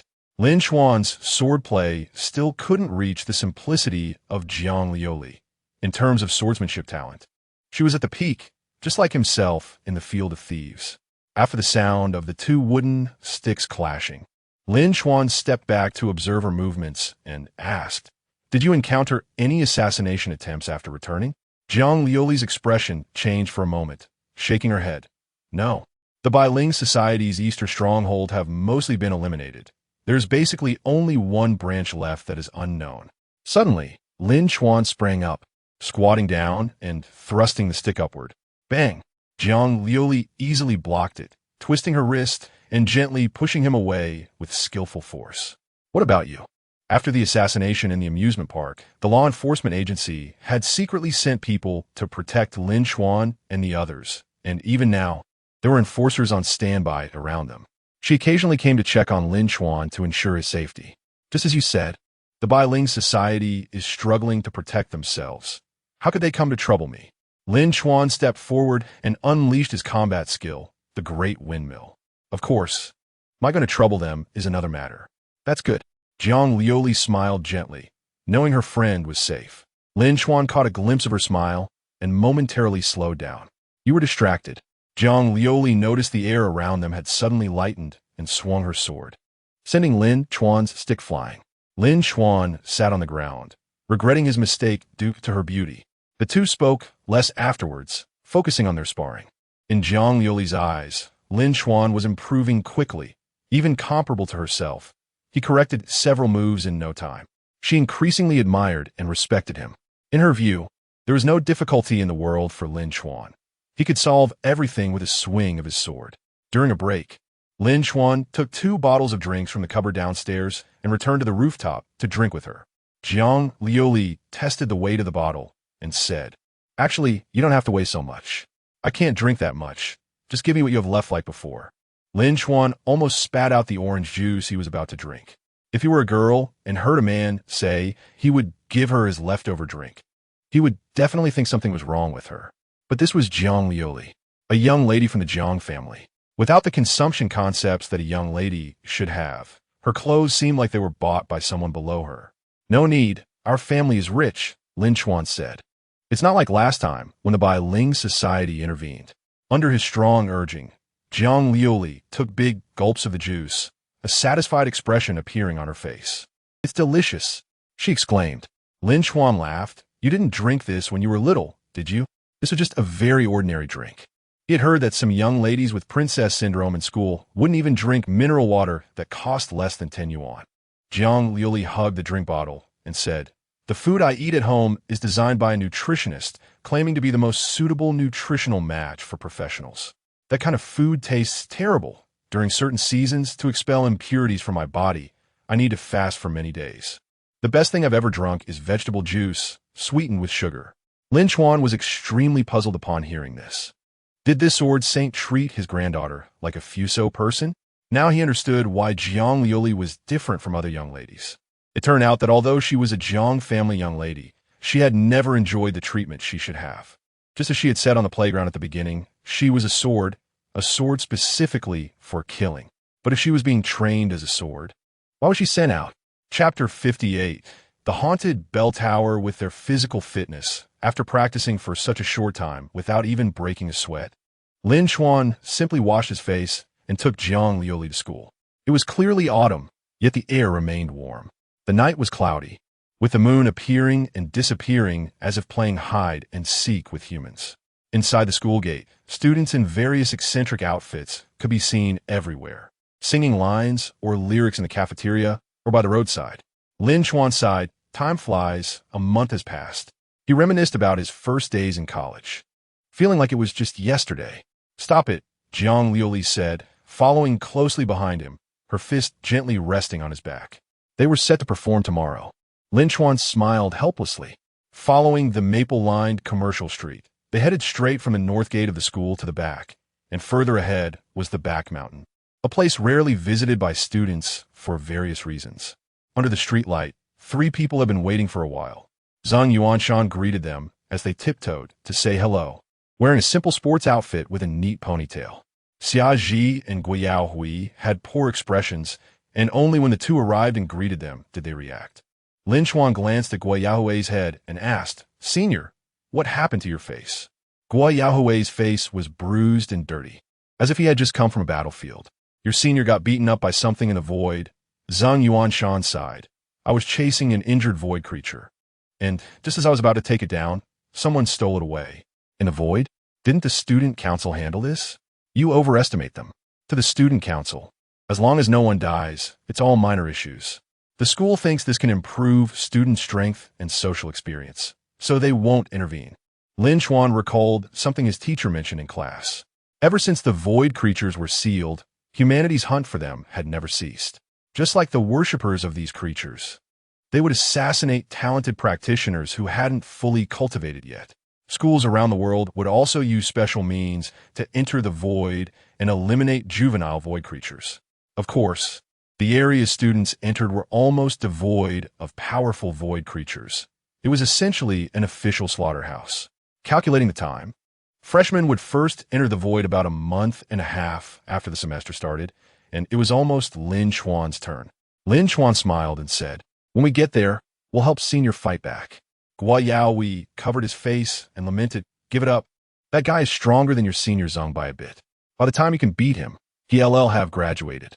Zhang Yuanshan lightly patted the back of his head and said, "You're useless. Do you really need your junior to help you take revenge? In a couple of days, I'll send someone to deal with it." Not giving him a lesson, does he not know that Zhang Yuanshan's people are not to be messed with? Lin Chuan shifted his focus. "Senior, where are we going today?" He had been so focused on Guiyaohui that he just noticed Xia Ji didn't seem to be in a good mood either. "Oh, we're going to the back mountain. I wanted to explore the bell tower there for a long time." Xia Ji rubbed his forehead, adjusted his mood, and smiled. Jiang Liuli asked curiously, "Will there be ghosts in the bell tower?" "Haha, Liuli, you know, this bell tower is famous in our school. Let us go. Let us chat as we walk." The back mountain occupies a third of the school's land, filled with maple trees that thrive in Maple Leaf City. During the 4 years of college, there might not be 30 visitors, especially deep in the dense forest, where it's rumored that no human has set foot for years. The path through the mountains was winding, and as the wind blew, the maple leaves rustled. The moonlight flickered, casting shadows of the bare branches that swayed like suddenly appearing devil's claws. There were the hoots of owls in the forest. The higher they climbed, the colder it became, and the atmosphere grew more eerie. Lin Chuan turned back halfway, realizing they had already walked quite a distance from the foot of the mountain, which was estimated to be about 100 meters high. Jiang Liuli had been holding onto his sleeve from behind, listening intently to Xia Ji's ghost stories. Speaking of the bell tower, it had been around long before the school was established, and its specific purpose was unknown. Maple Leaf University had been founded for over 100 years, which means the bell tower could very likely be an ancient building. Most people would first sigh at the historical changes when they heard this. Lin Chuan, however, was considering whether there might be something valuable inside. Some older professors who returned to teach said that during their student days, the bell tower would ring occasionally, but as time passed, the frequency decreased until, for several generations now, it hadn't rung for years. Later, rumors spread that the bell tower was not of this world, and when it rang, it would awaken the spirits of the underworld, allowing humans to see ghosts. Zhang Yuanshan and Lin Chuan found it boring and looked around. Guiyaohui wanted to laugh, but as soon as he did, his face hurt. Only Jiang Liuli was seriously listening to the senior story. "So we came here today too." Lin Chuan casually plucked a maple leaf, and while bouncing, he forgot about the girl behind him, who bumped into him as it fell. Xia Ji turned back and smiled. "Of course, to ring that bell. Don't treat it like an urban legend. The matter of seeing ghosts was told to me by a senior who graduated last year. They really saw that thing. When they mentioned it, the senior was trembling all over, and their lips were pale, saying that the ghost nearly killed them." Zhang Yuanshan swatted away a mosquito that was bothering her. "You still went despite it being so dangerous? What is there to fear? Most human fears come from insufficient firepower. Can't we handle one ghost with so many of us?" Xia Ji dismissed the concern. Moreover, the few of them actually felt deep down that there couldn't be any ghosts in the world. It was mostly someone playing tricks. Lin Chuan turned around, apologetically rubbed Jiang Liuli's nose as the little girl nearly bumped into him just now. "I'm fine," Jiang Liuli said, touching her face excitedly. "Let us go catch ghosts." Lin Chuan smiled, puzzled by how this girl was so interested in ghost stories. As they climbed higher, the steps became steeper and more rudimentary. After trekking 365 miles, they finally reached the mountaintop, where the moon just peeked out. The bell tower occupied a large area, covering 2/3 of the mountaintop. With its highest point about 10 meters tall, it had a classic Western style, and the dusty glass still reflected a peculiar hue. The door was engraved with patterns that were no longer recognizable. The wind at the mountaintop dispersed the humid heat, and the group pushed open the long-sealed door. Chapter 59. The generation of Jiang Liuli. At the moment the door opened, it felt as if something rushed out and drilled into the nostrils and throats of several people. Cough, cough. Guo Yaoi coughed violently. It's real. Lin Chuan fanned the air in front of him and spat out a mouthful of saliva. There's a ghost. Jiang Liuli turned in place, looking around. Where is it? Lin Chuan regained his composure and said, there's no damn ghost. It's just a pile of dust that fell on us. The group quickly took a few steps back, brushing off the dust from their bodies. This kind of stuff seemed merely dirty, but after a long time, it would inexplicably cause itching, and even a shower wouldn't clean it off. Jiang Liuli stood at the back, the least affected. When she heard Lin Chuan's voice, she immediately stepped forward to help pat down the clothes and remove the dust. Zheng Yuanshan observed and said enviously, I need to find a boyfriend to help me brush off the dust too. President, can I help you with a few pats? Guo Yaoi said with a smile. Get lost. All right. After confirming that the dust was all gone, they stepped into the interior of the bell tower. The ground was a white expanse, with spiders weaving webs in the corners. Lifting the templates would reveal a few centipedes crawling out. The first thing Lin Chuan did upon arriving was to take out his phone and snap some pictures, checking online to see if these things were worth anything. Lin Chuan. Jiang Liuli tugged at his sleeve, pleading, can you tell me what the surroundings look like? She had wanted to explore step by step, but after taking 3 steps, she found herself stuck in a spider web and decisively gave up. As Lin Chuan took pictures, he described, this isn't just a bell tower. The place we entered is a church with 4 pillars on either side of the main aisle, and in the middle are some broken chairs. At the front, there's a statue and the walls around. Are those murals? Carefully, Lin Chuan led Jiang Liuli over various hazards to the wall and turned on his phone's flashlight. Unlike the paintings on the door, the murals were well preserved due to being indoors and not exposed to the elements. Lin Chuan murmured, what are these things painted here? Bugs and little people? Hearing this, Jiang Liuli reached out to touch the wall. After sliding her hand over a distance, she made a judgment. It's the battle between humans and void creatures from 300 years ago. Lin Chuan was surprised. Are you sure you can tell just by touching a couple of times? Of course. Jiang Liuli felt a sense of pride for the first time in front of Lin Chuan. Raising her swan-like neck, my family has many of these murals. I've been touching them since I was little. There's no way I'd be wrong. The ultimate battle between void creatures and humans 300 years ago established the current status of humanity, with countless casualties. Thus, the Western Church at that time depicted many murals related to this battle, with similar content. Jiang Liuli explained to him, look, the 5 people depicted here are the 5 great leaders. She pointed with her finger. The 5 little figures were of various forms, standing amidst countless deformed biological armies. One wore a crown and stood with hands behind his back. One held a sword, sweeping through the masses. One was cloaked, appearing and disappearing. One sat cross-legged with a magical artifact surrounding him. The last one Lin Chuan searched for a long time, but couldn't find, until Jiang Liuli took his hand and pointed it at the figure. It was unclear whether it was the sculptor's intention, but this figure was depicted very shallowly, lacking any three-dimensional sense. This is that generation's superpower leader, Jiang Liuli explained, the greatest contributor to sealing the void creatures. His ability is related to space, so he was intentionally depicted as ethereal. Ordinary people cannot reach the level of a leader. At most, they've heard how powerful this level is, but have no idea how powerful it truly is or what role it plays on the battlefield. As for the abilities of superpower leaders, Lin Chuan had never heard of them before. There were no records in history textbooks. This is my great-grandfather. Jiang Liuli pointed at the little figure holding the sword. Your great-grandfather? Lin Chuan was taken aback. Your family has 2 generations of sword saints? Jiang Liuli nodded, yes. Historically, our family is the only one that has had 2 consecutive generations of leaders, and it was seamless. My great-grandfather passed away, and less than an hour later, my grandfather inherited the title of sword leader. Lin Chuan had thought the Jiang family was impressive, but he hadn't realized it was this impressive. Having 2 consecutive generations of sword saints was enough to overshadow all sword families in the world. Lin Chuan's gaze towards Jiang Liuli changed. He now understood how important this young girl was. Wait a minute. Lin Chuan suddenly realized a problem. Your great-grandfather was a figure from 300 years ago.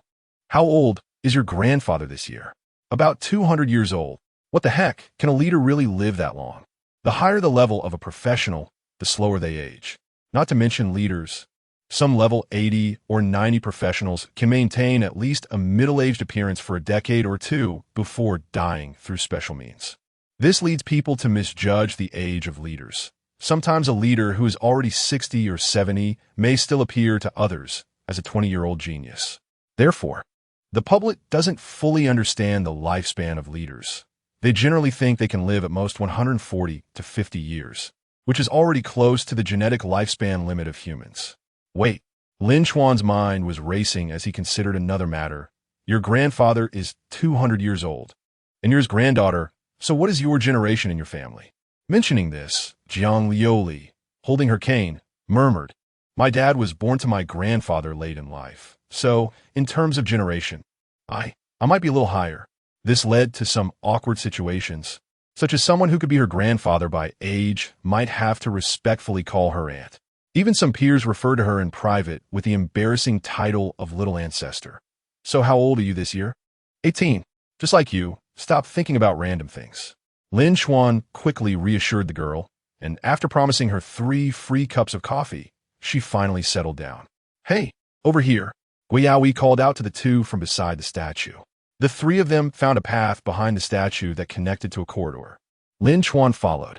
The corridor was long, with a ceiling made of hard, fantastical colored glass, some parts broken, allowing glimpses of the structure above at the end.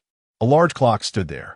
Xia Zhixing excitedly explained to everyone, This church is interesting. It's part of the bell tower, with the 2 buildings connected by a corridor. The wind blew through the cracks in the glass, producing a moaning sound. As they reached the halfway point, nearing the bell tower, Lin Chuan and Jiang Liuli looked up almost simultaneously. A shadow of unknown origin swiftly passed over the glass above their heads, the shadow enlarging and scattering across the corridor floor, causing everyone to stop in their tracks. What was that just now? Guiyaoui rubbed his hands and asked. Zheng Yuanshan scoffed. Don't scare yourself. It's probably just a little cat or dog. Animals love to run up high. Thinking this way, they calmed down. No, Jiang Liuli said softly. That was the sound of footsteps.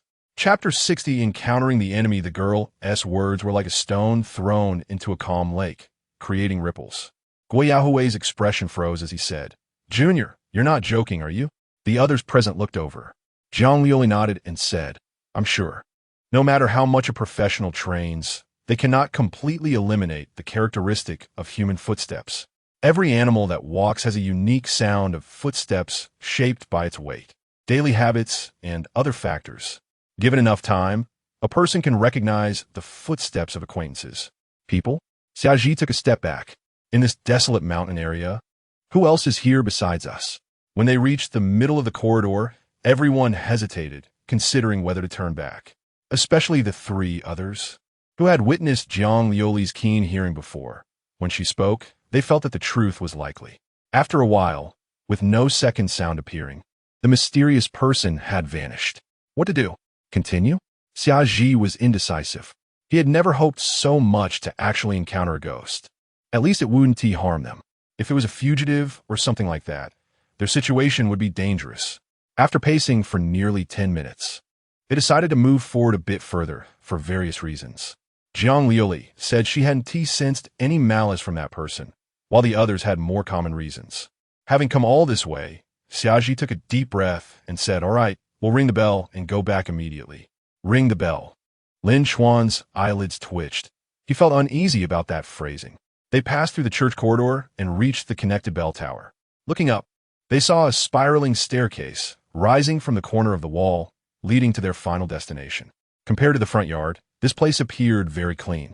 Although the environment was still shabby, at least there was not as much dust, and there was an intact chair and a desk.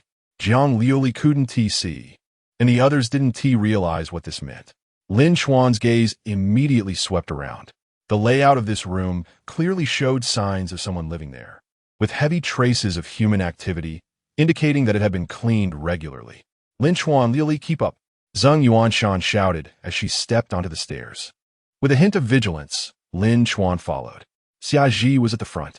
When he pushed open the door at the end of the staircase with both hands, his head poking out, he was met with an ancient large bell. A spire covered the bell, and a hammer lay next to it. We found it, Xia Ji exclaimed excitedly, preparing to climb up and ring the bell. However, the moment he bent down to step over the last few steep stairs, his blood ran cold. A shadowy figure with disheveled hair loomed over him, its silhouette under the moonlight resembling a terrifying ghost. Oh no! Xia Ji instinctively uttered the most appropriate line for the moment, and then lost his balance and fell backward. Fortunately, Gui Yaoi caught him from behind. What happened? Gui Yaoi asked, puzzled. You were fine just now. Why this sudden turn? There is something up there. Xia Ji trembled, pointing at the open ceiling. As they looked over, a shadow landed where Xia Ji had just been. Connecting it with the scene in the corridor, the two immediately realized this was the figure hiding in the dark. Instinctively, Gui Yaoi shouted, "Run!" The sudden appearance of this thing indicated that its stealth skills were quite advanced, far beyond what they could handle. The next second, the shadow moved, grabbing both Gui Yaoi and Xia Ji by the neck and effortlessly throwing them down. Bang!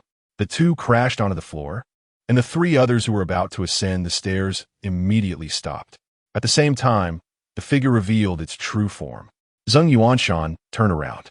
In the dim light, an old man in a poncho with disheveled hair teleported to her side, his rough palm touching the side of the girl's head. The moment he made contact, his power surged, causing the senior to fall as well. Be careful. This guy is at a high level, Gui Yaoi shouted. In just 3 breaths, he had knocked down 3 top students from Maple Leaf University. This person was at least level 50 or higher. The old man in the poncho struck again, searching for his next target, which was Lin Chuan. The 3 who had been thrown down felt a tightness in their chests, expecting Lin Chuan would receive the same treatment and be violently tossed down. Just as the old man's hand was about to touch Lin Chuan's collar, he suddenly halted, alarm bells ringing in his mind. A perfect arc of sword energy sliced through the night, nearly striking his chest. Huh! The old man in the poncho stepped back a few stairs, making a confused sound. Next, Jiang Liuli stepped forward, her sword pointing. A brilliant sword energy slashed at the unexpected visitor. Bang! A large portion of the wooden ceiling was torn apart, and with debris fell, covering everyone. The old man in the poncho leaped into the air, his fingers reaching for his waist. He's got a sword, Lin Chuan warned. As he jumped, the weight of gravity caused the poncho to tilt upward, revealing a long sword with a black hilt hanging beneath it. In the half-second after Lin Chuan spoke, Jiang Liuli also leaped up. In the old man's eyes, he only saw a flash of pure white light, and then the girl's sword reached his hand, which was going for the sword. What reaction speed is this? Human thought processes are limited. No matter how fast, they must conform to biological structures. Yet this girl reacted almost instantaneously upon hearing. It was nearly 0 delay. Moreover, the speed at which she unsheathed her sword was astonishing. Could she be a member of some ancient family out for a stroll? Bang! A loud sound echoed in the air as Jiang Liuli struck the back of the sword. Lin Chuan was somewhat surprised. It was the first time he had seen Jiang Liuli's fastest reaction speed. Before she landed, Jiang Liuli changed her move mid-air, the wooden stick covered in a layer of white frost, and then she tore through the night with a white ribbon. Seeing this initial move, a surprised voice came from beneath the poncho. Frost falls from the sky, a huge circular ring appeared, and even though the old man in the poncho tried his best to block it, the hat was still blown away by the sword energy. After the move ended, his true form was revealed. It was an old man with a face full of white beard, his weathered face showing signs of having been through many trials. It was clear from his eyes that he was a seasoned swordsman. The two landed simultaneously on the floor of the bell tower, neither making a second move. The old man in the poncho muttered, "No, this technique is different from that girl's. This move is clearly more pure." Lin Chuan, not knowing when he had stood behind Jiang Liuli, asked, "How was it?" Jiang Liuli replied in perfect harmony, "Very strong. But I'm stronger." Hearing this, The old man glared and said, "Humph. What does a little girl want to do by using such strong combat skills against an old man like me?" Jiang Liuli retorted, "You attacked us first." "Nonsense. If I really wanted to kill them, they would have been dead the first time we met." Chapter 61. The bellkeeper Zhao Dihai. During the argument between the two, the senior students managed to get back on their feet. This fight had left them shaken, especially with the technique used by Jiang Liuli, which, from its momentum alone, could definitely split opinions in two. That old man was already so fierce. Yet their junior sister was even fiercer. The argument continued. It was the first time Lin Chuan had seen Jiang Liuli talk so much. Her small face was flushed from lack of oxygen, and her mouth didn't stop. Fearing that the girl might suffocate herself, he hurriedly stepped forward to mediate. "Both of you, it's a misunderstanding, just a misunderstanding. Let us sit down and talk it out." He could see that the old man had no ill intentions. Just as the other party had mentioned, if he really wanted to kill them, the seniors wouldn't have survived. The old man in the raincoat was also furious, glaring and shouting, "Who the hell do you think you are? Hiding behind a little girl like a coward. Are you even a man?" Lin Chuan's face darkened. "Old man, don't let me find anything valuable on you. Don't insult him." Jiang Liuli shouted, ready to grab a stick and hit the old man again. Lin Chuan quickly grabbed her wrist and reassured her, calm down, calm down. This senior has no malice. No way. He just hit you, and now he is insulting you. I have to knock him on the head with a wooden fish." This was the first time Lin Chuan encountered such a stubborn girl, standing between the two. The scene was quite dramatic. Jiang Liuli wanted to hit someone, and Lin Chuan acted as a pillar to block her, while the old man kept mouthing off but ran away faster than anyone else, creating a comical situation. The three senior students watching were dizzy from the spectacle. After circling the room 4 or 5 times, they finally came to a stop. The old man wiped the sweat from his forehead and snorted. "I won't stoop to your level, little girl." Jiang Liuli sat down in a chair, frowning, looking very displeased. Lin Chuan saw that the two had finally calmed down and sighed in relief. "Senior, how should I address you?" Seeing the atmosphere soften, he quickly tried to gather information and confirm the other party's identity.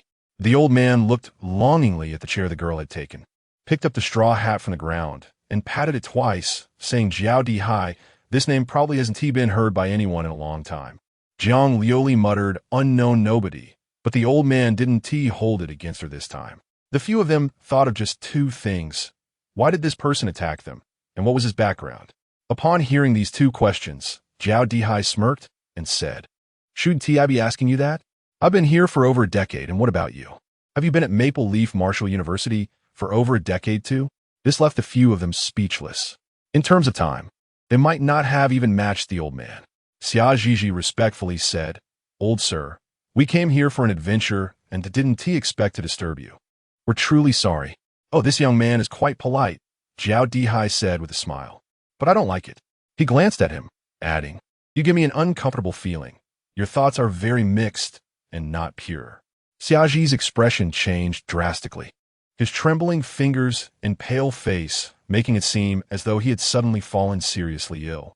"Not like those 2 young people," Zhao Dihai said, nodding towards Lin Chuan and Jiang Liuli. "That girl may have a bad temper, but she is straightforward. As for that young man, either secrets.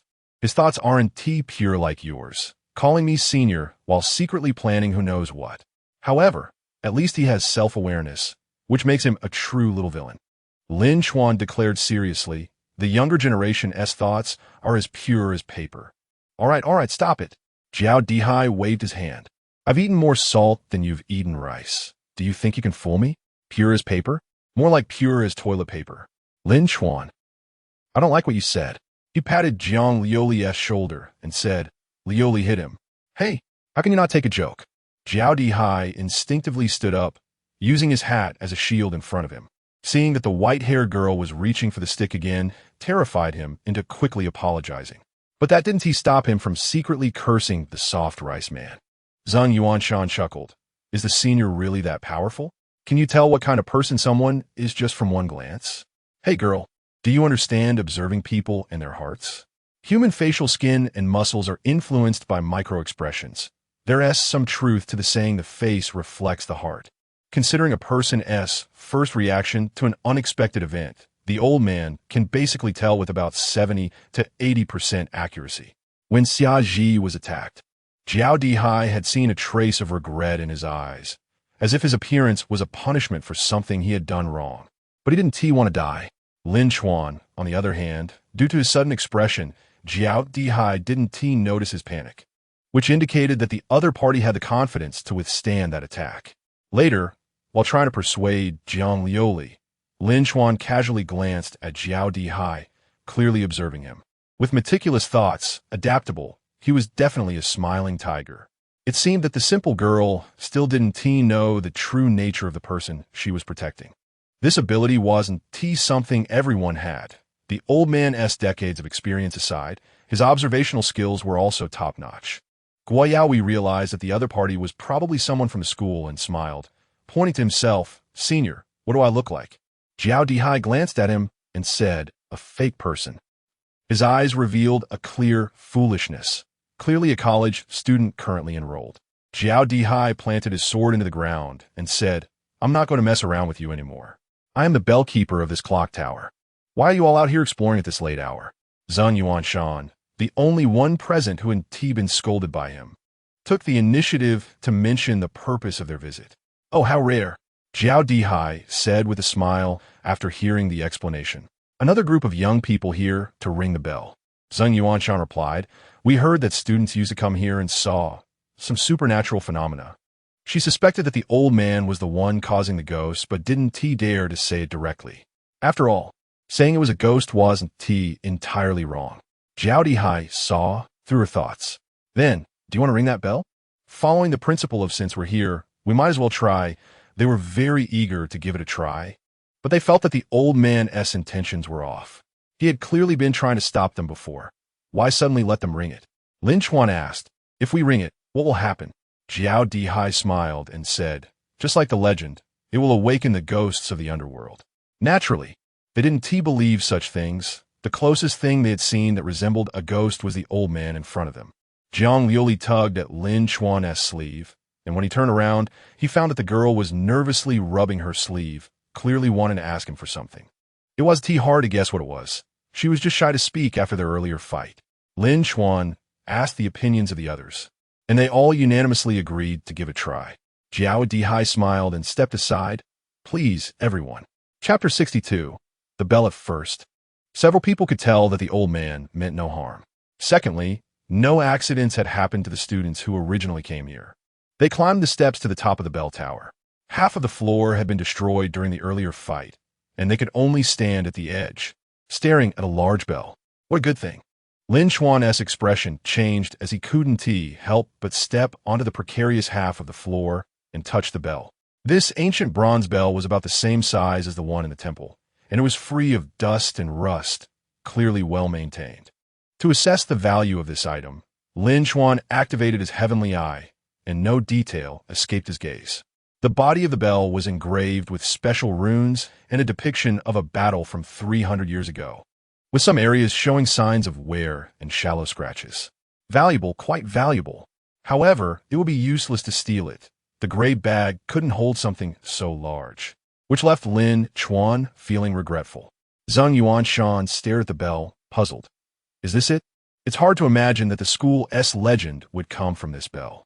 The idea of awakening the dead seems too fake. Xiaji picked up a hammer from the ground and looked at the others. "If you have no objections, I'm going to strike it." After receiving nods from everyone, Xiaji took a deep breath and struck the ancient bronze bell. Zong! A clear bell sound echoed from the bell tower, traveling down the winding steps to the foot of the mountain, causing students in the school to look up at the mountaintop.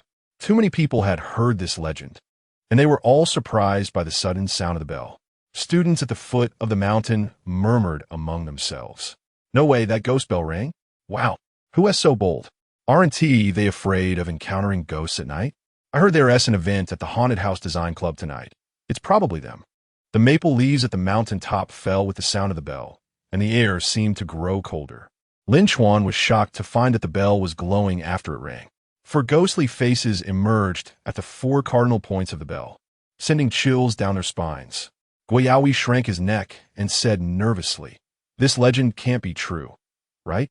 There can't really be ghosts resurrecting, can there?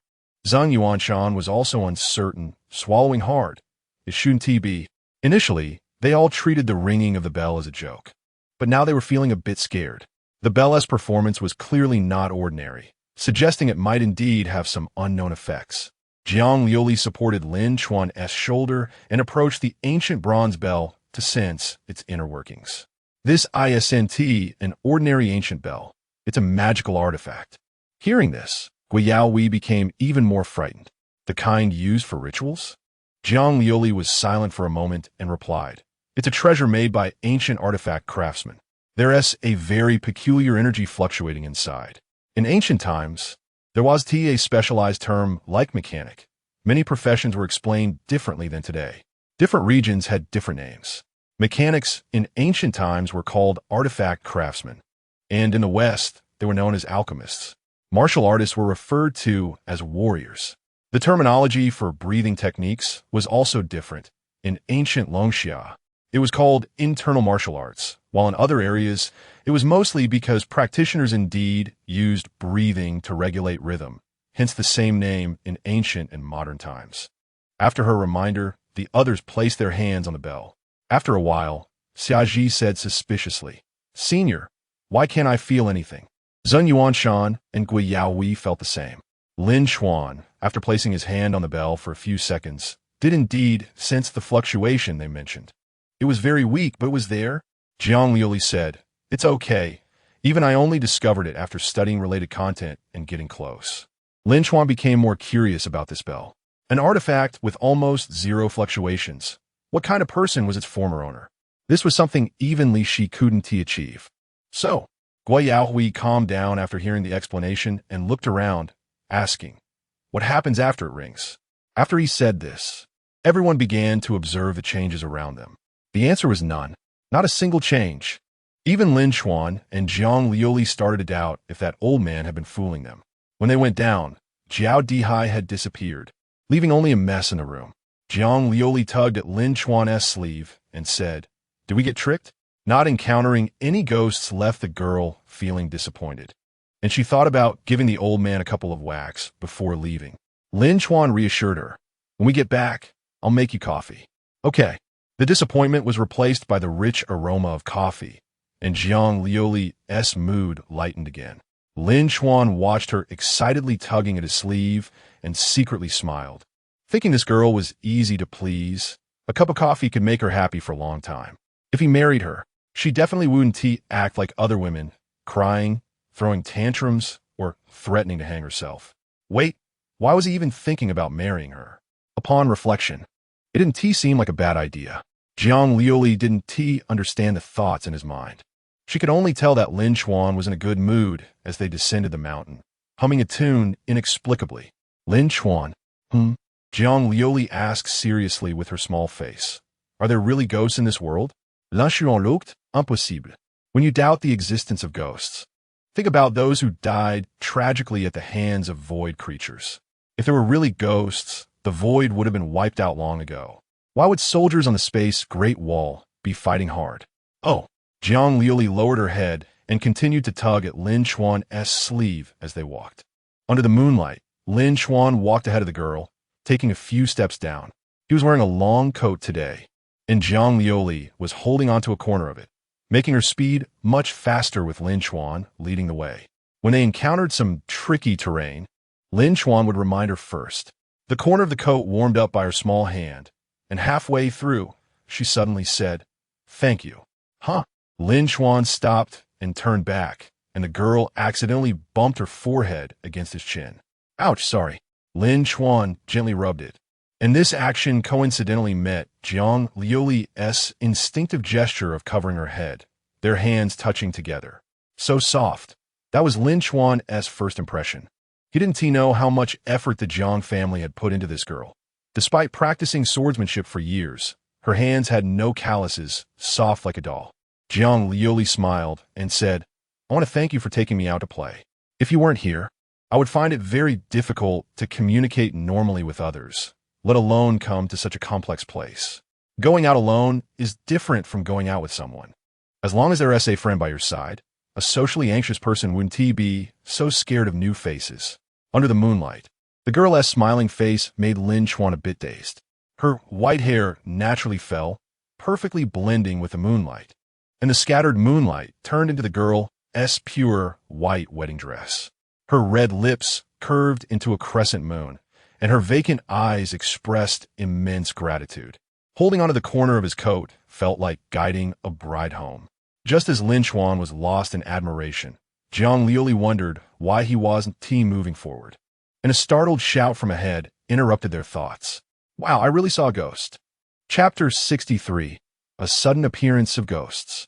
At first, it was Guiyaowi at the front who shouted, frantically retreating and bumping into Zheng Yuanshan and Xiaji. However, as the other two were about to scold him, they looked up and saw the ghostly figures on the path ahead, causing their hearts to tremble. Under the withered tree by the roadside, 5 pale, humanoid, misty forms were wandering. They each had different expressions. There was a long-haired woman holding a sword, a strong man with his upper body bare, and an ordinary-looking old man sweeping the ground. The only common point was that they had no faces. The ghostly figures blocked the center of the road, obstructing the way for the few of them to retreat. They exuded an indescribable aura, and just standing there put immense pressure on everyone. Dark clouds covered the moonlight, and a chilling wind blew, making one feel a shiver down their spine. Lin Chuan frowned and muttered, "That old man didn't lie to us." After ringing the bell, ghosts really have awakened. The two sides faced off, with the ghostly figures slowly approaching them. Guiyaohui nervously asked, "What should we do? Does anyone have a black donkey's hoof? Have you read too many novels?" Zheng Yuan hurriedly said, "Shouldn't we be thinking about how to run away right now?" The two sides were at a standoff, and Lin Chuan and the others were forced to move up the mountain. Jiang Liuli gripped the wooden stick tightly, feeling both nervous and excited. "Lin Chuan, what do ghosts look like?" "They're not ghosts. They're a mass of white mist in human form," Lin Chuan corrected. "I suspect it's the bell that's causing this." From Lin Chuan's speculation, that bell probably had some hallucinatory effect that made people see illusions.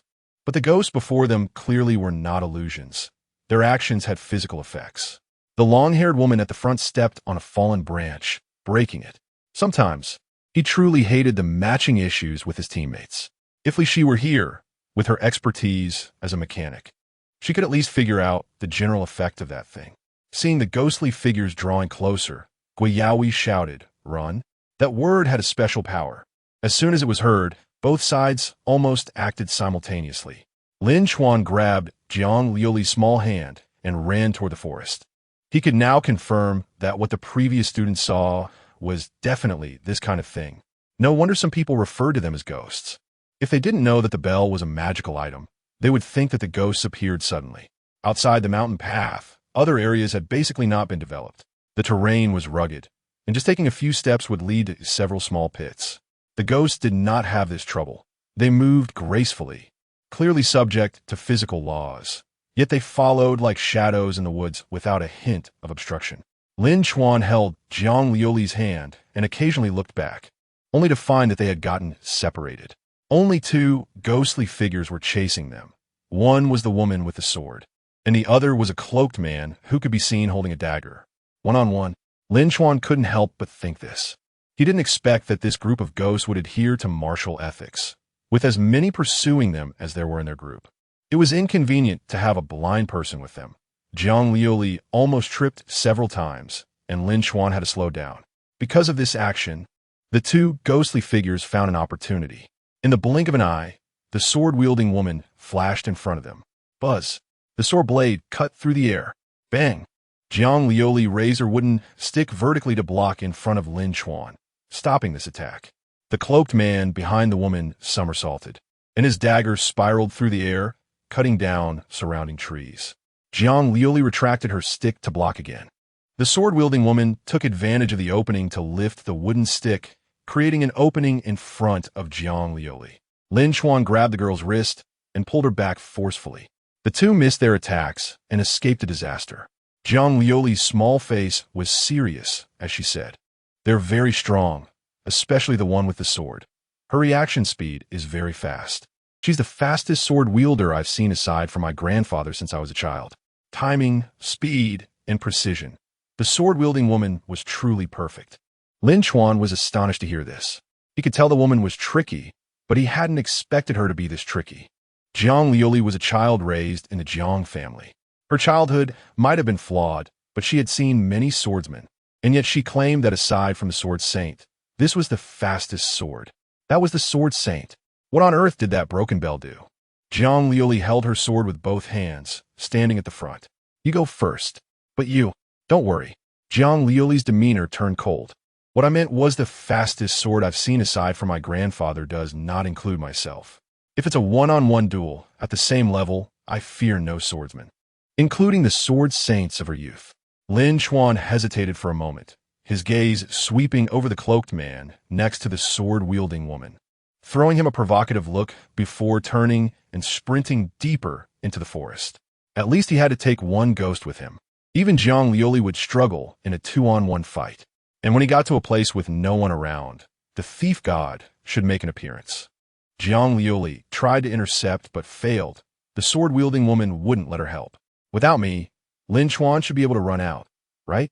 Jiang Liuli thought to herself during the sword fight. These ghosts weren't very fast. If she weren't holding him back, Lin Chuan should have been able to escape long ago.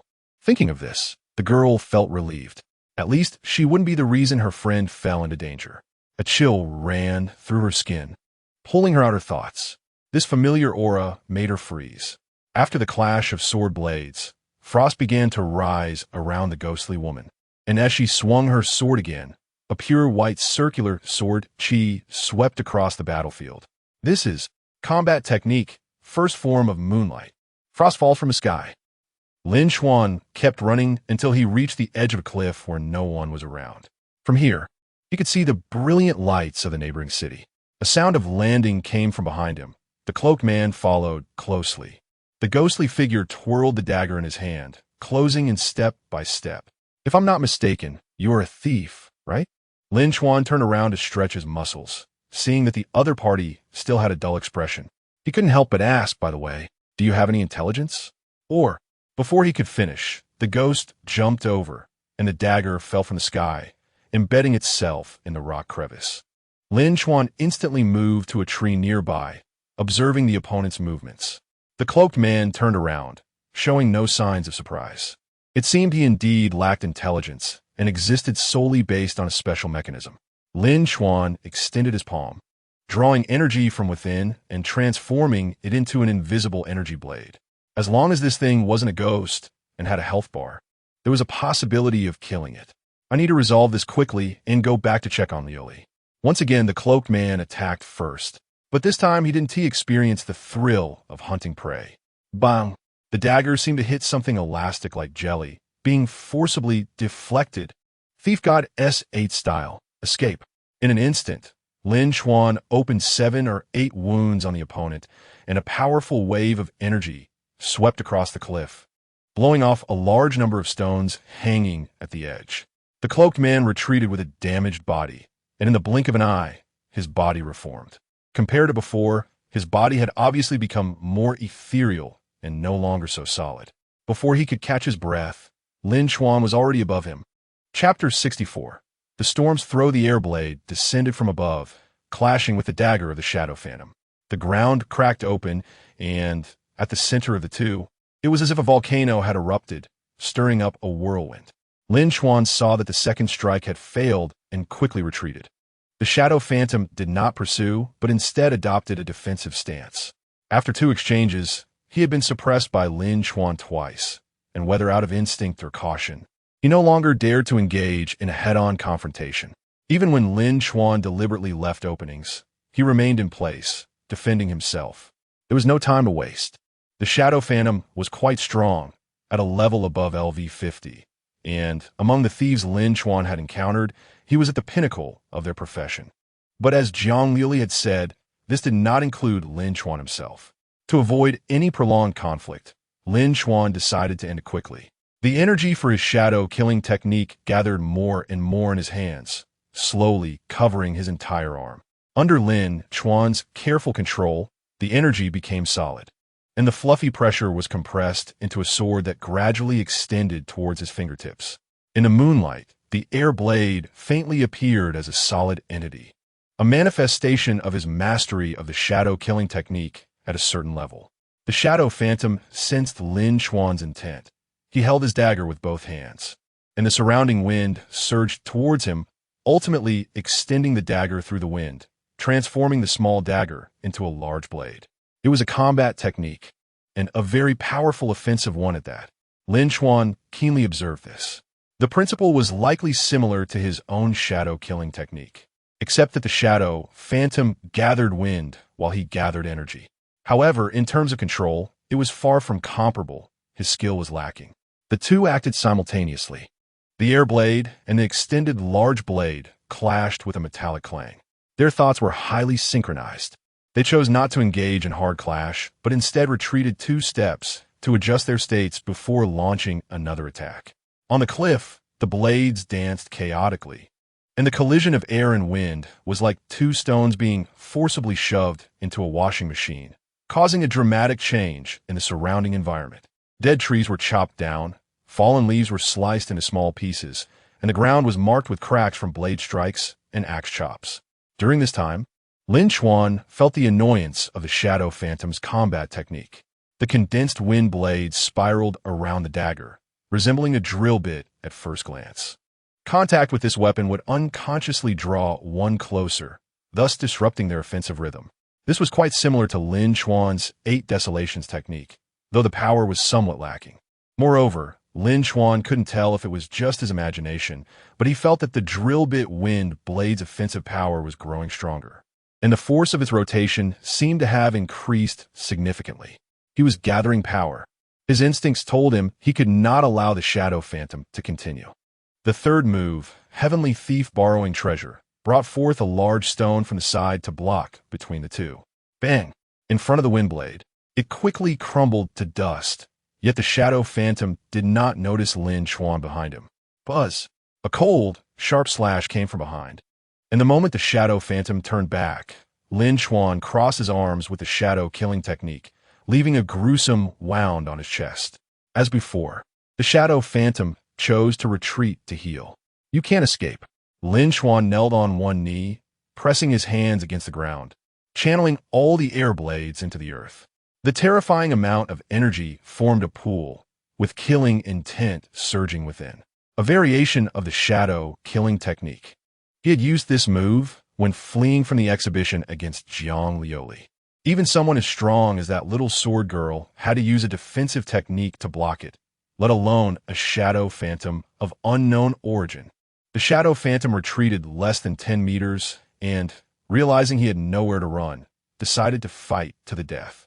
The wind blades on the dagger came to life, raging violently as he held it with both hands and slashed down at his enemy.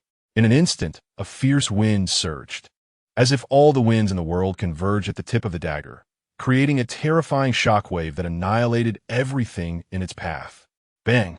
Just before it reached Lin Chuan's face, his defensive technique activated, and only a palm-sized ripple appeared in front of him. The shockwave exploded in an instant, sending countless violent gusts crashing against everything. Behind Lin Chuan, the forest was shredded and the soil was pushed out in a massive fan-shaped depression. This move was very risky.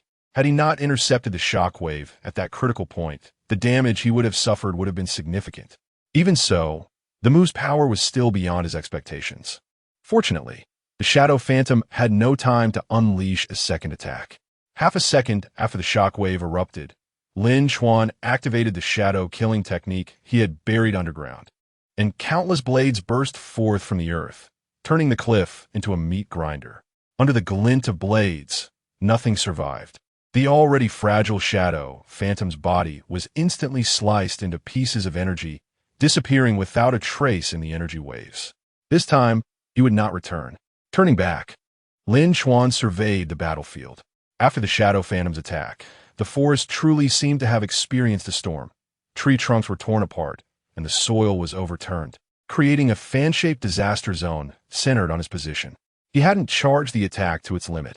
If he had completed the charge, when his technique blocked the shockwave, the exploding wind brushed past Lin Chuan's temples, feeling like a sailor facing the ocean in a storm. In the face of nature, Humanity seemed so insignificant. Suddenly, in the place where the shadow phantom had vanished, a white mist began to coalesce. Lin Chuan raised an eyebrow. Could he still be alive? In the next moment, the white mist took on a life of its own, transforming into a pen tip that began to write something in the air. After a while, several large characters emerged. Lin Chuan instinctively read them aloud. The storm's throw. Immediately, the writing vanished, sinking into his brow. A passage of text imprinted itself in his mind. This was a combat technique? More precisely, it was a move within a combat technique. Condensing a storm, wrapping it around a vessel, and unleashing a devastating strike after charging up, it had an extremely powerful impact. It was exactly the move the Shadow Phantom had used against him.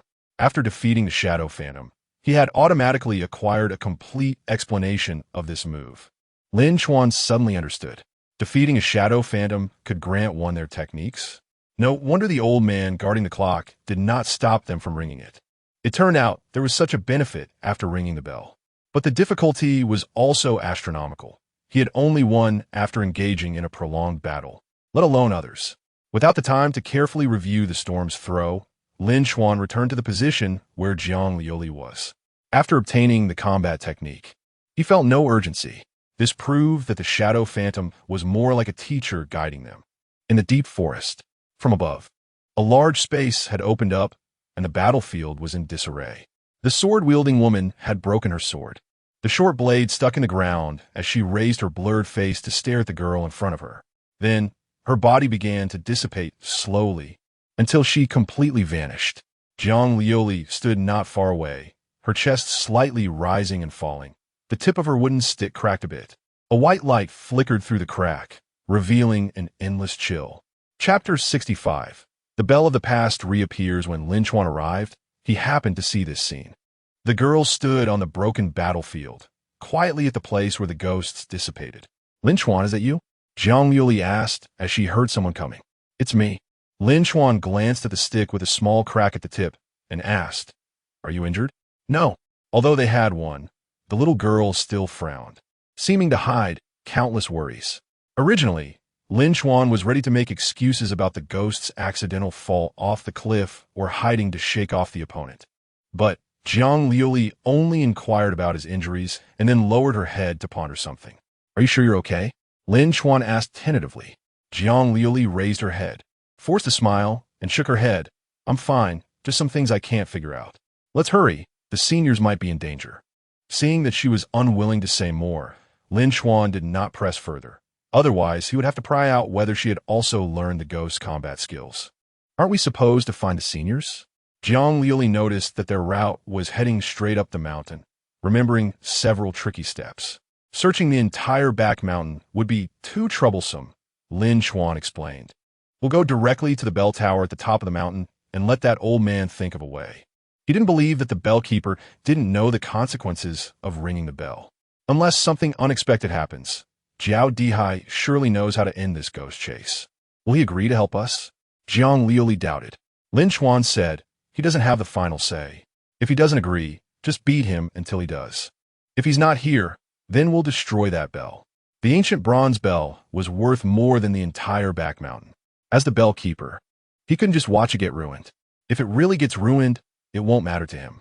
If he bites down hard, he won't even know it's a cultural relic. And the school can't do anything about it. That's so bizarre. I thought it was a void creation. Why didn't you say anything earlier? When they returned to the bell tower, Jiao Dihai was indeed not there. Let's go up.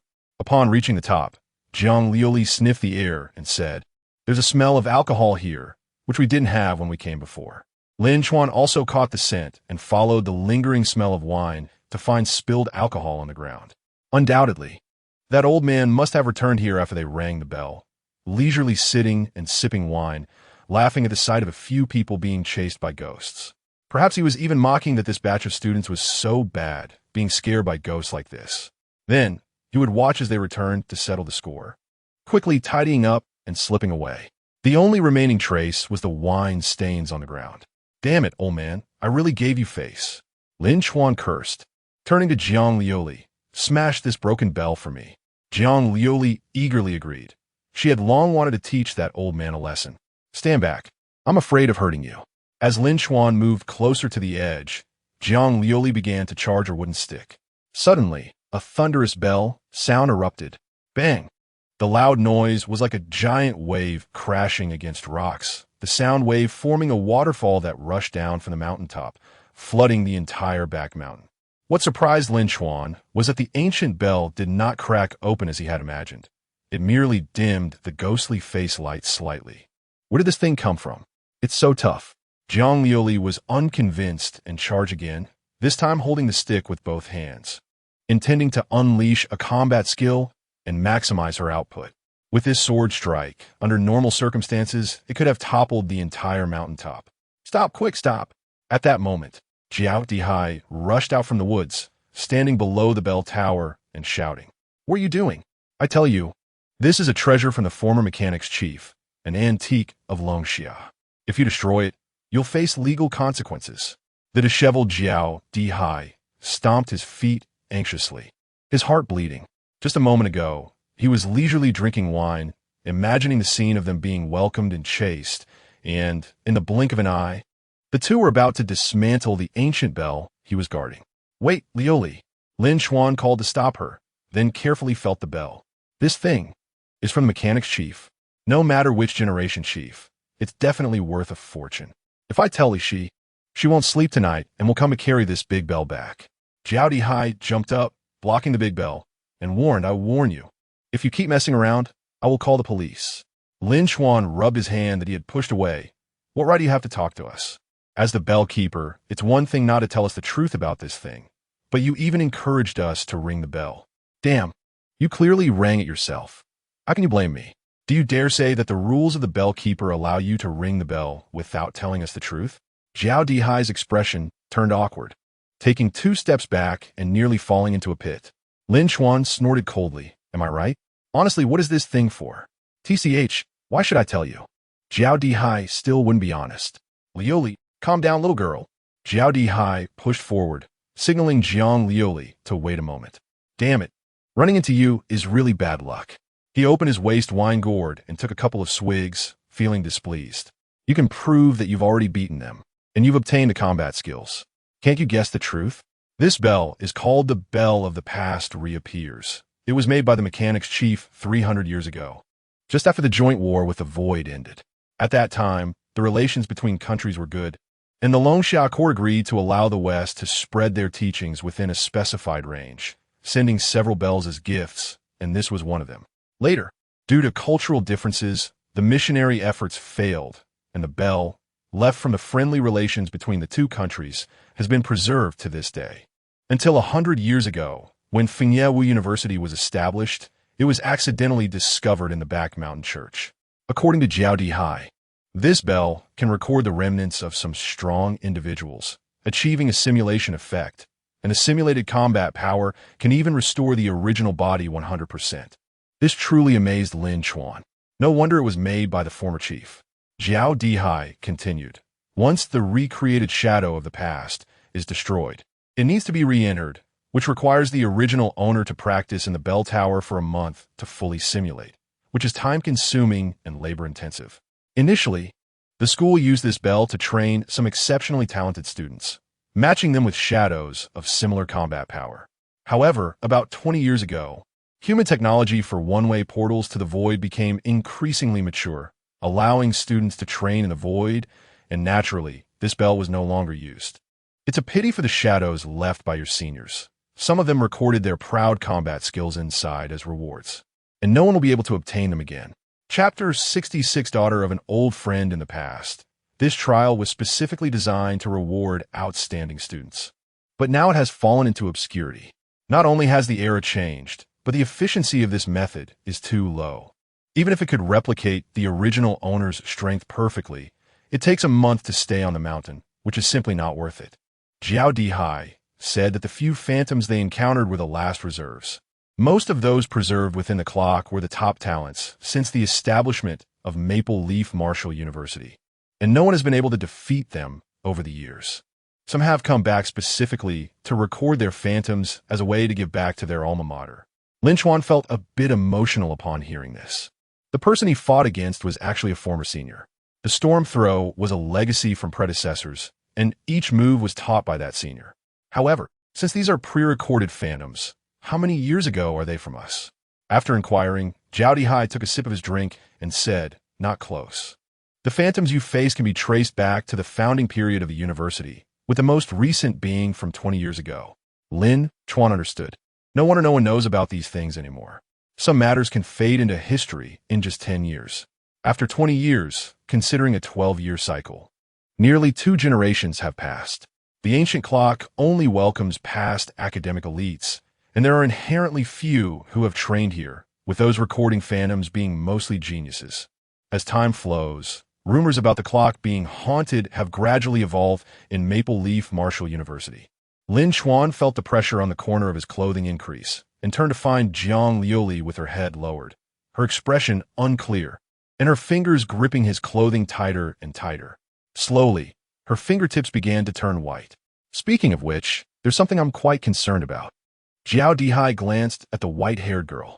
"Your hair color and combat skills remind me of an old friend." "Little girl, who is Lung Xuanyue to you?" Upon hearing that name, Jiang Liuli's body trembled, and she slowly raised her head, biting her lips several times. She is, my mother." Lin Chuan, standing nearby, felt a shock pass through his eyes. He had seen that name just recently in a cultural class. The teacher explained about the void and the spirit worship conference, asking them to turn to the last page of the textbook, which was filled with names of those who died on the battlefield. Among all the names with a strong sense of history, there was one woman named Xuanyue, shining like a star in the dark universe, unforgettable at first glance. That was actually Liuli's mother. Zhao Dihai nodded silently. "No wonder. You look a lot like her. Your swordplay is as beautiful as hers, and your talent may even surpass hers. So you are her child. Moonlight was taught to you by her, right?" He had experienced that move during their battle on the first floor of the clock tower, but he couldn't be sure until he heard the girl admit it herself. In that moment, the convergence of time and a legacy of generations made Zhao Dihai feel old for the first time. The daughter of an old friend has grown up this much. Jiang Liuli remained silent for a long time before speaking in a hoarse voice. "No, it was my grandfather who taught me. He made improvements based on the original foundation." Zhao Dihai reflected on the frost that fell between the mother and daughter. No wonder the moves were stronger than back then. They had been refined by the Sword Saint. Lin Chuan recalled that the girl had mentioned on the playground that her mother had passed away shortly after giving birth to her. This mother-daughter pair were alumni. Had the Sword Saint not told his granddaughter about this? Jiang Liuli felt particularly complicated inside. The heavy air made it hard for her to breathe. Her voice trembled slightly, and she had to expand her chest to speak with each word, struggling to find oxygen. Now that she thought about it, was her grandfather's travel plan really just a casual arrangement? Was it just a coincidence that her first stop was Maple Leaf Marshall University? No, there are no coincidences like that in the world. The reason for choosing this university was that it was her mother's alma mater. Everything was preordained. After adjusting herself for a moment, she prepared to ask, but felt she should change her address. "Call me teacher, after all. I was a lecturer at this school before I retired." Zhao Dihai waved his hand. "Teacher, the senior I fought against was." Jiang Liuli hesitated, asking about something she had long suspected. "Indeed, that was the phantom recorded by your mother in the last month before leaving school." Zhao Dihai, usually so lively, was unusually solemn this time. It was basically around that time when the one-way transmission technology of the Void was perfected, and her phantom has remained here for over 20 years. No wonder each move was so similar to Jiang Liuli's. It was because it was originally created by Lung Xuanyue. However, the techniques were incomplete when she was in school. It wasn't until she married into the Jiang family and received guidance from the Sword Saint that they gradually improved. "So, I have been sparring with my mother all along?" Jiang Liuli looked down at her sword-holding hands. Waiting for her was only darkness. Her mother was a martyr who died on the battlefield. Her name must be recorded in the textbook. If only I could see, if only I were a normal person, would I not have to shatter my mother's last traces in this world? Zhao Dihai also felt he had overlooked something. He had not expected that the phantom Jiang Liuli brought up would be exactly her mother's. Nor did he expect that the once dominant Lung Xuanyue would lose to a little girl. The talent of this blind girl was even higher than that of Long Xuanyue. That battle could be described as a complete domination. Senior, Lin Chuan changed his wording. This clock's phantom should be reparable, right? Just like computer data. Jiang Liuli's tears brimmed in her eyes, and upon hearing this, she immediately stopped, listening blankly to the response. This kid really knows how to comfort a woman. Just like that bastard who took down Long back then. Jiao Dihai felt displeased internally, but responded, theoretically, yes, but it requires a mechanic of a very high level, at least close to the championship level. Though he said so, where would one find a mechanic close to championship level? Fortunately, as long as there is hope, people have motivation, and Jiang Liuli's emotions eased considerably. After this commotion, it was getting late, almost time for the curfew at Maple Leaf Marshall University. Jiao Dihai stopped the trial and waved goodbye to the two. Hurry up and get out of here, I want to rest. After saying that, he jumped into the broken ceiling without looking back. After a while, when there was no one above, he took out a wine gourd and filled it up. In the quiet of the night, the sorrow of parting was at its peak. Half drunk, Jiao Dihai lay on the wooden board, gazing at the galaxy.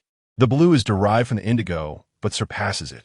Lung, your daughter is stronger than you.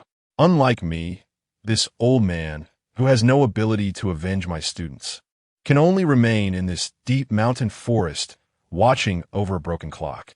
Now, few people remember that Professor Jiao taught 5 graduates with levels exceeding LV 50 in 4 years. More often, people have heard that there is a drunken clock keeper haunting the rumored haunted clock tower. Late at night, the sound of snoring was loud. The liquor dripped onto the bed.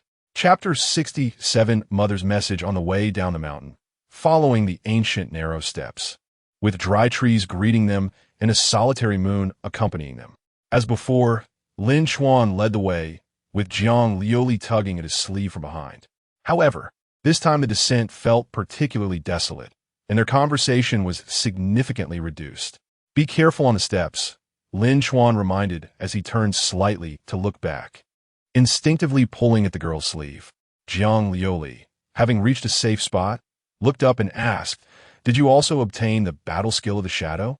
Lin Chuan paused for a moment, nodded, and replied with a sound of affirmation. "I did too." Jiang Liuli didn't delve deeper. She was completely uninterested in the outside world at this moment and didn't want to know how Lin Chuan had defeated the shadow. But the battle skill I obtained isn't very practical. Lin Chuan had already suspected this, since it was the shadow of Cold Frost Moon.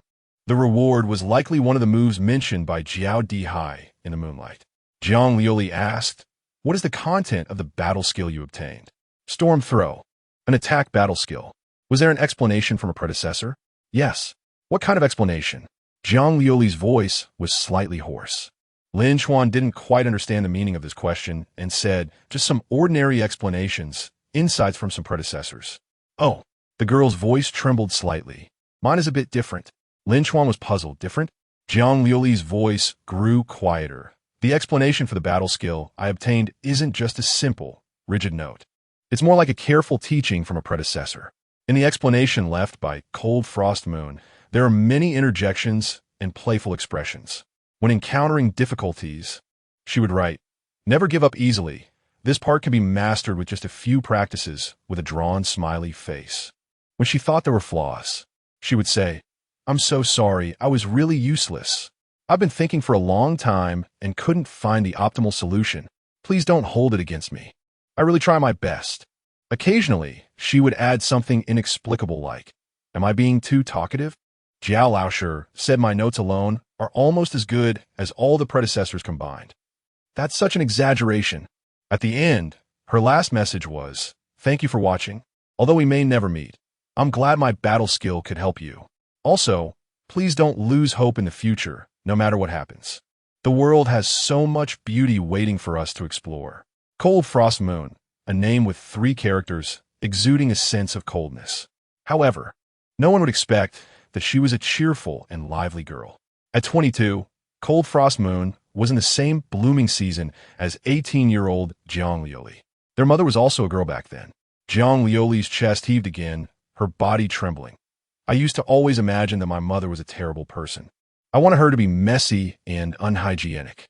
I hoped she was like a firecracker, exploding at the slightest provocation, completely unreasonable. I wish she thought I was a cripple, a useless person, wanting to throw me into the cellar to suffocate. It seemed like that way I could tell myself proudly that it didn't matter if I had no mother, my life would be better without her. But, Jiang Liuli couldn't hold back any longer. She burst into tears, her tears rolling down like a string of broken pearls. Lin Chuan, I almost had a mother who loved me. At this moment, the girl's cries resonated with the wails of a newborn. She squatted on the steps, crying her heart out. Lin Chuan said nothing. The best thing to do at this moment was to let her cry it out instead of saying meaningless things like "don't cry. I'm here." The best comfort for humanity is silent companionship. The right to cry belongs to everyone. The owls in the woods ceased their hooting. The wind stopped at the foot of the mountain, and the ancient steps remained silent as always. The mountains cradled the girl, and the moonlight gently caressed her veil. After quite a while, Jiang Liuli wiped her tears and stood up again. Her eyes were red from crying. Sadly, it seemed the only purpose her eyes had served since childhood was to shed tears. Lin Chuan, as before, led the way in silence, accompanying her. "I'm sorry." After walking a few steps, Jiang Liuli said, sniffling. Lin Chuan replied, "You don't need to say sorry for things like this in the future. There's no need to apologize for things you can't control." "I should apologize." Jiang Liuli wiped her tears again. "Clearly, you should be the one crying more than me. But I cried first, and you had to wait for me to finish." "Huh?" Lin Chuan didn't understand the girl's train of thought. "What do I have to cry about? My life is pretty comfortable, isn't it? I have 2 troublesome friends, and my own strength is far ahead of my peers. I don't have to worry about money. And my life is interesting with an old man as my background. This is a life that many people dream of. Frankly speaking, I wouldn't trade it for anything." "But you said on the playground." Jiang Liuli suddenly realized something and stopped saying more. The incident with Xia Anin during the martial arts class taught her a lesson. Some things shouldn't be spoken of, or it would backfire. On the playground, Lin Chuan searched his memories with confusion. Suddenly, a flash of realization struck him. "Right, I told this girl about my background." A scene from 10 years ago flashed in his mind. On the highway, the car flipped over, and the violent shaking caused his perspective to reverse. As sparks flew, his consciousness began to blur, and the last image froze on a blurry figure pulling him out of the car. Lin Chuan felt a pang in his heart. His fingers brushed over his chest, and a self-deprecating smile appeared at the corner of his mouth. "I almost forgot. I'm also an orphan." Compared to Jiang Liuli, the psychological shadow brought by the loss of his parents when he was 8 years old should have been much greater. He still had vague memories of what his mother and father looked like. After all these years, the fundamental reason for all of this was companionship. He had 2 close friends with similar personalities since childhood, which in some sense made up for the absence caused by his parents' accident. In contrast, Jiang Liuli lacked companionship, resulting in a personality that was somewhat different from ordinary people. Fortunately, this was temporary. As long as she could spend some time with friends in the future, she could make up for it. Sometimes Lin Chuan thought, it would be great if this girl grew up with him. Song Feng, unless you were always fooling around. And having a socially anxious little girl holding onto his sleeve on the way to and from school, hiding behind him when they encountered people, would be so much fun. After descending the mountain, the other 3 were already at the foot. Surprisingly, the signal on the mountain was good, and they had already communicated beforehand. "You scare me. I thought something happened to you since you hadn't come out for so long and didn't answer your phone." Zheng Yuanshan patted her chest and said. Among the 3, she and Gui Yaohui had defeated the pursuing shadow and obtained the inheritance, while Xia Ji was a bit unfortunate. Not only did he get chased all the way down, but he seemed to have some mental issues after coming down, his eyes dazed, and he trembled at the slightest touch. Chapter 68 Reflection on the relationship with Jiang Liuli. Earlier on the phone, I only mentioned a vague outline. Lin Chuan carefully recounted the truth of the matter again. He skipped over their encounters and the incident with Lung Shuangyue, focusing instead on the purpose of that large bell, to prevent the group from causing a misunderstanding by calling the police when they returned. The senior was too ruthless, Gui Yaohui said indignantly. The 2 of them had tattered clothes, with their pant legs missing half, especially Zheng Yuanshan, who had not intended to fight until the senior punched her into the ground, leaving her makeup and hair a mess. Zhang Yuanshan draped Guiyaohui's clothes over her shoulders, tugging at her torn top as she examined the two in front of her. You two seem fine. Guiyaohui also noticed that the two of them were clean and evidently had not experienced a fierce battle like they had. We've seen Zhang's terrifying strength. How come you're unscathed? The exchanges between Jiang Liuli and Zhao Dihai had thrilled the group, as they realized for the first time how impressive this junior sister was. Sometimes, Zhang Yuanshan couldn't help but wonder. Jiang Liuli loves to cosplay as that Valkyrie who fought against the thief god. Could she actually be her? Besides, their surnames are the same. Seeing that the two were focused on her, Lin Chuan sighed repeatedly in his heart. He shrugged and said, "You're all in a mess because you guys are noobs. Okay?" Zhang Yuanshan was taken aback, then reached out to hook her arm around the junior's neck, laughing in anger. Good. You've learned some skills, daring to tease your senior. After glancing at Jiang Liuli beside them, she felt it was inappropriate and loosened her arm, instead lightly punching the other S back twice. "Senior, spare me," Lin Chuan pleaded. "What if I get hurt? How will I send Liuli back? She's your beloved junior sister." Zhang Yuanshan shot him a glare of, "If you really get hurt, I'll just kidnap the junior sister to my house to be my warm bedmate. It would be so comfortable to hug such a cute junior sister. How could she let this guy have all the benefits?" But then again, among the men she had met, Lin Chuan's character was quite good, and his talent was also impressive, though slightly inferior to the junior sister. At least he could make her happy. As a partner, he was indeed a good choice. However, the way the two interacted now was strange. Neither like friends nor like lovers, making it uncomfortable to watch. "Senior, I'm a bit tired, so I'll head back first." Go on. Remember not to just take care of yourself and leave Liuli behind."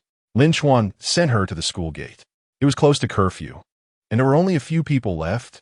Usually, there would be some vendors setting up stalls at night. The Jiang family's luxury car was parked not far away, and the butler smiled slightly upon seeing Lin Chuan, nodding in greeting. The earlier confession on the playground had also displeased this butler. Jiang Liuli was a child he had watched grow up. He didn't expect her to like a useless man. The dissatisfaction had mostly faded after the amusement park incident. A man who dared to report such matters at the risk of his life was definitely not incompetent. So what if his talent was lacking?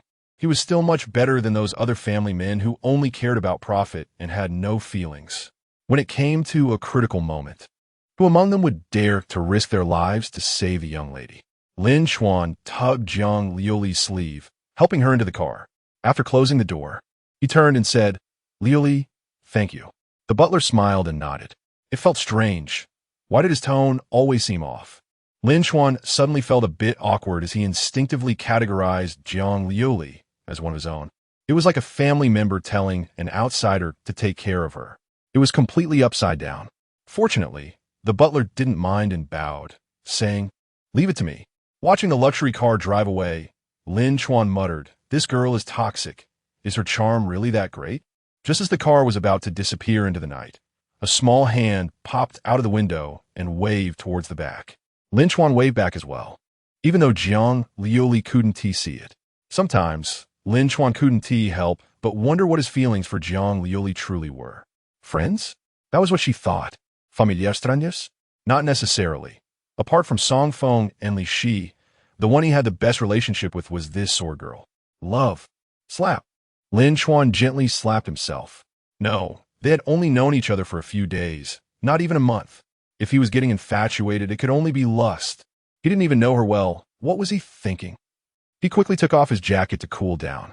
After wandering around for a bit, he bought a popsicle from a small shop and calmed down. After eating, he prepared to take a taxi back, turning his head to glance at the school not far away. A familiar figure hurriedly walked out of the gate. "Senior Xia Ji," Lin Chuan muttered at the entrance. Most university students lived on campus. There were very few local kids with such good conditions. If the senior was a non-resident, that was fine. But if he lived on campus, what was he doing out so late? After exiting the school, Xia Ji headed east, arriving at the open space where fireworks were set off during the 100 Regiment's offensive. He looked around, confirming there was no one else present, then took out a black cloak hidden in the grass and put it on, along with a pure white mask. He activated a communication device that looked no different from Student S spare one. 1032. Just 3 minutes to go. Xiaoji took a deep breath to calm his restless heart, quietly waiting in place. Perhaps he was too tired tonight.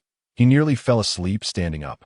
Until the shadow of that senior who had been chasing him popped into his mind. He jolted awake, his back cold with sweat. They weren't ghosts. They were all illusions. Right? Yes, Lin Chuan had said they were all illusions. Breathing heavily, it wasn't long before the ringtone sounded. The time had come. 10:35 p.m. Xiaoji buried his hands in the soil, closed his eyes, and concentrated. Suddenly, everything around him changed. The world was fading, withered grass night. Everything was turning gray. The buildings became dilapidated, and the school playground hung upside down in the sky, while the soil beneath his feet seemed to turn into a pool of water. Xiaoji stumbled and fell into it. This fall didn't slam him against the land of Blue Star. Instead, he passed straight through the soil and entered another unfamiliar space. It was as if he had crossed through a mirror. This world was dominated by gray tones, and the surrounding environment resembled reality. But most of the buildings and terrain were misaligned. Chaos and decay were the first impressions it gave. After glancing at the school's back mountain hanging in the sky, Xiaoji jumped toward a cliff. Before long, he emerged from a lake that was far away, and some of the buildings didn't even belong to Maple Leaf City. This was something that was impossible in the real world. On the small island in the center of the lake were people dressed in black cloaks and white masks. Just like him. Chapter 69. The conspiracy to eradicate genius. These people were whispering among themselves, and Xiaoji could hear them clearly with one ear turned. There were quite a few newcomers, and their excited tones were hard to conceal. I've recently leveled up again. This is the 3rd level in half a year, right? Yeah, if you were cultivating on your own, it would take at least 5 or 6 years. They were all immersed in the euphoria of gaining power. Xiaoji had been the same back then, which is why he knew these people had joined not long ago. If they had any conscience, they would soon realize that this was not a blessing. It was the devil's whisper pushing them into hell. Silence. Someone shouted, and the crowd instantly quieted down. On the high platform set up in the center of the small island, a person dressed like them appeared, but his demeanor was completely different from that of these newcomers. He was much more composed and sinister. Everyone, feeling good lately?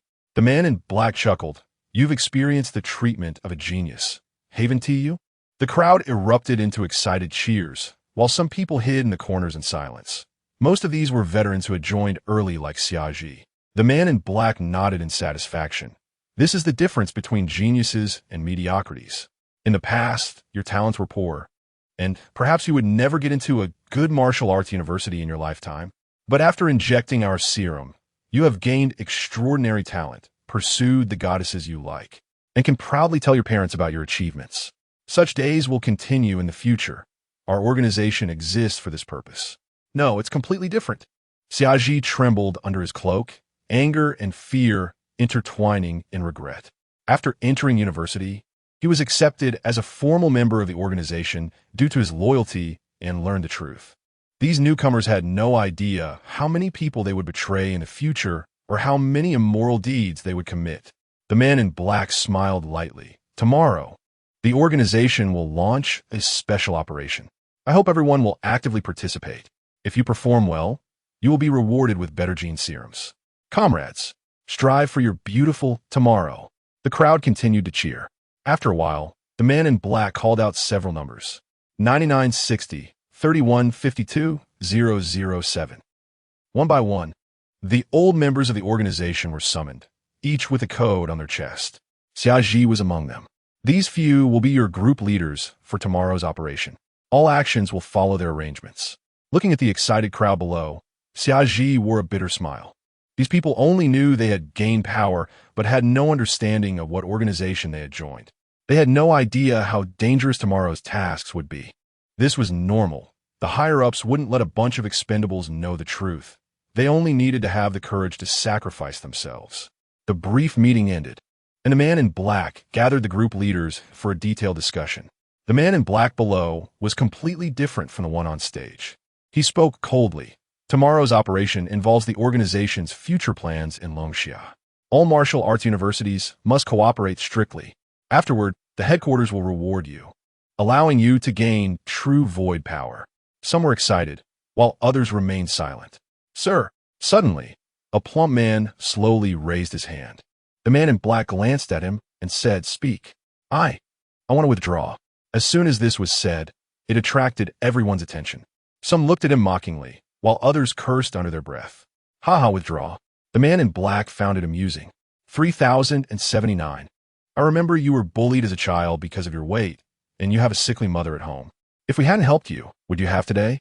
The plump man hurriedly shouted, But you want us to overdraw our powers tomorrow, forcibly merging the void and the human realm, wrapping up more than a dozen key universities in one go. Don't you think this plan is too crazy? You are going to completely eradicate genius in Longxia. The authorities 1T let us off. This statement sounded more like a challenge to everyone present. They fell silent, not knowing what to think. The man in black nodded. The reason is very reasonable.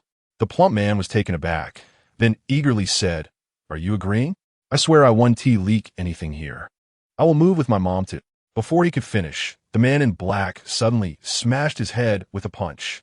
Brain matter mixed with blood splattered everywhere, startling everyone to retreat far away.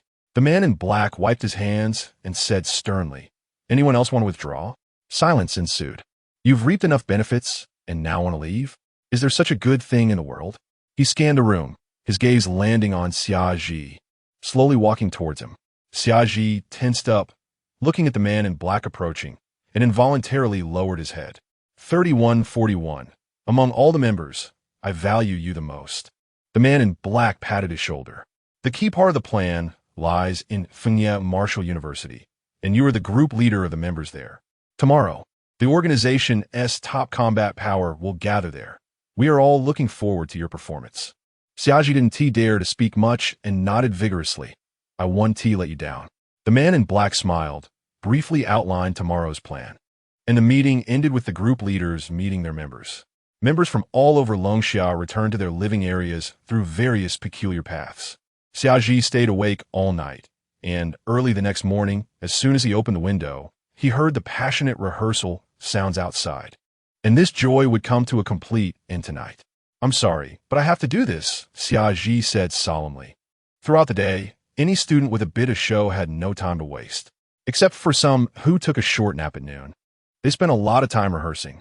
It wasn't until 2 hours before going on stage that there was a break to adjust their state. A stage was set up on the playground, and due to the large number of people, there was no background wall. It resembled a circular arena with the audience seated all around. As attendance was mandatory, the student council participated in management, and a considerable number of students who preferred playing games in their dorms stood at the edge of the playground cursing. The nearest building to the playground was used as a preparation room. During their free time, Chuan studied the storm throw he had obtained from the residual shadow. He discovered that while the combat skill wasn't as powerful as the Thief of Heaven, it had remarkable effects when combined with Gathering Shadow Kill.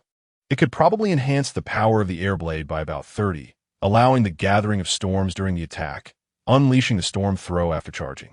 In terms of power, it was second only to the lethal trump card, 8 Desolation's Force. Chuan. At this moment, only Chuan and Jiang Liuli remained in the changing room. The young girl seemed to have encountered some trouble. "Can you help me untie this?"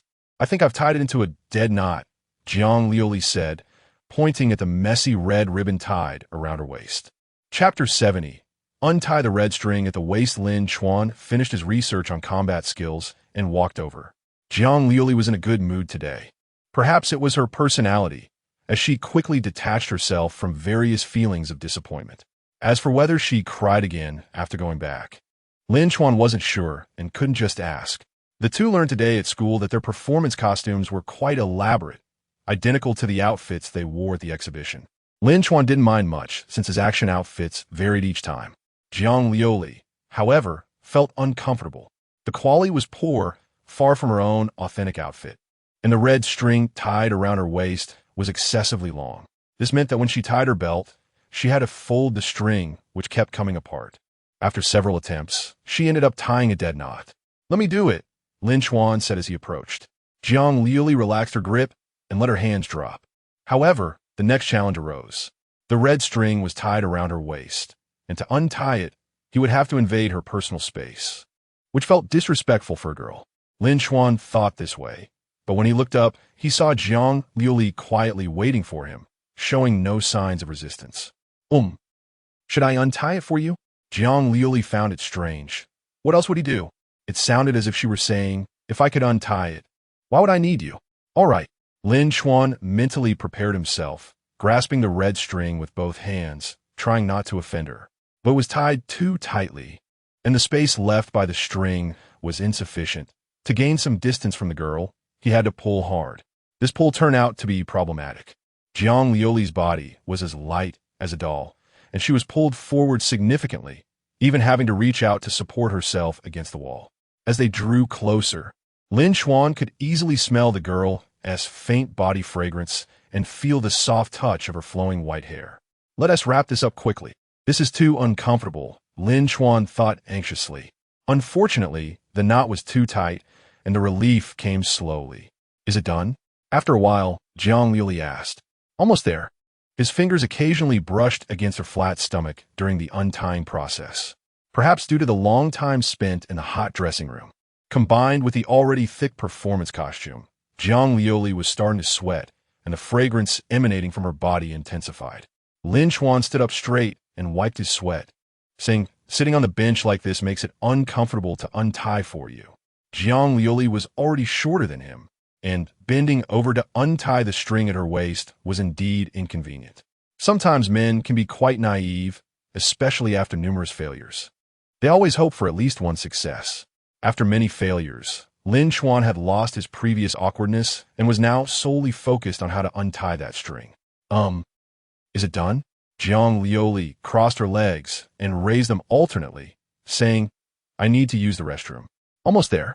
Lin Chuan changed his position, directly pressing one arm on the girl's thigh, studying the method to untie the string like a tailor threading a needle.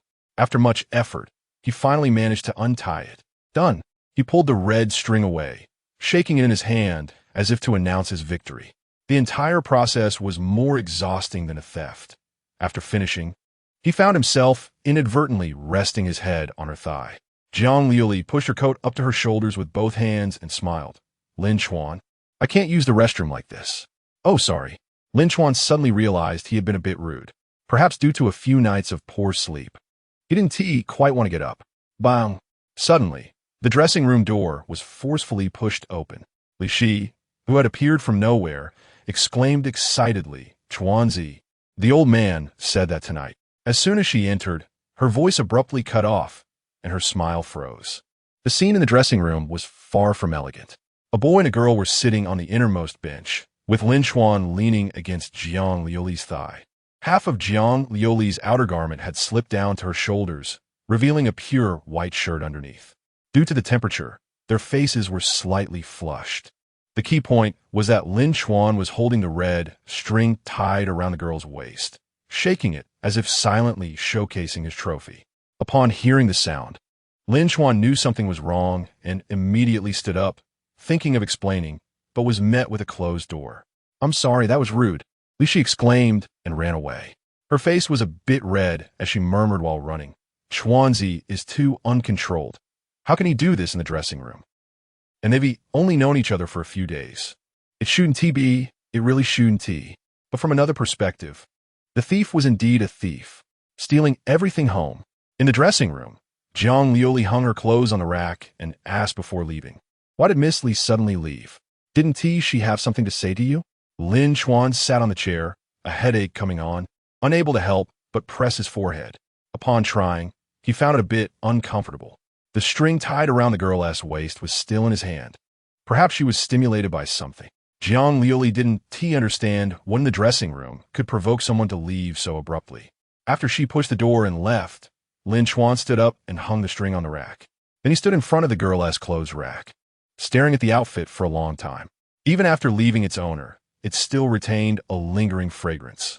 Lin Chuan rubbed his face vigorously and quickly went to the restroom to wash his face. On the eastern side of the playground stands, Song Feng inserted a straw into his milk, resting his arms on the railing as he looked down at the boys and girls running laps below. The sour smell of love. He bit down hard on the straw, leaving teeth marks on it. The breakup rate of college romances conservatively reaches 90. The products of human beings regulated by hormones were nothing to envy. They were merely falsehoods dressed up by youth. What he envied was the courage of these people to confess their feelings. Unlike him, who could only refer to others as brothers every day. Sigh. If he really broke through that glass window, it might ruin their relationship to the point where they could no longer maintain even this level of camaraderie. Song Feng sighed repeatedly. The relationship among the three was too good. The so-called triangle was the most stable. Once one side had an issue, the relationship could very well come to an end. Song Feng wasn't afraid of failure. He was afraid of the awkwardness that might arise among the three, making it impossible for them to live as carefree as before. Hey! Suddenly, he felt a tap on his back. Turning his head, he saw Li Shi quickly hopping to the other side. She always liked to play such little tricks. What are you thinking about, so lost in thought? Li Shi casually asked, grabbing the milk from Song Feng's hands and taking a big sip through the straw. Sigh. Song Feng helplessly said, That's what I've already been drinking. I know, don't I always drink yours? She replied, See, just like this. If it were any other girl doing this, the boy would definitely think she liked him, but she was Li Shi. Not only was her personality carefree, but she had also started drinking from others' drinks since she was very young. Back then, Lin Chuan was also a victim. Just once as she went too far, drank too much, and Lin Chuan caught her. So from then on, only Song Feng suffered. The intentions of the other party were impossible to judge, and the odds of a confession could not be calculated. Chapter 71. Student Council, sometimes I really hate myself for getting so close to her back then. Song Feng couldn't see through the thoughts of the girl in front of him. Hey, do you know how close Chuanzi is with that girl from the Jiang family now? Li Shi changed the topic. She had an expression that was hard to describe, a mix of excitement and secrecy. Mentioning those two made Song Feng even more sour. He replied unhappily, How close can it be? Didn't you hear Jiang Liuli say something like he's special or my friend? The friendship fee has already been paid. If Chuanzi had any intention, with that brain of his, he could easily get someone into bed. I really envy that bastard. Maybe he'll even use the ridiculous excuse of having a baby to maintain our pure friendship. Future? Heh, Fengzi, you underestimate him too much. Li Shi leaned closer with a mischievous smile, whispering in his ear, I just went to the changing room, and they were. Her voice trailed off. At first, Song Feng felt a little ticklish from her breath, but soon he threw that thought aside due to the gossip. What? Is Chuanzi that eager? Song Feng exclaimed in shock. Li Shi was very satisfied with his expression and nodded, saying, The young lady from the Jiang family is also cooperating, letting him touch her all over. Do you think she's really stupid or just pretending? I have no idea. Anyway, if those two can get together, Chuanzi would definitely hit the jackpot. That makes sense. Li Shi rubbed her cheeks, leaning her arms on the railing. The two stood side by side, facing the breeze, and the girl's neat ponytail was lifted by the wind. Unknowingly, they stood there for quite a while. Hey, Fengzi. Yeah, are you looking for a wife? Li Shi suddenly laughed and said, I know a lot of beautiful girls. Want me to introduce you to a couple? After all, the old man assigned us this task, right? Song Feng twitched the corner of his mouth and replied, You can keep them for yourself. I'm good alone. Oh, is that so? Li Shi didn't say anything more, her gaze fixated on Lin Chuan and Jiang Liuli standing by the stage. Nightfall had completely descended. The entire playground was filled with people, leaving only a few paths for walking and a channel for the performers to enter. To facilitate their entrance, most of the performers were in the front edge area, close to the stage. Cameras were set up around, live streaming this grand event. Under Zheng Yuanshan's management, the drama club status was not as high as it used to be, but it still held a significant position within the school. And tonight their performance was the grand finale. A pair of exceptionally good-looking male and female hosts took the stage, picked up the microphones, and greeted the students. Welcome everyone to the 20th Freshman Welcome Party at Maple Leaf Martial Arts University. I'm the host, Long Ruehua. I am the host, Zhuang Xinyao. The stage was brightly lit, and the audience waved glow sticks that emitted a peculiar glow. After a long string of opening words, Jiang Liuli felt a bit dizzy sitting in the audience.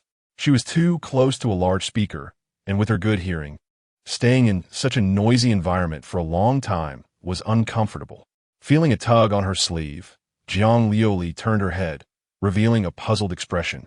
Naturally, the one sitting beside her was Lin Chuan. But what was he calling her for at this moment? When something was stuffed into her ears, the noise diminished significantly, and her head quickly cleared. Feeling better now? Lin Chuan's voice came from beside her. Jiang Liuli was a bit surprised and nodded vigorously. Much better, thank you. Lin Chuan leaned a little closer so she could hear him clearly. That's good.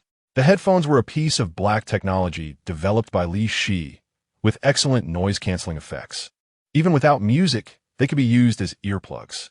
After the two hosts finished their segment, they stepped down, and the audience awaited the first program to begin. During this time, Jiang Liuli asked, "Did the hosts sign up themselves?" Lin Chuan smiled lightly and replied, "I suppose so. Why? Do you want to try being a host?" "Not really," Jiang Liuli explained. "I just think they are amazing, being able to speak in front of so many people without getting stage fright." Lin Chuan understood. In the eyes of Shy Girl, those who dared to stand on stage were truly admirable figures, especially compared to herself, who couldn't even deliver a single line. TSK. Two idiots. Liuli, don't learn from them. Zheng Yuanshan, who was nearby, scoffed. Jiang Liuli asked in confusion, "Aren't they good?" Zheng Yuanshan rolled her eyes and said, "Not just bad. Our school's student council is a gathering place for weirdos. Remember your senior Gua's injury yesterday? It has something to do with this Long Ruehua. Never experienced the charm of power, and once they join the student council, they get all high and mighty. There are quite a few students like that, especially in a place like Maple Leaf Martial Arts University, where the student council has high authority. They even maintain the daily tasks of the Void territory. There are countless unspoken rules, and a freshman stepping into it could end up in serious trouble. Sigh, once you enter the Void, you'll understand. They haven't learned anything about being human, but they've learned how to act like officials perfectly. There are plenty of such student council members." Zheng Yuanshan snorted coldly. Jiang Liuli nodded, somewhat understanding. She had never encountered the privileged class that her senior spoke of. In her impression, she felt little restriction in whatever she wanted to do, which made her curious about these matters, wondering if she would be targeted by these people in the future. One program after another was presented, from dance to folk songs to skits, raising the atmosphere to a climax. After an unknown number of times, the hosts came back on stage to announce the program names. It was finally the drama club's turn. "Next, please welcome the drama club's performance. The Thief Has His Own Way." Zheng Yuanshan took a deep breath, stood up, turned back, and clenched her fist to cheer for the members. "Go for it." Everyone stood up and took the stage in order. Lin Chuan took a couple of steps out, then stepped back, gently patting Jiang Liuli's hand and taking off the headphones. "I'm leaving." "Oh." Jiang Liuli hurriedly grabbed the pointed stick wrapped in tape and rushed over. On the other end of the stage, where the drama club members were positioned, the two hosts glanced over the program list. Long Ruehua mocked. Has Zheng Yuanshan lost her mind? Daring to let two complete newcomers play the leads. Zhuang Xinyao shot him a glance and said, "Aren't you being a bit too harsh on the drama club?" "I'm just speaking the truth." Long Ruehua shrugged. "Since she loves to gamble so much, I'll just watch the joke unfold." The drama club, led by Zheng Yuanshan, did not adhere to the rules set by the student council in the Void, resulting in a poor relationship between the two sides. Especially since Long Ruehua had just used his privileges to snatch a Void creature killed by Gua Yaohui yesterday, giving the kill points to a buddy of his. Zheng Yuanshan had directly posted a strong message on the confession wall, vowing to take revenge after the welcome party ended. Chapter 72. Jiang Liuli on stage in university. Everyone sees each other often, but rarely confronts one another. Many are unwilling to tear off the mask and speak out. However, Zheng Yuanshan is different, as she doesn't even bother to stay anonymous. Long Ruehua, used to being arrogant, wouldn't apologize just because of this. Casually belittling someone is just normal behavior for her. The lights in the auditorium dimmed, and darkness pressed down on the stage. The drama club spared no expense, borrowing several expensive instruments from the mechanical engineering department to create a special barrier that blocks out excess light from the stars and moon above. Suddenly, a beam of light descended from above, illuminating the stage and marking the opening of the play. Lin Chuan sat on a long bench, rubbing his hands together as a drone floated down from the sky, releasing pre-prepared snowflakes. He handed some money to a beggar beside him, who bowed in gratitude. Their exchange was brief, but the quality of the dialogue was evident. Long Ruihua was a bit surprised, commenting that the beggar had decent dialogue skills, while the newcomer was just passable, enough to be the lead in a university production. Zhuang Xingyao nodded, stating that while he wasn't as good as other seniors in the drama club, he was fluent and natural, clearly immersing himself in the role. The foundation for acting must be cultivated. To them, it was impressive that Lin Chuan had reached the level of performing on stage in just a few days of practice. However, Long Ruihua still couldn't understand why Zheng Yuanshan chose him as the lead. Was it because he was handsome?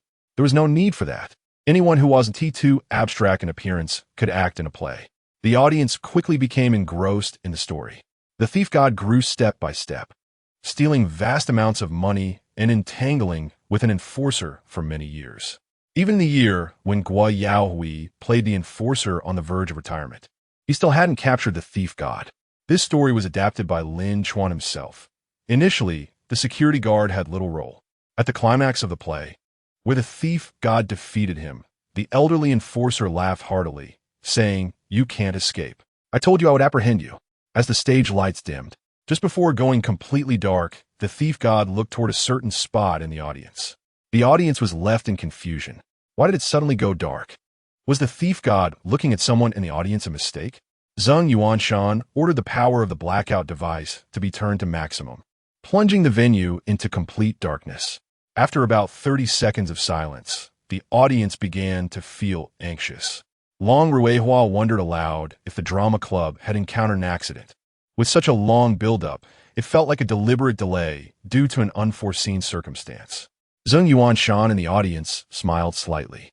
"Let you all witness the pinnacle of art that I've been researching for half a month."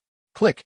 The sound of a spotlight turning on echoed in the air, and a thin, bright beam of light illuminated the main aisle. Following that, a dimmer light revealed the frail, elderly enforcer on stage. The enforcer trembled and said, "Feel the peak of swordsmanship in this world."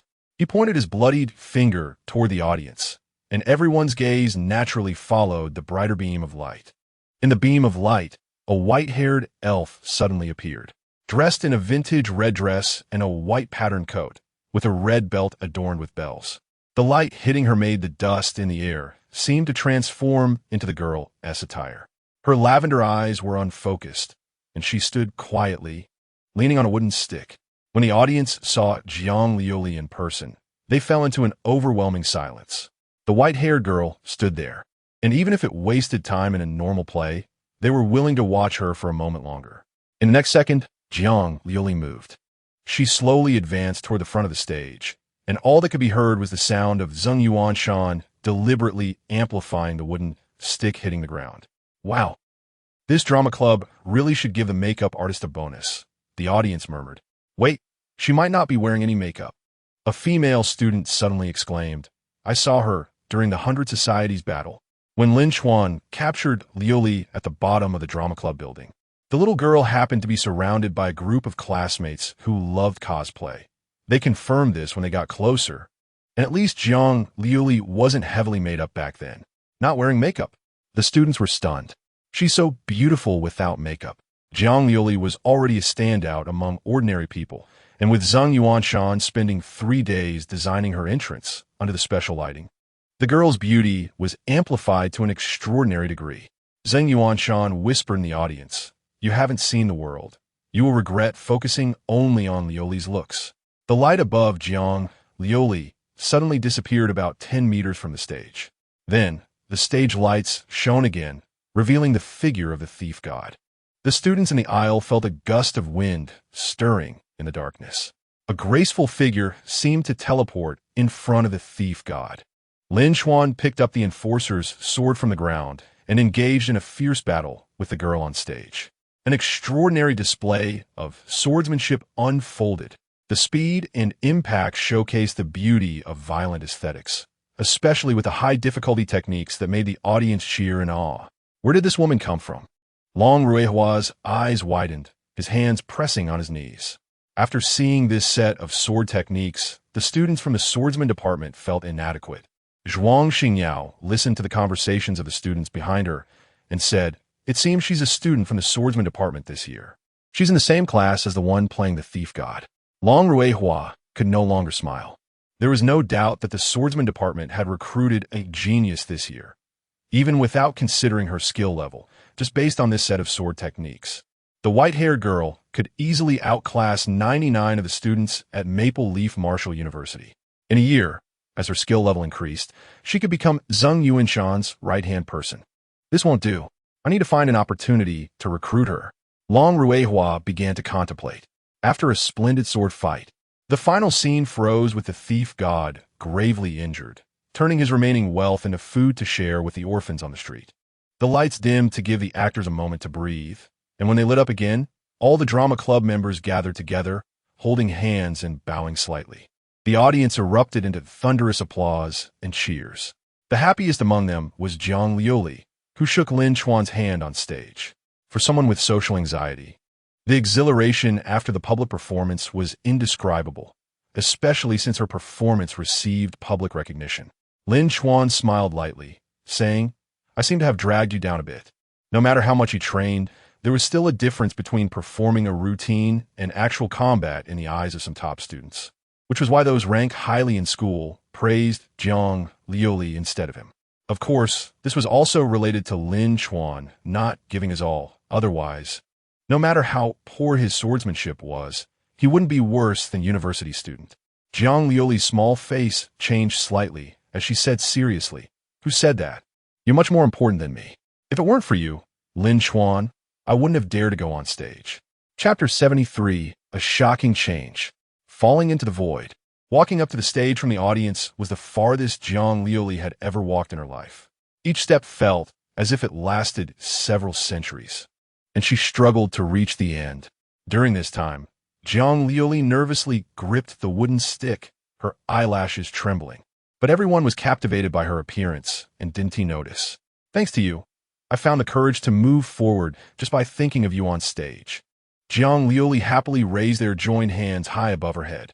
This scene was captured by many male classmates who had just fallen in love with a silver-haired girl, instantly breaking their hearts. They wished they could shout, "What should I do if I just fell in love with a girl 1 second and got dumped the next?" Upon seeing the beauty was taken, the audience's opinions changed drastically, turning from admiration to curses. "Get lost. Get off the stage. Get off. I didn't waste my gaming time to watch you show off your love.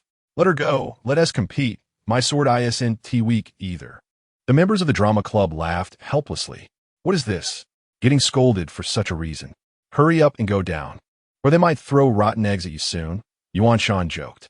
The performance was a success, the recording was complete, and this year's drama award would surely have a place for them. Lin Chuan and Jiang Liuli were undoubtedly the heroes of the group and must be heavily rewarded in the future. But why were they not very happy? After Jiang Liuli got off the stage, she keenly heard someone cursing but didn't know the reason behind it. Lin Chuan was amused by her naive expression and couldn't help but pinch the girl's fair and smooth face.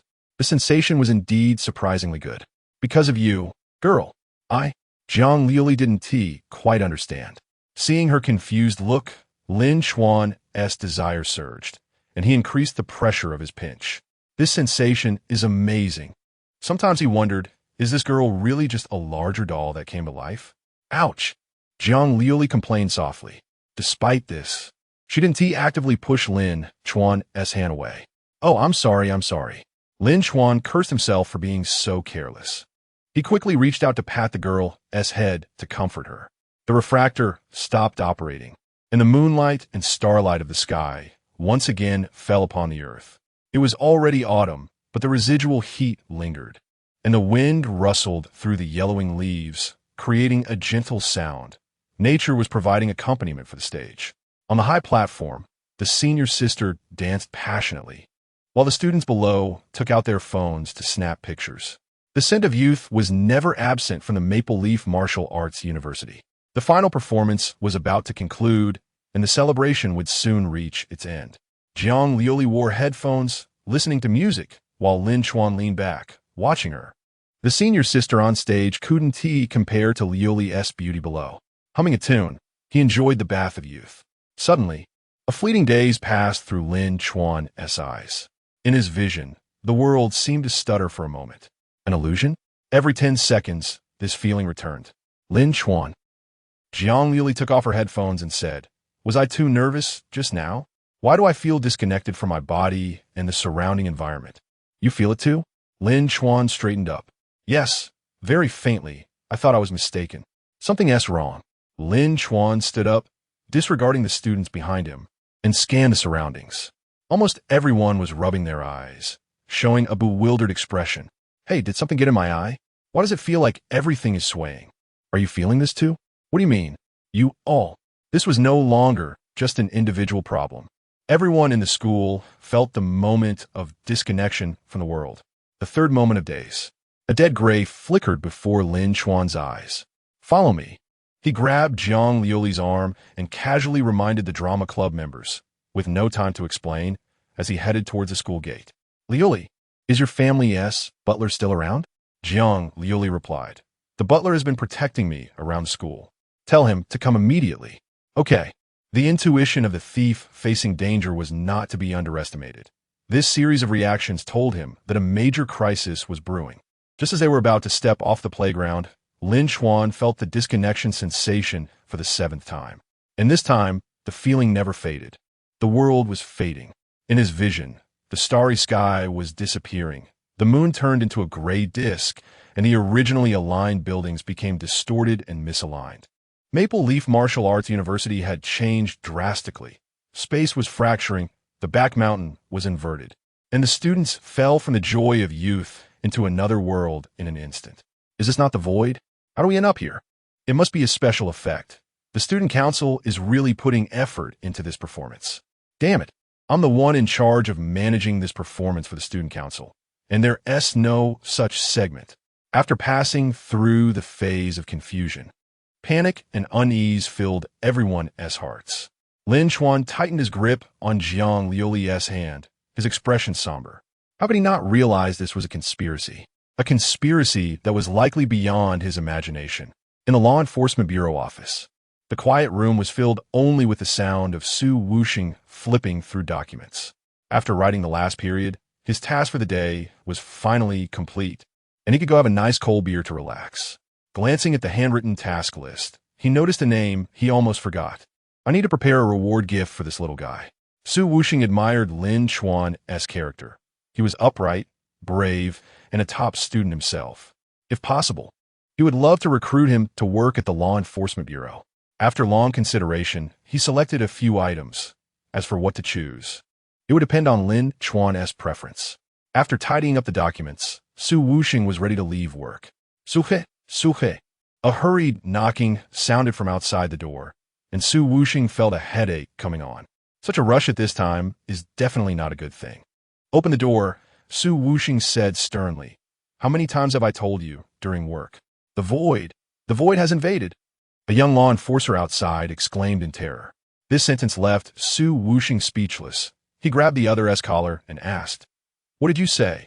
The enforcer panted heavily, saying, The void. Maple Leaf Martial Arts University has been invaded by the void. The space is sealed. No one can enter.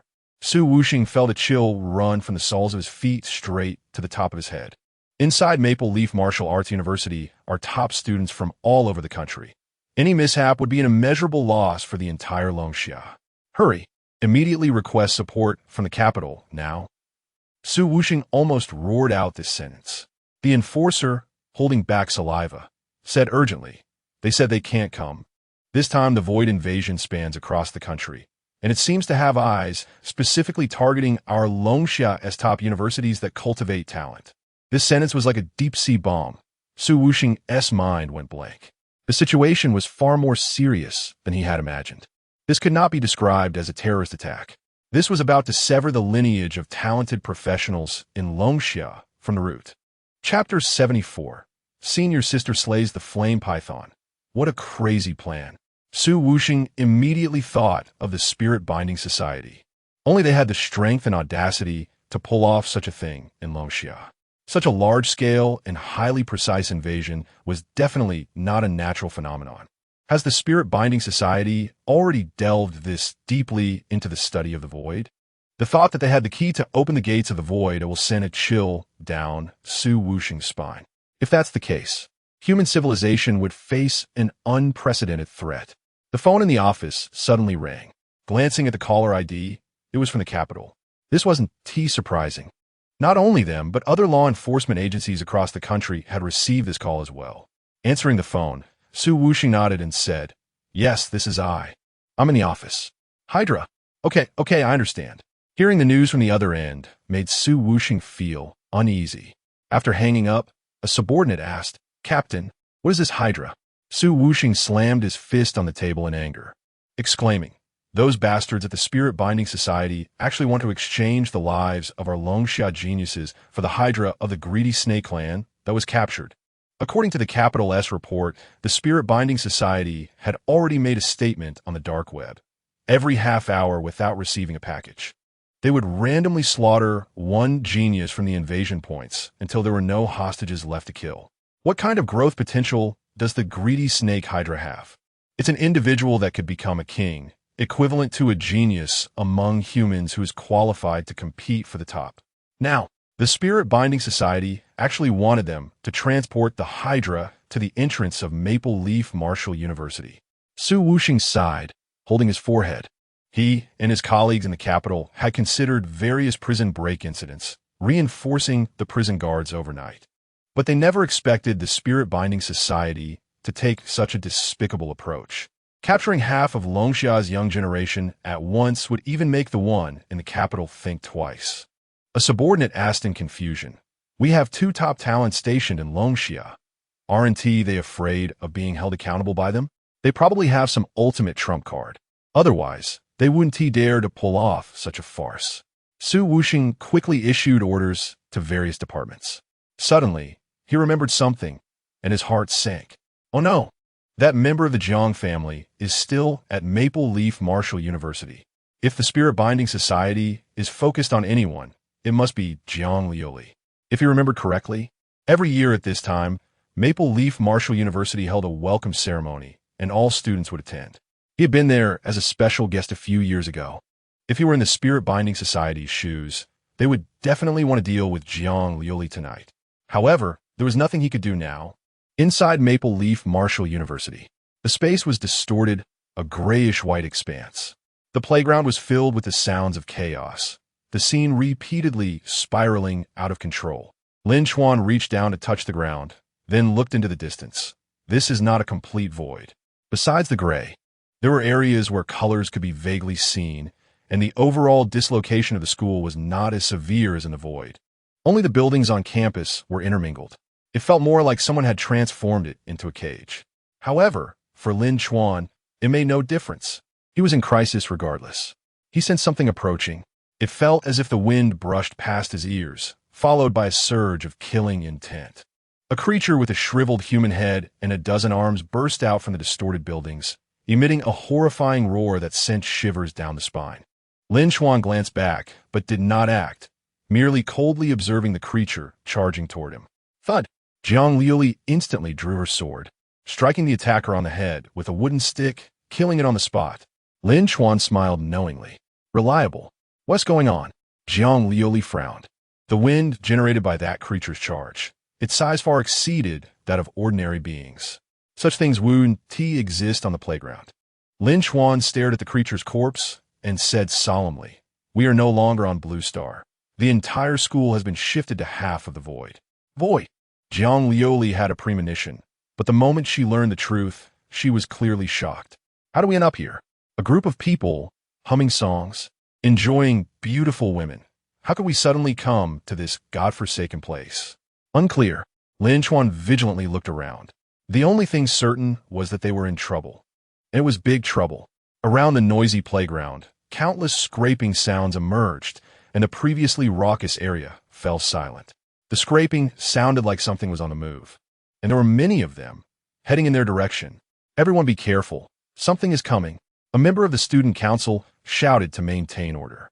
At this point, there was no time to think. They could only rely on their strength to survive in the void and wait for rescue. Boom! The ground trembled, and a massive crack opened up. A crimson giant python over 10 meters long emerged from the ground, sending nearby students flying just by its appearance. Flame python. Lin Chuan's gaze sharpened. After dealing with the thunder snake last time, he had brushed up on a lot of knowledge about void creatures, and he recognized it at a glance. Alert! The student council member shouted. A void creature is charging out. No sooner had the words left their mouths than a swarm of bizarre and grotesque void creatures surged into the gray-white playground from all directions. There were deformed beastmen, frogs with 3 legs, and lizards with rotting bodies. Despite having trained in the void for a long time, the students still found these encounters exceptionally challenging. These void creatures were equivalent to human levels of LV-30 and LV-40, which was extremely rare among college students. They hadn't matured yet, and even geniuses would only be slaughtered in the face of such numerous and powerful foes. Senior, let us get out of here and hide in the distorted buildings, Guo Yaoi urged, pulling the president's hand anxiously. Zheng Yuanshan retorted angrily. You want me to hide from them? Just moments ago, during the first wave of the assault, a new member of the club had been injured. It was possible they wouldn't even wait for rescue, which made her, as president, furious. Who cares how they got here? Facing the oncoming flame python again, Zheng Yuanshan broke free from Guo Yaoi's grasp, adjusted her breathing, and as she made contact with the enemy, her killing intent surged. Boom! With both hands exerting force, that incredibly fierce giant python was forcibly halted. This scene left everyone present in shock. Zheng Yuanshan was wearing a chi pao that perfectly showcased a woman's figure, and her elegant beauty was fully displayed. Who could imagine a chi pao beauty pinning down a ferocious beast? Zheng Yuanshan kicked the giant python's head, took a deep breath, and charged her fist, striking its forehead. The first move of the Earth Soul battle technique, Earth Shatter. The flame python seemed to see a mountain crashing down on its head, and its enormous body was visually impacted as it flew backward. Before it landed, Zheng Yuanshan appeared at the rear of its body, delivering a knife hand strike downwards. The second move, Mountain Splitter. Boom! The ground split open, and the flame python's tough scales were actually split apart by a bare hand. Chapter 75. The Crushing Battle. Wow. Who is this beauty? So fierce? Don't you recognize Senior Zheng? The president of the drama club, one of the top 10 on the ladder points leaderboard. Is she in the same club as that sword-wielding girl? No way. Is the drama club this fierce? The beauties inside are all incredibly strong. The moment Jiang Liuli appeared, her aura and grace complemented each other beautifully. It was like an artistic performance. Zheng Yuanshan, on the other hand, is a top martial artist on campus, the kind who can knock someone's crown off with bare hands. The contrast is striking. Some people even whispered, no wonder she didn't go on stage. If Zheng Yuanshan had gone on stage, the style would have changed. Even the thief god would have fled immediately. The ground roared, and massive rock spikes shot up, piercing through the vital points of the flame-devouring python, completely cutting off its escape path. Zheng Yuanshan, crouching on the python's head, gently touched it with her fingers and softly said, Earth collapse. The surrounding students felt a violent shake beneath their feet, their bodies gradually becoming unsteady. When they looked up again, they saw a large pool of hot blood flowing in front of them. The students below erupted in cheers, with Zheng Yuanshan setting the tone. The morale of the students rose significantly. Seeing such a fierce person among them, the void creatures became much more cautious in their attacks. Long Ruehua stared at Zheng Yuanshan's impressive figure, his mouth twitching. He had always known that the top 10 on the ladder were all fierce individuals, but he never thought it would be to this extent. Knowing he was on the same list, the gap between him and her was more than just a little. Zhuang Xingyao chuckled. Looks like some people need to consider apologizing. Long Ruehua's expression darkened. He had already seen Zheng Yuanshan raising her fist at him, clearly a provocation, but he couldn't retaliate unless he could also hunt a flame-devouring python. Is Senior this amazing? Lin Chuan wondered. He initially thought there shouldn't be any students with such strong combat power in college, but from the energy level alone, Zheng Yuanshan was at least above LV-40. After Jiang Liuli killed a void creature, she heard the discussions and said, Isn't this normal? I heard Senior is among the top 10 on campus, and quite high up, Funya Martial University is one of the top 5 in the country. And these 5 universities do not have a drastic difference in strength. The top 10 student in our area is not weak either. Lin Chuan understood. He had underestimated Senior. She was roughly at the level of the top 50 of the younger generation nationwide, and even within a big family, her talent would be among the best. The students, under the direction of the student council, quickly formed a defensive wall, barely blocking the fierce attacks of the void creatures. Guoyaohui watched all this and breathed a sigh of relief. Now, they just needed to wait for rescue. He looked up and exchanged a glance with Zheng Yuanshan, immediately smiling and giving her a thumbs up. But after a shadow flashed by, his smile froze instantly. "Senior Zheng, behind you!" he shouted. "Behind!" Zheng Yuanshan felt a chill on her back. As she turned around, someone kicked her off the top of the python. The strike was precise and swift. Even though she tried to block with her hands in time, she was still injured, a metallic taste rising in her throat. This sudden attack made the students fighting in front turn around. A thin man in a black trench coat landed on the ground with a smile. Bang! He landed and waited for Zheng Yuanshan to get up, kicking out 3 times the moment she stood up, all 3 kicks landing on vulnerable parts of her body. The assault became even more ferocious. Zheng Yuanshan struggled to block, being utterly suppressed. Guoyaohui knew that if this continued, the president would undoubtedly lose. And he gritted his teeth and charged forward. "Don't come over," Zheng Yuanshan shouted. But it was too late. The thin man noticed him and scoffed. "What kind of stray dogs dare to join in? I'll spare you a life. Don't be ungrateful." Guoyaohui's agile form couldn't dodge the thin man's 5 moves and was soon pinned to the ground. "Let him go." The injured Zheng Yuanshan used her combat technique again. Seeking death. The thin man jumped from his spot, landing firmly on a spike that had erupted from the ground, looking down at the beauty in the qipao from above. "A woman as beautiful as you should know your place, instead of resisting us in such an ungraceful manner." After saying that, the thin man flashed in front of his opponent, his speed leaving Zheng Yuanshan, who was already mentally disturbed, with nowhere to dodge. Bang! His fist, shrouded in black mist, struck Zheng Yuanshan's chin hard, nearly knocking her out cold. The thin man shook his fist and sneered. "It's over. It seems I have the upper hand." He rolled up his sleeves, preparing to deliver the final blow. The students present were heartbroken. Senior Zheng's appearance had given them so much courage, yet they could do nothing. This suddenly appeared guy was too strong. The top experts on the ladder were blocked by several particularly powerful void creatures, and Zhang Liuli was intercepting more void creatures from a distance. Without her, the battle would have been one-sided. The only ones capable of saving them were Lin Chuan and 2 others who were hiding somewhere unknown. Lin Chuan was contemplating the timing to act when suddenly a dull voice echoed from above. "Stop it! Vulture, don't forget what we're here for." At the top of a twisted building stood a man in a white mask, coldly overlooking everything below. His voice did not use a loudspeaker, but was audible to everyone present. The thin man curled his lip and finally looked up with a smile. "Yes, leader. You're right. If people die, it will affect our trade with the Longsha officials." The sudden change made the situation even more complicated for the students. It gave them a chance to breathe, but the bad news was that these few clearly weren't on their side. All the students looked up at the overwhelmingly oppressive figure on the rooftop. Without needing to say, they all knew that he was the mastermind behind this incident. Lin Chuan stared at the person above for a moment, then turned to look around. During their conversation, Lin Chuan noticed a peculiar phenomenon. The surrounding void creatures had stopped attacking, obediently curling up to the side, seemingly waiting for orders. Could it be that these void creatures were being controlled?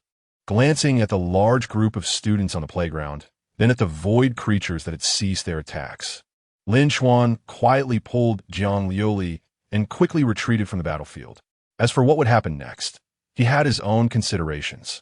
The leader snorted coldly, and a dark purple skull-headed bird flew down from the sky. He stepped onto the bird's back and landed on the ground. The moment he landed, everyone felt a powerful oppressive force, causing some newly enrolled students with energy levels in the low 10 range to struggle to stand.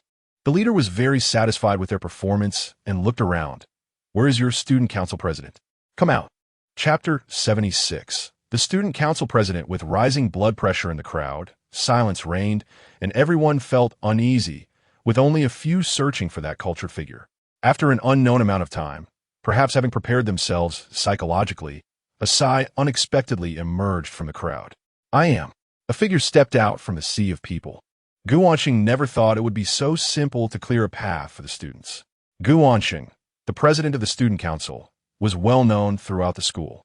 Coming from a well-off family, he was directly admitted to Maple Leaf Marshall University, with outstanding achievements in both the latter leaderboard and academic subjects. He was elected student council president in his sophomore year. Now, in his senior year, about to graduate, he never expected to encounter such misfortune. Dressed in a suit with a tie and wearing black-framed glasses, Gu Anqing looked very refined. The leader spoke coldly. "There are 3 things I need you to do next." He had more important matters to handle and needed to first control the leader of this group of people. Although the earlier attack by the vulture was reckless, it had, in a sense, silenced the children with violence, saving him a lot of trouble. Gu Anqing nodded slightly. First, stabilize the students. Do not let them lead themselves to destruction. You know what the consequences will be if there is a riot. As Gu Anqing thought, these terrorists did not want to harm them for the time being, but it was uncertain how long this would last. Second, the leader smiled slightly and took out a mobile phone from his pocket. The flash went off, momentarily blinding Gu Anqing. Taking photos? The nearby crowd was somewhat confused. This person had gone through so much trouble to capture us. Just for a photo with the student council president? The third point. The leader put away the phone. I want to see a student named Jiang Liuli, the white-haired woman performing the play on the playground. Gu Anqing had an impression of her.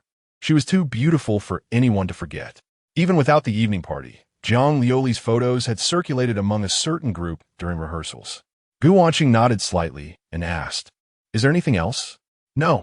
"All right, I'll go find her." Watching the student council president's back as he walked away, the leader revealed a satisfied smile beneath the white mask. This student was quite perceptive, not a word of nonsense, and a smart person. As the president of the Ling Society's branch in Longxia, he had personally accepted the task from the president of the headquarters 6 months ago to cleanse the national talents. The operation was to begin even earlier than the assassination order for Jiang Liuli was issued. The only mistake was the failure of the assassination attempt on Jiang Liuli. In the original plan, to prevent her from resisting in the void, they had intended to eliminate her in advance. After all, she was a half-grown genius with a certain level of self-defense capability. If she brought some of the Jiang family's life-saving methods with her, they might end up facing the Sword Saint. Therefore, he had Gu Anqing look for Jiang Liuli to confirm her whereabouts first. However, even after confirmation, he did not plan to act against her yet. He had something more important to handle at the entrance of Maple Leaf Marshall University, using the photos of students alive to exchange for the greedy prince of the Snake Clan. This was a transaction with the higher-ups and that king. Back in the crowd, Gu Anqing quickly gathered his members. They huddled together, and the surrounding students leaned in, hoping to hear news about their current situation. Unfortunately, they had intentionally moved to a corner and lowered their voices, making it impossible for others to hear the conversation of that group of student council members. "There are 3 things I need you to do." Gu Anqing's expression was serious, mimicking the words of the white mask. The others sat upright, completely devoid of their usual oppressive demeanor towards their juniors. "First, calm the students. You have seen the strength of the other side. Stepping up now is a dead end. Second, while pretending to calm the students, find those ranked high on the ladder leaderboard and prepare them for support." The first point was understood by everyone. After all, the other party's strength was evident. The second point? Was this going to lead to a fight? Long Ruihua shrank his head and smiled awkwardly. "President, why don't we just stay put?" Even Zheng Yuanshan had lost just now. The others, though not explicitly stating it, showed their attitude through their expressions. For the first time, the refined student council president publicly scolded everyone during the meeting. "Damn it, do you all not have brains? Do you even see the situation? A knife is at your throat, and you might lose your head at any moment, and you're telling me to just stay put?" Usually, this group of people was reckless, but at a critical moment, showing a lack of sense would likely cost them their heads, which was infuriating. This was no longer a matter of good versus evil. It was the difference between fools and normal people. Gu Anqing's fingers trembled, unsure if it was from anger or fear. "I just said it casually." Long Ruihua mumbled. Gu Anqing tried to calm himself down and said in a deep voice, "He asked me to manage the students and even took a photo, probably to exchange for ransom with the outside world." Someone curiously asked, "They're going through so much trouble just for money?" Many were puzzled, suggesting that they might as well gather some money to give them. "This is a metaphor, a metaphor." Gu Anqing's blood pressure surged again. Perhaps it was for confidential information or to exchange for some important person, but that wasn't important. That was something the outsiders should consider. It had nothing to do with us. The most important thing now is to prepare for cooperation with external support. So I need you to contact those high-ranking individuals on the ladder leaderboard, understood? He almost lost control of his volume, spitting saliva on Long Ruehua, who was close to him. Sometimes he doubted whether these people had bought their way into college, given their display of intelligence. It was hard to believe they could get into the top 5 martial arts academy in the country under normal circumstances. Is it really hard to understand to prepare and wait for rescue? The third point. Gu Anqing clutched his heart, unable to squeeze out a word for a long time. Forget it. You all take care of the first 2 points. I'll personally go to the drama club. He dispersed the crowd and jogged towards the corpse of the swallowing flame python. The scene of Zheng Yuanshan fighting that giant snake had been captured by everyone, so it didn't take much time to find her. How are you? Gu Anqing squatted down to ask. Lying on the ground, Zheng Yuanshan felt severe pain in several places, with Gui Yaohui beside her in a similarly bad condition. Not dead. Zheng Yuanshan managed to squeeze out 2 words. Gu Anqing took a deep breath and said, "They're looking for Jiang Liuli from your club. She is the one who dragged us into the void." What? Zheng Yuanshan forced herself to get up, feeling the tearing pain in her muscles. Impossible. They should just give up on that. Gu Anqing felt a headache coming on. Do you think not handing her over will solve anything? In the end, more people will die. It's better to push someone out to exchange for their temporary safety. Maybe we can wait for external support. You all have no sense of weighing pros and cons. A bunch of brainless fools. Chapter 77 Siege. Calm down. Let me speak first, Gu Anqing said with a frown. Your member has been specifically targeted by these terrorists.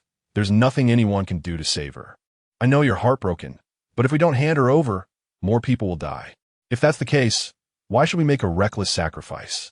We need to think of the bigger picture and accumulate strength to wait for rescue.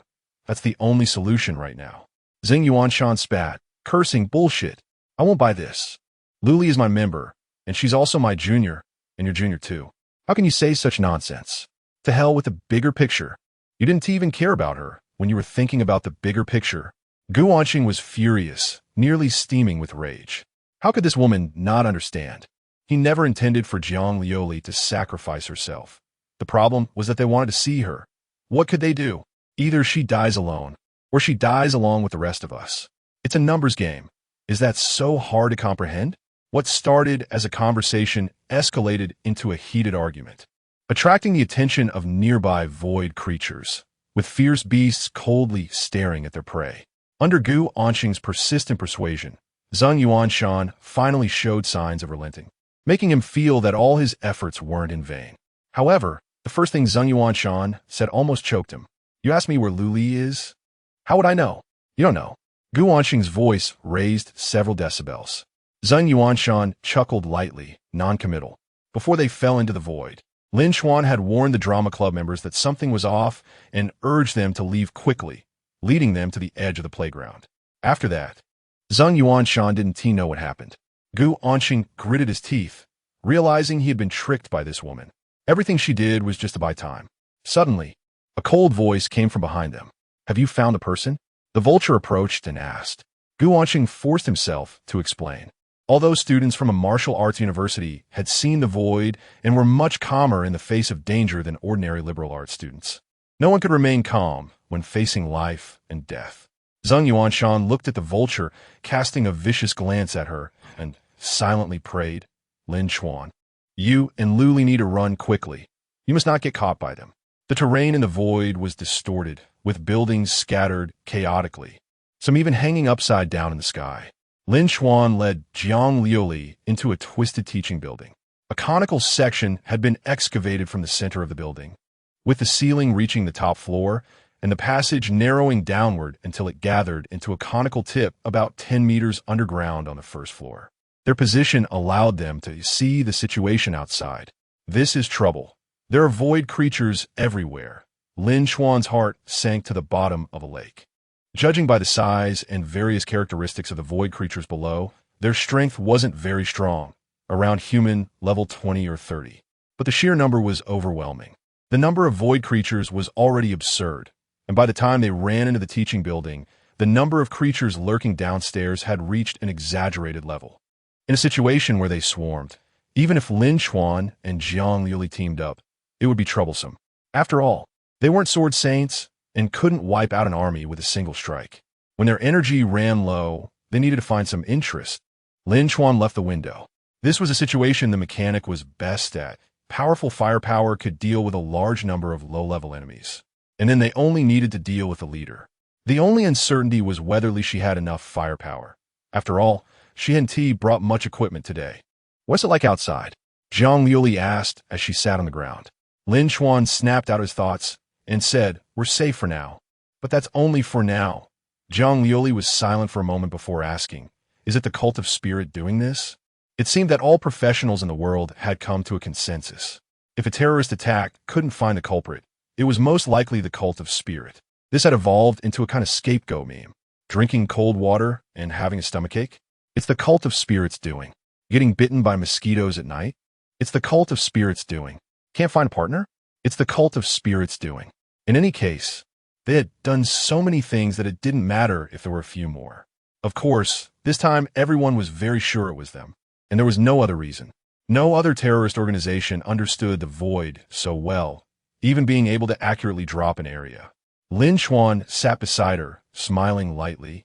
"Don't overthink it. They're able to take such massive action, so you can guess it's just incidental." How could he not guess that this silly girl thought this disaster was her fault? However, she was right about one thing. If it was indeed the cult of spirits doing, Jiang Liuli would definitely not escape. She was at least one of the main targets of this large operation. Jiang Liuli lowered her head, hugging her legs. "I'm so stupid. I can't think of a way to break the deadlock. The butler is off campus, and I'm isolated and helpless. A blind person will eventually be overwhelmed and killed." Lin Chuan also felt a headache. Perhaps the students could temporarily suppress their fear of death, but it was ultimately not a long-term solution. As long as they remained in the void cage, everything would be in vain. Moreover, he didn't believe the cult of spirit would only prepare this much. Daring to besiege so many students must mean they had other hidden backup plans. Lin Chuan squatted down in front of the girl, pressing his hands on her shoulders. "Here's the deal. You stay here, and I'll go find someone to help." "This can't be." Jiang Liuli panicked. It was dangerous outside. And wouldn't Lin Chuan be walking into a dead end? "Don't worry. I promise I'll come back safe and sound," Lin Chuan said, rubbing the girl's shoulder with a faint smile. Jiang Liuli weakly replied, "I heard people say that those who say this are probably going to die." "Lin Chuan? This girl, who told you this? You're learning pretty fast." Lin Chuan wiped the non-existent sweat from his forehead. "But I can't be compared to others. Since I said I can come back alive, I definitely will." Jiang Liuli bit her lip, guessing it was her eye problem that made it inconvenient for him to act. She was indeed dragging him down. "Okay." In the end, the girl silently nodded. As Lin Chuan stood up, he casually patted the girl's head and reminded her several times. Sometimes he had to admit that having someone who couldn't know their own identity around was troublesome. Many of his actions would be restricted. Lin Chuan thought to himself, "Perhaps I should find an opportunity to jump off a cliff and accidentally discover some powerful skill, rapidly increasing my level." As Jiang Liuli listened to someone's voice fading away, she reached out to touch her eyes. For a moment, she wanted to gouge out these useless eyes. No matter how great her talent was, being unable to see would have a significant impact on her daily life, even if she practiced her hearing to the limit. "Greedy big snake." Jiang Liuli recited the name of this clan harshly. Chapter 78, Trading the Nine-Headed Serpent at the entrance of Maple Leaf Military University. The streetlights broke the silence of the night. From the outside, the university appeared predominantly gray and white, with occasional splashes of other colors. The visual dimensions changed depending on different angles, sometimes appearing three-dimensional, and other times like a shattered mirror in 2 dimensions. A sudden whoosh passed by. A vehicle resembling a warplane appeared in the sky above the main road outside the university. It was large, with a pitch-black fuselage, more than 3 times the size of an ordinary armed helicopter, and 2 horizontal turbines spun in the middle of the wings, creating a gust of wind that blew the green belt aside. Notably, beneath its body hung a sealed iron box the size of half a shipping container. With a clank, it landed, sending up countless clouds of dust. A few scattered law enforcers on the ground, upon seeing the delivery, were struck with awe. This plane is so cool. A young man exclaimed.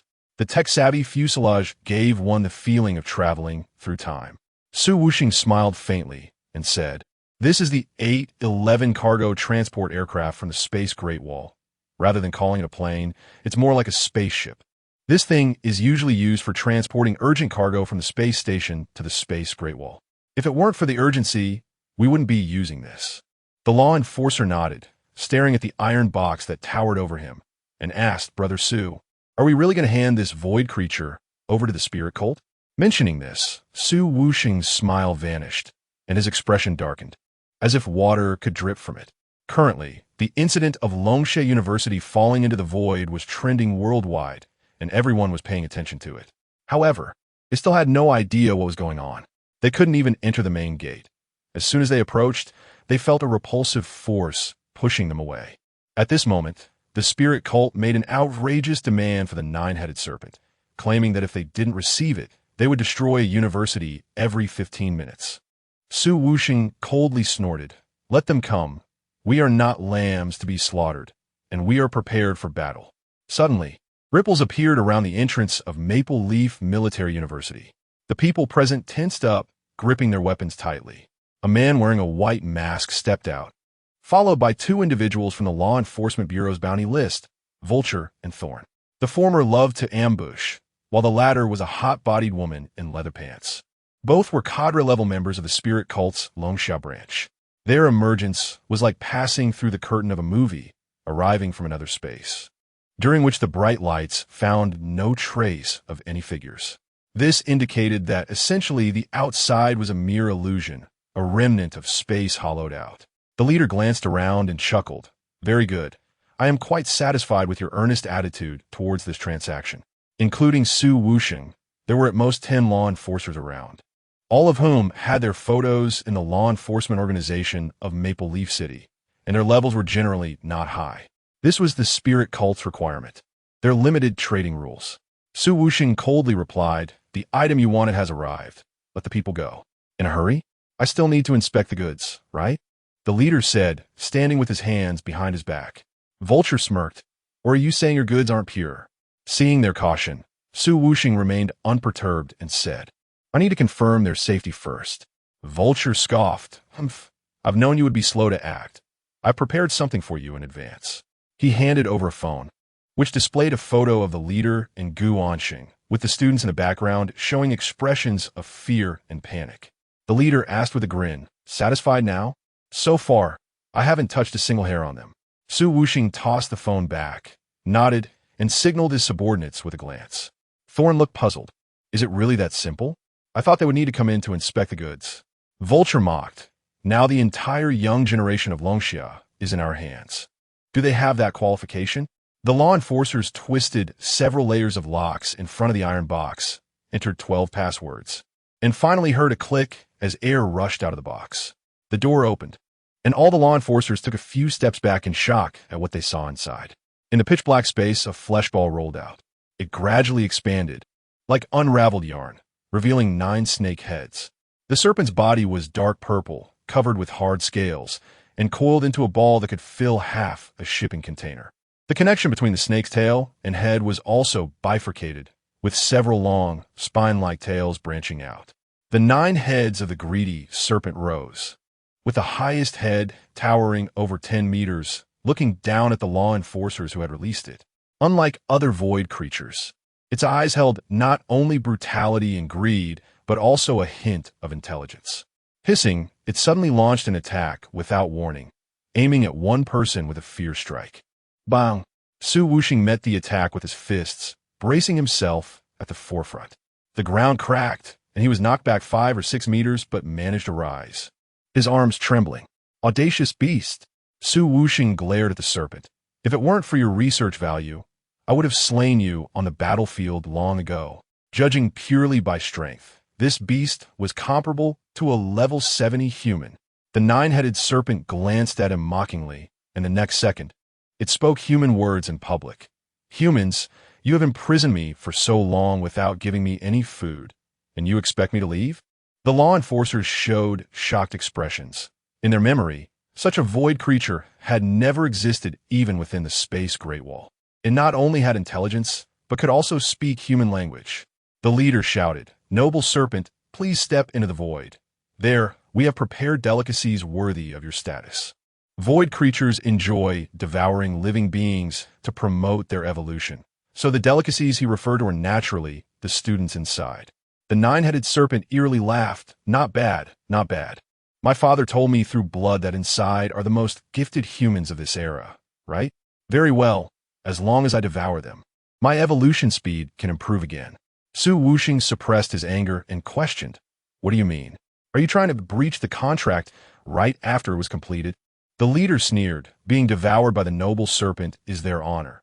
Even if we breach the contract, what can Longxia do now? Don't forget, with a single word from me, I can make your geniuses extinct."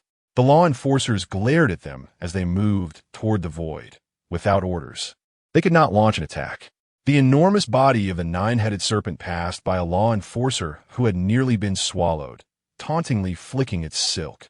Su Wuxing glared at them darkly, until, just like when they first arrived, ripples appeared again at the entrance, and a smile finally broke on his face. This indicated that the passage between the void and Blue Star had been opened. Boom! Suddenly, a thunderous sound echoed from the horizon. A bullet carrying apocalyptic power pierced through the darkness, straight through one of the serpent's heads. Chapter 79. Finding the traitor only fools would sit idly by. The Law Enforcement Bureau never expected this group of terrorists to be honest. From a distance atop a tall building, a level 70 mechanic pulled the trigger, and the Hydra felt a threat of death. Before it could react, one of its heads had already crashed heavily to the ground. The horrifying scream shattered the night, and the painful wails echoed in the ears of everyone present. Just as it had escaped its cage, it lost a head. The mighty serpent was enraged, disregarding any rules, and turned to kill all the audacious humans present. "Humans, you are not worth pitying." The remaining 8 heads simultaneously conjured illusions, and the 8 serpent head phantoms lunged at the crowd. Su Wuxing let out a cold snort, skillfully dodging and slamming his fist down on one of the serpent heads, bringing it close to the ground. Boom! Thunder rumbled in the distance. The second shot. Once the distance widened, the mechanic's combat power among the 5 major classes surged, especially in support and large-scale strikes. This time, the target was the leader. The creepy sensation made him instinctively activate his body's defense mechanism, and a semi-transparent purple wall appeared before him. Bang! The sound of bullet colliding with a hard object was unsettling. The purple wall shattered, and the bullet struck the leader's body. His form was sent flying into the void, life or death uncertain. The giant serpent was besieged by several law enforcers. One of the head's phantoms bit down on a young enforcer. The latter was terrified, but after a moment realized nothing had happened as the phantom passed through his body. I'm still alive?" He looked down at his body in disbelief. Soon after, he felt a slap on the back of his head. Turning around, he found Su Wuxing angrily scolding him, but he noticed that the scolding was much quieter than usual. "Stay away from the phantom. The phantom of the greedy serpent can devour a person's senses and the vitality of their bodily organs." The young enforcer's heart jolted. He immediately recalled what he had learned in textbooks. This tribe was named for their greed precisely because they could consume a person's health. Each additional head represented the consumption of a different human attribute. The head that had just bitten him could devour hearing, and it was said that some serpent heads could even consume a person's intelligence, turning them into fools. If he was bitten again, he might completely lose his hearing. Boom! The third shot rang out from afar. This time, the serpent was prepared and dodged just in time, avoiding the fate of losing another head. However, the bullet still tore away a chunk of flesh from its body. The mechanic in the distance infuriated it. This tribe despised encountering long-range attackers because their reach was too short to retaliate. Vulture shouted, "Snake brother, let's head back. You're still underage. There's no need to fight the humans to the death." The giant serpent snorted coldly, moving its massive body into the void. It was far smarter than its brainless kin, understanding the principle of avoiding danger. Since it couldn't kill them now, It would wait until it grew stronger to settle the score with the humans. Su Wuxing would not miss this opportunity. He chased after it, his feet pounding the ground, as he passed through the school gate and entered the gray world. He was met with a size 46 shoe. The leader was still alive. He kicked out at the crucial moment, sending Su Wuxing flying. The ripples at the gate disappeared. No matter how hard Su Wuxing smashed the wall, his attacks were forcibly bounced back by an invisible barrier. Damn it! After delivering a final punch to the wall, the veins on Su Wuxing's forehead bulged as if they would burst through his skin. This failure might mean they wouldn't get a second chance. The Bai-Ling Society would definitely not spare the students inside. All they could do was collect their bodies once the void gate opened. His communicator beeped at his waist. A hoarse voice came through from the other side. Don't feel regret. Our previous actions have significantly extended the opening time of the gate. I've collected enough data to backtrack their coordinates from within the void. Su Wuxing immediately shook off his despondency and asked, "How long do you need? Can we launch an attack from the void in time?" This person was a powerful figure from the capital, holding a high position in the law enforcement bureau. If the Hydra chose to fight instead of fleeing, the outcome would surely be that this individual would blast it away with mechanical creations. The method of deduction he mentioned was developed by the authorities to locate people who fell into the void through local rifts. Through the efforts of several people, the opening time of the gate had been extended, and they had already pinpointed a location. As for whether they would make it in time, the mechanic replied, "Unclear, but this is currently the best method." In other words, there was no guarantee of the student's safety inside. Su Wuxing furrowed his brow. However, the mechanic changed the subject. "I heard that someone from the Jiang family has already set off." Meanwhile, in the void prison, Lin Chuan was wearing an invisibility suit as he passed through one corner after another, holding a specially modified phone that she had altered. It was called Special, but Lin Chuan thought it worked much like a walkie-talkie, sometimes functional, sometimes not. He tapped it a couple times to test it, and a few words jumped out. "Top. Cannon. Small." That was the last sound. "Damn, the signal here is terrible." Lin Chuan shook it vigorously. He was still in the teaching building, having searched through 10 floors without finding any trace of the others. As he contemplated, he decided to look for teachers while searching for people. Logically speaking, if students were kidnapped, the teachers shouldn't just disappear. They should at least remain in the void. "Top." Lin Chuan pondered. "When I ask where she is, she always tells me Top and Cannon. Could it be that there's a cannon on the roof?" With a mindset of trying it out, he followed the distorted teaching building, took the safety passage to the restroom, and jumped into the classroom through the restroom window. After much effort, he finally reached the top floor. As soon as he arrived, he heard a few people chatting from one of the classrooms. Moving closer, he saw that, judging by their attire and youthful appearance, they were a few students. 3 boys and a girl were sitting at a table, nervously discussing something. They didn't tell me this would happen." A freckled, short man exclaimed in panic.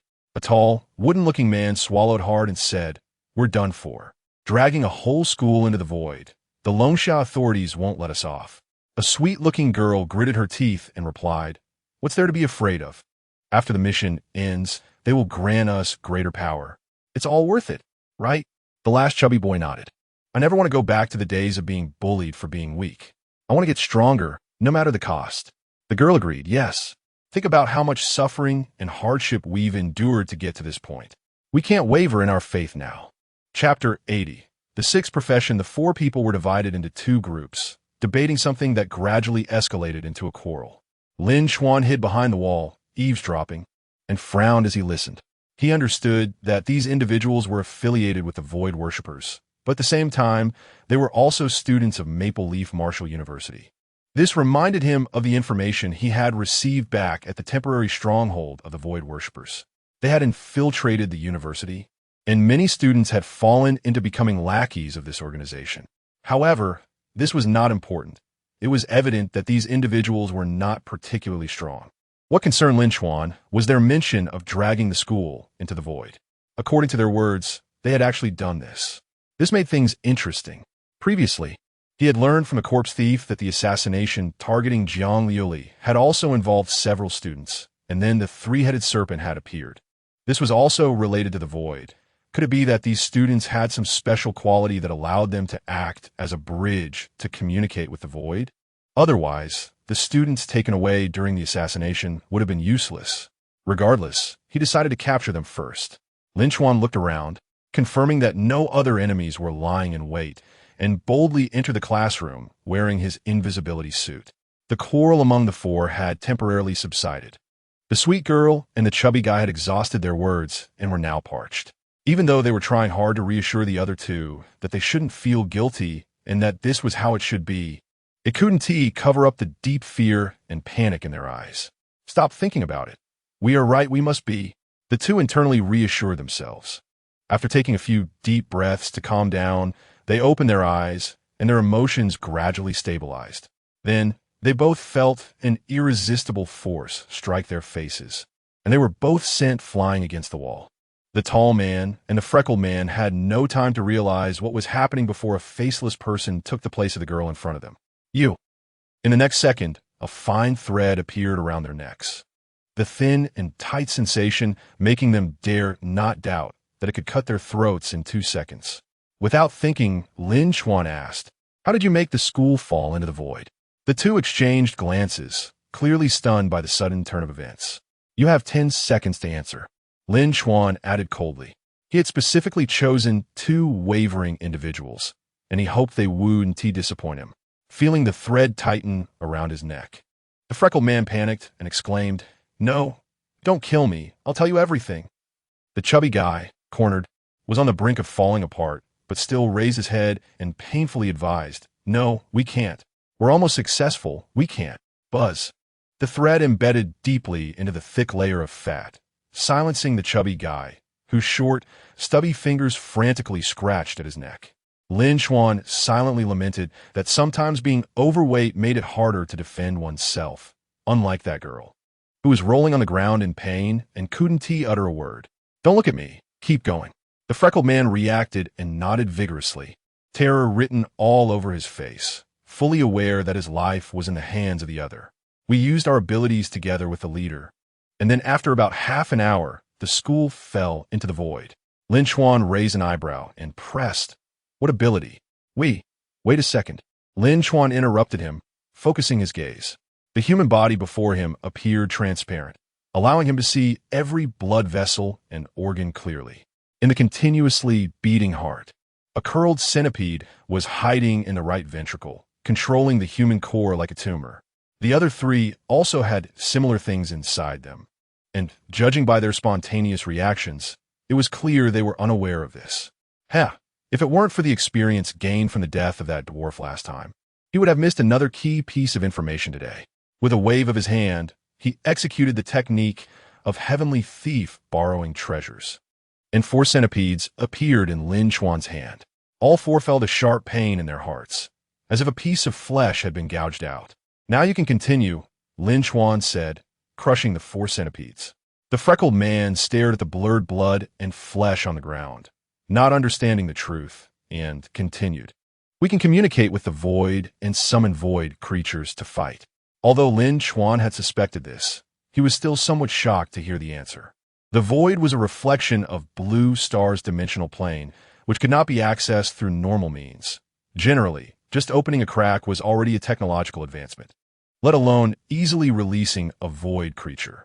Yet the reality of the amusement park was before him, proving that the other party was not lying. Lin Chuan asked, "Are you all from Superpower Department?"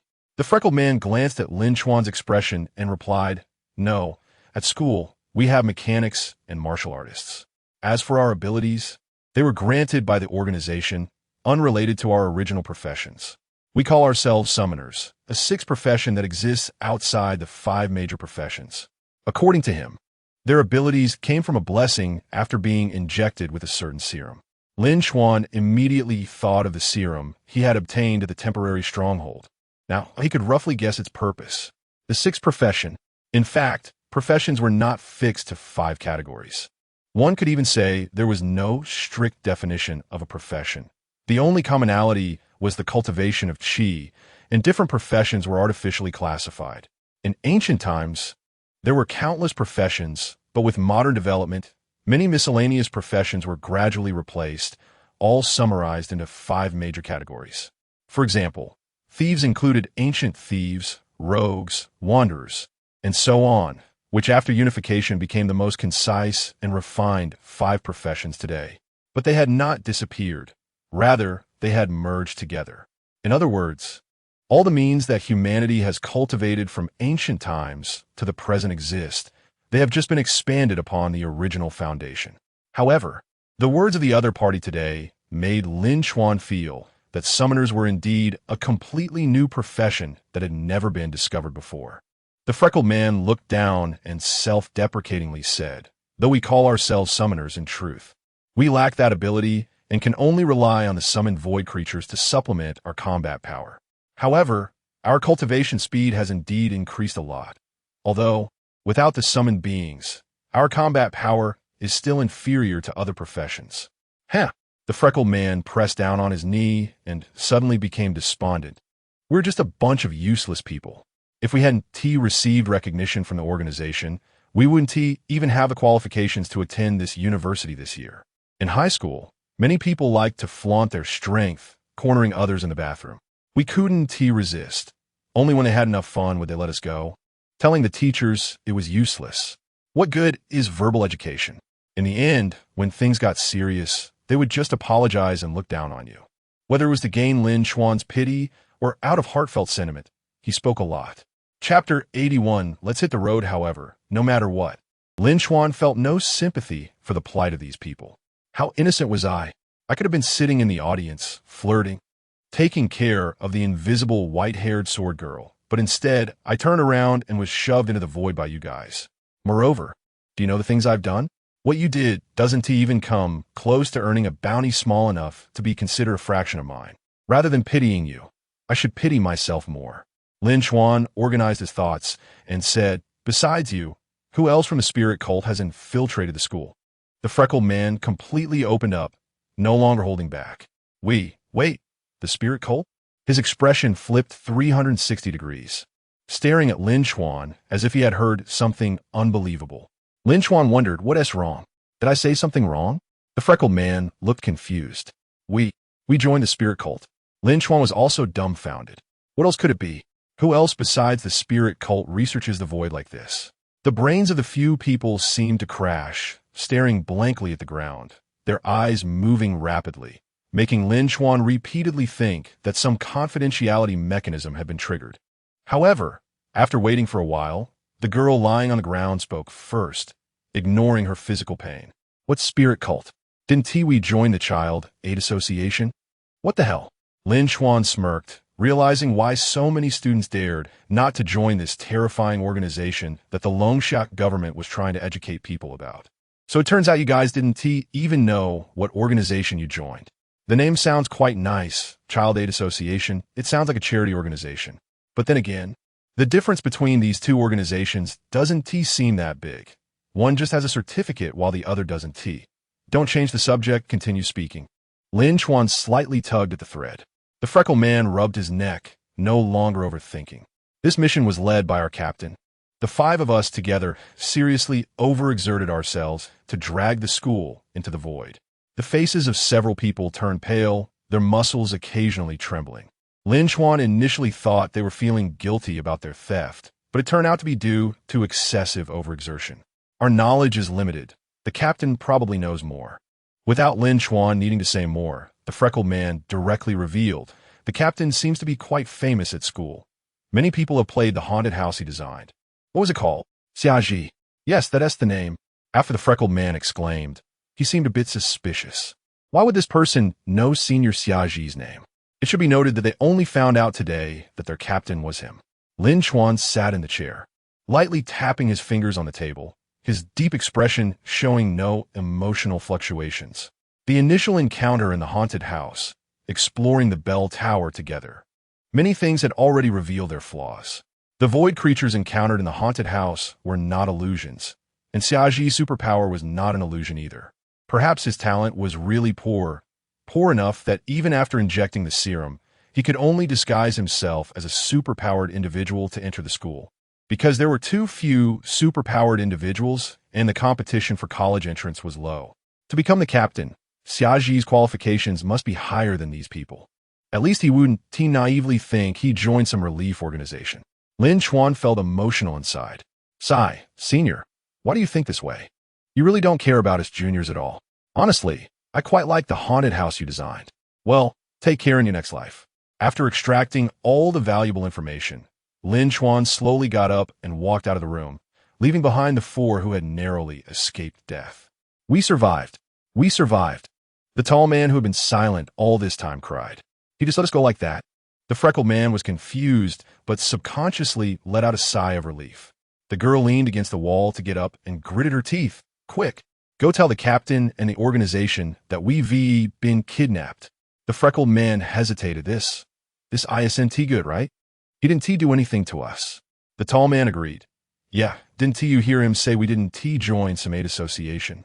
But the spirit cult? Do you think we could just stop here and survive? The girl sneered. Don't be naive. Colluding with the spirit cult, even if unknowingly, is enough to be charged. Right now, the country knows nothing about summoners, and if we stay, we'll only end up as lab rats. Compared to the other hesitant students, she clearly possessed more decisiveness. The few of them hesitated for a moment, feeling that what she said made sense, and decided to report this matter immediately. However, they soon heard hurried footsteps in the hallway, and Lin Chuan suddenly turned back halfway. Haha, sorry, really sorry. I was just thinking about senior and forgot to finish you guys off. So, I didn't give you the illusion of surviving, did I? No hard feelings. I'm going to send you on your way right now. The four were dumbfounded, and the freckled man finally managed to squeeze out a word. You. But it was just that one word. After saying it, their heads completely bid farewell to their bodies under the pull of the thread. The expressions on the faces of the few corpses were all the same. Panic, regret, hatred, intertwined to form a horrifying piece of performance art. For both emotional and rational reasons, Lin Chuan wouldn't let them go. Next, he would continue looking for the interest. Xiaji was missing, and he guessed that the other party might be with the spirit cult, so there was no need to confront them head-on for now. He would first gather his forces and then kill them back. Since the interest was not in this building, Lin Chuan walked to the window and looked toward the nearby building that was taller than the teaching building. The martial arts building, where the martial arts classrooms were located, was also very close to the playground. Since Li Shi could send him messages despite being interrupted, it indicated that she was likely not under the spirit cult surveillance. The two buildings were undoubtedly the most probable locations. Lin Chuan squinted his eyes, trying to see the situation in the martial arts building. Suddenly, a bright light shot out from the opposite rooftop. Slowly, something glowing flew towards him, followed by more white dots. Finally, Lin Chuan saw what it was and couldn't help but curse out loud. Damn you! Boom! Dozens of shells crashed into the walls of the teaching building, and the classroom where Lin Chuan was located instantly turned into a sea of flames. The powerful shockwave shattered the surrounding walls, and white smoke billowed from the rooftop. Under the covering fire, everything settled into silence, and the whole world fell quiet. Downstairs, Jiang Liuli suddenly heard the loud noise, and her heart trembled. A sense of inexplicable panic arose. Lin Chuan, she murmured softly. On the playground, the returning leader was treating his wounds and also heard the loud noise, immediately alerting him to contact the mechanic.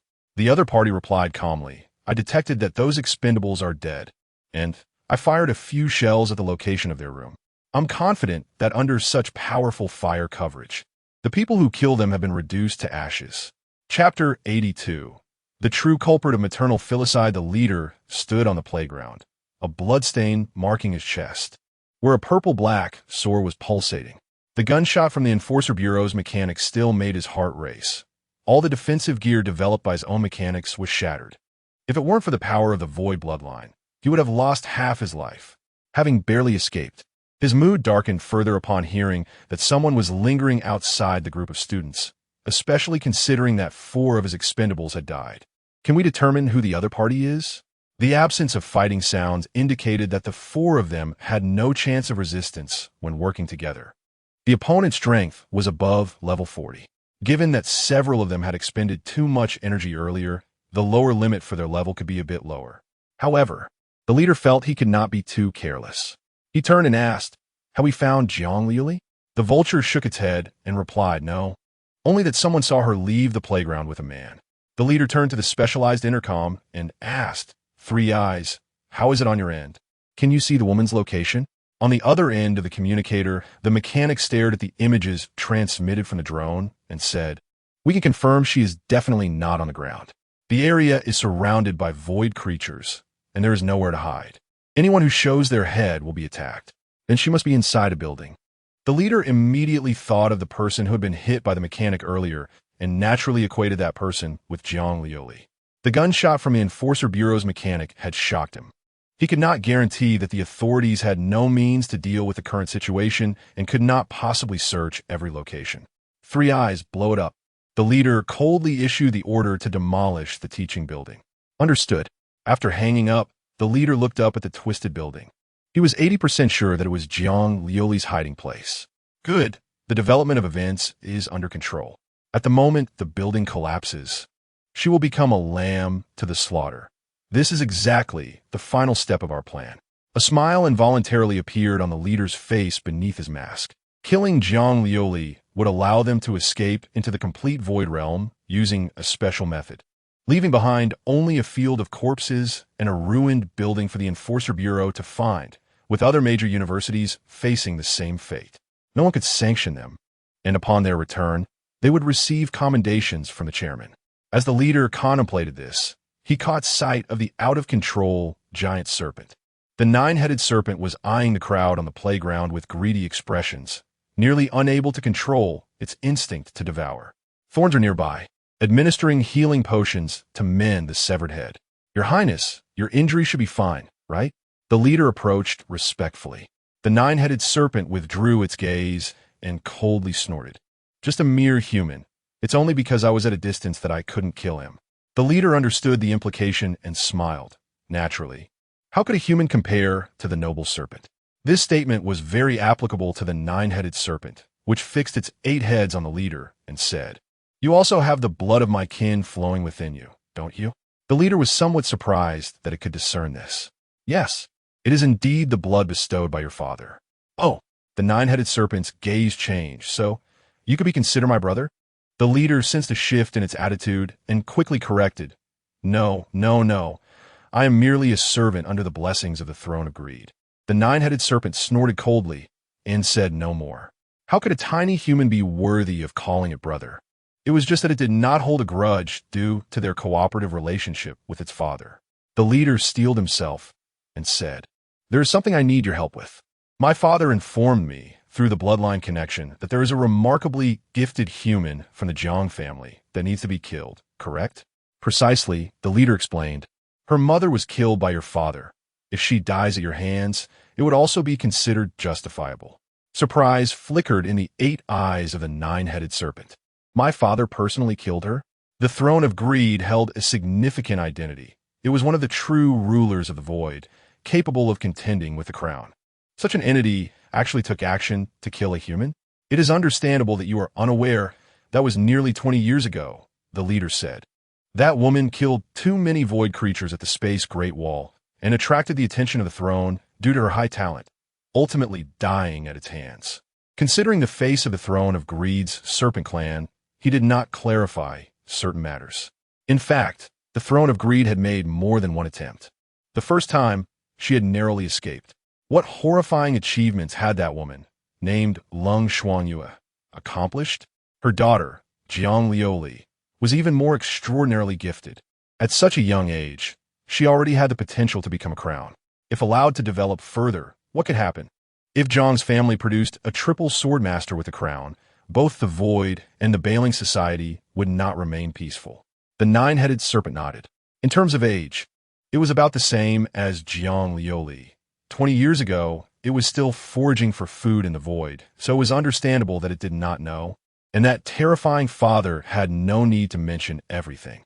After all, it was merely squashing an ant. He, the nine-headed serpent, sneered, "My father killed her mother, and I will kill her. How wonderful fate is. Hurry up. I can hardly wait to devour her." The void creature's appetite is particular about quality. Such high-quality food made it no longer covet the inferior ingredients on the playground. On the top floor of the martial arts building, a strong smell of gunpowder mixed with blood filled the air. 12 anti-aircraft guns were set up here, capable of destroying any building within Funyam Marshall University at any time. 4 or 5 2-meter-tall robots patrolled back and forth, while 17 returning drones flew overhead. With the leader's order, they were now useless. Explosive impact rounds. Where are they? A lean man, codenamed 3 Eyes, rummaged through a metal box and finally found a round the size of a human head at the very bottom. As one of the core members of the Longsha Bailing Society branch, he was responsible for weapon design and ammunition reserves. For this operation, he had brought half of his family's resources, even bringing explosives specifically designed to demolish buildings. This is the one. 3 Eyes grinned as he loaded the ammunition into the launcher, adjusting the trajectory. This weapon, designed for large-scale demolition, would be unlikely to inflict fatal damage on a powerful practitioner like Jiang Liuli. Even if the building collapsed, the Bailing Society still believed it could not kill her. Its purpose was to expose Jiang Liuli to everyone, at which point countless void creatures and the leader would carry out the execution. Little girl, you are out of luck. This was originally reserved for your classmates. With a hollow sound from the rooftop, a star perfectly streaked across the sky, its arc diving directly into the lower levels of the teaching building. Chapter 83. Famous Sword. Snow Liuli. At the moment the explosive shell detonated, the terrifying power that splattered in 8 directions instantly engulfed the load-bearing columns on the lower level. The void was a reflection of reality, a subplane of blue star. Everything here was distorted and deformed. Buildings that were unbreakable in reality would sway precariously upon the slightest touch here, let alone when faced with weapons designed for large structures. In the realm of terrorist attacks, no one dared to question the professionalism of the Spirit Association. Dust was kicked up from the ground, and even the void creatures fled far away. Look, the building has collapsed. Someone among the students on the playground shouted first, and soon all eyes turned in that direction. The massive structure disintegrated in an instant. Walls shattered, debris fell, and dust swept in like a storm. The rumble echoed in their ears, and the ground trembled. After a moment, as the dust settled, some students on the playground opened their eyes, nearly wetting themselves in fear. The closest person to the building had a bent rebar sticking 3 centimeters into the sole of their foot, and a stone from the roof lay 4 meters to their left. As the dust cleared, a chilling aura rushed towards them, accompanied by a terrifying killing intent emanating from the ruins. A pure white lotus bud blossomed there, about 4 meters high, releasing an overwhelming chill from its petals that coated the debris-laden ground with a layer of frost. A silver-haired girl maintained a pose with her sword embedded in the ground in the center of the flower, unharmed except for some dirt on her clothes and delicate face. Moonlight's 5th form, Proud Snow, Frost Lotus, a defensive combat technique that allows the user to transform into a lotus, enveloping the surroundings to absorb impact and then bloom to release cold air. The leader sighed in disappointment. As expected, I couldn't kill you. In Jiang Liuli's vision, there was nothing but void, and the howls of void creatures filled her ears. She knew that she had been found in a very violent manner. What awaited her next would be a desperate siege. Jiang Liuli was unsure if Lin Chuan was all right, or if he had left the teaching building. All she knew was that if she couldn't kill the enemies present, even if Lin Chuan was still alive, it would only mean he could survive a little longer. Then let it come, Jiang Liuli said softly, then exerted a bit of force with her right hand. Bang! The wooden stick in her hand shattered, and the cracks from her earlier fight with the cold frost moon shadow completely split apart. A cold light revealed itself, the chilling aura penetrating the soul. A sword, as white as jade, was grasped in Jiang Liuli's hand. The sword was hidden within the wood. Famous Sword, Snow Liuli. Above the void, Lin Chuan, who had activated his invisibility, resembled a concealed golden eagle hunting. He looked down at the earth and caught sight of the white figure appearing after the dust settled, letting out a sigh of relief. It's good that girl is fine. Although he remembered that Jiang Liuli wouldn't easily die in the collapsing building, he still couldn't help but worry.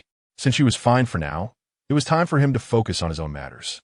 Spitting out a mouthful of dust, Lin Chuan cursed, "Damn it, one bombing wasn't enough, and you brought the whole building down on me. Come on, let me see where you are and how many lives you have for me to take." The first time he was attacked in the classroom, Lin Chuan had relied on his quick reflexes and the high-tech raincoat to avoid serious injuries. He was sure of the enemy's position and thought about pursuing when the second bombing hit. Good grief, didn't he leave him a single foothold, almost burying him in the ruins.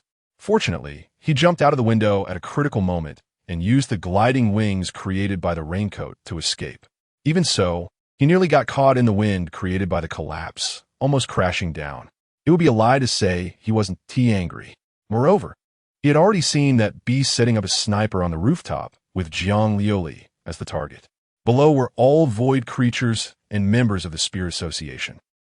Lin Chuan scanned the area, his expression growing more serious.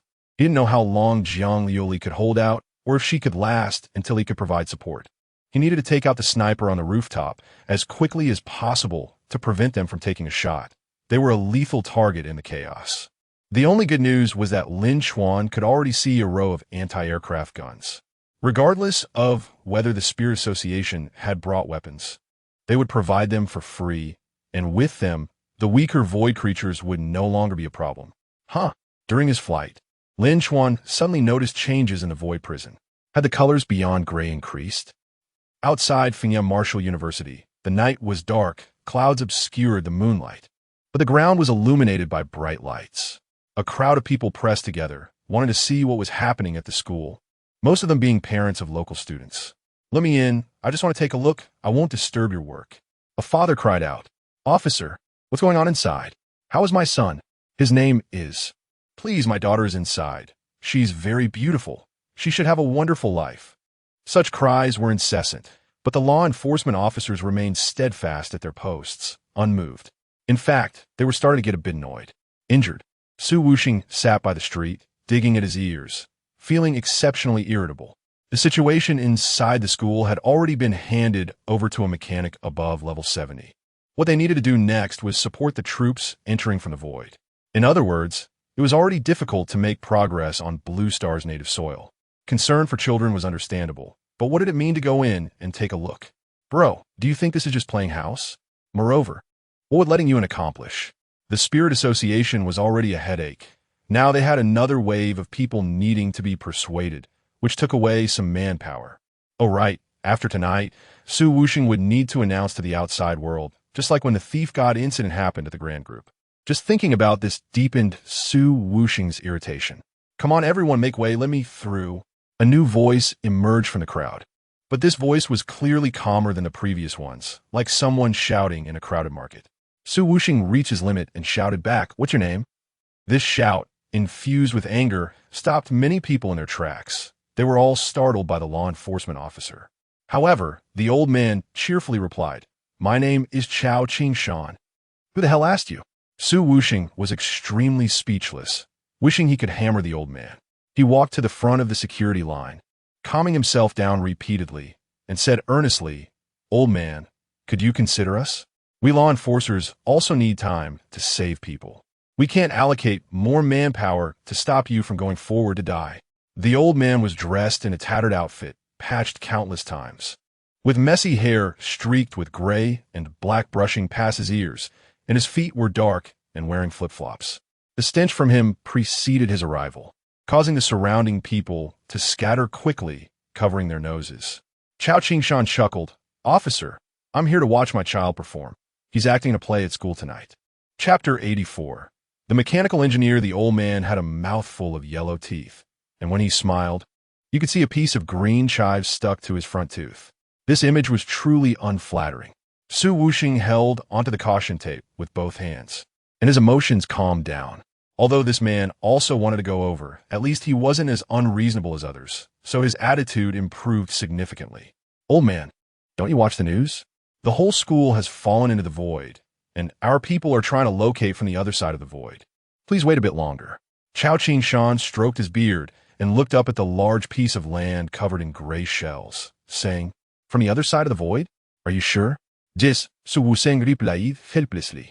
"We can't find a breakthrough here in reality, so we have to approach it through other means." Chao Qingshan chuckled. "Sir, have you never thought that the methods you consider the terrorists might also think of?" This statement reminded Su Wuxing. The Bai Ling Society, as an old terrorist organization, knew the price of being captured. In ancient times, it would mean exterminating 9 clans. How could they not know about the loopholes on the other side of the void? Maybe they thought they could act quickly and escape before we arrived? In that case, are you saying that when we get in, we'll just see a ground full of corpses? The old man's words instantly attracted the attention of other parents present. Their eyes filled with various negative emotions like shock, panic, and fear. Su Wuxing frowned, suspecting that this old man was trying to cause trouble. Anyone who could still laugh at a time like this must have bought high insurance for their child. If this continued, something would go wrong sooner or later. Su Wuxing took a deep breath and said heavily, "Please trust the law enforcement agency. Our people will go deep into the void to rescue them." Hee. With their mediocre skills, it's hard to say, Chao Qingshan said, taking a small drink from the wine gourd at his waist. Seeing his indifferent attitude, Su Wuxing said solemnly, "Old man, please do not slander the heroes who are venturing into the void here, regardless of success or failure. At least they have tried to save, while you're doing nothing here. To put simply, if you can do it, then go ahead." Chao Qingshan had a strange expression. "I want to go in, but you won't let me." Su Wuxing didn't want to waste any more words with this person. He turned around, facing away from the caution tape. Chao Qingshan kept talking, shifting from serious matters to idle chatter about his 3 children, boasting about how successful they were at such a young age, having made hundreds of millions. Su Wuxing took it as nonsense. If they were that wealthy, why bother with school? After saying a lot, Chao Qingshan got no response and lost interest in continuing the conversation. He directly crossed the caution tape and moved towards the school. Sigh. Su Wuxing was lost in thought, and when he came to his senses, the old man had already walked 7 or 8 meters away. Panic-stricken, he quickly went forward to grab the man's arm. "Go back. How many times do I have to say it? Our people have already—" Chao Qingshan interrupted him. "Young man, your people are unreliable. There's a big guy guarding the other side of the void. Going down there is just asking for death. Even those 3 little ones can at most ensure their own safety." The old man's seemingly frail body was as steady as a mountain, and Su Wuxing couldn't hold him back, his body leaning forward uncontrollably. To know that he could at least be ranked among the experts in Maple Leaf City.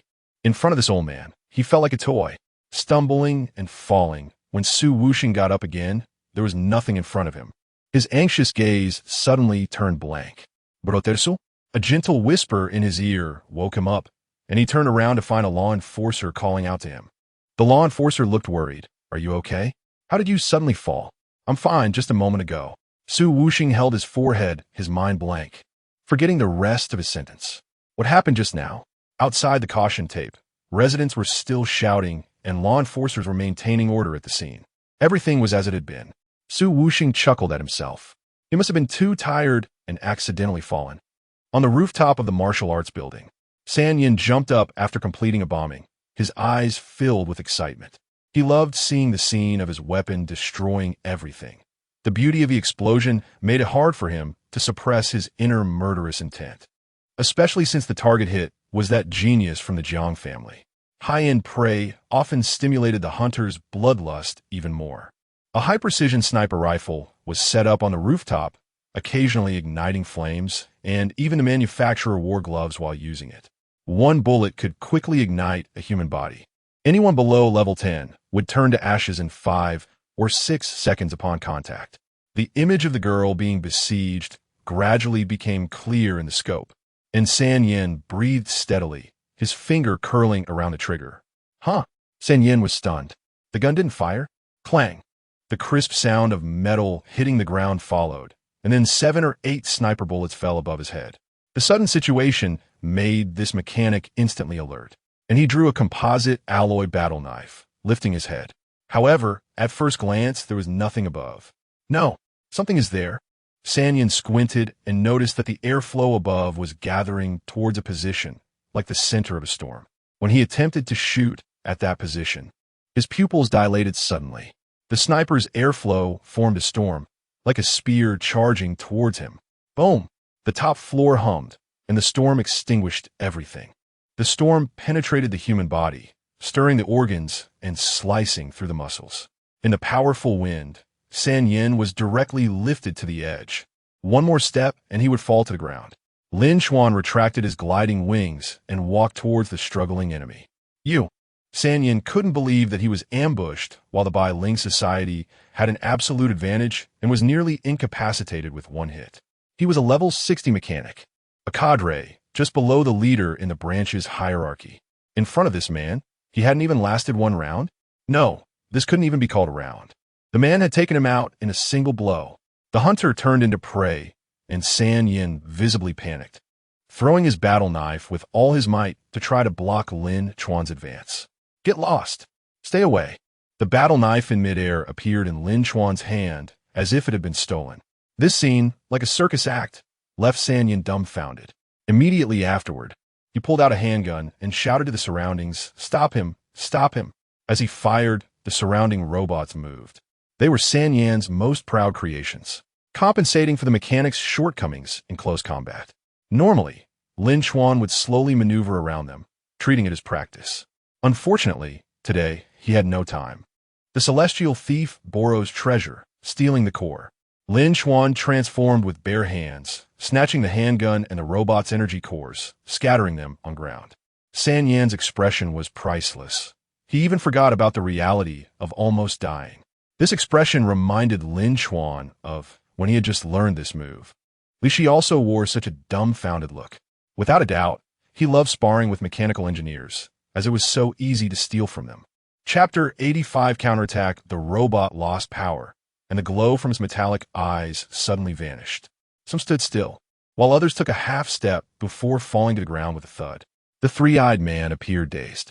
He couldn't understand how this guy had suddenly appeared on the rooftop, and the combat technique he used. Was that really a combat technique? In the blink of an eye, he had cleanly stolen his weapon. The situation didn't allow him to think, as he was losing a lot of blood from his abdomen, and his spirit and will were gradually weakening, nearing death. Knowing he couldn't escape death, the three-eyed man revealed a cold smile, mockingly staring at Lin Chuan.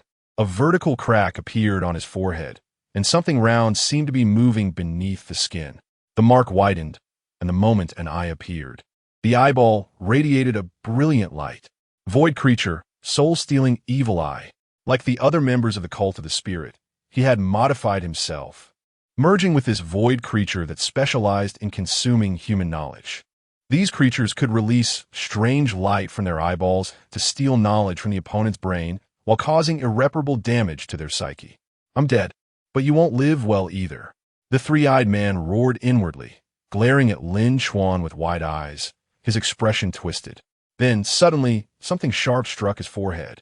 A battle knife had pierced straight through, penetrating the third vertical eye on his brow. What the hell? The three-eyed man's brain stopped functioning on both a mental and physical level, and he left the world with a dazed expression. Lin Chuan looked at him as if he were a fool and disdainfully said, "You thought I wouldn't interrupt, huh?" After the storm toss failed to kill him, Lin Chuan didn't rush in for a finishing blow because he was wary of a sudden attack from the mysterious void bloodline.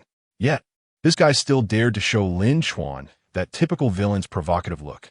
Lin Chuan could tell this kid was off guard and decisively used the stolen battle knife to finish him off. The three-eyed man never dreamed that his precious trump card would be interrupted the moment he used it. It could only be said that melee mechanics were too unfortunate. His strength was not weak, even slightly stronger than the Tung Shi, but unexpectedly, his combat technique was completely countered by the thief skills, and Lin Chuan had seized the initiative, launching a fully charged storm toss that shattered not only his opponent, but also the high-tech armor he was wearing. Lin Chuan then pulled out a piece of Li Shi's specially crafted black technology and waved it, hoping to hear the voices of the other two from the communicator. At least he wanted them to come here to use the anti-aircraft artillery for support. This time, the signal was surprisingly good. As soon as it was turned on, there was sound. "Hey, Interest, where are you?" "Behind you." Lin Chuan was stunned and turned around. The ponytail girl was standing angrily on the other side of the rooftop, and beside her, Song Feng was leaning against the iron door, shaking his head. Li Shi shouted loudly, "I said, come here for a moment.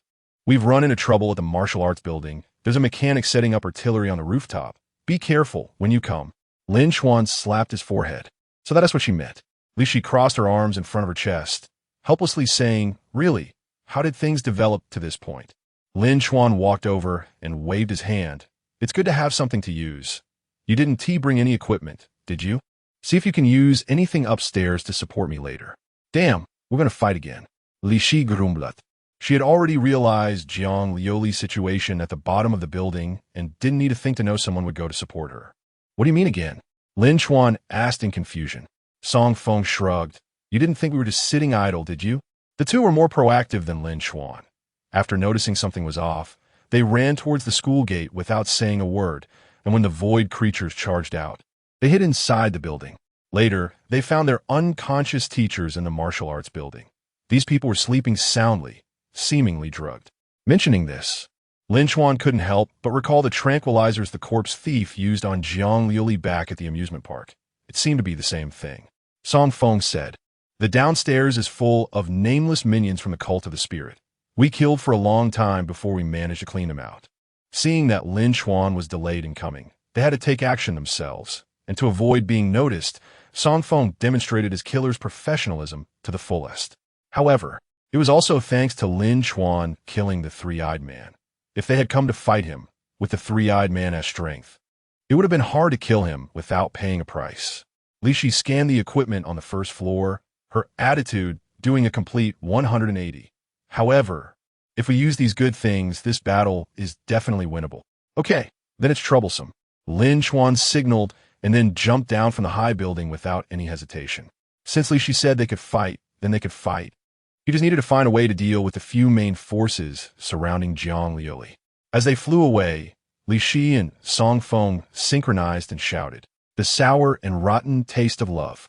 After saying that, they exchanged glances and burst into hearty laughter. Next, it was their turn to counterattack. The collapsed teaching building had become a brand new stage. Jiang Liuli was the only protagonist on this stage, dancing a sword dance, using her sword as a pen to compose a tragic tale of blood and tears. The void creatures surged forward, their torn mouths greedily craving human blood. The bodies on stage piled up one after another, blood splattering everywhere. The white-haired girl slaughtered the intruders with an expression as indifferent as a Valkyrie. The students in the audience on the playground looked up in astonishment at the grand performance unfolding before them. This was more exciting than any welcoming ceremony or performance. The blood and visual impact reaching a peak, making it hard to breathe. Zheng Yuanshan stared blankly at the world enemy junior sister above, her perception of genius refreshed once more. Hey, Yaoi, Lily isn't even 20 this year, right? Guo Yaoi was equally stunned, nodding dully, definitely not. Then she, President, you can't generalize talent among people. Oh, okay. The white-haired girl single-handedly faced four, simultaneously slaughtering the constantly depleting void creatures. Logically, she should have been exhausted and dead by now. Yet she repeatedly withstood the fierce onslaught. The branch president of the cult of the spirit, two cadres, and the nine-headed greedy serpent all came on stage, but still couldn't take her down in a short time. The leader was sweating profusely, a sense of dread brewing within. This was too terrifying. Based on the intensity and general capacity of her aura, he could gauge that Jiang Liuli was at most level 60. Meanwhile, they were at level 70, with the nine-headed serpent and the vulture over level 50. And even then, the two lower-level cadres almost fell victim to Jiang Liuli's precise strikes. If she were to grow stronger, it would be a nightmare. Thankfully, she had no future. Otherwise, no one would sleep peacefully. The leader adjusted his breath and roared. We can't give her any more time. Attack, kill her, and retreat. After his shout, the void creatures seemed to understand, intensifying their assault. And Jiang Liuli clearly wasn't as vigorous as she had been at the start. Her energy was nearly depleted, just as their goal was about to be achieved. It seemed a shout came from behind the members of the cult of the spirit. The leader turned back in shock and saw several figures bursting out of the crowd. He recognized them. They were all among the top professional practitioners from Maple Leaf Martial University, charging forward with a lethal plan. The student council president, Gu Anxing, stood atop the corpse of the slain flame python, shouting, "Kill these invaders and show them who rules Maple Leaf Martial University." Chapter 86, Bombarding the Void Creatures. The previous preparations were not just talk. Gu Anxing knew very well that this group of terrorists was unreliable. It was impossible to expend so much effort just to kill a swordsman. Only a fool would wait for them to release their hostages. Good people and bad people can both become student council presidents, but only fools cannot. It was one thing to be arrogant on usual days, as generally, it was hard for students to cause fatalities. As long as one maintained a good relationship with the teachers above, they could protect themselves in case of trouble. However, if one still held on to a sense of luck at this moment, it meant they were not thinking clearly. Initially, after witnessing the power of the cult of Bai-Ling, Gu Anxing, like others, chose to prepare and wait for rescue. People fear death and are unwilling to make a fearless sacrifice. However, this idea changed dramatically after he witnessed the strength of the white-haired girl. Jiang Liuli's terrifying power made him realize that this might be an opportunity, one that might not allow everyone in the school to survive. But at least some people would have a chance to live. After much hesitation, he decided to inspire everyone to launch a counterattack. The most troublesome part was that everyone was a student, and their psychological qualities were not comparable to those of trained professional soldiers. They would fear death, fear injury, and were afraid to change the status quo. At this moment, someone had to lead the charge. Gu Anxing naturally thought of a few who were ranked closely on the ladder points board. They had all killed a large number of void creatures in the school's void teleportation portal and had the strength to do so. We can only hold off the minions for a while. Gu Anxing glanced at the woman fighting on the collapsing building and whispered, "Now." The hopes of everyone in the school rested on Jiang Liuli. If she lost, their fate would be basically sealed. In this life and death crisis, students and void creatures were intertwined, crashing together like two distinctly different colors colliding in a gray pool, creating towering waves. The fighting and bloodshed filled this prison. It was proven that once professionals were pushed to a desperate fight, they could unleash boundless potential, and their momentum even temporarily surpassed that of the void creatures. The leader was furious upon seeing this. He never expected these kids would dare to resist, especially at such a critical moment. He sees an opportunity, leaping below the collapsed building, and grabbed the neck of a student who was attacking fiercely. The student struggled, glaring at him fiercely, trying to resist, but was held down tightly. The leader, filled with rage, said, "A bunch of fools, isn't it better to live a little longer? Do you really think Jiang Liuli can lead you out of here? Even if you can temporarily cause us some trouble, it will only be temporary. As time goes on, we will be the ones to win."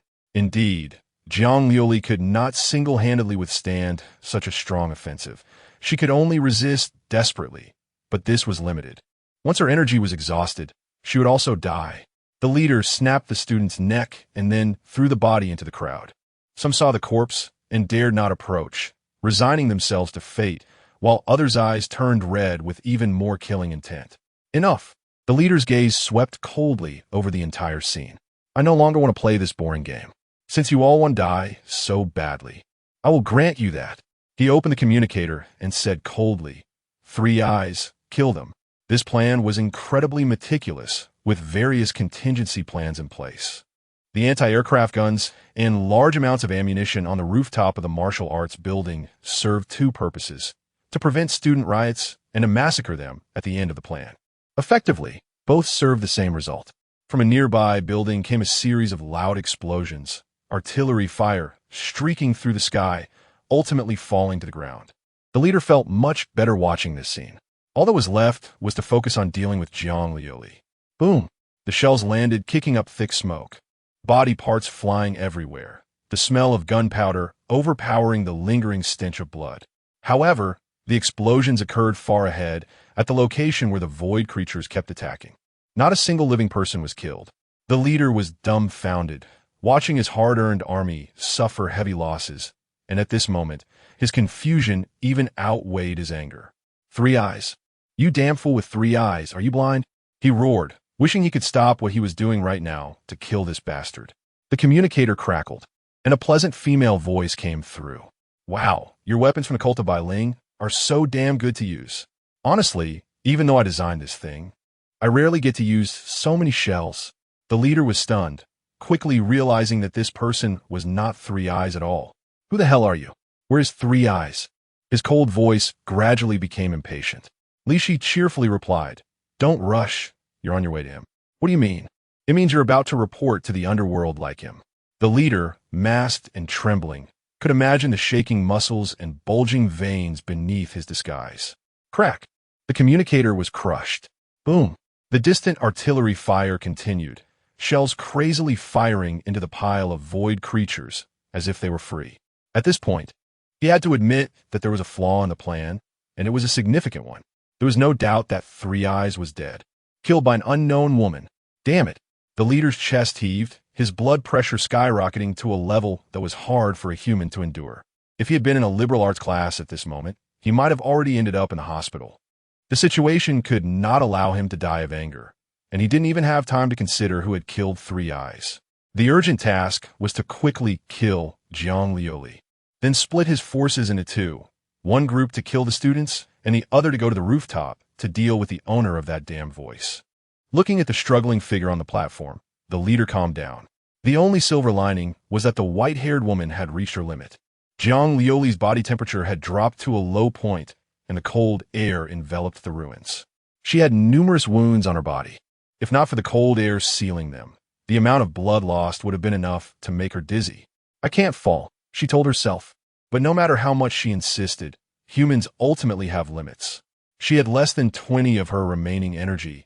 Facing the encirclement could only defend, waiting for the right moment to unleash her full strength in a single strike, hoping to kill a strong enemy in one blow. Unfortunately, things did not go as planned.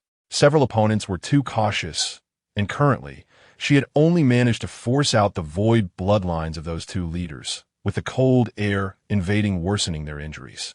The Hydra and the leader, both at level 70, were not heavily injured.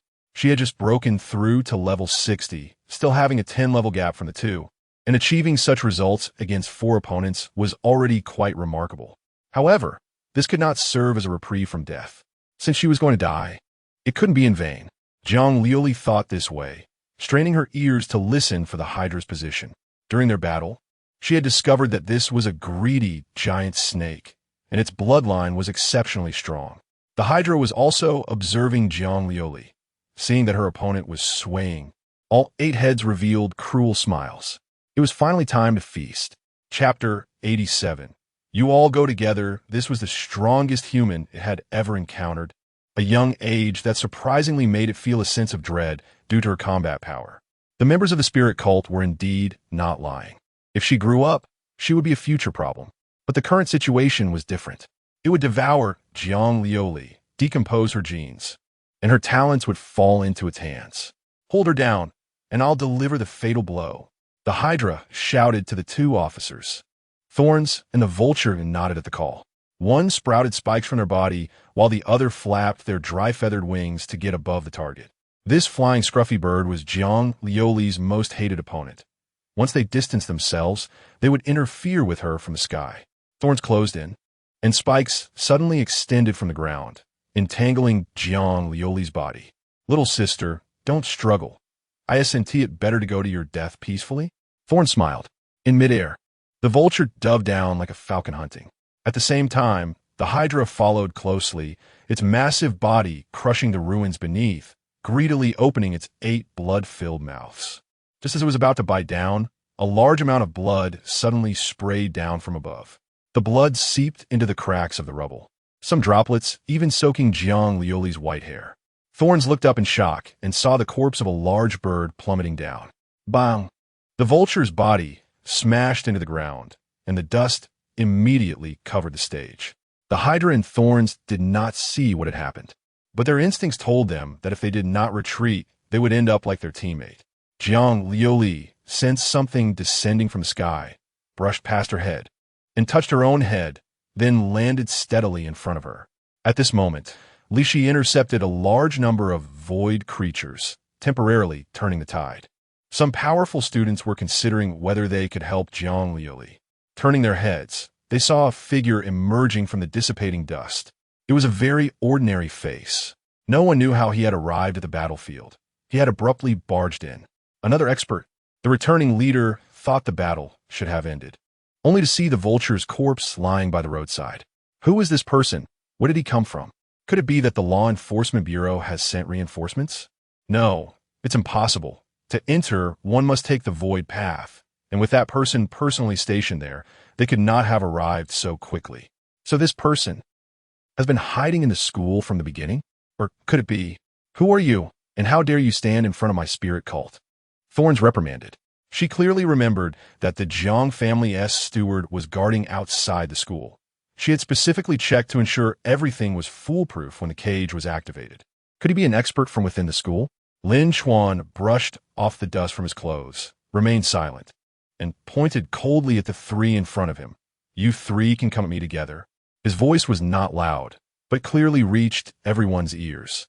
The students of his spirit cult, the void creatures, every living being heard it clearly. The leader grew furious, arrogant. Even Jiang Liuli wouldn't dare face us alone. What do you think you are? It was one thing to have someone meddle, but now this bastard actually looked down on them. What do you think our spirit cult is? Just ants that can be crushed underfoot. Lin Chuan's palm slowly condensed a blade of energy, calmly saying, "Go down and ask the king of hell."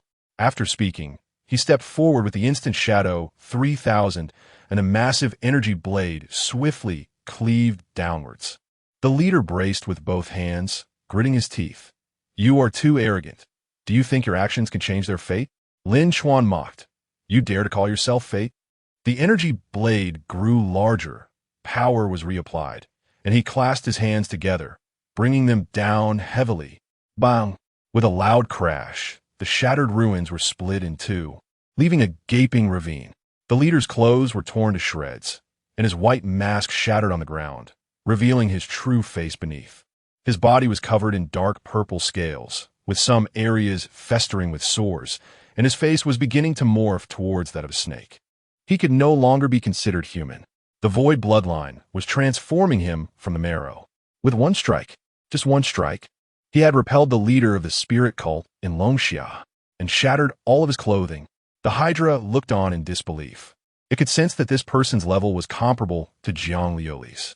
It had initially thought he was just an ordinary practitioner. This strike changed its perspective. This person, like that white-haired woman, was a monster. He could actually repel his opponent despite a 10-level difference. Thorn stepped forward to assist and launched an attack alongside the leader. Clang! The two attacked simultaneously but were met with a defensive technique, their arms bouncing back, revealing flaws. What kind of combat technique is this? The leader was horrified. Despite his full power strike, he couldn't shake that defense at all. Lin Chuan seized the opportunity to split the massive energy blade into two, using both hands to simultaneously unleash Storm Throw, and at the moment of gathering energy for Shadow Kill, the attack power was greatly enhanced. Buzz, swinging his arm, Thorns was heavily injured in the abdomen, nearly losing her life. His fingers grazed the leader's chest, leaving a gash from which black blood flowed. In the second engagement, it was still Lin Chuan who held the upper hand. He even nearly killed one of them. This reminded the watching Hydra of when it faced Jiang Liuli. Her attack was equally fierce, and only after reinforcements arrived did she begin to shift to defense. The faint sound of tiny footsteps on the rubble suddenly rang out, causing the Hydra's hair to stand on end. All 8 heads looked incredulously at the girl, who should have been exhausted. Jiang Liuli pointed her white sword at it, weakly saying, "Now it's fair for everyone." The girl's body looked so frail, her eyes downcast, with long white eyelashes trembling slightly. Even the most basic breathing of a swordsman was no longer steady. Even the Hydra had previously thought she had no strength left to fight. But now, its beastly instincts told it that within that precarious body lay a beast capable of tearing it apart. That pure white longsword seemed like a blade that could slay gods. How is this possible? The Hydra's voice began to tremble, even in the face of a girl on the verge of exhaustion. How can you still have the strength to fight? Jiang Liuli took a deep breath and exhaled. Haven't you noticed? I've always kept a breath, ensuring that I can kill you with one sword before I die, to accompany you to the grave. She paused, listening to the sounds of battle not far away. But seems there's no need for that now. Only you will die. The Hydra stared into her eyes, which could bleed. One sword to kill me. Don't joke around. Even at your peak, you couldn't do it, let alone now. Jiang Liuli shook her head. You don't understand the profession of a swordsman. The closer they are to death, the more incredible their combat power becomes. Therefore, you can rest easy on your journey. If given the choice, Jiang Liuli also did not want to resort to that all-or-nothing move. It would leave her completely drained, with no ability to resist. The Hydra raised its head, including the already severed head that also conjured an illusory head. Then its twisted body surged with immense force. Jiang Liuli stood her ground and suddenly looked up as the target was just 1 meter away. Draw the sword. Sheathe the sword. Chapter 88. A sword cuts through the void. The sword was sheathed, and immediately after, a stream of light swept past the remaining 8 heads. This all happened in an instant. To the naked eye, humans could only see the actions of drawing and sheathing the sword.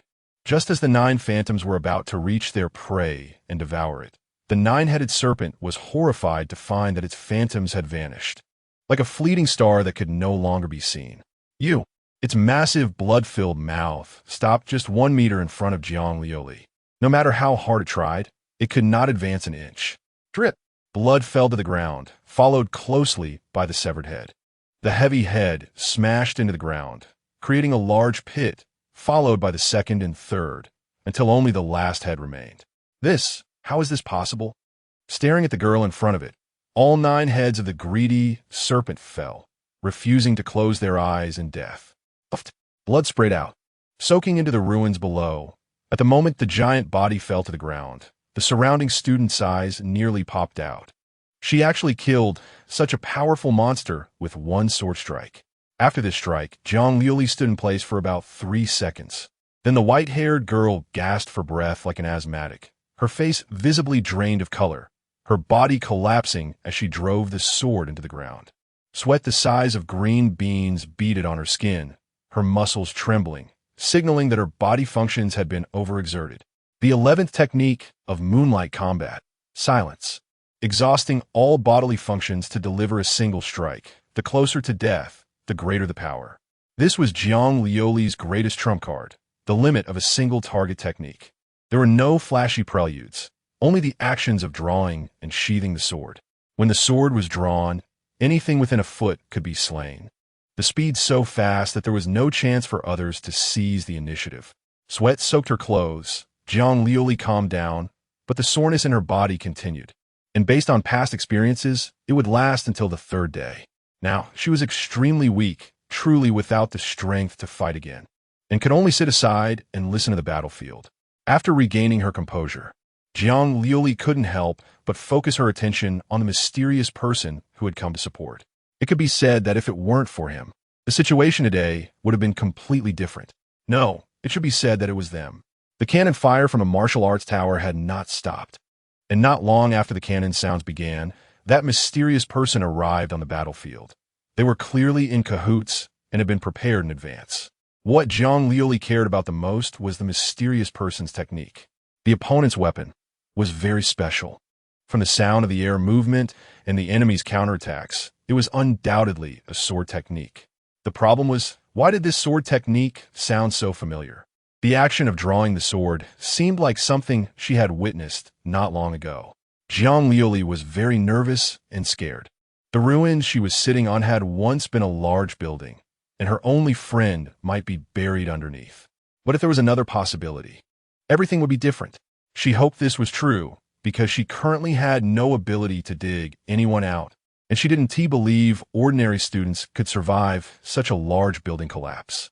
At this moment, Lin Chuan had no time to care about the white-haired girl's thoughts. The leader and Thorns were nearly swallowing a chicken egg in shock upon seeing the 9-headed serpent being slain instantly. Jiang Liuli was alive, the students were in an uproar, and they were engaged in a fierce battle with the mysterious person, which meant that today's plan was likely to achieve none of its objectives. They had been so close to success, and suddenly such a major turn of events was enough to make anyone's heart falter. The frantic offensive of the two began to balance with Lin Chuan, and even began to faintly gain the upper hand. Thorns was about 5 levels lower than Lin Chuan, while the leader was 10 levels higher. In a 1-against-2 situation, even Lin Chuan was caught in a tough battle. Gathering Chi Shadow Kill combined with Storm Toss, using dual-wielded sword techniques to fight 1 against 2. Even a light touch was enough to slice open the enemy's skin. Lin Chuan was gathering strength, waiting for a one-hit kill opportunity. The leader sensed unease and shouted, "Attack together, take him down quickly." Thorn split her hands, unleashing toxic vines, while the leader unleashed a martial arts technique and punched forward. Chuan flicked his finger, summoning a huge stone slab from the thief's treasure. Bang! The stone slab shattered.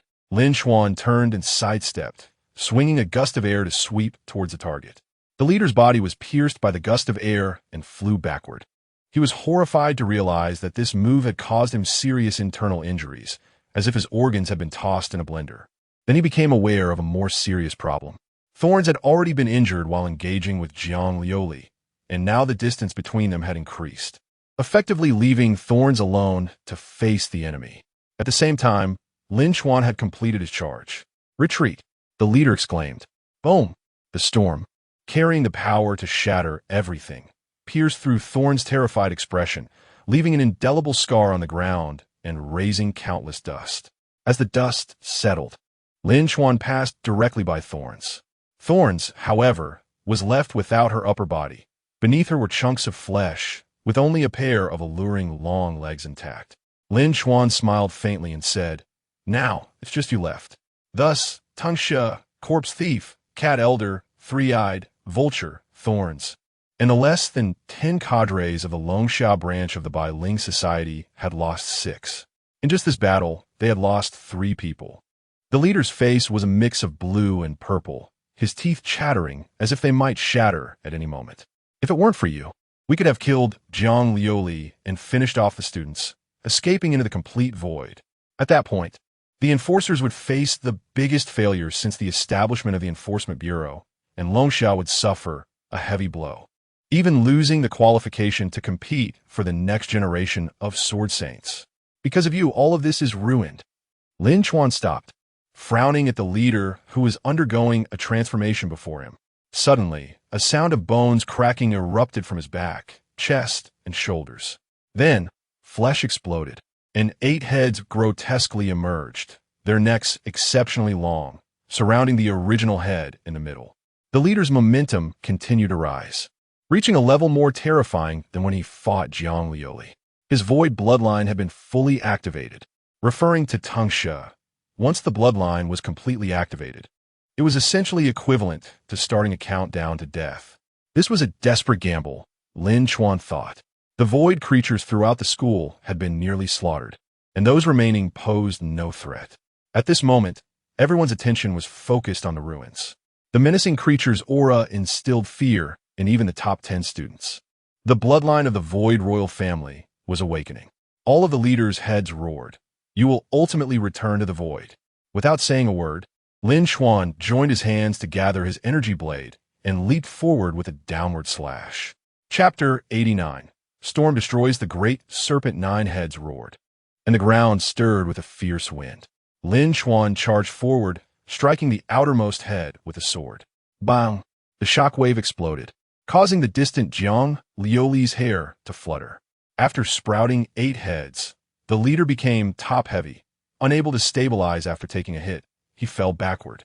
Chuan followed, but suddenly an alarm rang in his mind. The 8 heads rapidly extended, their necks stretching over 10 meters, and the leader's body transformed into a swollen mass of flesh, gradually engulfing the buildings beneath him. He completely morphed into a monster with a serpent's body and a human head, and a massive illusion of a serpent king emerged behind him.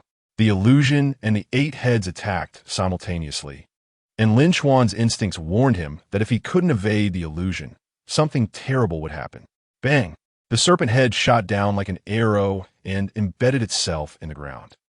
Chuan used it to propel himself upward, stepping on the serpent's head to avoid the illusion's assault. His hands transformed into energy blades, piercing into one head's neck, pushing forward while a wave of blood trailed behind him. "Let's see how long you can hold out." The leader roared angrily, sending wave after wave of attacks. The earth trembled, and the students below trembled in fear. The giant serpent repeatedly slammed into the ground, providing an overwhelming shock to the onlookers as a mere mortal fought for survival atop it. Amidst the rapid-fire assaults, the fact that this person could find gaps for counterattacks was truly terrifying. The leader sneered internally. He didn't believe a person's energy was limitless. Even Jiang Liuli could be defeated in a war of attrition. So how could this man survive? The battle between the two carved a large pit in the ruins. And while Lin Chuan dodged, he attacked the 8 heads. This was not easy for him. The hard serpent scales on the necks required more energy to break through, and the frequency of collisions between the illusion and the heads was increasing, putting him at a complete disadvantage. Since his energy was running low, he decided to borrow some. Lin Chuan flipped over, pressing his palm against the serpent head, generating a powerful suction. To the leader's perception, his energy was actually flowing away. He could devour others' energy. The thief dragon's energy-stealing technique couldn't be applied to void beings. Most of them relied solely on their formidable physical bodies for output, and, except for a few with special traits, did not practice breathing techniques, resulting in minimal energy presence. But the leader was in a state that was neither human nor purely a void being. With energy useless, it relied solely on its physical form. For Lin Chuan, this was a reservoir ripe for the taking, and the opponent's high level of energy made it quite abundant. The leader cursed, "Damn it. Doesn't this mean I'll be the one winning in a war of attrition?" The tactic he had used against Jiang Liuli was now being played out against him. And what was even more infuriating was that the energy being consumed was his own. "Damn it, using my energy to kill me. Do you even have any shame?" This battle had lasted a considerable amount of time. In what seemed like a blink, over 10 minutes had passed. Both sides continued their high-intensity attacks and evasions. Lin Chuan gradually discovered another problem. Energy could be stolen, but stamina could not. His breathing was gradually disrupted, and his muscles began to ache. The leader also noticed this. He sneered, "You finally reached your limit." 5 of his heads could no longer lift themselves, shattered by Lin Chuan's continuous assaults. The remaining 3 were on the brink of collapse. The battle was clearly approaching a critical point. "You too?" Lin Chuan replied calmly. "The one who will die is you." The leader snorted coldly, exerting force with the remaining heads. During the assault, he devoured some of Lin Chuan's organ vitality. Although he couldn't permanently strip it away, he could temporarily put Lin Chuan into a declining state, causing his condition to deteriorate over time. The 3 heads elongated, surrounding Lin Chuan, their eyes fixed hungrily on their prey before simultaneously launching a fierce attack. The illusion expanded to its maximum range, and the prey was now trapped like a turtle in a jar. In the serpent's gaze, Lin Chuan's body split, creating 8 clones. Instant Shadow, 3000. This move was pushed to its limit, allowing him to evade Jiang Liuli's pursuit beneath the celestial exhibition. However, as his stamina waned, the clones were affected alongside the main body and could no longer evade. "Goodbye," the leader said coldly. Bang! The illusion and heads crushed all of Lin Chuan's clones. Yet, this sensation of biting felt entirely insubstantial, as if he had bitten into several bubbles. No, none of these were the real body, the leader realized. As he looked around for his prey, he suddenly felt a chill on top of his head. Lin Chuan, having hidden himself, used the wind generated by the impact of the heads to escape into the sky. At this moment, the storm he had conjured with his hands was ready, and the giant serpent exposed a flaw while launching its attack. That flaw was at a specific point on the massive mass of flesh, the buried 9th head. As a non-innate void being, the leader should have one head that belonged to him. High above, Lin Chuan violently shot forth the storm. The storm's divine punishment descended from the sky. Boom! Just as the confused leader looked up, bright light erupted above him, and his body was torn apart, his flesh shredded. The last scene of his life was a spear piercing straight into his eye socket, followed by penetrating his head. The storm exploded within the flesh, the illusion vanished, and the remaining heads lost their vitality, completely severing any chance of survival. After landing, Lin Chuan panted, gazing at the rapidly decaying mass of flesh before him. Having crossed a 10-level challenge and successfully slain a fully activated void bloodline powerhouse, this achievement would likely be hard for anyone to believe, right? Below the ruins, cheers erupted as many embraced each other, having survived. "We won! We won! Damn terrorists, go die! We made it!" Cries, laughter, and the moans of the injured mixed together, like a chaotic symphony from a grand theater's piano. It's time to retreat. Lin Chuan took a deep breath. This was not where he was meant to stay. Turning around to casually inform a student about the news regarding Xiaji, he suddenly found himself face to face with a pair of large eyes filled with confusion, despite being invisible. Holy crap! Lin Chuan's heart tightened. Jiang Liuli was standing there with her sword, staring intently at him. Those soulless eyes pierced into his heart, probing the deepest secrets within. What were you doing?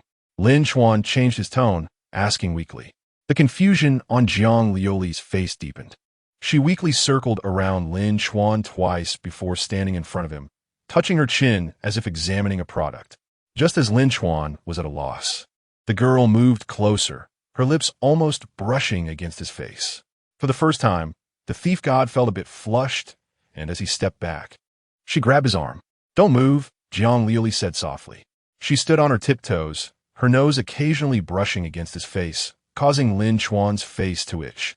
Lin Chuan could feel the girl's breath, especially when she inhaled, the intensity clearly not that of normal breathing. It was as if a female ghost was absorbing a man's yang energy. Lin Chuan's heart raced. He feared that the silly girl had discovered something. Should I run? After a long while, Jiang Liuli moved aside. The confusion on her face cleared, replaced by a proud smile. Then, one hand on her hip, and the other releasing the sword handle to give a thumbs up, she exclaimed, impressive. Lin Chuan. Chapter 90. Beating up the senior, the joyful expression on the girl's face was like discovering countless treasures dug up from underground, and all accomplished through her own strength and wisdom.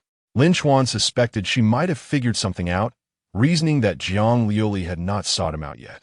Normally, with her personality, she would have been frantic to dig and rescue after such a collapse, rather than staying here, so optimistically. However, he also doubted her intelligence, unsure of how much she could consider. So, the two of them stared at each other for quite a while. Jiang Liuli maintained her position, but without support. Her body began to sway gradually. Oh no! The next moment, she bumped straight into Lin Chuan's arms. He helped her up, and Jiang Liuli, still dazed, muttered a thank you. At that moment, Jiang Liuli suddenly felt her position change. Instinctively, she wiggled her feet and kicked Lin Chuan's knee. She was lifted up by someone holding her under the armpits. Lin Chuan frowned, first gently shaking her body, then pulling her closer to sniff her. During this time, Jiang Liuli lightly kicked his knee in protest. What could he possibly smell? Lin Chuan was puzzled. Due to the battle, her body scent had diminished significantly, but it had changed much compared to before going on stage. Yet, Jiang Liuli only made that seemingly knowing gesture after getting close to sniff. This left Lin Chuan utterly confused.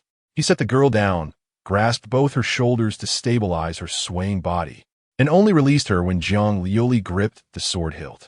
Hearing Lin Chuan's footsteps ahead, Jiang Liuli asked, "Where are you going?" Looking for someone, Lin Chuan replied tersely. Although the spirit society had been wiped out, they were still trapped in this semi-void prison. Jiang Liuli could wait. He had to find a certain traitor first. I'm going too. Jiang Liuli drew her sword and took small steps to follow him.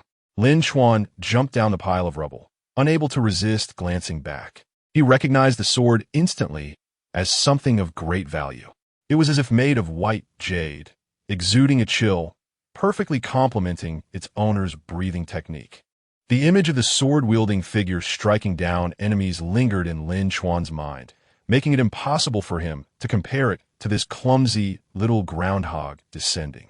Jiang Liuli had exhausted too much energy and was injured, so she had to use a snow-like sword shorter than a wooden stick to cautiously test her way down. She would point her feet to the ground, then lower the sword, and finally support herself with her hands on the upper ground to slowly feel her way down. In some places, it was too high, and her feet couldn't reach the ground, so she had to try another spot. Her movements looked quite clumsy. After confirming she landed safely, Lin Chuan shook his head and walked into the crowd of students. The students made way for him, their words revealing a sense of unfamiliarity towards him. If anyone recognized him, they would have already come up to greet him. Since no one did, it was likely he wasn't from their Maple Leaf Marshall University. Does anyone know him? I'm sure no one from the top ranks matches his appearance. Could it be someone from the Law Enforcement Bureau come to rescue us? Probably not. The Law Enforcement Bureau would have to reveal their identity first to stabilize the situation. That makes sense. Everyone's gaze followed Lin Chuan's figure to the center of the students. The strong contenders on campus were gathered here, including someone Lin Chuan was familiar with, Zheng Yuanshan. They guardedly watched this outsider, their instincts telling them that if he wanted to, even after a fierce battle, he still had the strength to kill a few of them. Gu Wanqing felt a chill run down his spine, thinking, how come another one has shown up? He then moved his heavy legs to stand up. Hello, I am Xiaji. I'm looking for Xiaji. This statement left the president confused. Why was everyone coming to find him today? Jiang Liuli understood that Xiaji was powerful and worth being chased by these terrorists. What was up with Xiaji? Could it be that this guy was a fan of his haunted house? Gu Wanqing didn't have time to ponder and shouted in the crowd, is Xiaji here? Fourth year Xiaji, president of the Haunted House Design Society. He yelled several times at the top of his lungs. In a corner, someone suddenly shuddered, and then their body couldn't stop shaking, raising their head in horror to look at the crowd. Zheng Yuanshan, holding her abdomen, asked, may I ask, do you have business with Senior Xiaji? She no longer looked so pretty. Her hair was messy, and her clothes were quite torn, barely covering her exposed skin with Gu Yaohui's jacket. Just as she had helped stall for time when the Spirit Society hunted Jiang Liuli, she was now wary of handing over her friend without knowing the reason. Lin Chuan scanned her body with his heavenly eye.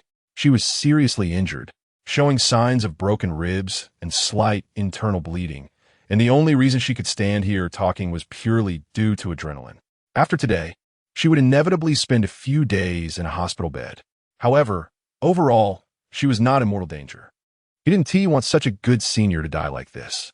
He asked from the Spirit Society. Lin Chuan casually revealed this truth. Jiang Liuli happened to catch up and was equally shocked when she heard this. The venue fell silent. Everyone had heard of this genius who designed haunted houses, and most had even visited, so the revelation elicited expressions of disbelief. What? Zheng Yuanshan was particularly obvious, pressing. Are you serious? Lin Chuan nodded, not just him. There should be quite a few traitors in your school. This terrorist attack was greatly assisted by them. This statement stirred up a huge uproar. I wondered why the cultural class teacher suddenly told us to pay attention to the Spirit Society. Damn, these bastards can do anything. Are they out of their minds? Collaborating with outsiders to kill classmates. Is that something a human would choose? Because of the Spirit Society's attack, some students had died, and the survivors also suffered injuries that would leave lifelong disabilities. Upon hearing that the traitors had helped to a significant extent, the killing intent that had almost subsided solidified once more. Found him! Zheng Yuanshan shouted from a distance, feeling slight pain in her abdomen, but it was nothing serious. Lin Chuan raised his eyebrows. What did she run out? In fact, when Zheng Yuanshan realized the truth, she didn't believe it at first. So she instinctively searched for the person involved. She then saw Xiaji trying to sneak away in another direction. Almost instantly, Zheng Yuanshan realized that this information was probably true, and in anger, she began to chase after him. When the crowd caught up, they found that the usually composed woman, with her dominant aura, had one hand gripping Xiaji's neck while the other was raised to punch him in the face. Collaborating with outsiders to bully us. How could I have trusted you so much? Spit, you bastard, I'll break all 3 of your legs. Chapter 91. The Void Thrown Among Those Present. There were very few who didn't recognize Zheng Yuanshan, both for her strength and her appearance, which were exceptional. However, they had never seen Zheng Yuanshan in such a furious state. Stop, stop, stop. If you kill him now, you won't be able to ask how to leave. Lin Chuan quickly stepped forward to pull her back. Zheng Yuanshan didn't forget to spit on the ground before leaving. Xiaji had already been beaten to the point where his legs were unsteady, his trembling lips pale enough to make one doubt he would faint at any moment. Noticing the strange looks around her, Zheng Yuanshan reacted, her face slightly reddening as she said, "What are you looking at? His body was already very weak when I got here." Gu Wanqing and the others naturally didn't believe her. Only Lin Chuan knew she wasn't lying. Xiaji's condition was quite abnormal, worse than that of his 4 teammates, completely drained of strength and even weaker than Jiang Liuli after excessive exertion. Was it the creation of the void cage that consumed too much power? Lin Chuan squatted down, and when Xiaji's eyes met his, he quickly looked down, breathing more rapidly. He had witnessed this person's power. Even the leader of the spirit sect could be crushed by him. He was definitely not someone a mere student could compare to. In an instant, Xiaji felt despair.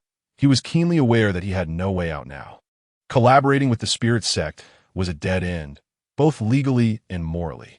Lin Chuan sat across from him and asked, "Tell me, how can we get out of this place?" Xiaji swallowed hard, his voice trembling as he replied, I don't know." Lin Chuan's gaze turned cold, and with a quick motion, he pulled out the centipede located at Xiaji's heart. Xiaji was startled at the sight of it in Lin Chuan's hand. From his expression, it was clear he was trusted more by the spirit sect. At the very least, he knew there was something inside him. "Now you're safe. Continue," Lin Chuan urged. Surrounded by malicious glares, Xiaji suddenly clutched his hair in pain and said, "At least I can't do anything right now." This cage was built using the powers of 5 people. It's not a complete void, but a gap between Blue Star and the void. Any creature traveling between the 2 realms will consume our strength, but just creating this place has nearly exhausted our power. Not to mention we have to pull void creatures in as helpers. Lin Chuan rolled up his sleeves. "So you're saying you're useless?" "I am useful." Xiaji was frightened by this statement and immediately said, "I just need to rest for a bit, and I can recover and take you out." Without Lin Chuan needing to act, many present were eager to take matters into their own hands and kill this traitor. Because of this bastard, they had lost many companions during the turmoil. For years of camaraderie in university was not something that could be compared to mere business relationships. Just as Lin Chuan planned to extract more information about the spirit sect, a strange sound suddenly echoed from the sky. It was as if something was being torn apart.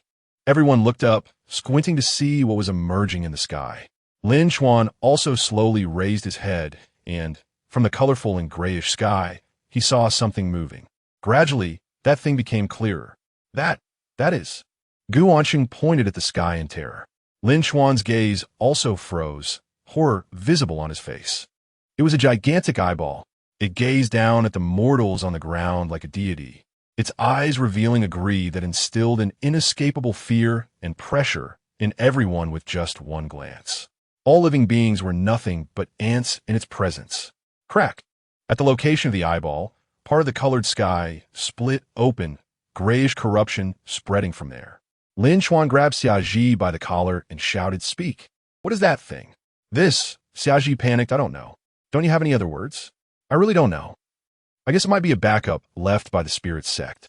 In his panic, Xiaji came up with the most direct answer. Fear spread, and countless students looked up, motionless, as if resigned to their fate. The pressure from that eyeball was too strong. With the sky's rupture, this aura was continuously rising.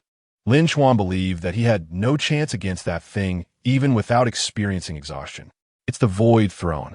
Suddenly, a voice jolted them awake, and everyone looked towards the white-haired girl who had been following Lin Chuan. Lin Chuan gasped, "The Void Throne." Countless people felt a chill run down their spines upon hearing this answer. Jiang Liuli's voice was unusually cold as she said, "This aura, I will never forget in my life. It is even more greedy than the 2 greedy snakes I encountered before, wanting to swallow the whole world whole. It has come, the throne of greed, one of the 9 great thrones of the void." This was a void creature that could challenge the crown. The Void Throne was a name briefly mentioned in textbooks. It was included in the textbooks because it objectively existed, but it wasn't elaborated upon because it was unnecessary. If someone encountered it, waiting to die was the only solution. Although everyone had heard of this name, they had never delved into how powerful the throne was until Jiang Liuli's words about challenging the crown made everyone realize what a terrifying existence this was. The pinnacle of combat power in the human world, the Void Throne actually possessed power that could compete with them. Moreover, there were a total of 9 such colossal beings. Jiang Liuli was not afraid of the throne. She only hated her lack of strength. If she were strong enough, she would definitely have given his sword today. The ground began to collapse, and the entire cage seemed to be experiencing a massive earthquake. Fear swallowed everything, and the flickering hope was extinguished in an instant. Lin Chuan asked, "Do you have a way to deal with it?" "Me?" Jiang Liuli pointed to herself and shook her head. "Besides the crown, they fear no other humans. Then there's no way out unless the Sword Saint shows up." At this moment, The being above clearly seemed to be thinking about how to come down and have a feast. Lin Chuan scratched his head, pondering for a solution. The spirit sect was so cunning. They wouldn't leave themselves with no way out, indicating they had a way to escape the cage. And that route was clearly not for Xiaji to open the cage, as that would be too slow. Suddenly, Lin Chuan remembered a detail. It seemed that the colored areas around them had increased. As he muttered this, Xiaji's expression changed noticeably, but he hid it in an instant. Lin Chuan keenly noticed this and pressed forward, asking if, "You die, will this cage break open by itself?" Once this was said, everyone seemed to grasp at a last straw, casting looks as if they wanted to skin him alive. Xiaji's heart rate quickened as he stammered, What do you mean? How could this happen?" In the next moment, Lin Chuan smiled. "Sure enough, I wondered why they discovered me right after I killed someone on the rooftop. It turns out it was this. The colors represented the part of Blue Star, and their expansion meant the cage was moving closer to Blue Star. Now that he knew the truth, it would be easier to handle. Senior, you can rest easy." Puff. Everyone, including Lin Chuan, wanted to kill Xiaji to let everyone out, but the first person to act truly startled them. Xiaji stared blankly at the long sword that had pierced his chest, then fell to the side. Jiang Liuli drew her sword, sensing the atmosphere around her had changed, and innocently said, "What's wrong? Didn't we want to kill him?" Lin Chuan was silent for a moment before chuckling. "It's nothing. You did well." Jiang Liuli felt pleased, like a child who had received encouragement, and nodded in satisfaction. Chapter 92. The broken cage. Lin Chuan almost forgot that this girl was trained by the Jiang family as a weapon. They had played together so often that he thought of her as a harmless little flower, but in reality, Jiang Liuli was not hesitant to kill, and she would never hold anyone back. It was a good thing, though. No matter what, Xiaji had not been convicted. Now that the witness was dead, if he took action, it could lead to trouble. Crack! The sound of shattering glass echoed throughout the world, and immediately the surrounding grayness began to fade at a visible speed, with colors reclaiming control. It really works. Lin Chuan clenched his fists and looked up at the sky, where the gray was fading the slowest. The throne of greed had evidently noticed that the cage was breaking, and its eyes, revealing a chilling murderous intent, suddenly shone with dark purple light. It did not choose to spare anyone. It wanted to launch a final strike before the cage shattered.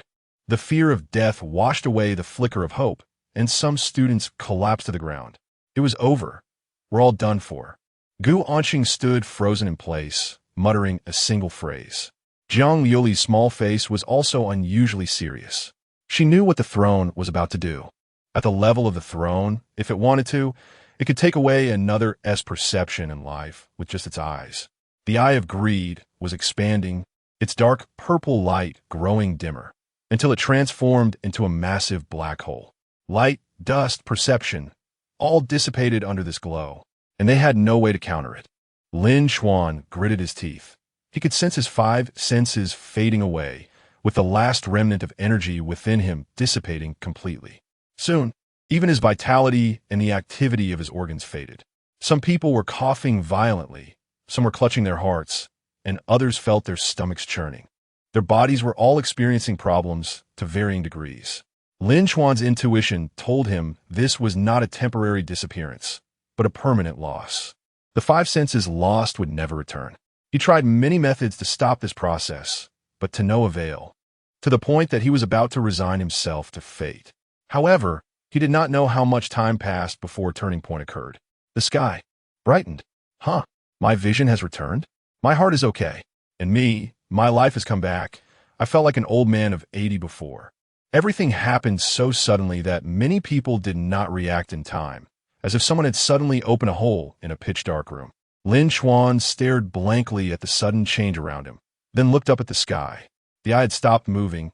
It looked in one direction, and a voice rang in everyone's ears. "Thief God." After it spoke this phrase, the eye gradually turned gray and fell back into the void. Everything returned to calm.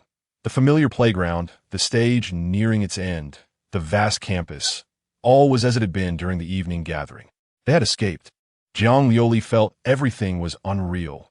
She only confirmed this when some students began crying and thanking the heavens. She reached out to grab Lin Chuan's shirt, but found nothing.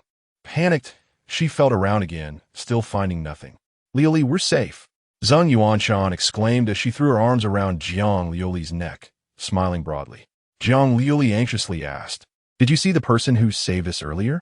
Zheng Yuanshan looked around, puzzled. That is strange, he was just here. She had initially wanted to thank the person for saving them, and for casually bringing out the traitor. By the way, did you hear that voice just now? It must have come from that eye, right? The phrase thief god. The senior's confusion lasted for a few seconds, then her eyes sparkled with excitement. If she weren't seriously injured, she would have jumped on the spot. Oh, I heard it. Do you think the one who saved us from the throne was the thief god himself? Zheng Yuanshan asked with wild excitement. This, is it or isn't it? Jiang Liuli thought of something, feeling troubled. Who cares? I think it is. Not just her. All the students in the school heard the throne of greed say thief god, and just a second before that, they had just been saved, making it hard not to make connections. Hey, where's Lin Chuan? After her excitement, Zheng Yuanshan suddenly realized someone was missing next to Jiang Liuli, and her expression turned tense. Could something have happened? Jiang Liuli came to her senses and said, "I'm here." The two turned their heads simultaneously. Lin Chuan and the others were standing in the crowd, smiling at them. "Senior, Liuli, are you all okay?" The scene of survivors reuniting on the playground was everywhere. From a high perspective, it formed a cluster, while some were crying over the bodies of friends or partners. Among the five, the one most seriously injured was undoubtedly Zheng Yuanshan, whose hormonal surge had caused her to grimace in pain after a while. I think, maybe, there's a bit of a problem. Zheng Yuanshan slowly sat down, eventually lying down, while the other four sat beside her, surrounding her to prevent anyone from accidentally stepping on the senior. Lin Chuan occasionally stole glances at Jiang Liuli. She inadvertently shifted her position, slowly moving closer to him, and, sensing she might be discovered, quickly asked if the senior was okay. Under Lin Chuan's occasional gaze, Jiang Liuli's hand suddenly and unexpectedly pinched his face. "What are you doing?" Lin Chuan felt his cheeks being pinched and asked. He was confident in his disguise, especially since the girl hadn't touched his face inside the cage. She couldn't possibly recognize him. "Lin Chuan, your face is so soft." Jiang Liuli smiled, then pinched a couple of times before letting go. Somehow, Lin Chuan suddenly had an ominous premonition, and his previous confidence was overturned, especially when the other party smiled. Her expression resembled that of a cunning old fox, as if she could see through his mind. He quickly shook his head, dismissing Jiang Liuli's intelligence. "Impossible. I'm just scaring myself. Don't overthink it." Less than 5 minutes after the cage shattered, a group of armed enforcers rushed into the campus. They were prepared to engage in battle with the enemy, only to find injured students on the playground. Su Wuxing's first reaction was, did they keep their promise? However, this answer was quickly overturned. They questioned several students in decent spirits and learned the sequence of events. Void Throne, Thief God, Mysterious Support. One by one, the clues tangled together, leaving this group of enforcers with headaches. First, call an ambulance to ensure the student's safety. We'll deal with the rest later. Su Wuxing instructed his subordinates. Everything tonight was too absurd. The Enforcement Bureau had been busy all night, feeling like they had done nothing and yet everything. Su Wuxing found a fitting term to describe the situation. Lying when. They had inadvertently rescued students, completely unaware of what had happened. But as long as no one was hurt, let it be.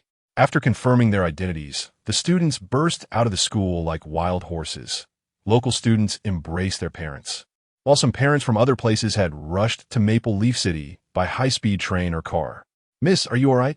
The butler trembled as he handed Jiang Liuli a bottle of mineral water. When the school fell into the cage, his heart almost stopped. Miss even pulled out Shuel Liuli. So one can imagine how hard that battle was. "I'm fine."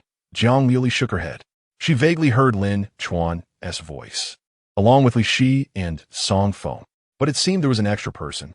They were quite older, and the voice sounded a bit familiar. Just as she was about to listen closely, the four left. Jiang Liuli extended the fingers that had pinched Lin Chuan's face, sniffed gently, then touched her own face and smelled it. "What is wrong, miss?" the butler asked anxiously, thinking that the young lady was unwell.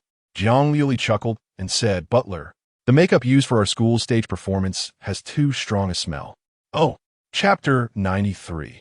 The The future new residents of the CAF, it was past midnight, a time when hardly anyone ventured outside in the past. Yet today, countless vehicles raced down the streets, with the occasional sound of sirens from law enforcement and ambulances. For shadows fell on the ground, the maple trees by the roadside swaying gently, and the moonlight filtering through the gaps created a picturesque scene. Lin Chuan walked halfway and couldn't help but ask, "You were the one who saved us, right?" He had been puzzled before, but upon seeing the old man for the first time, he was certain of the answer. Only this old guy possessed such extraordinary abilities. Chao Qingshan wiped the liquor-stained collar of his shirt and smiled. "So how about it? Impressive, right? Since I'm here, if I had acted sooner, I might have even brought a high-altitude cannon back home." Li Shi muttered a few words.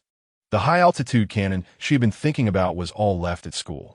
Because it was the old man's intervention, he had directly sent her and Song Feng to the playground, resulting in them not taking anything with them. "Kid, you can't blame me for that." Chao Qingshan chuckled as he patted her on the head. "If you guys couldn't break out of the cage, I wouldn't have been able to help either." Lin Chuan lowered his head and said solemnly, "Pulling people into the void. How do they do it? How can they control so many places to fall into the void? If the Spirit Worship Association could have a first time, there would definitely be a second. And the three of us didn't want to experience that again." Chao Qingshan swung the rope on his gourd and said, "I don't know the specifics, but it probably has something to do with that superhuman who sealed the void hundreds of years ago, the Master of Shadows." Lin Chuan immediately recalled when Jiang Liuli had mentioned it in the bell tower. That superhuman, the Master of Shadows, was the greatest contributor to sealing the void. If it was related to him, then everything made sense. Lin Chuan recounted the situation regarding Xia Ji and the others, emphasizing the sixth profession, summoner, in hopes of learning more about coping strategies from the old man. As Chao Qingshan listened, his expression became somewhat dazed. Is someone else deciding to walk this path? What? The profession of summoner was not proposed by them. Chao Qingshan said gravely. The concept was initially put forward by that superhuman, the Master of Shadows.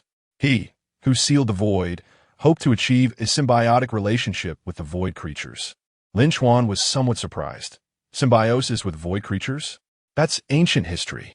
Chao Qingshan shook his head. You just need to know that in the end, the Master of Shadows failed. The invasive genes inherent in void creatures cannot be changed. That is their evolutionary method, their nature.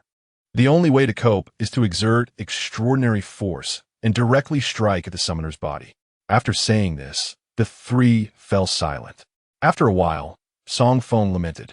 Speaking of which, I quite liked Senior Xiaji, although his haunted house was a bit too hellish. Initially, who would have thought he was a traitor? No one expected that everything in the haunted house was real, and that the ghostly creatures were indeed void beings. Li Shi said, thanks to him being dead. Otherwise, we would have been eaten alive by the throne of greed. Compared to that, other schools might not have had such luck. They also found out after exiting that it wasn't just Maple Leaf University that fell into the void. Only their school had managed to come out so far. However, the authorities had learned from the students that killing specific groups could release the void cage, and they believed other universities would soon have good news. Under the moonlight and amidst the sounds of honking, the group returned to the CF. The old man checked the accounts and was quite satisfied with this month's revenue. However, the three were not fond of the smell emanating from him, and promptly pushed him into the bathroom for a wash. When he came out, Chao Qingshan shook his hair, splattering water all over the wall, prompting Li Shi to scold him. The old man didn't get angry. He just laughed foolishly. Taking a few steps forward, he bumped into Lin Chuan leaning against the door and casually tossed something to him. Lin Chuan caught it and looked down to see a stone glowing with a peculiar light in his hand. This is a crystal core? The void creatures devour other lives to evolve, and upon death, the powers that shouldn't belong to them coalesce into a small crystal core. It has many uses. The most direct one is that the crystal core contains immense energy, which can be used as a strategic resource. The energy within this crystal core is very pure and is helpful for practicing breathing techniques. It is said that from higher grade crystal cores, one can comprehend combat skills and breathing techniques. In short, they're widely useful and of high value. Chao Qingshan pointed at the crystal core and said, this isn't an ordinary crystal core. This is a crystal core from a 9-headed serpent. Lin Chuan's realization came, and the corners of his mouth twitched. You stole the crystal core from the serpent that Lioli painstakingly killed? Just a casual thing. Chao Qingshan shrugged. If you don't want it, I can give it back to you. As he reached out to take it back, Lin Chuan quickly protected it against his chest. Hey, I've already stolen it. How can I return it? Chao Qingshan's mouth twitched. Looks like you've learned the essence of being a thief. After going through falling into the void and a deadly battle to get the crystal core, especially the precious nine-headed serpent crystal core, Lin Chuan couldn't even imagine what valuable items it could be exchanged for. After all, the nine-headed serpent was a valuable experimental subject that wouldn't be easily killed, even if captured by the authorities. While Lin Chuan admired the treasure, Chao Qingshan silently returned to his former room, where the three little rascals had already cleaned it up neatly. Looking at the spotless floor, Chao Qingshan nodded with a smile. When will you come back? Lin Chuan suddenly asked. Frankly speaking, having a fourth person suddenly enter the trio's world was a bit uncomfortable, especially since the three had grown up together. Adding another person felt awkward. Chao Qingshan casually said, in a couple of days. Once her family returns from the void, I'll just find some excuse to send her out. What? Lin Chuan was bewildered. What do you mean by being sent out by her family? Of course, I'll just pick up orphans, Chao Qingshan replied. What I mean is, why would her family send her out? How would I know? You should ask that old thing. From the tone, it seemed her family was not treating her well, and the old man was temporarily giving her shelter. However, there was one thing Lin Chuan couldn't understand. What did it mean to return from the void? Chao Qingshan explained naturally, literally, tonight her father went to the void. Hey, speaking of which, if it weren't for him arriving in time, the throne of greed might have launched his second move. In a pure gray and white world. In the center of that shattered continent, an immeasurable giant lay in ambush, each eyeball resembling a black hole hanging in the sky, its body coiled into a small mountain. 9 heads exuded a chilling pressure, causing countless 6-headed and 7-headed serpent monsters beneath it to not dare to breathe. Ah, the food we just consumed has been stolen back. One dark, purple, vertical-eyed head voiced its unwillingness. Another head angrily shouted, our child died in that cage. We must make humans pay the price. Ha! The third head scoffed. I said long ago that the Spirit Worship Association bunch is unreliable. The fourth head self-mockingly commented, well, now the exceptionally talented woman from the Jiang family wasn't killed. Once she grows up, she will inevitably become a thorn in our side. The many heads discussed in disappointment, lamenting their failure in this mission. Their child had been borrowed and died, and they had to seek an explanation from the Spirit Worship Association. The initial purple-eyed head gazed into the distance, flicked its tongue, and said, brothers, quiet down, we have guests coming. All the heads unexpectedly fell silent, turning in unison to look into the distance. On the horizon of this gray-white world, a figure is slowly moving towards them. In his hand is a simple wooden sword, dressed in plain white clothes, with a face marked by the passage of time. Before he arrives, the sword is already there. The grayish-white world is about to witness a great battle, the earth torn apart, and blood flowing into the deeper void. Chapter 94.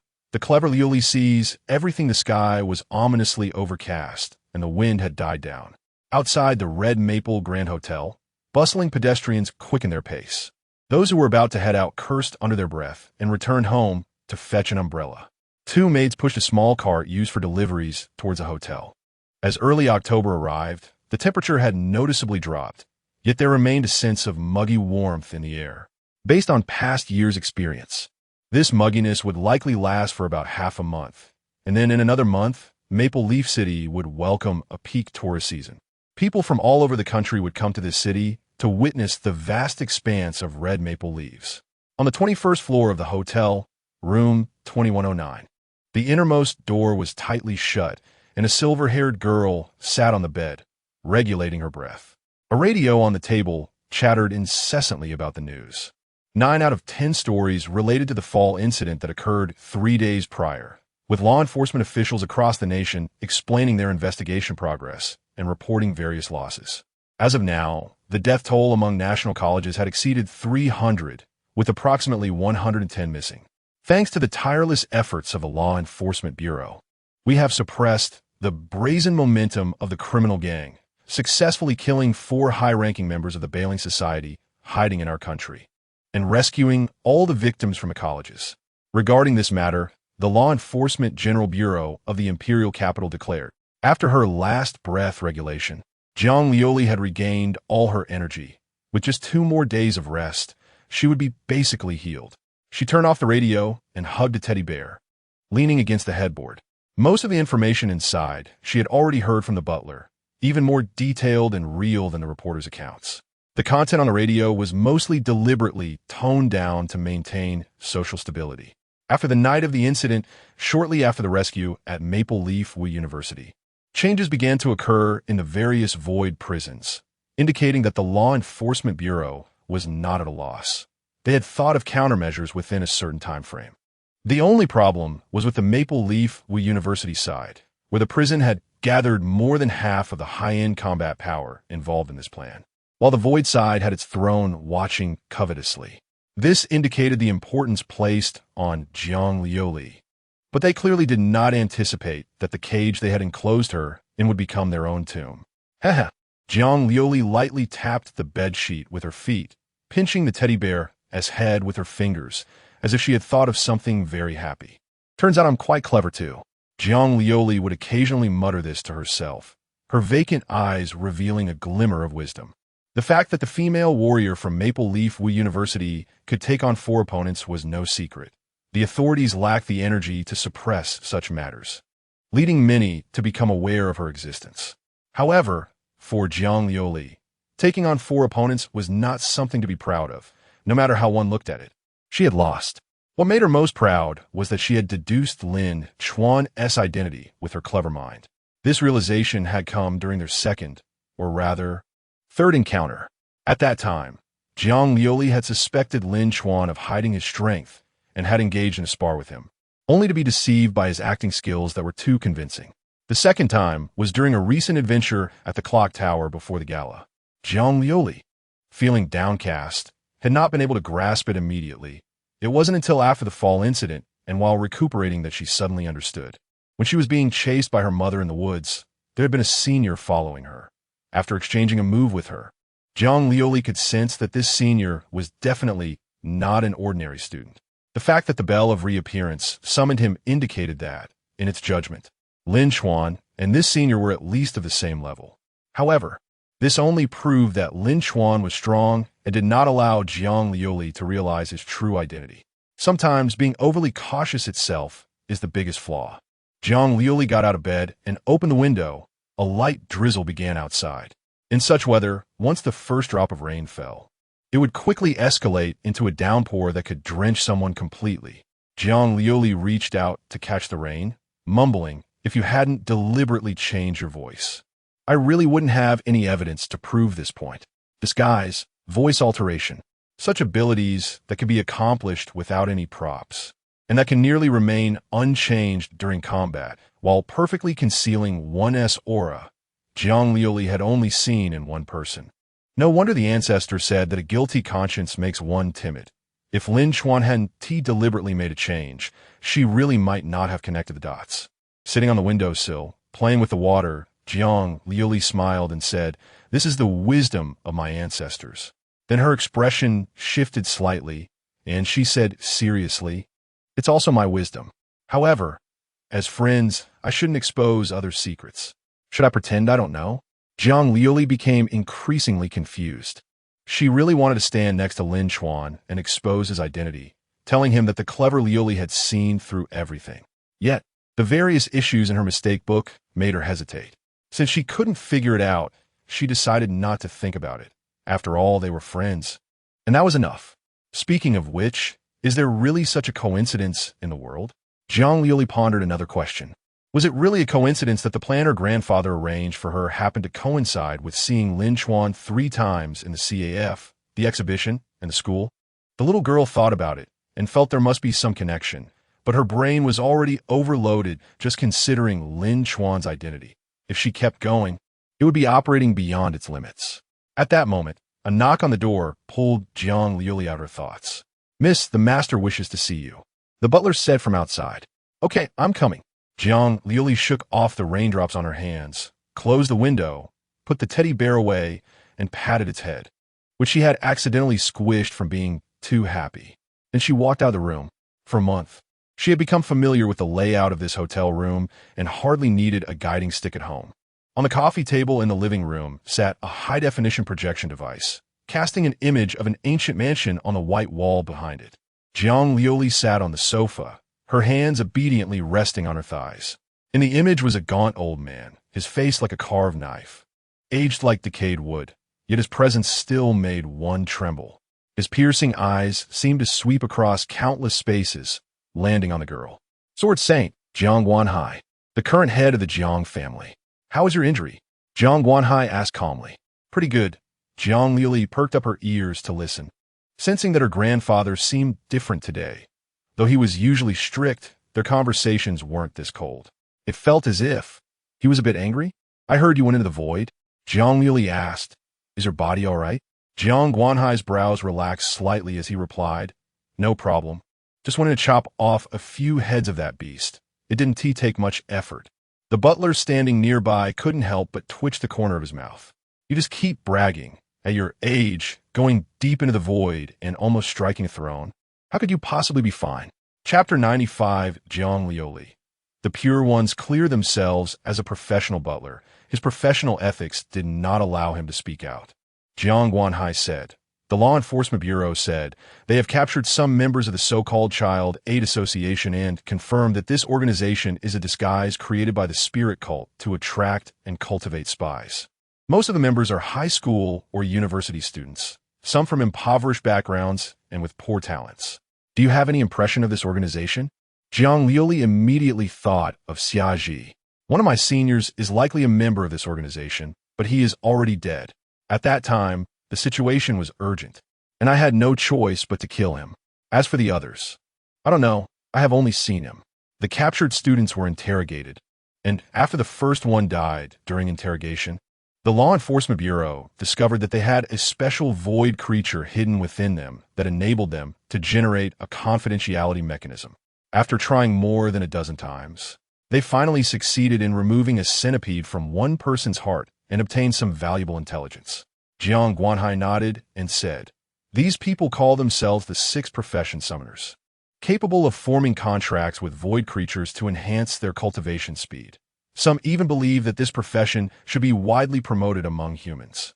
Jiang Liuli's expression changed slightly and said, But that is impossible. Void creatures have no emotions at all, and their method of evolution is fundamentally different from that of humans.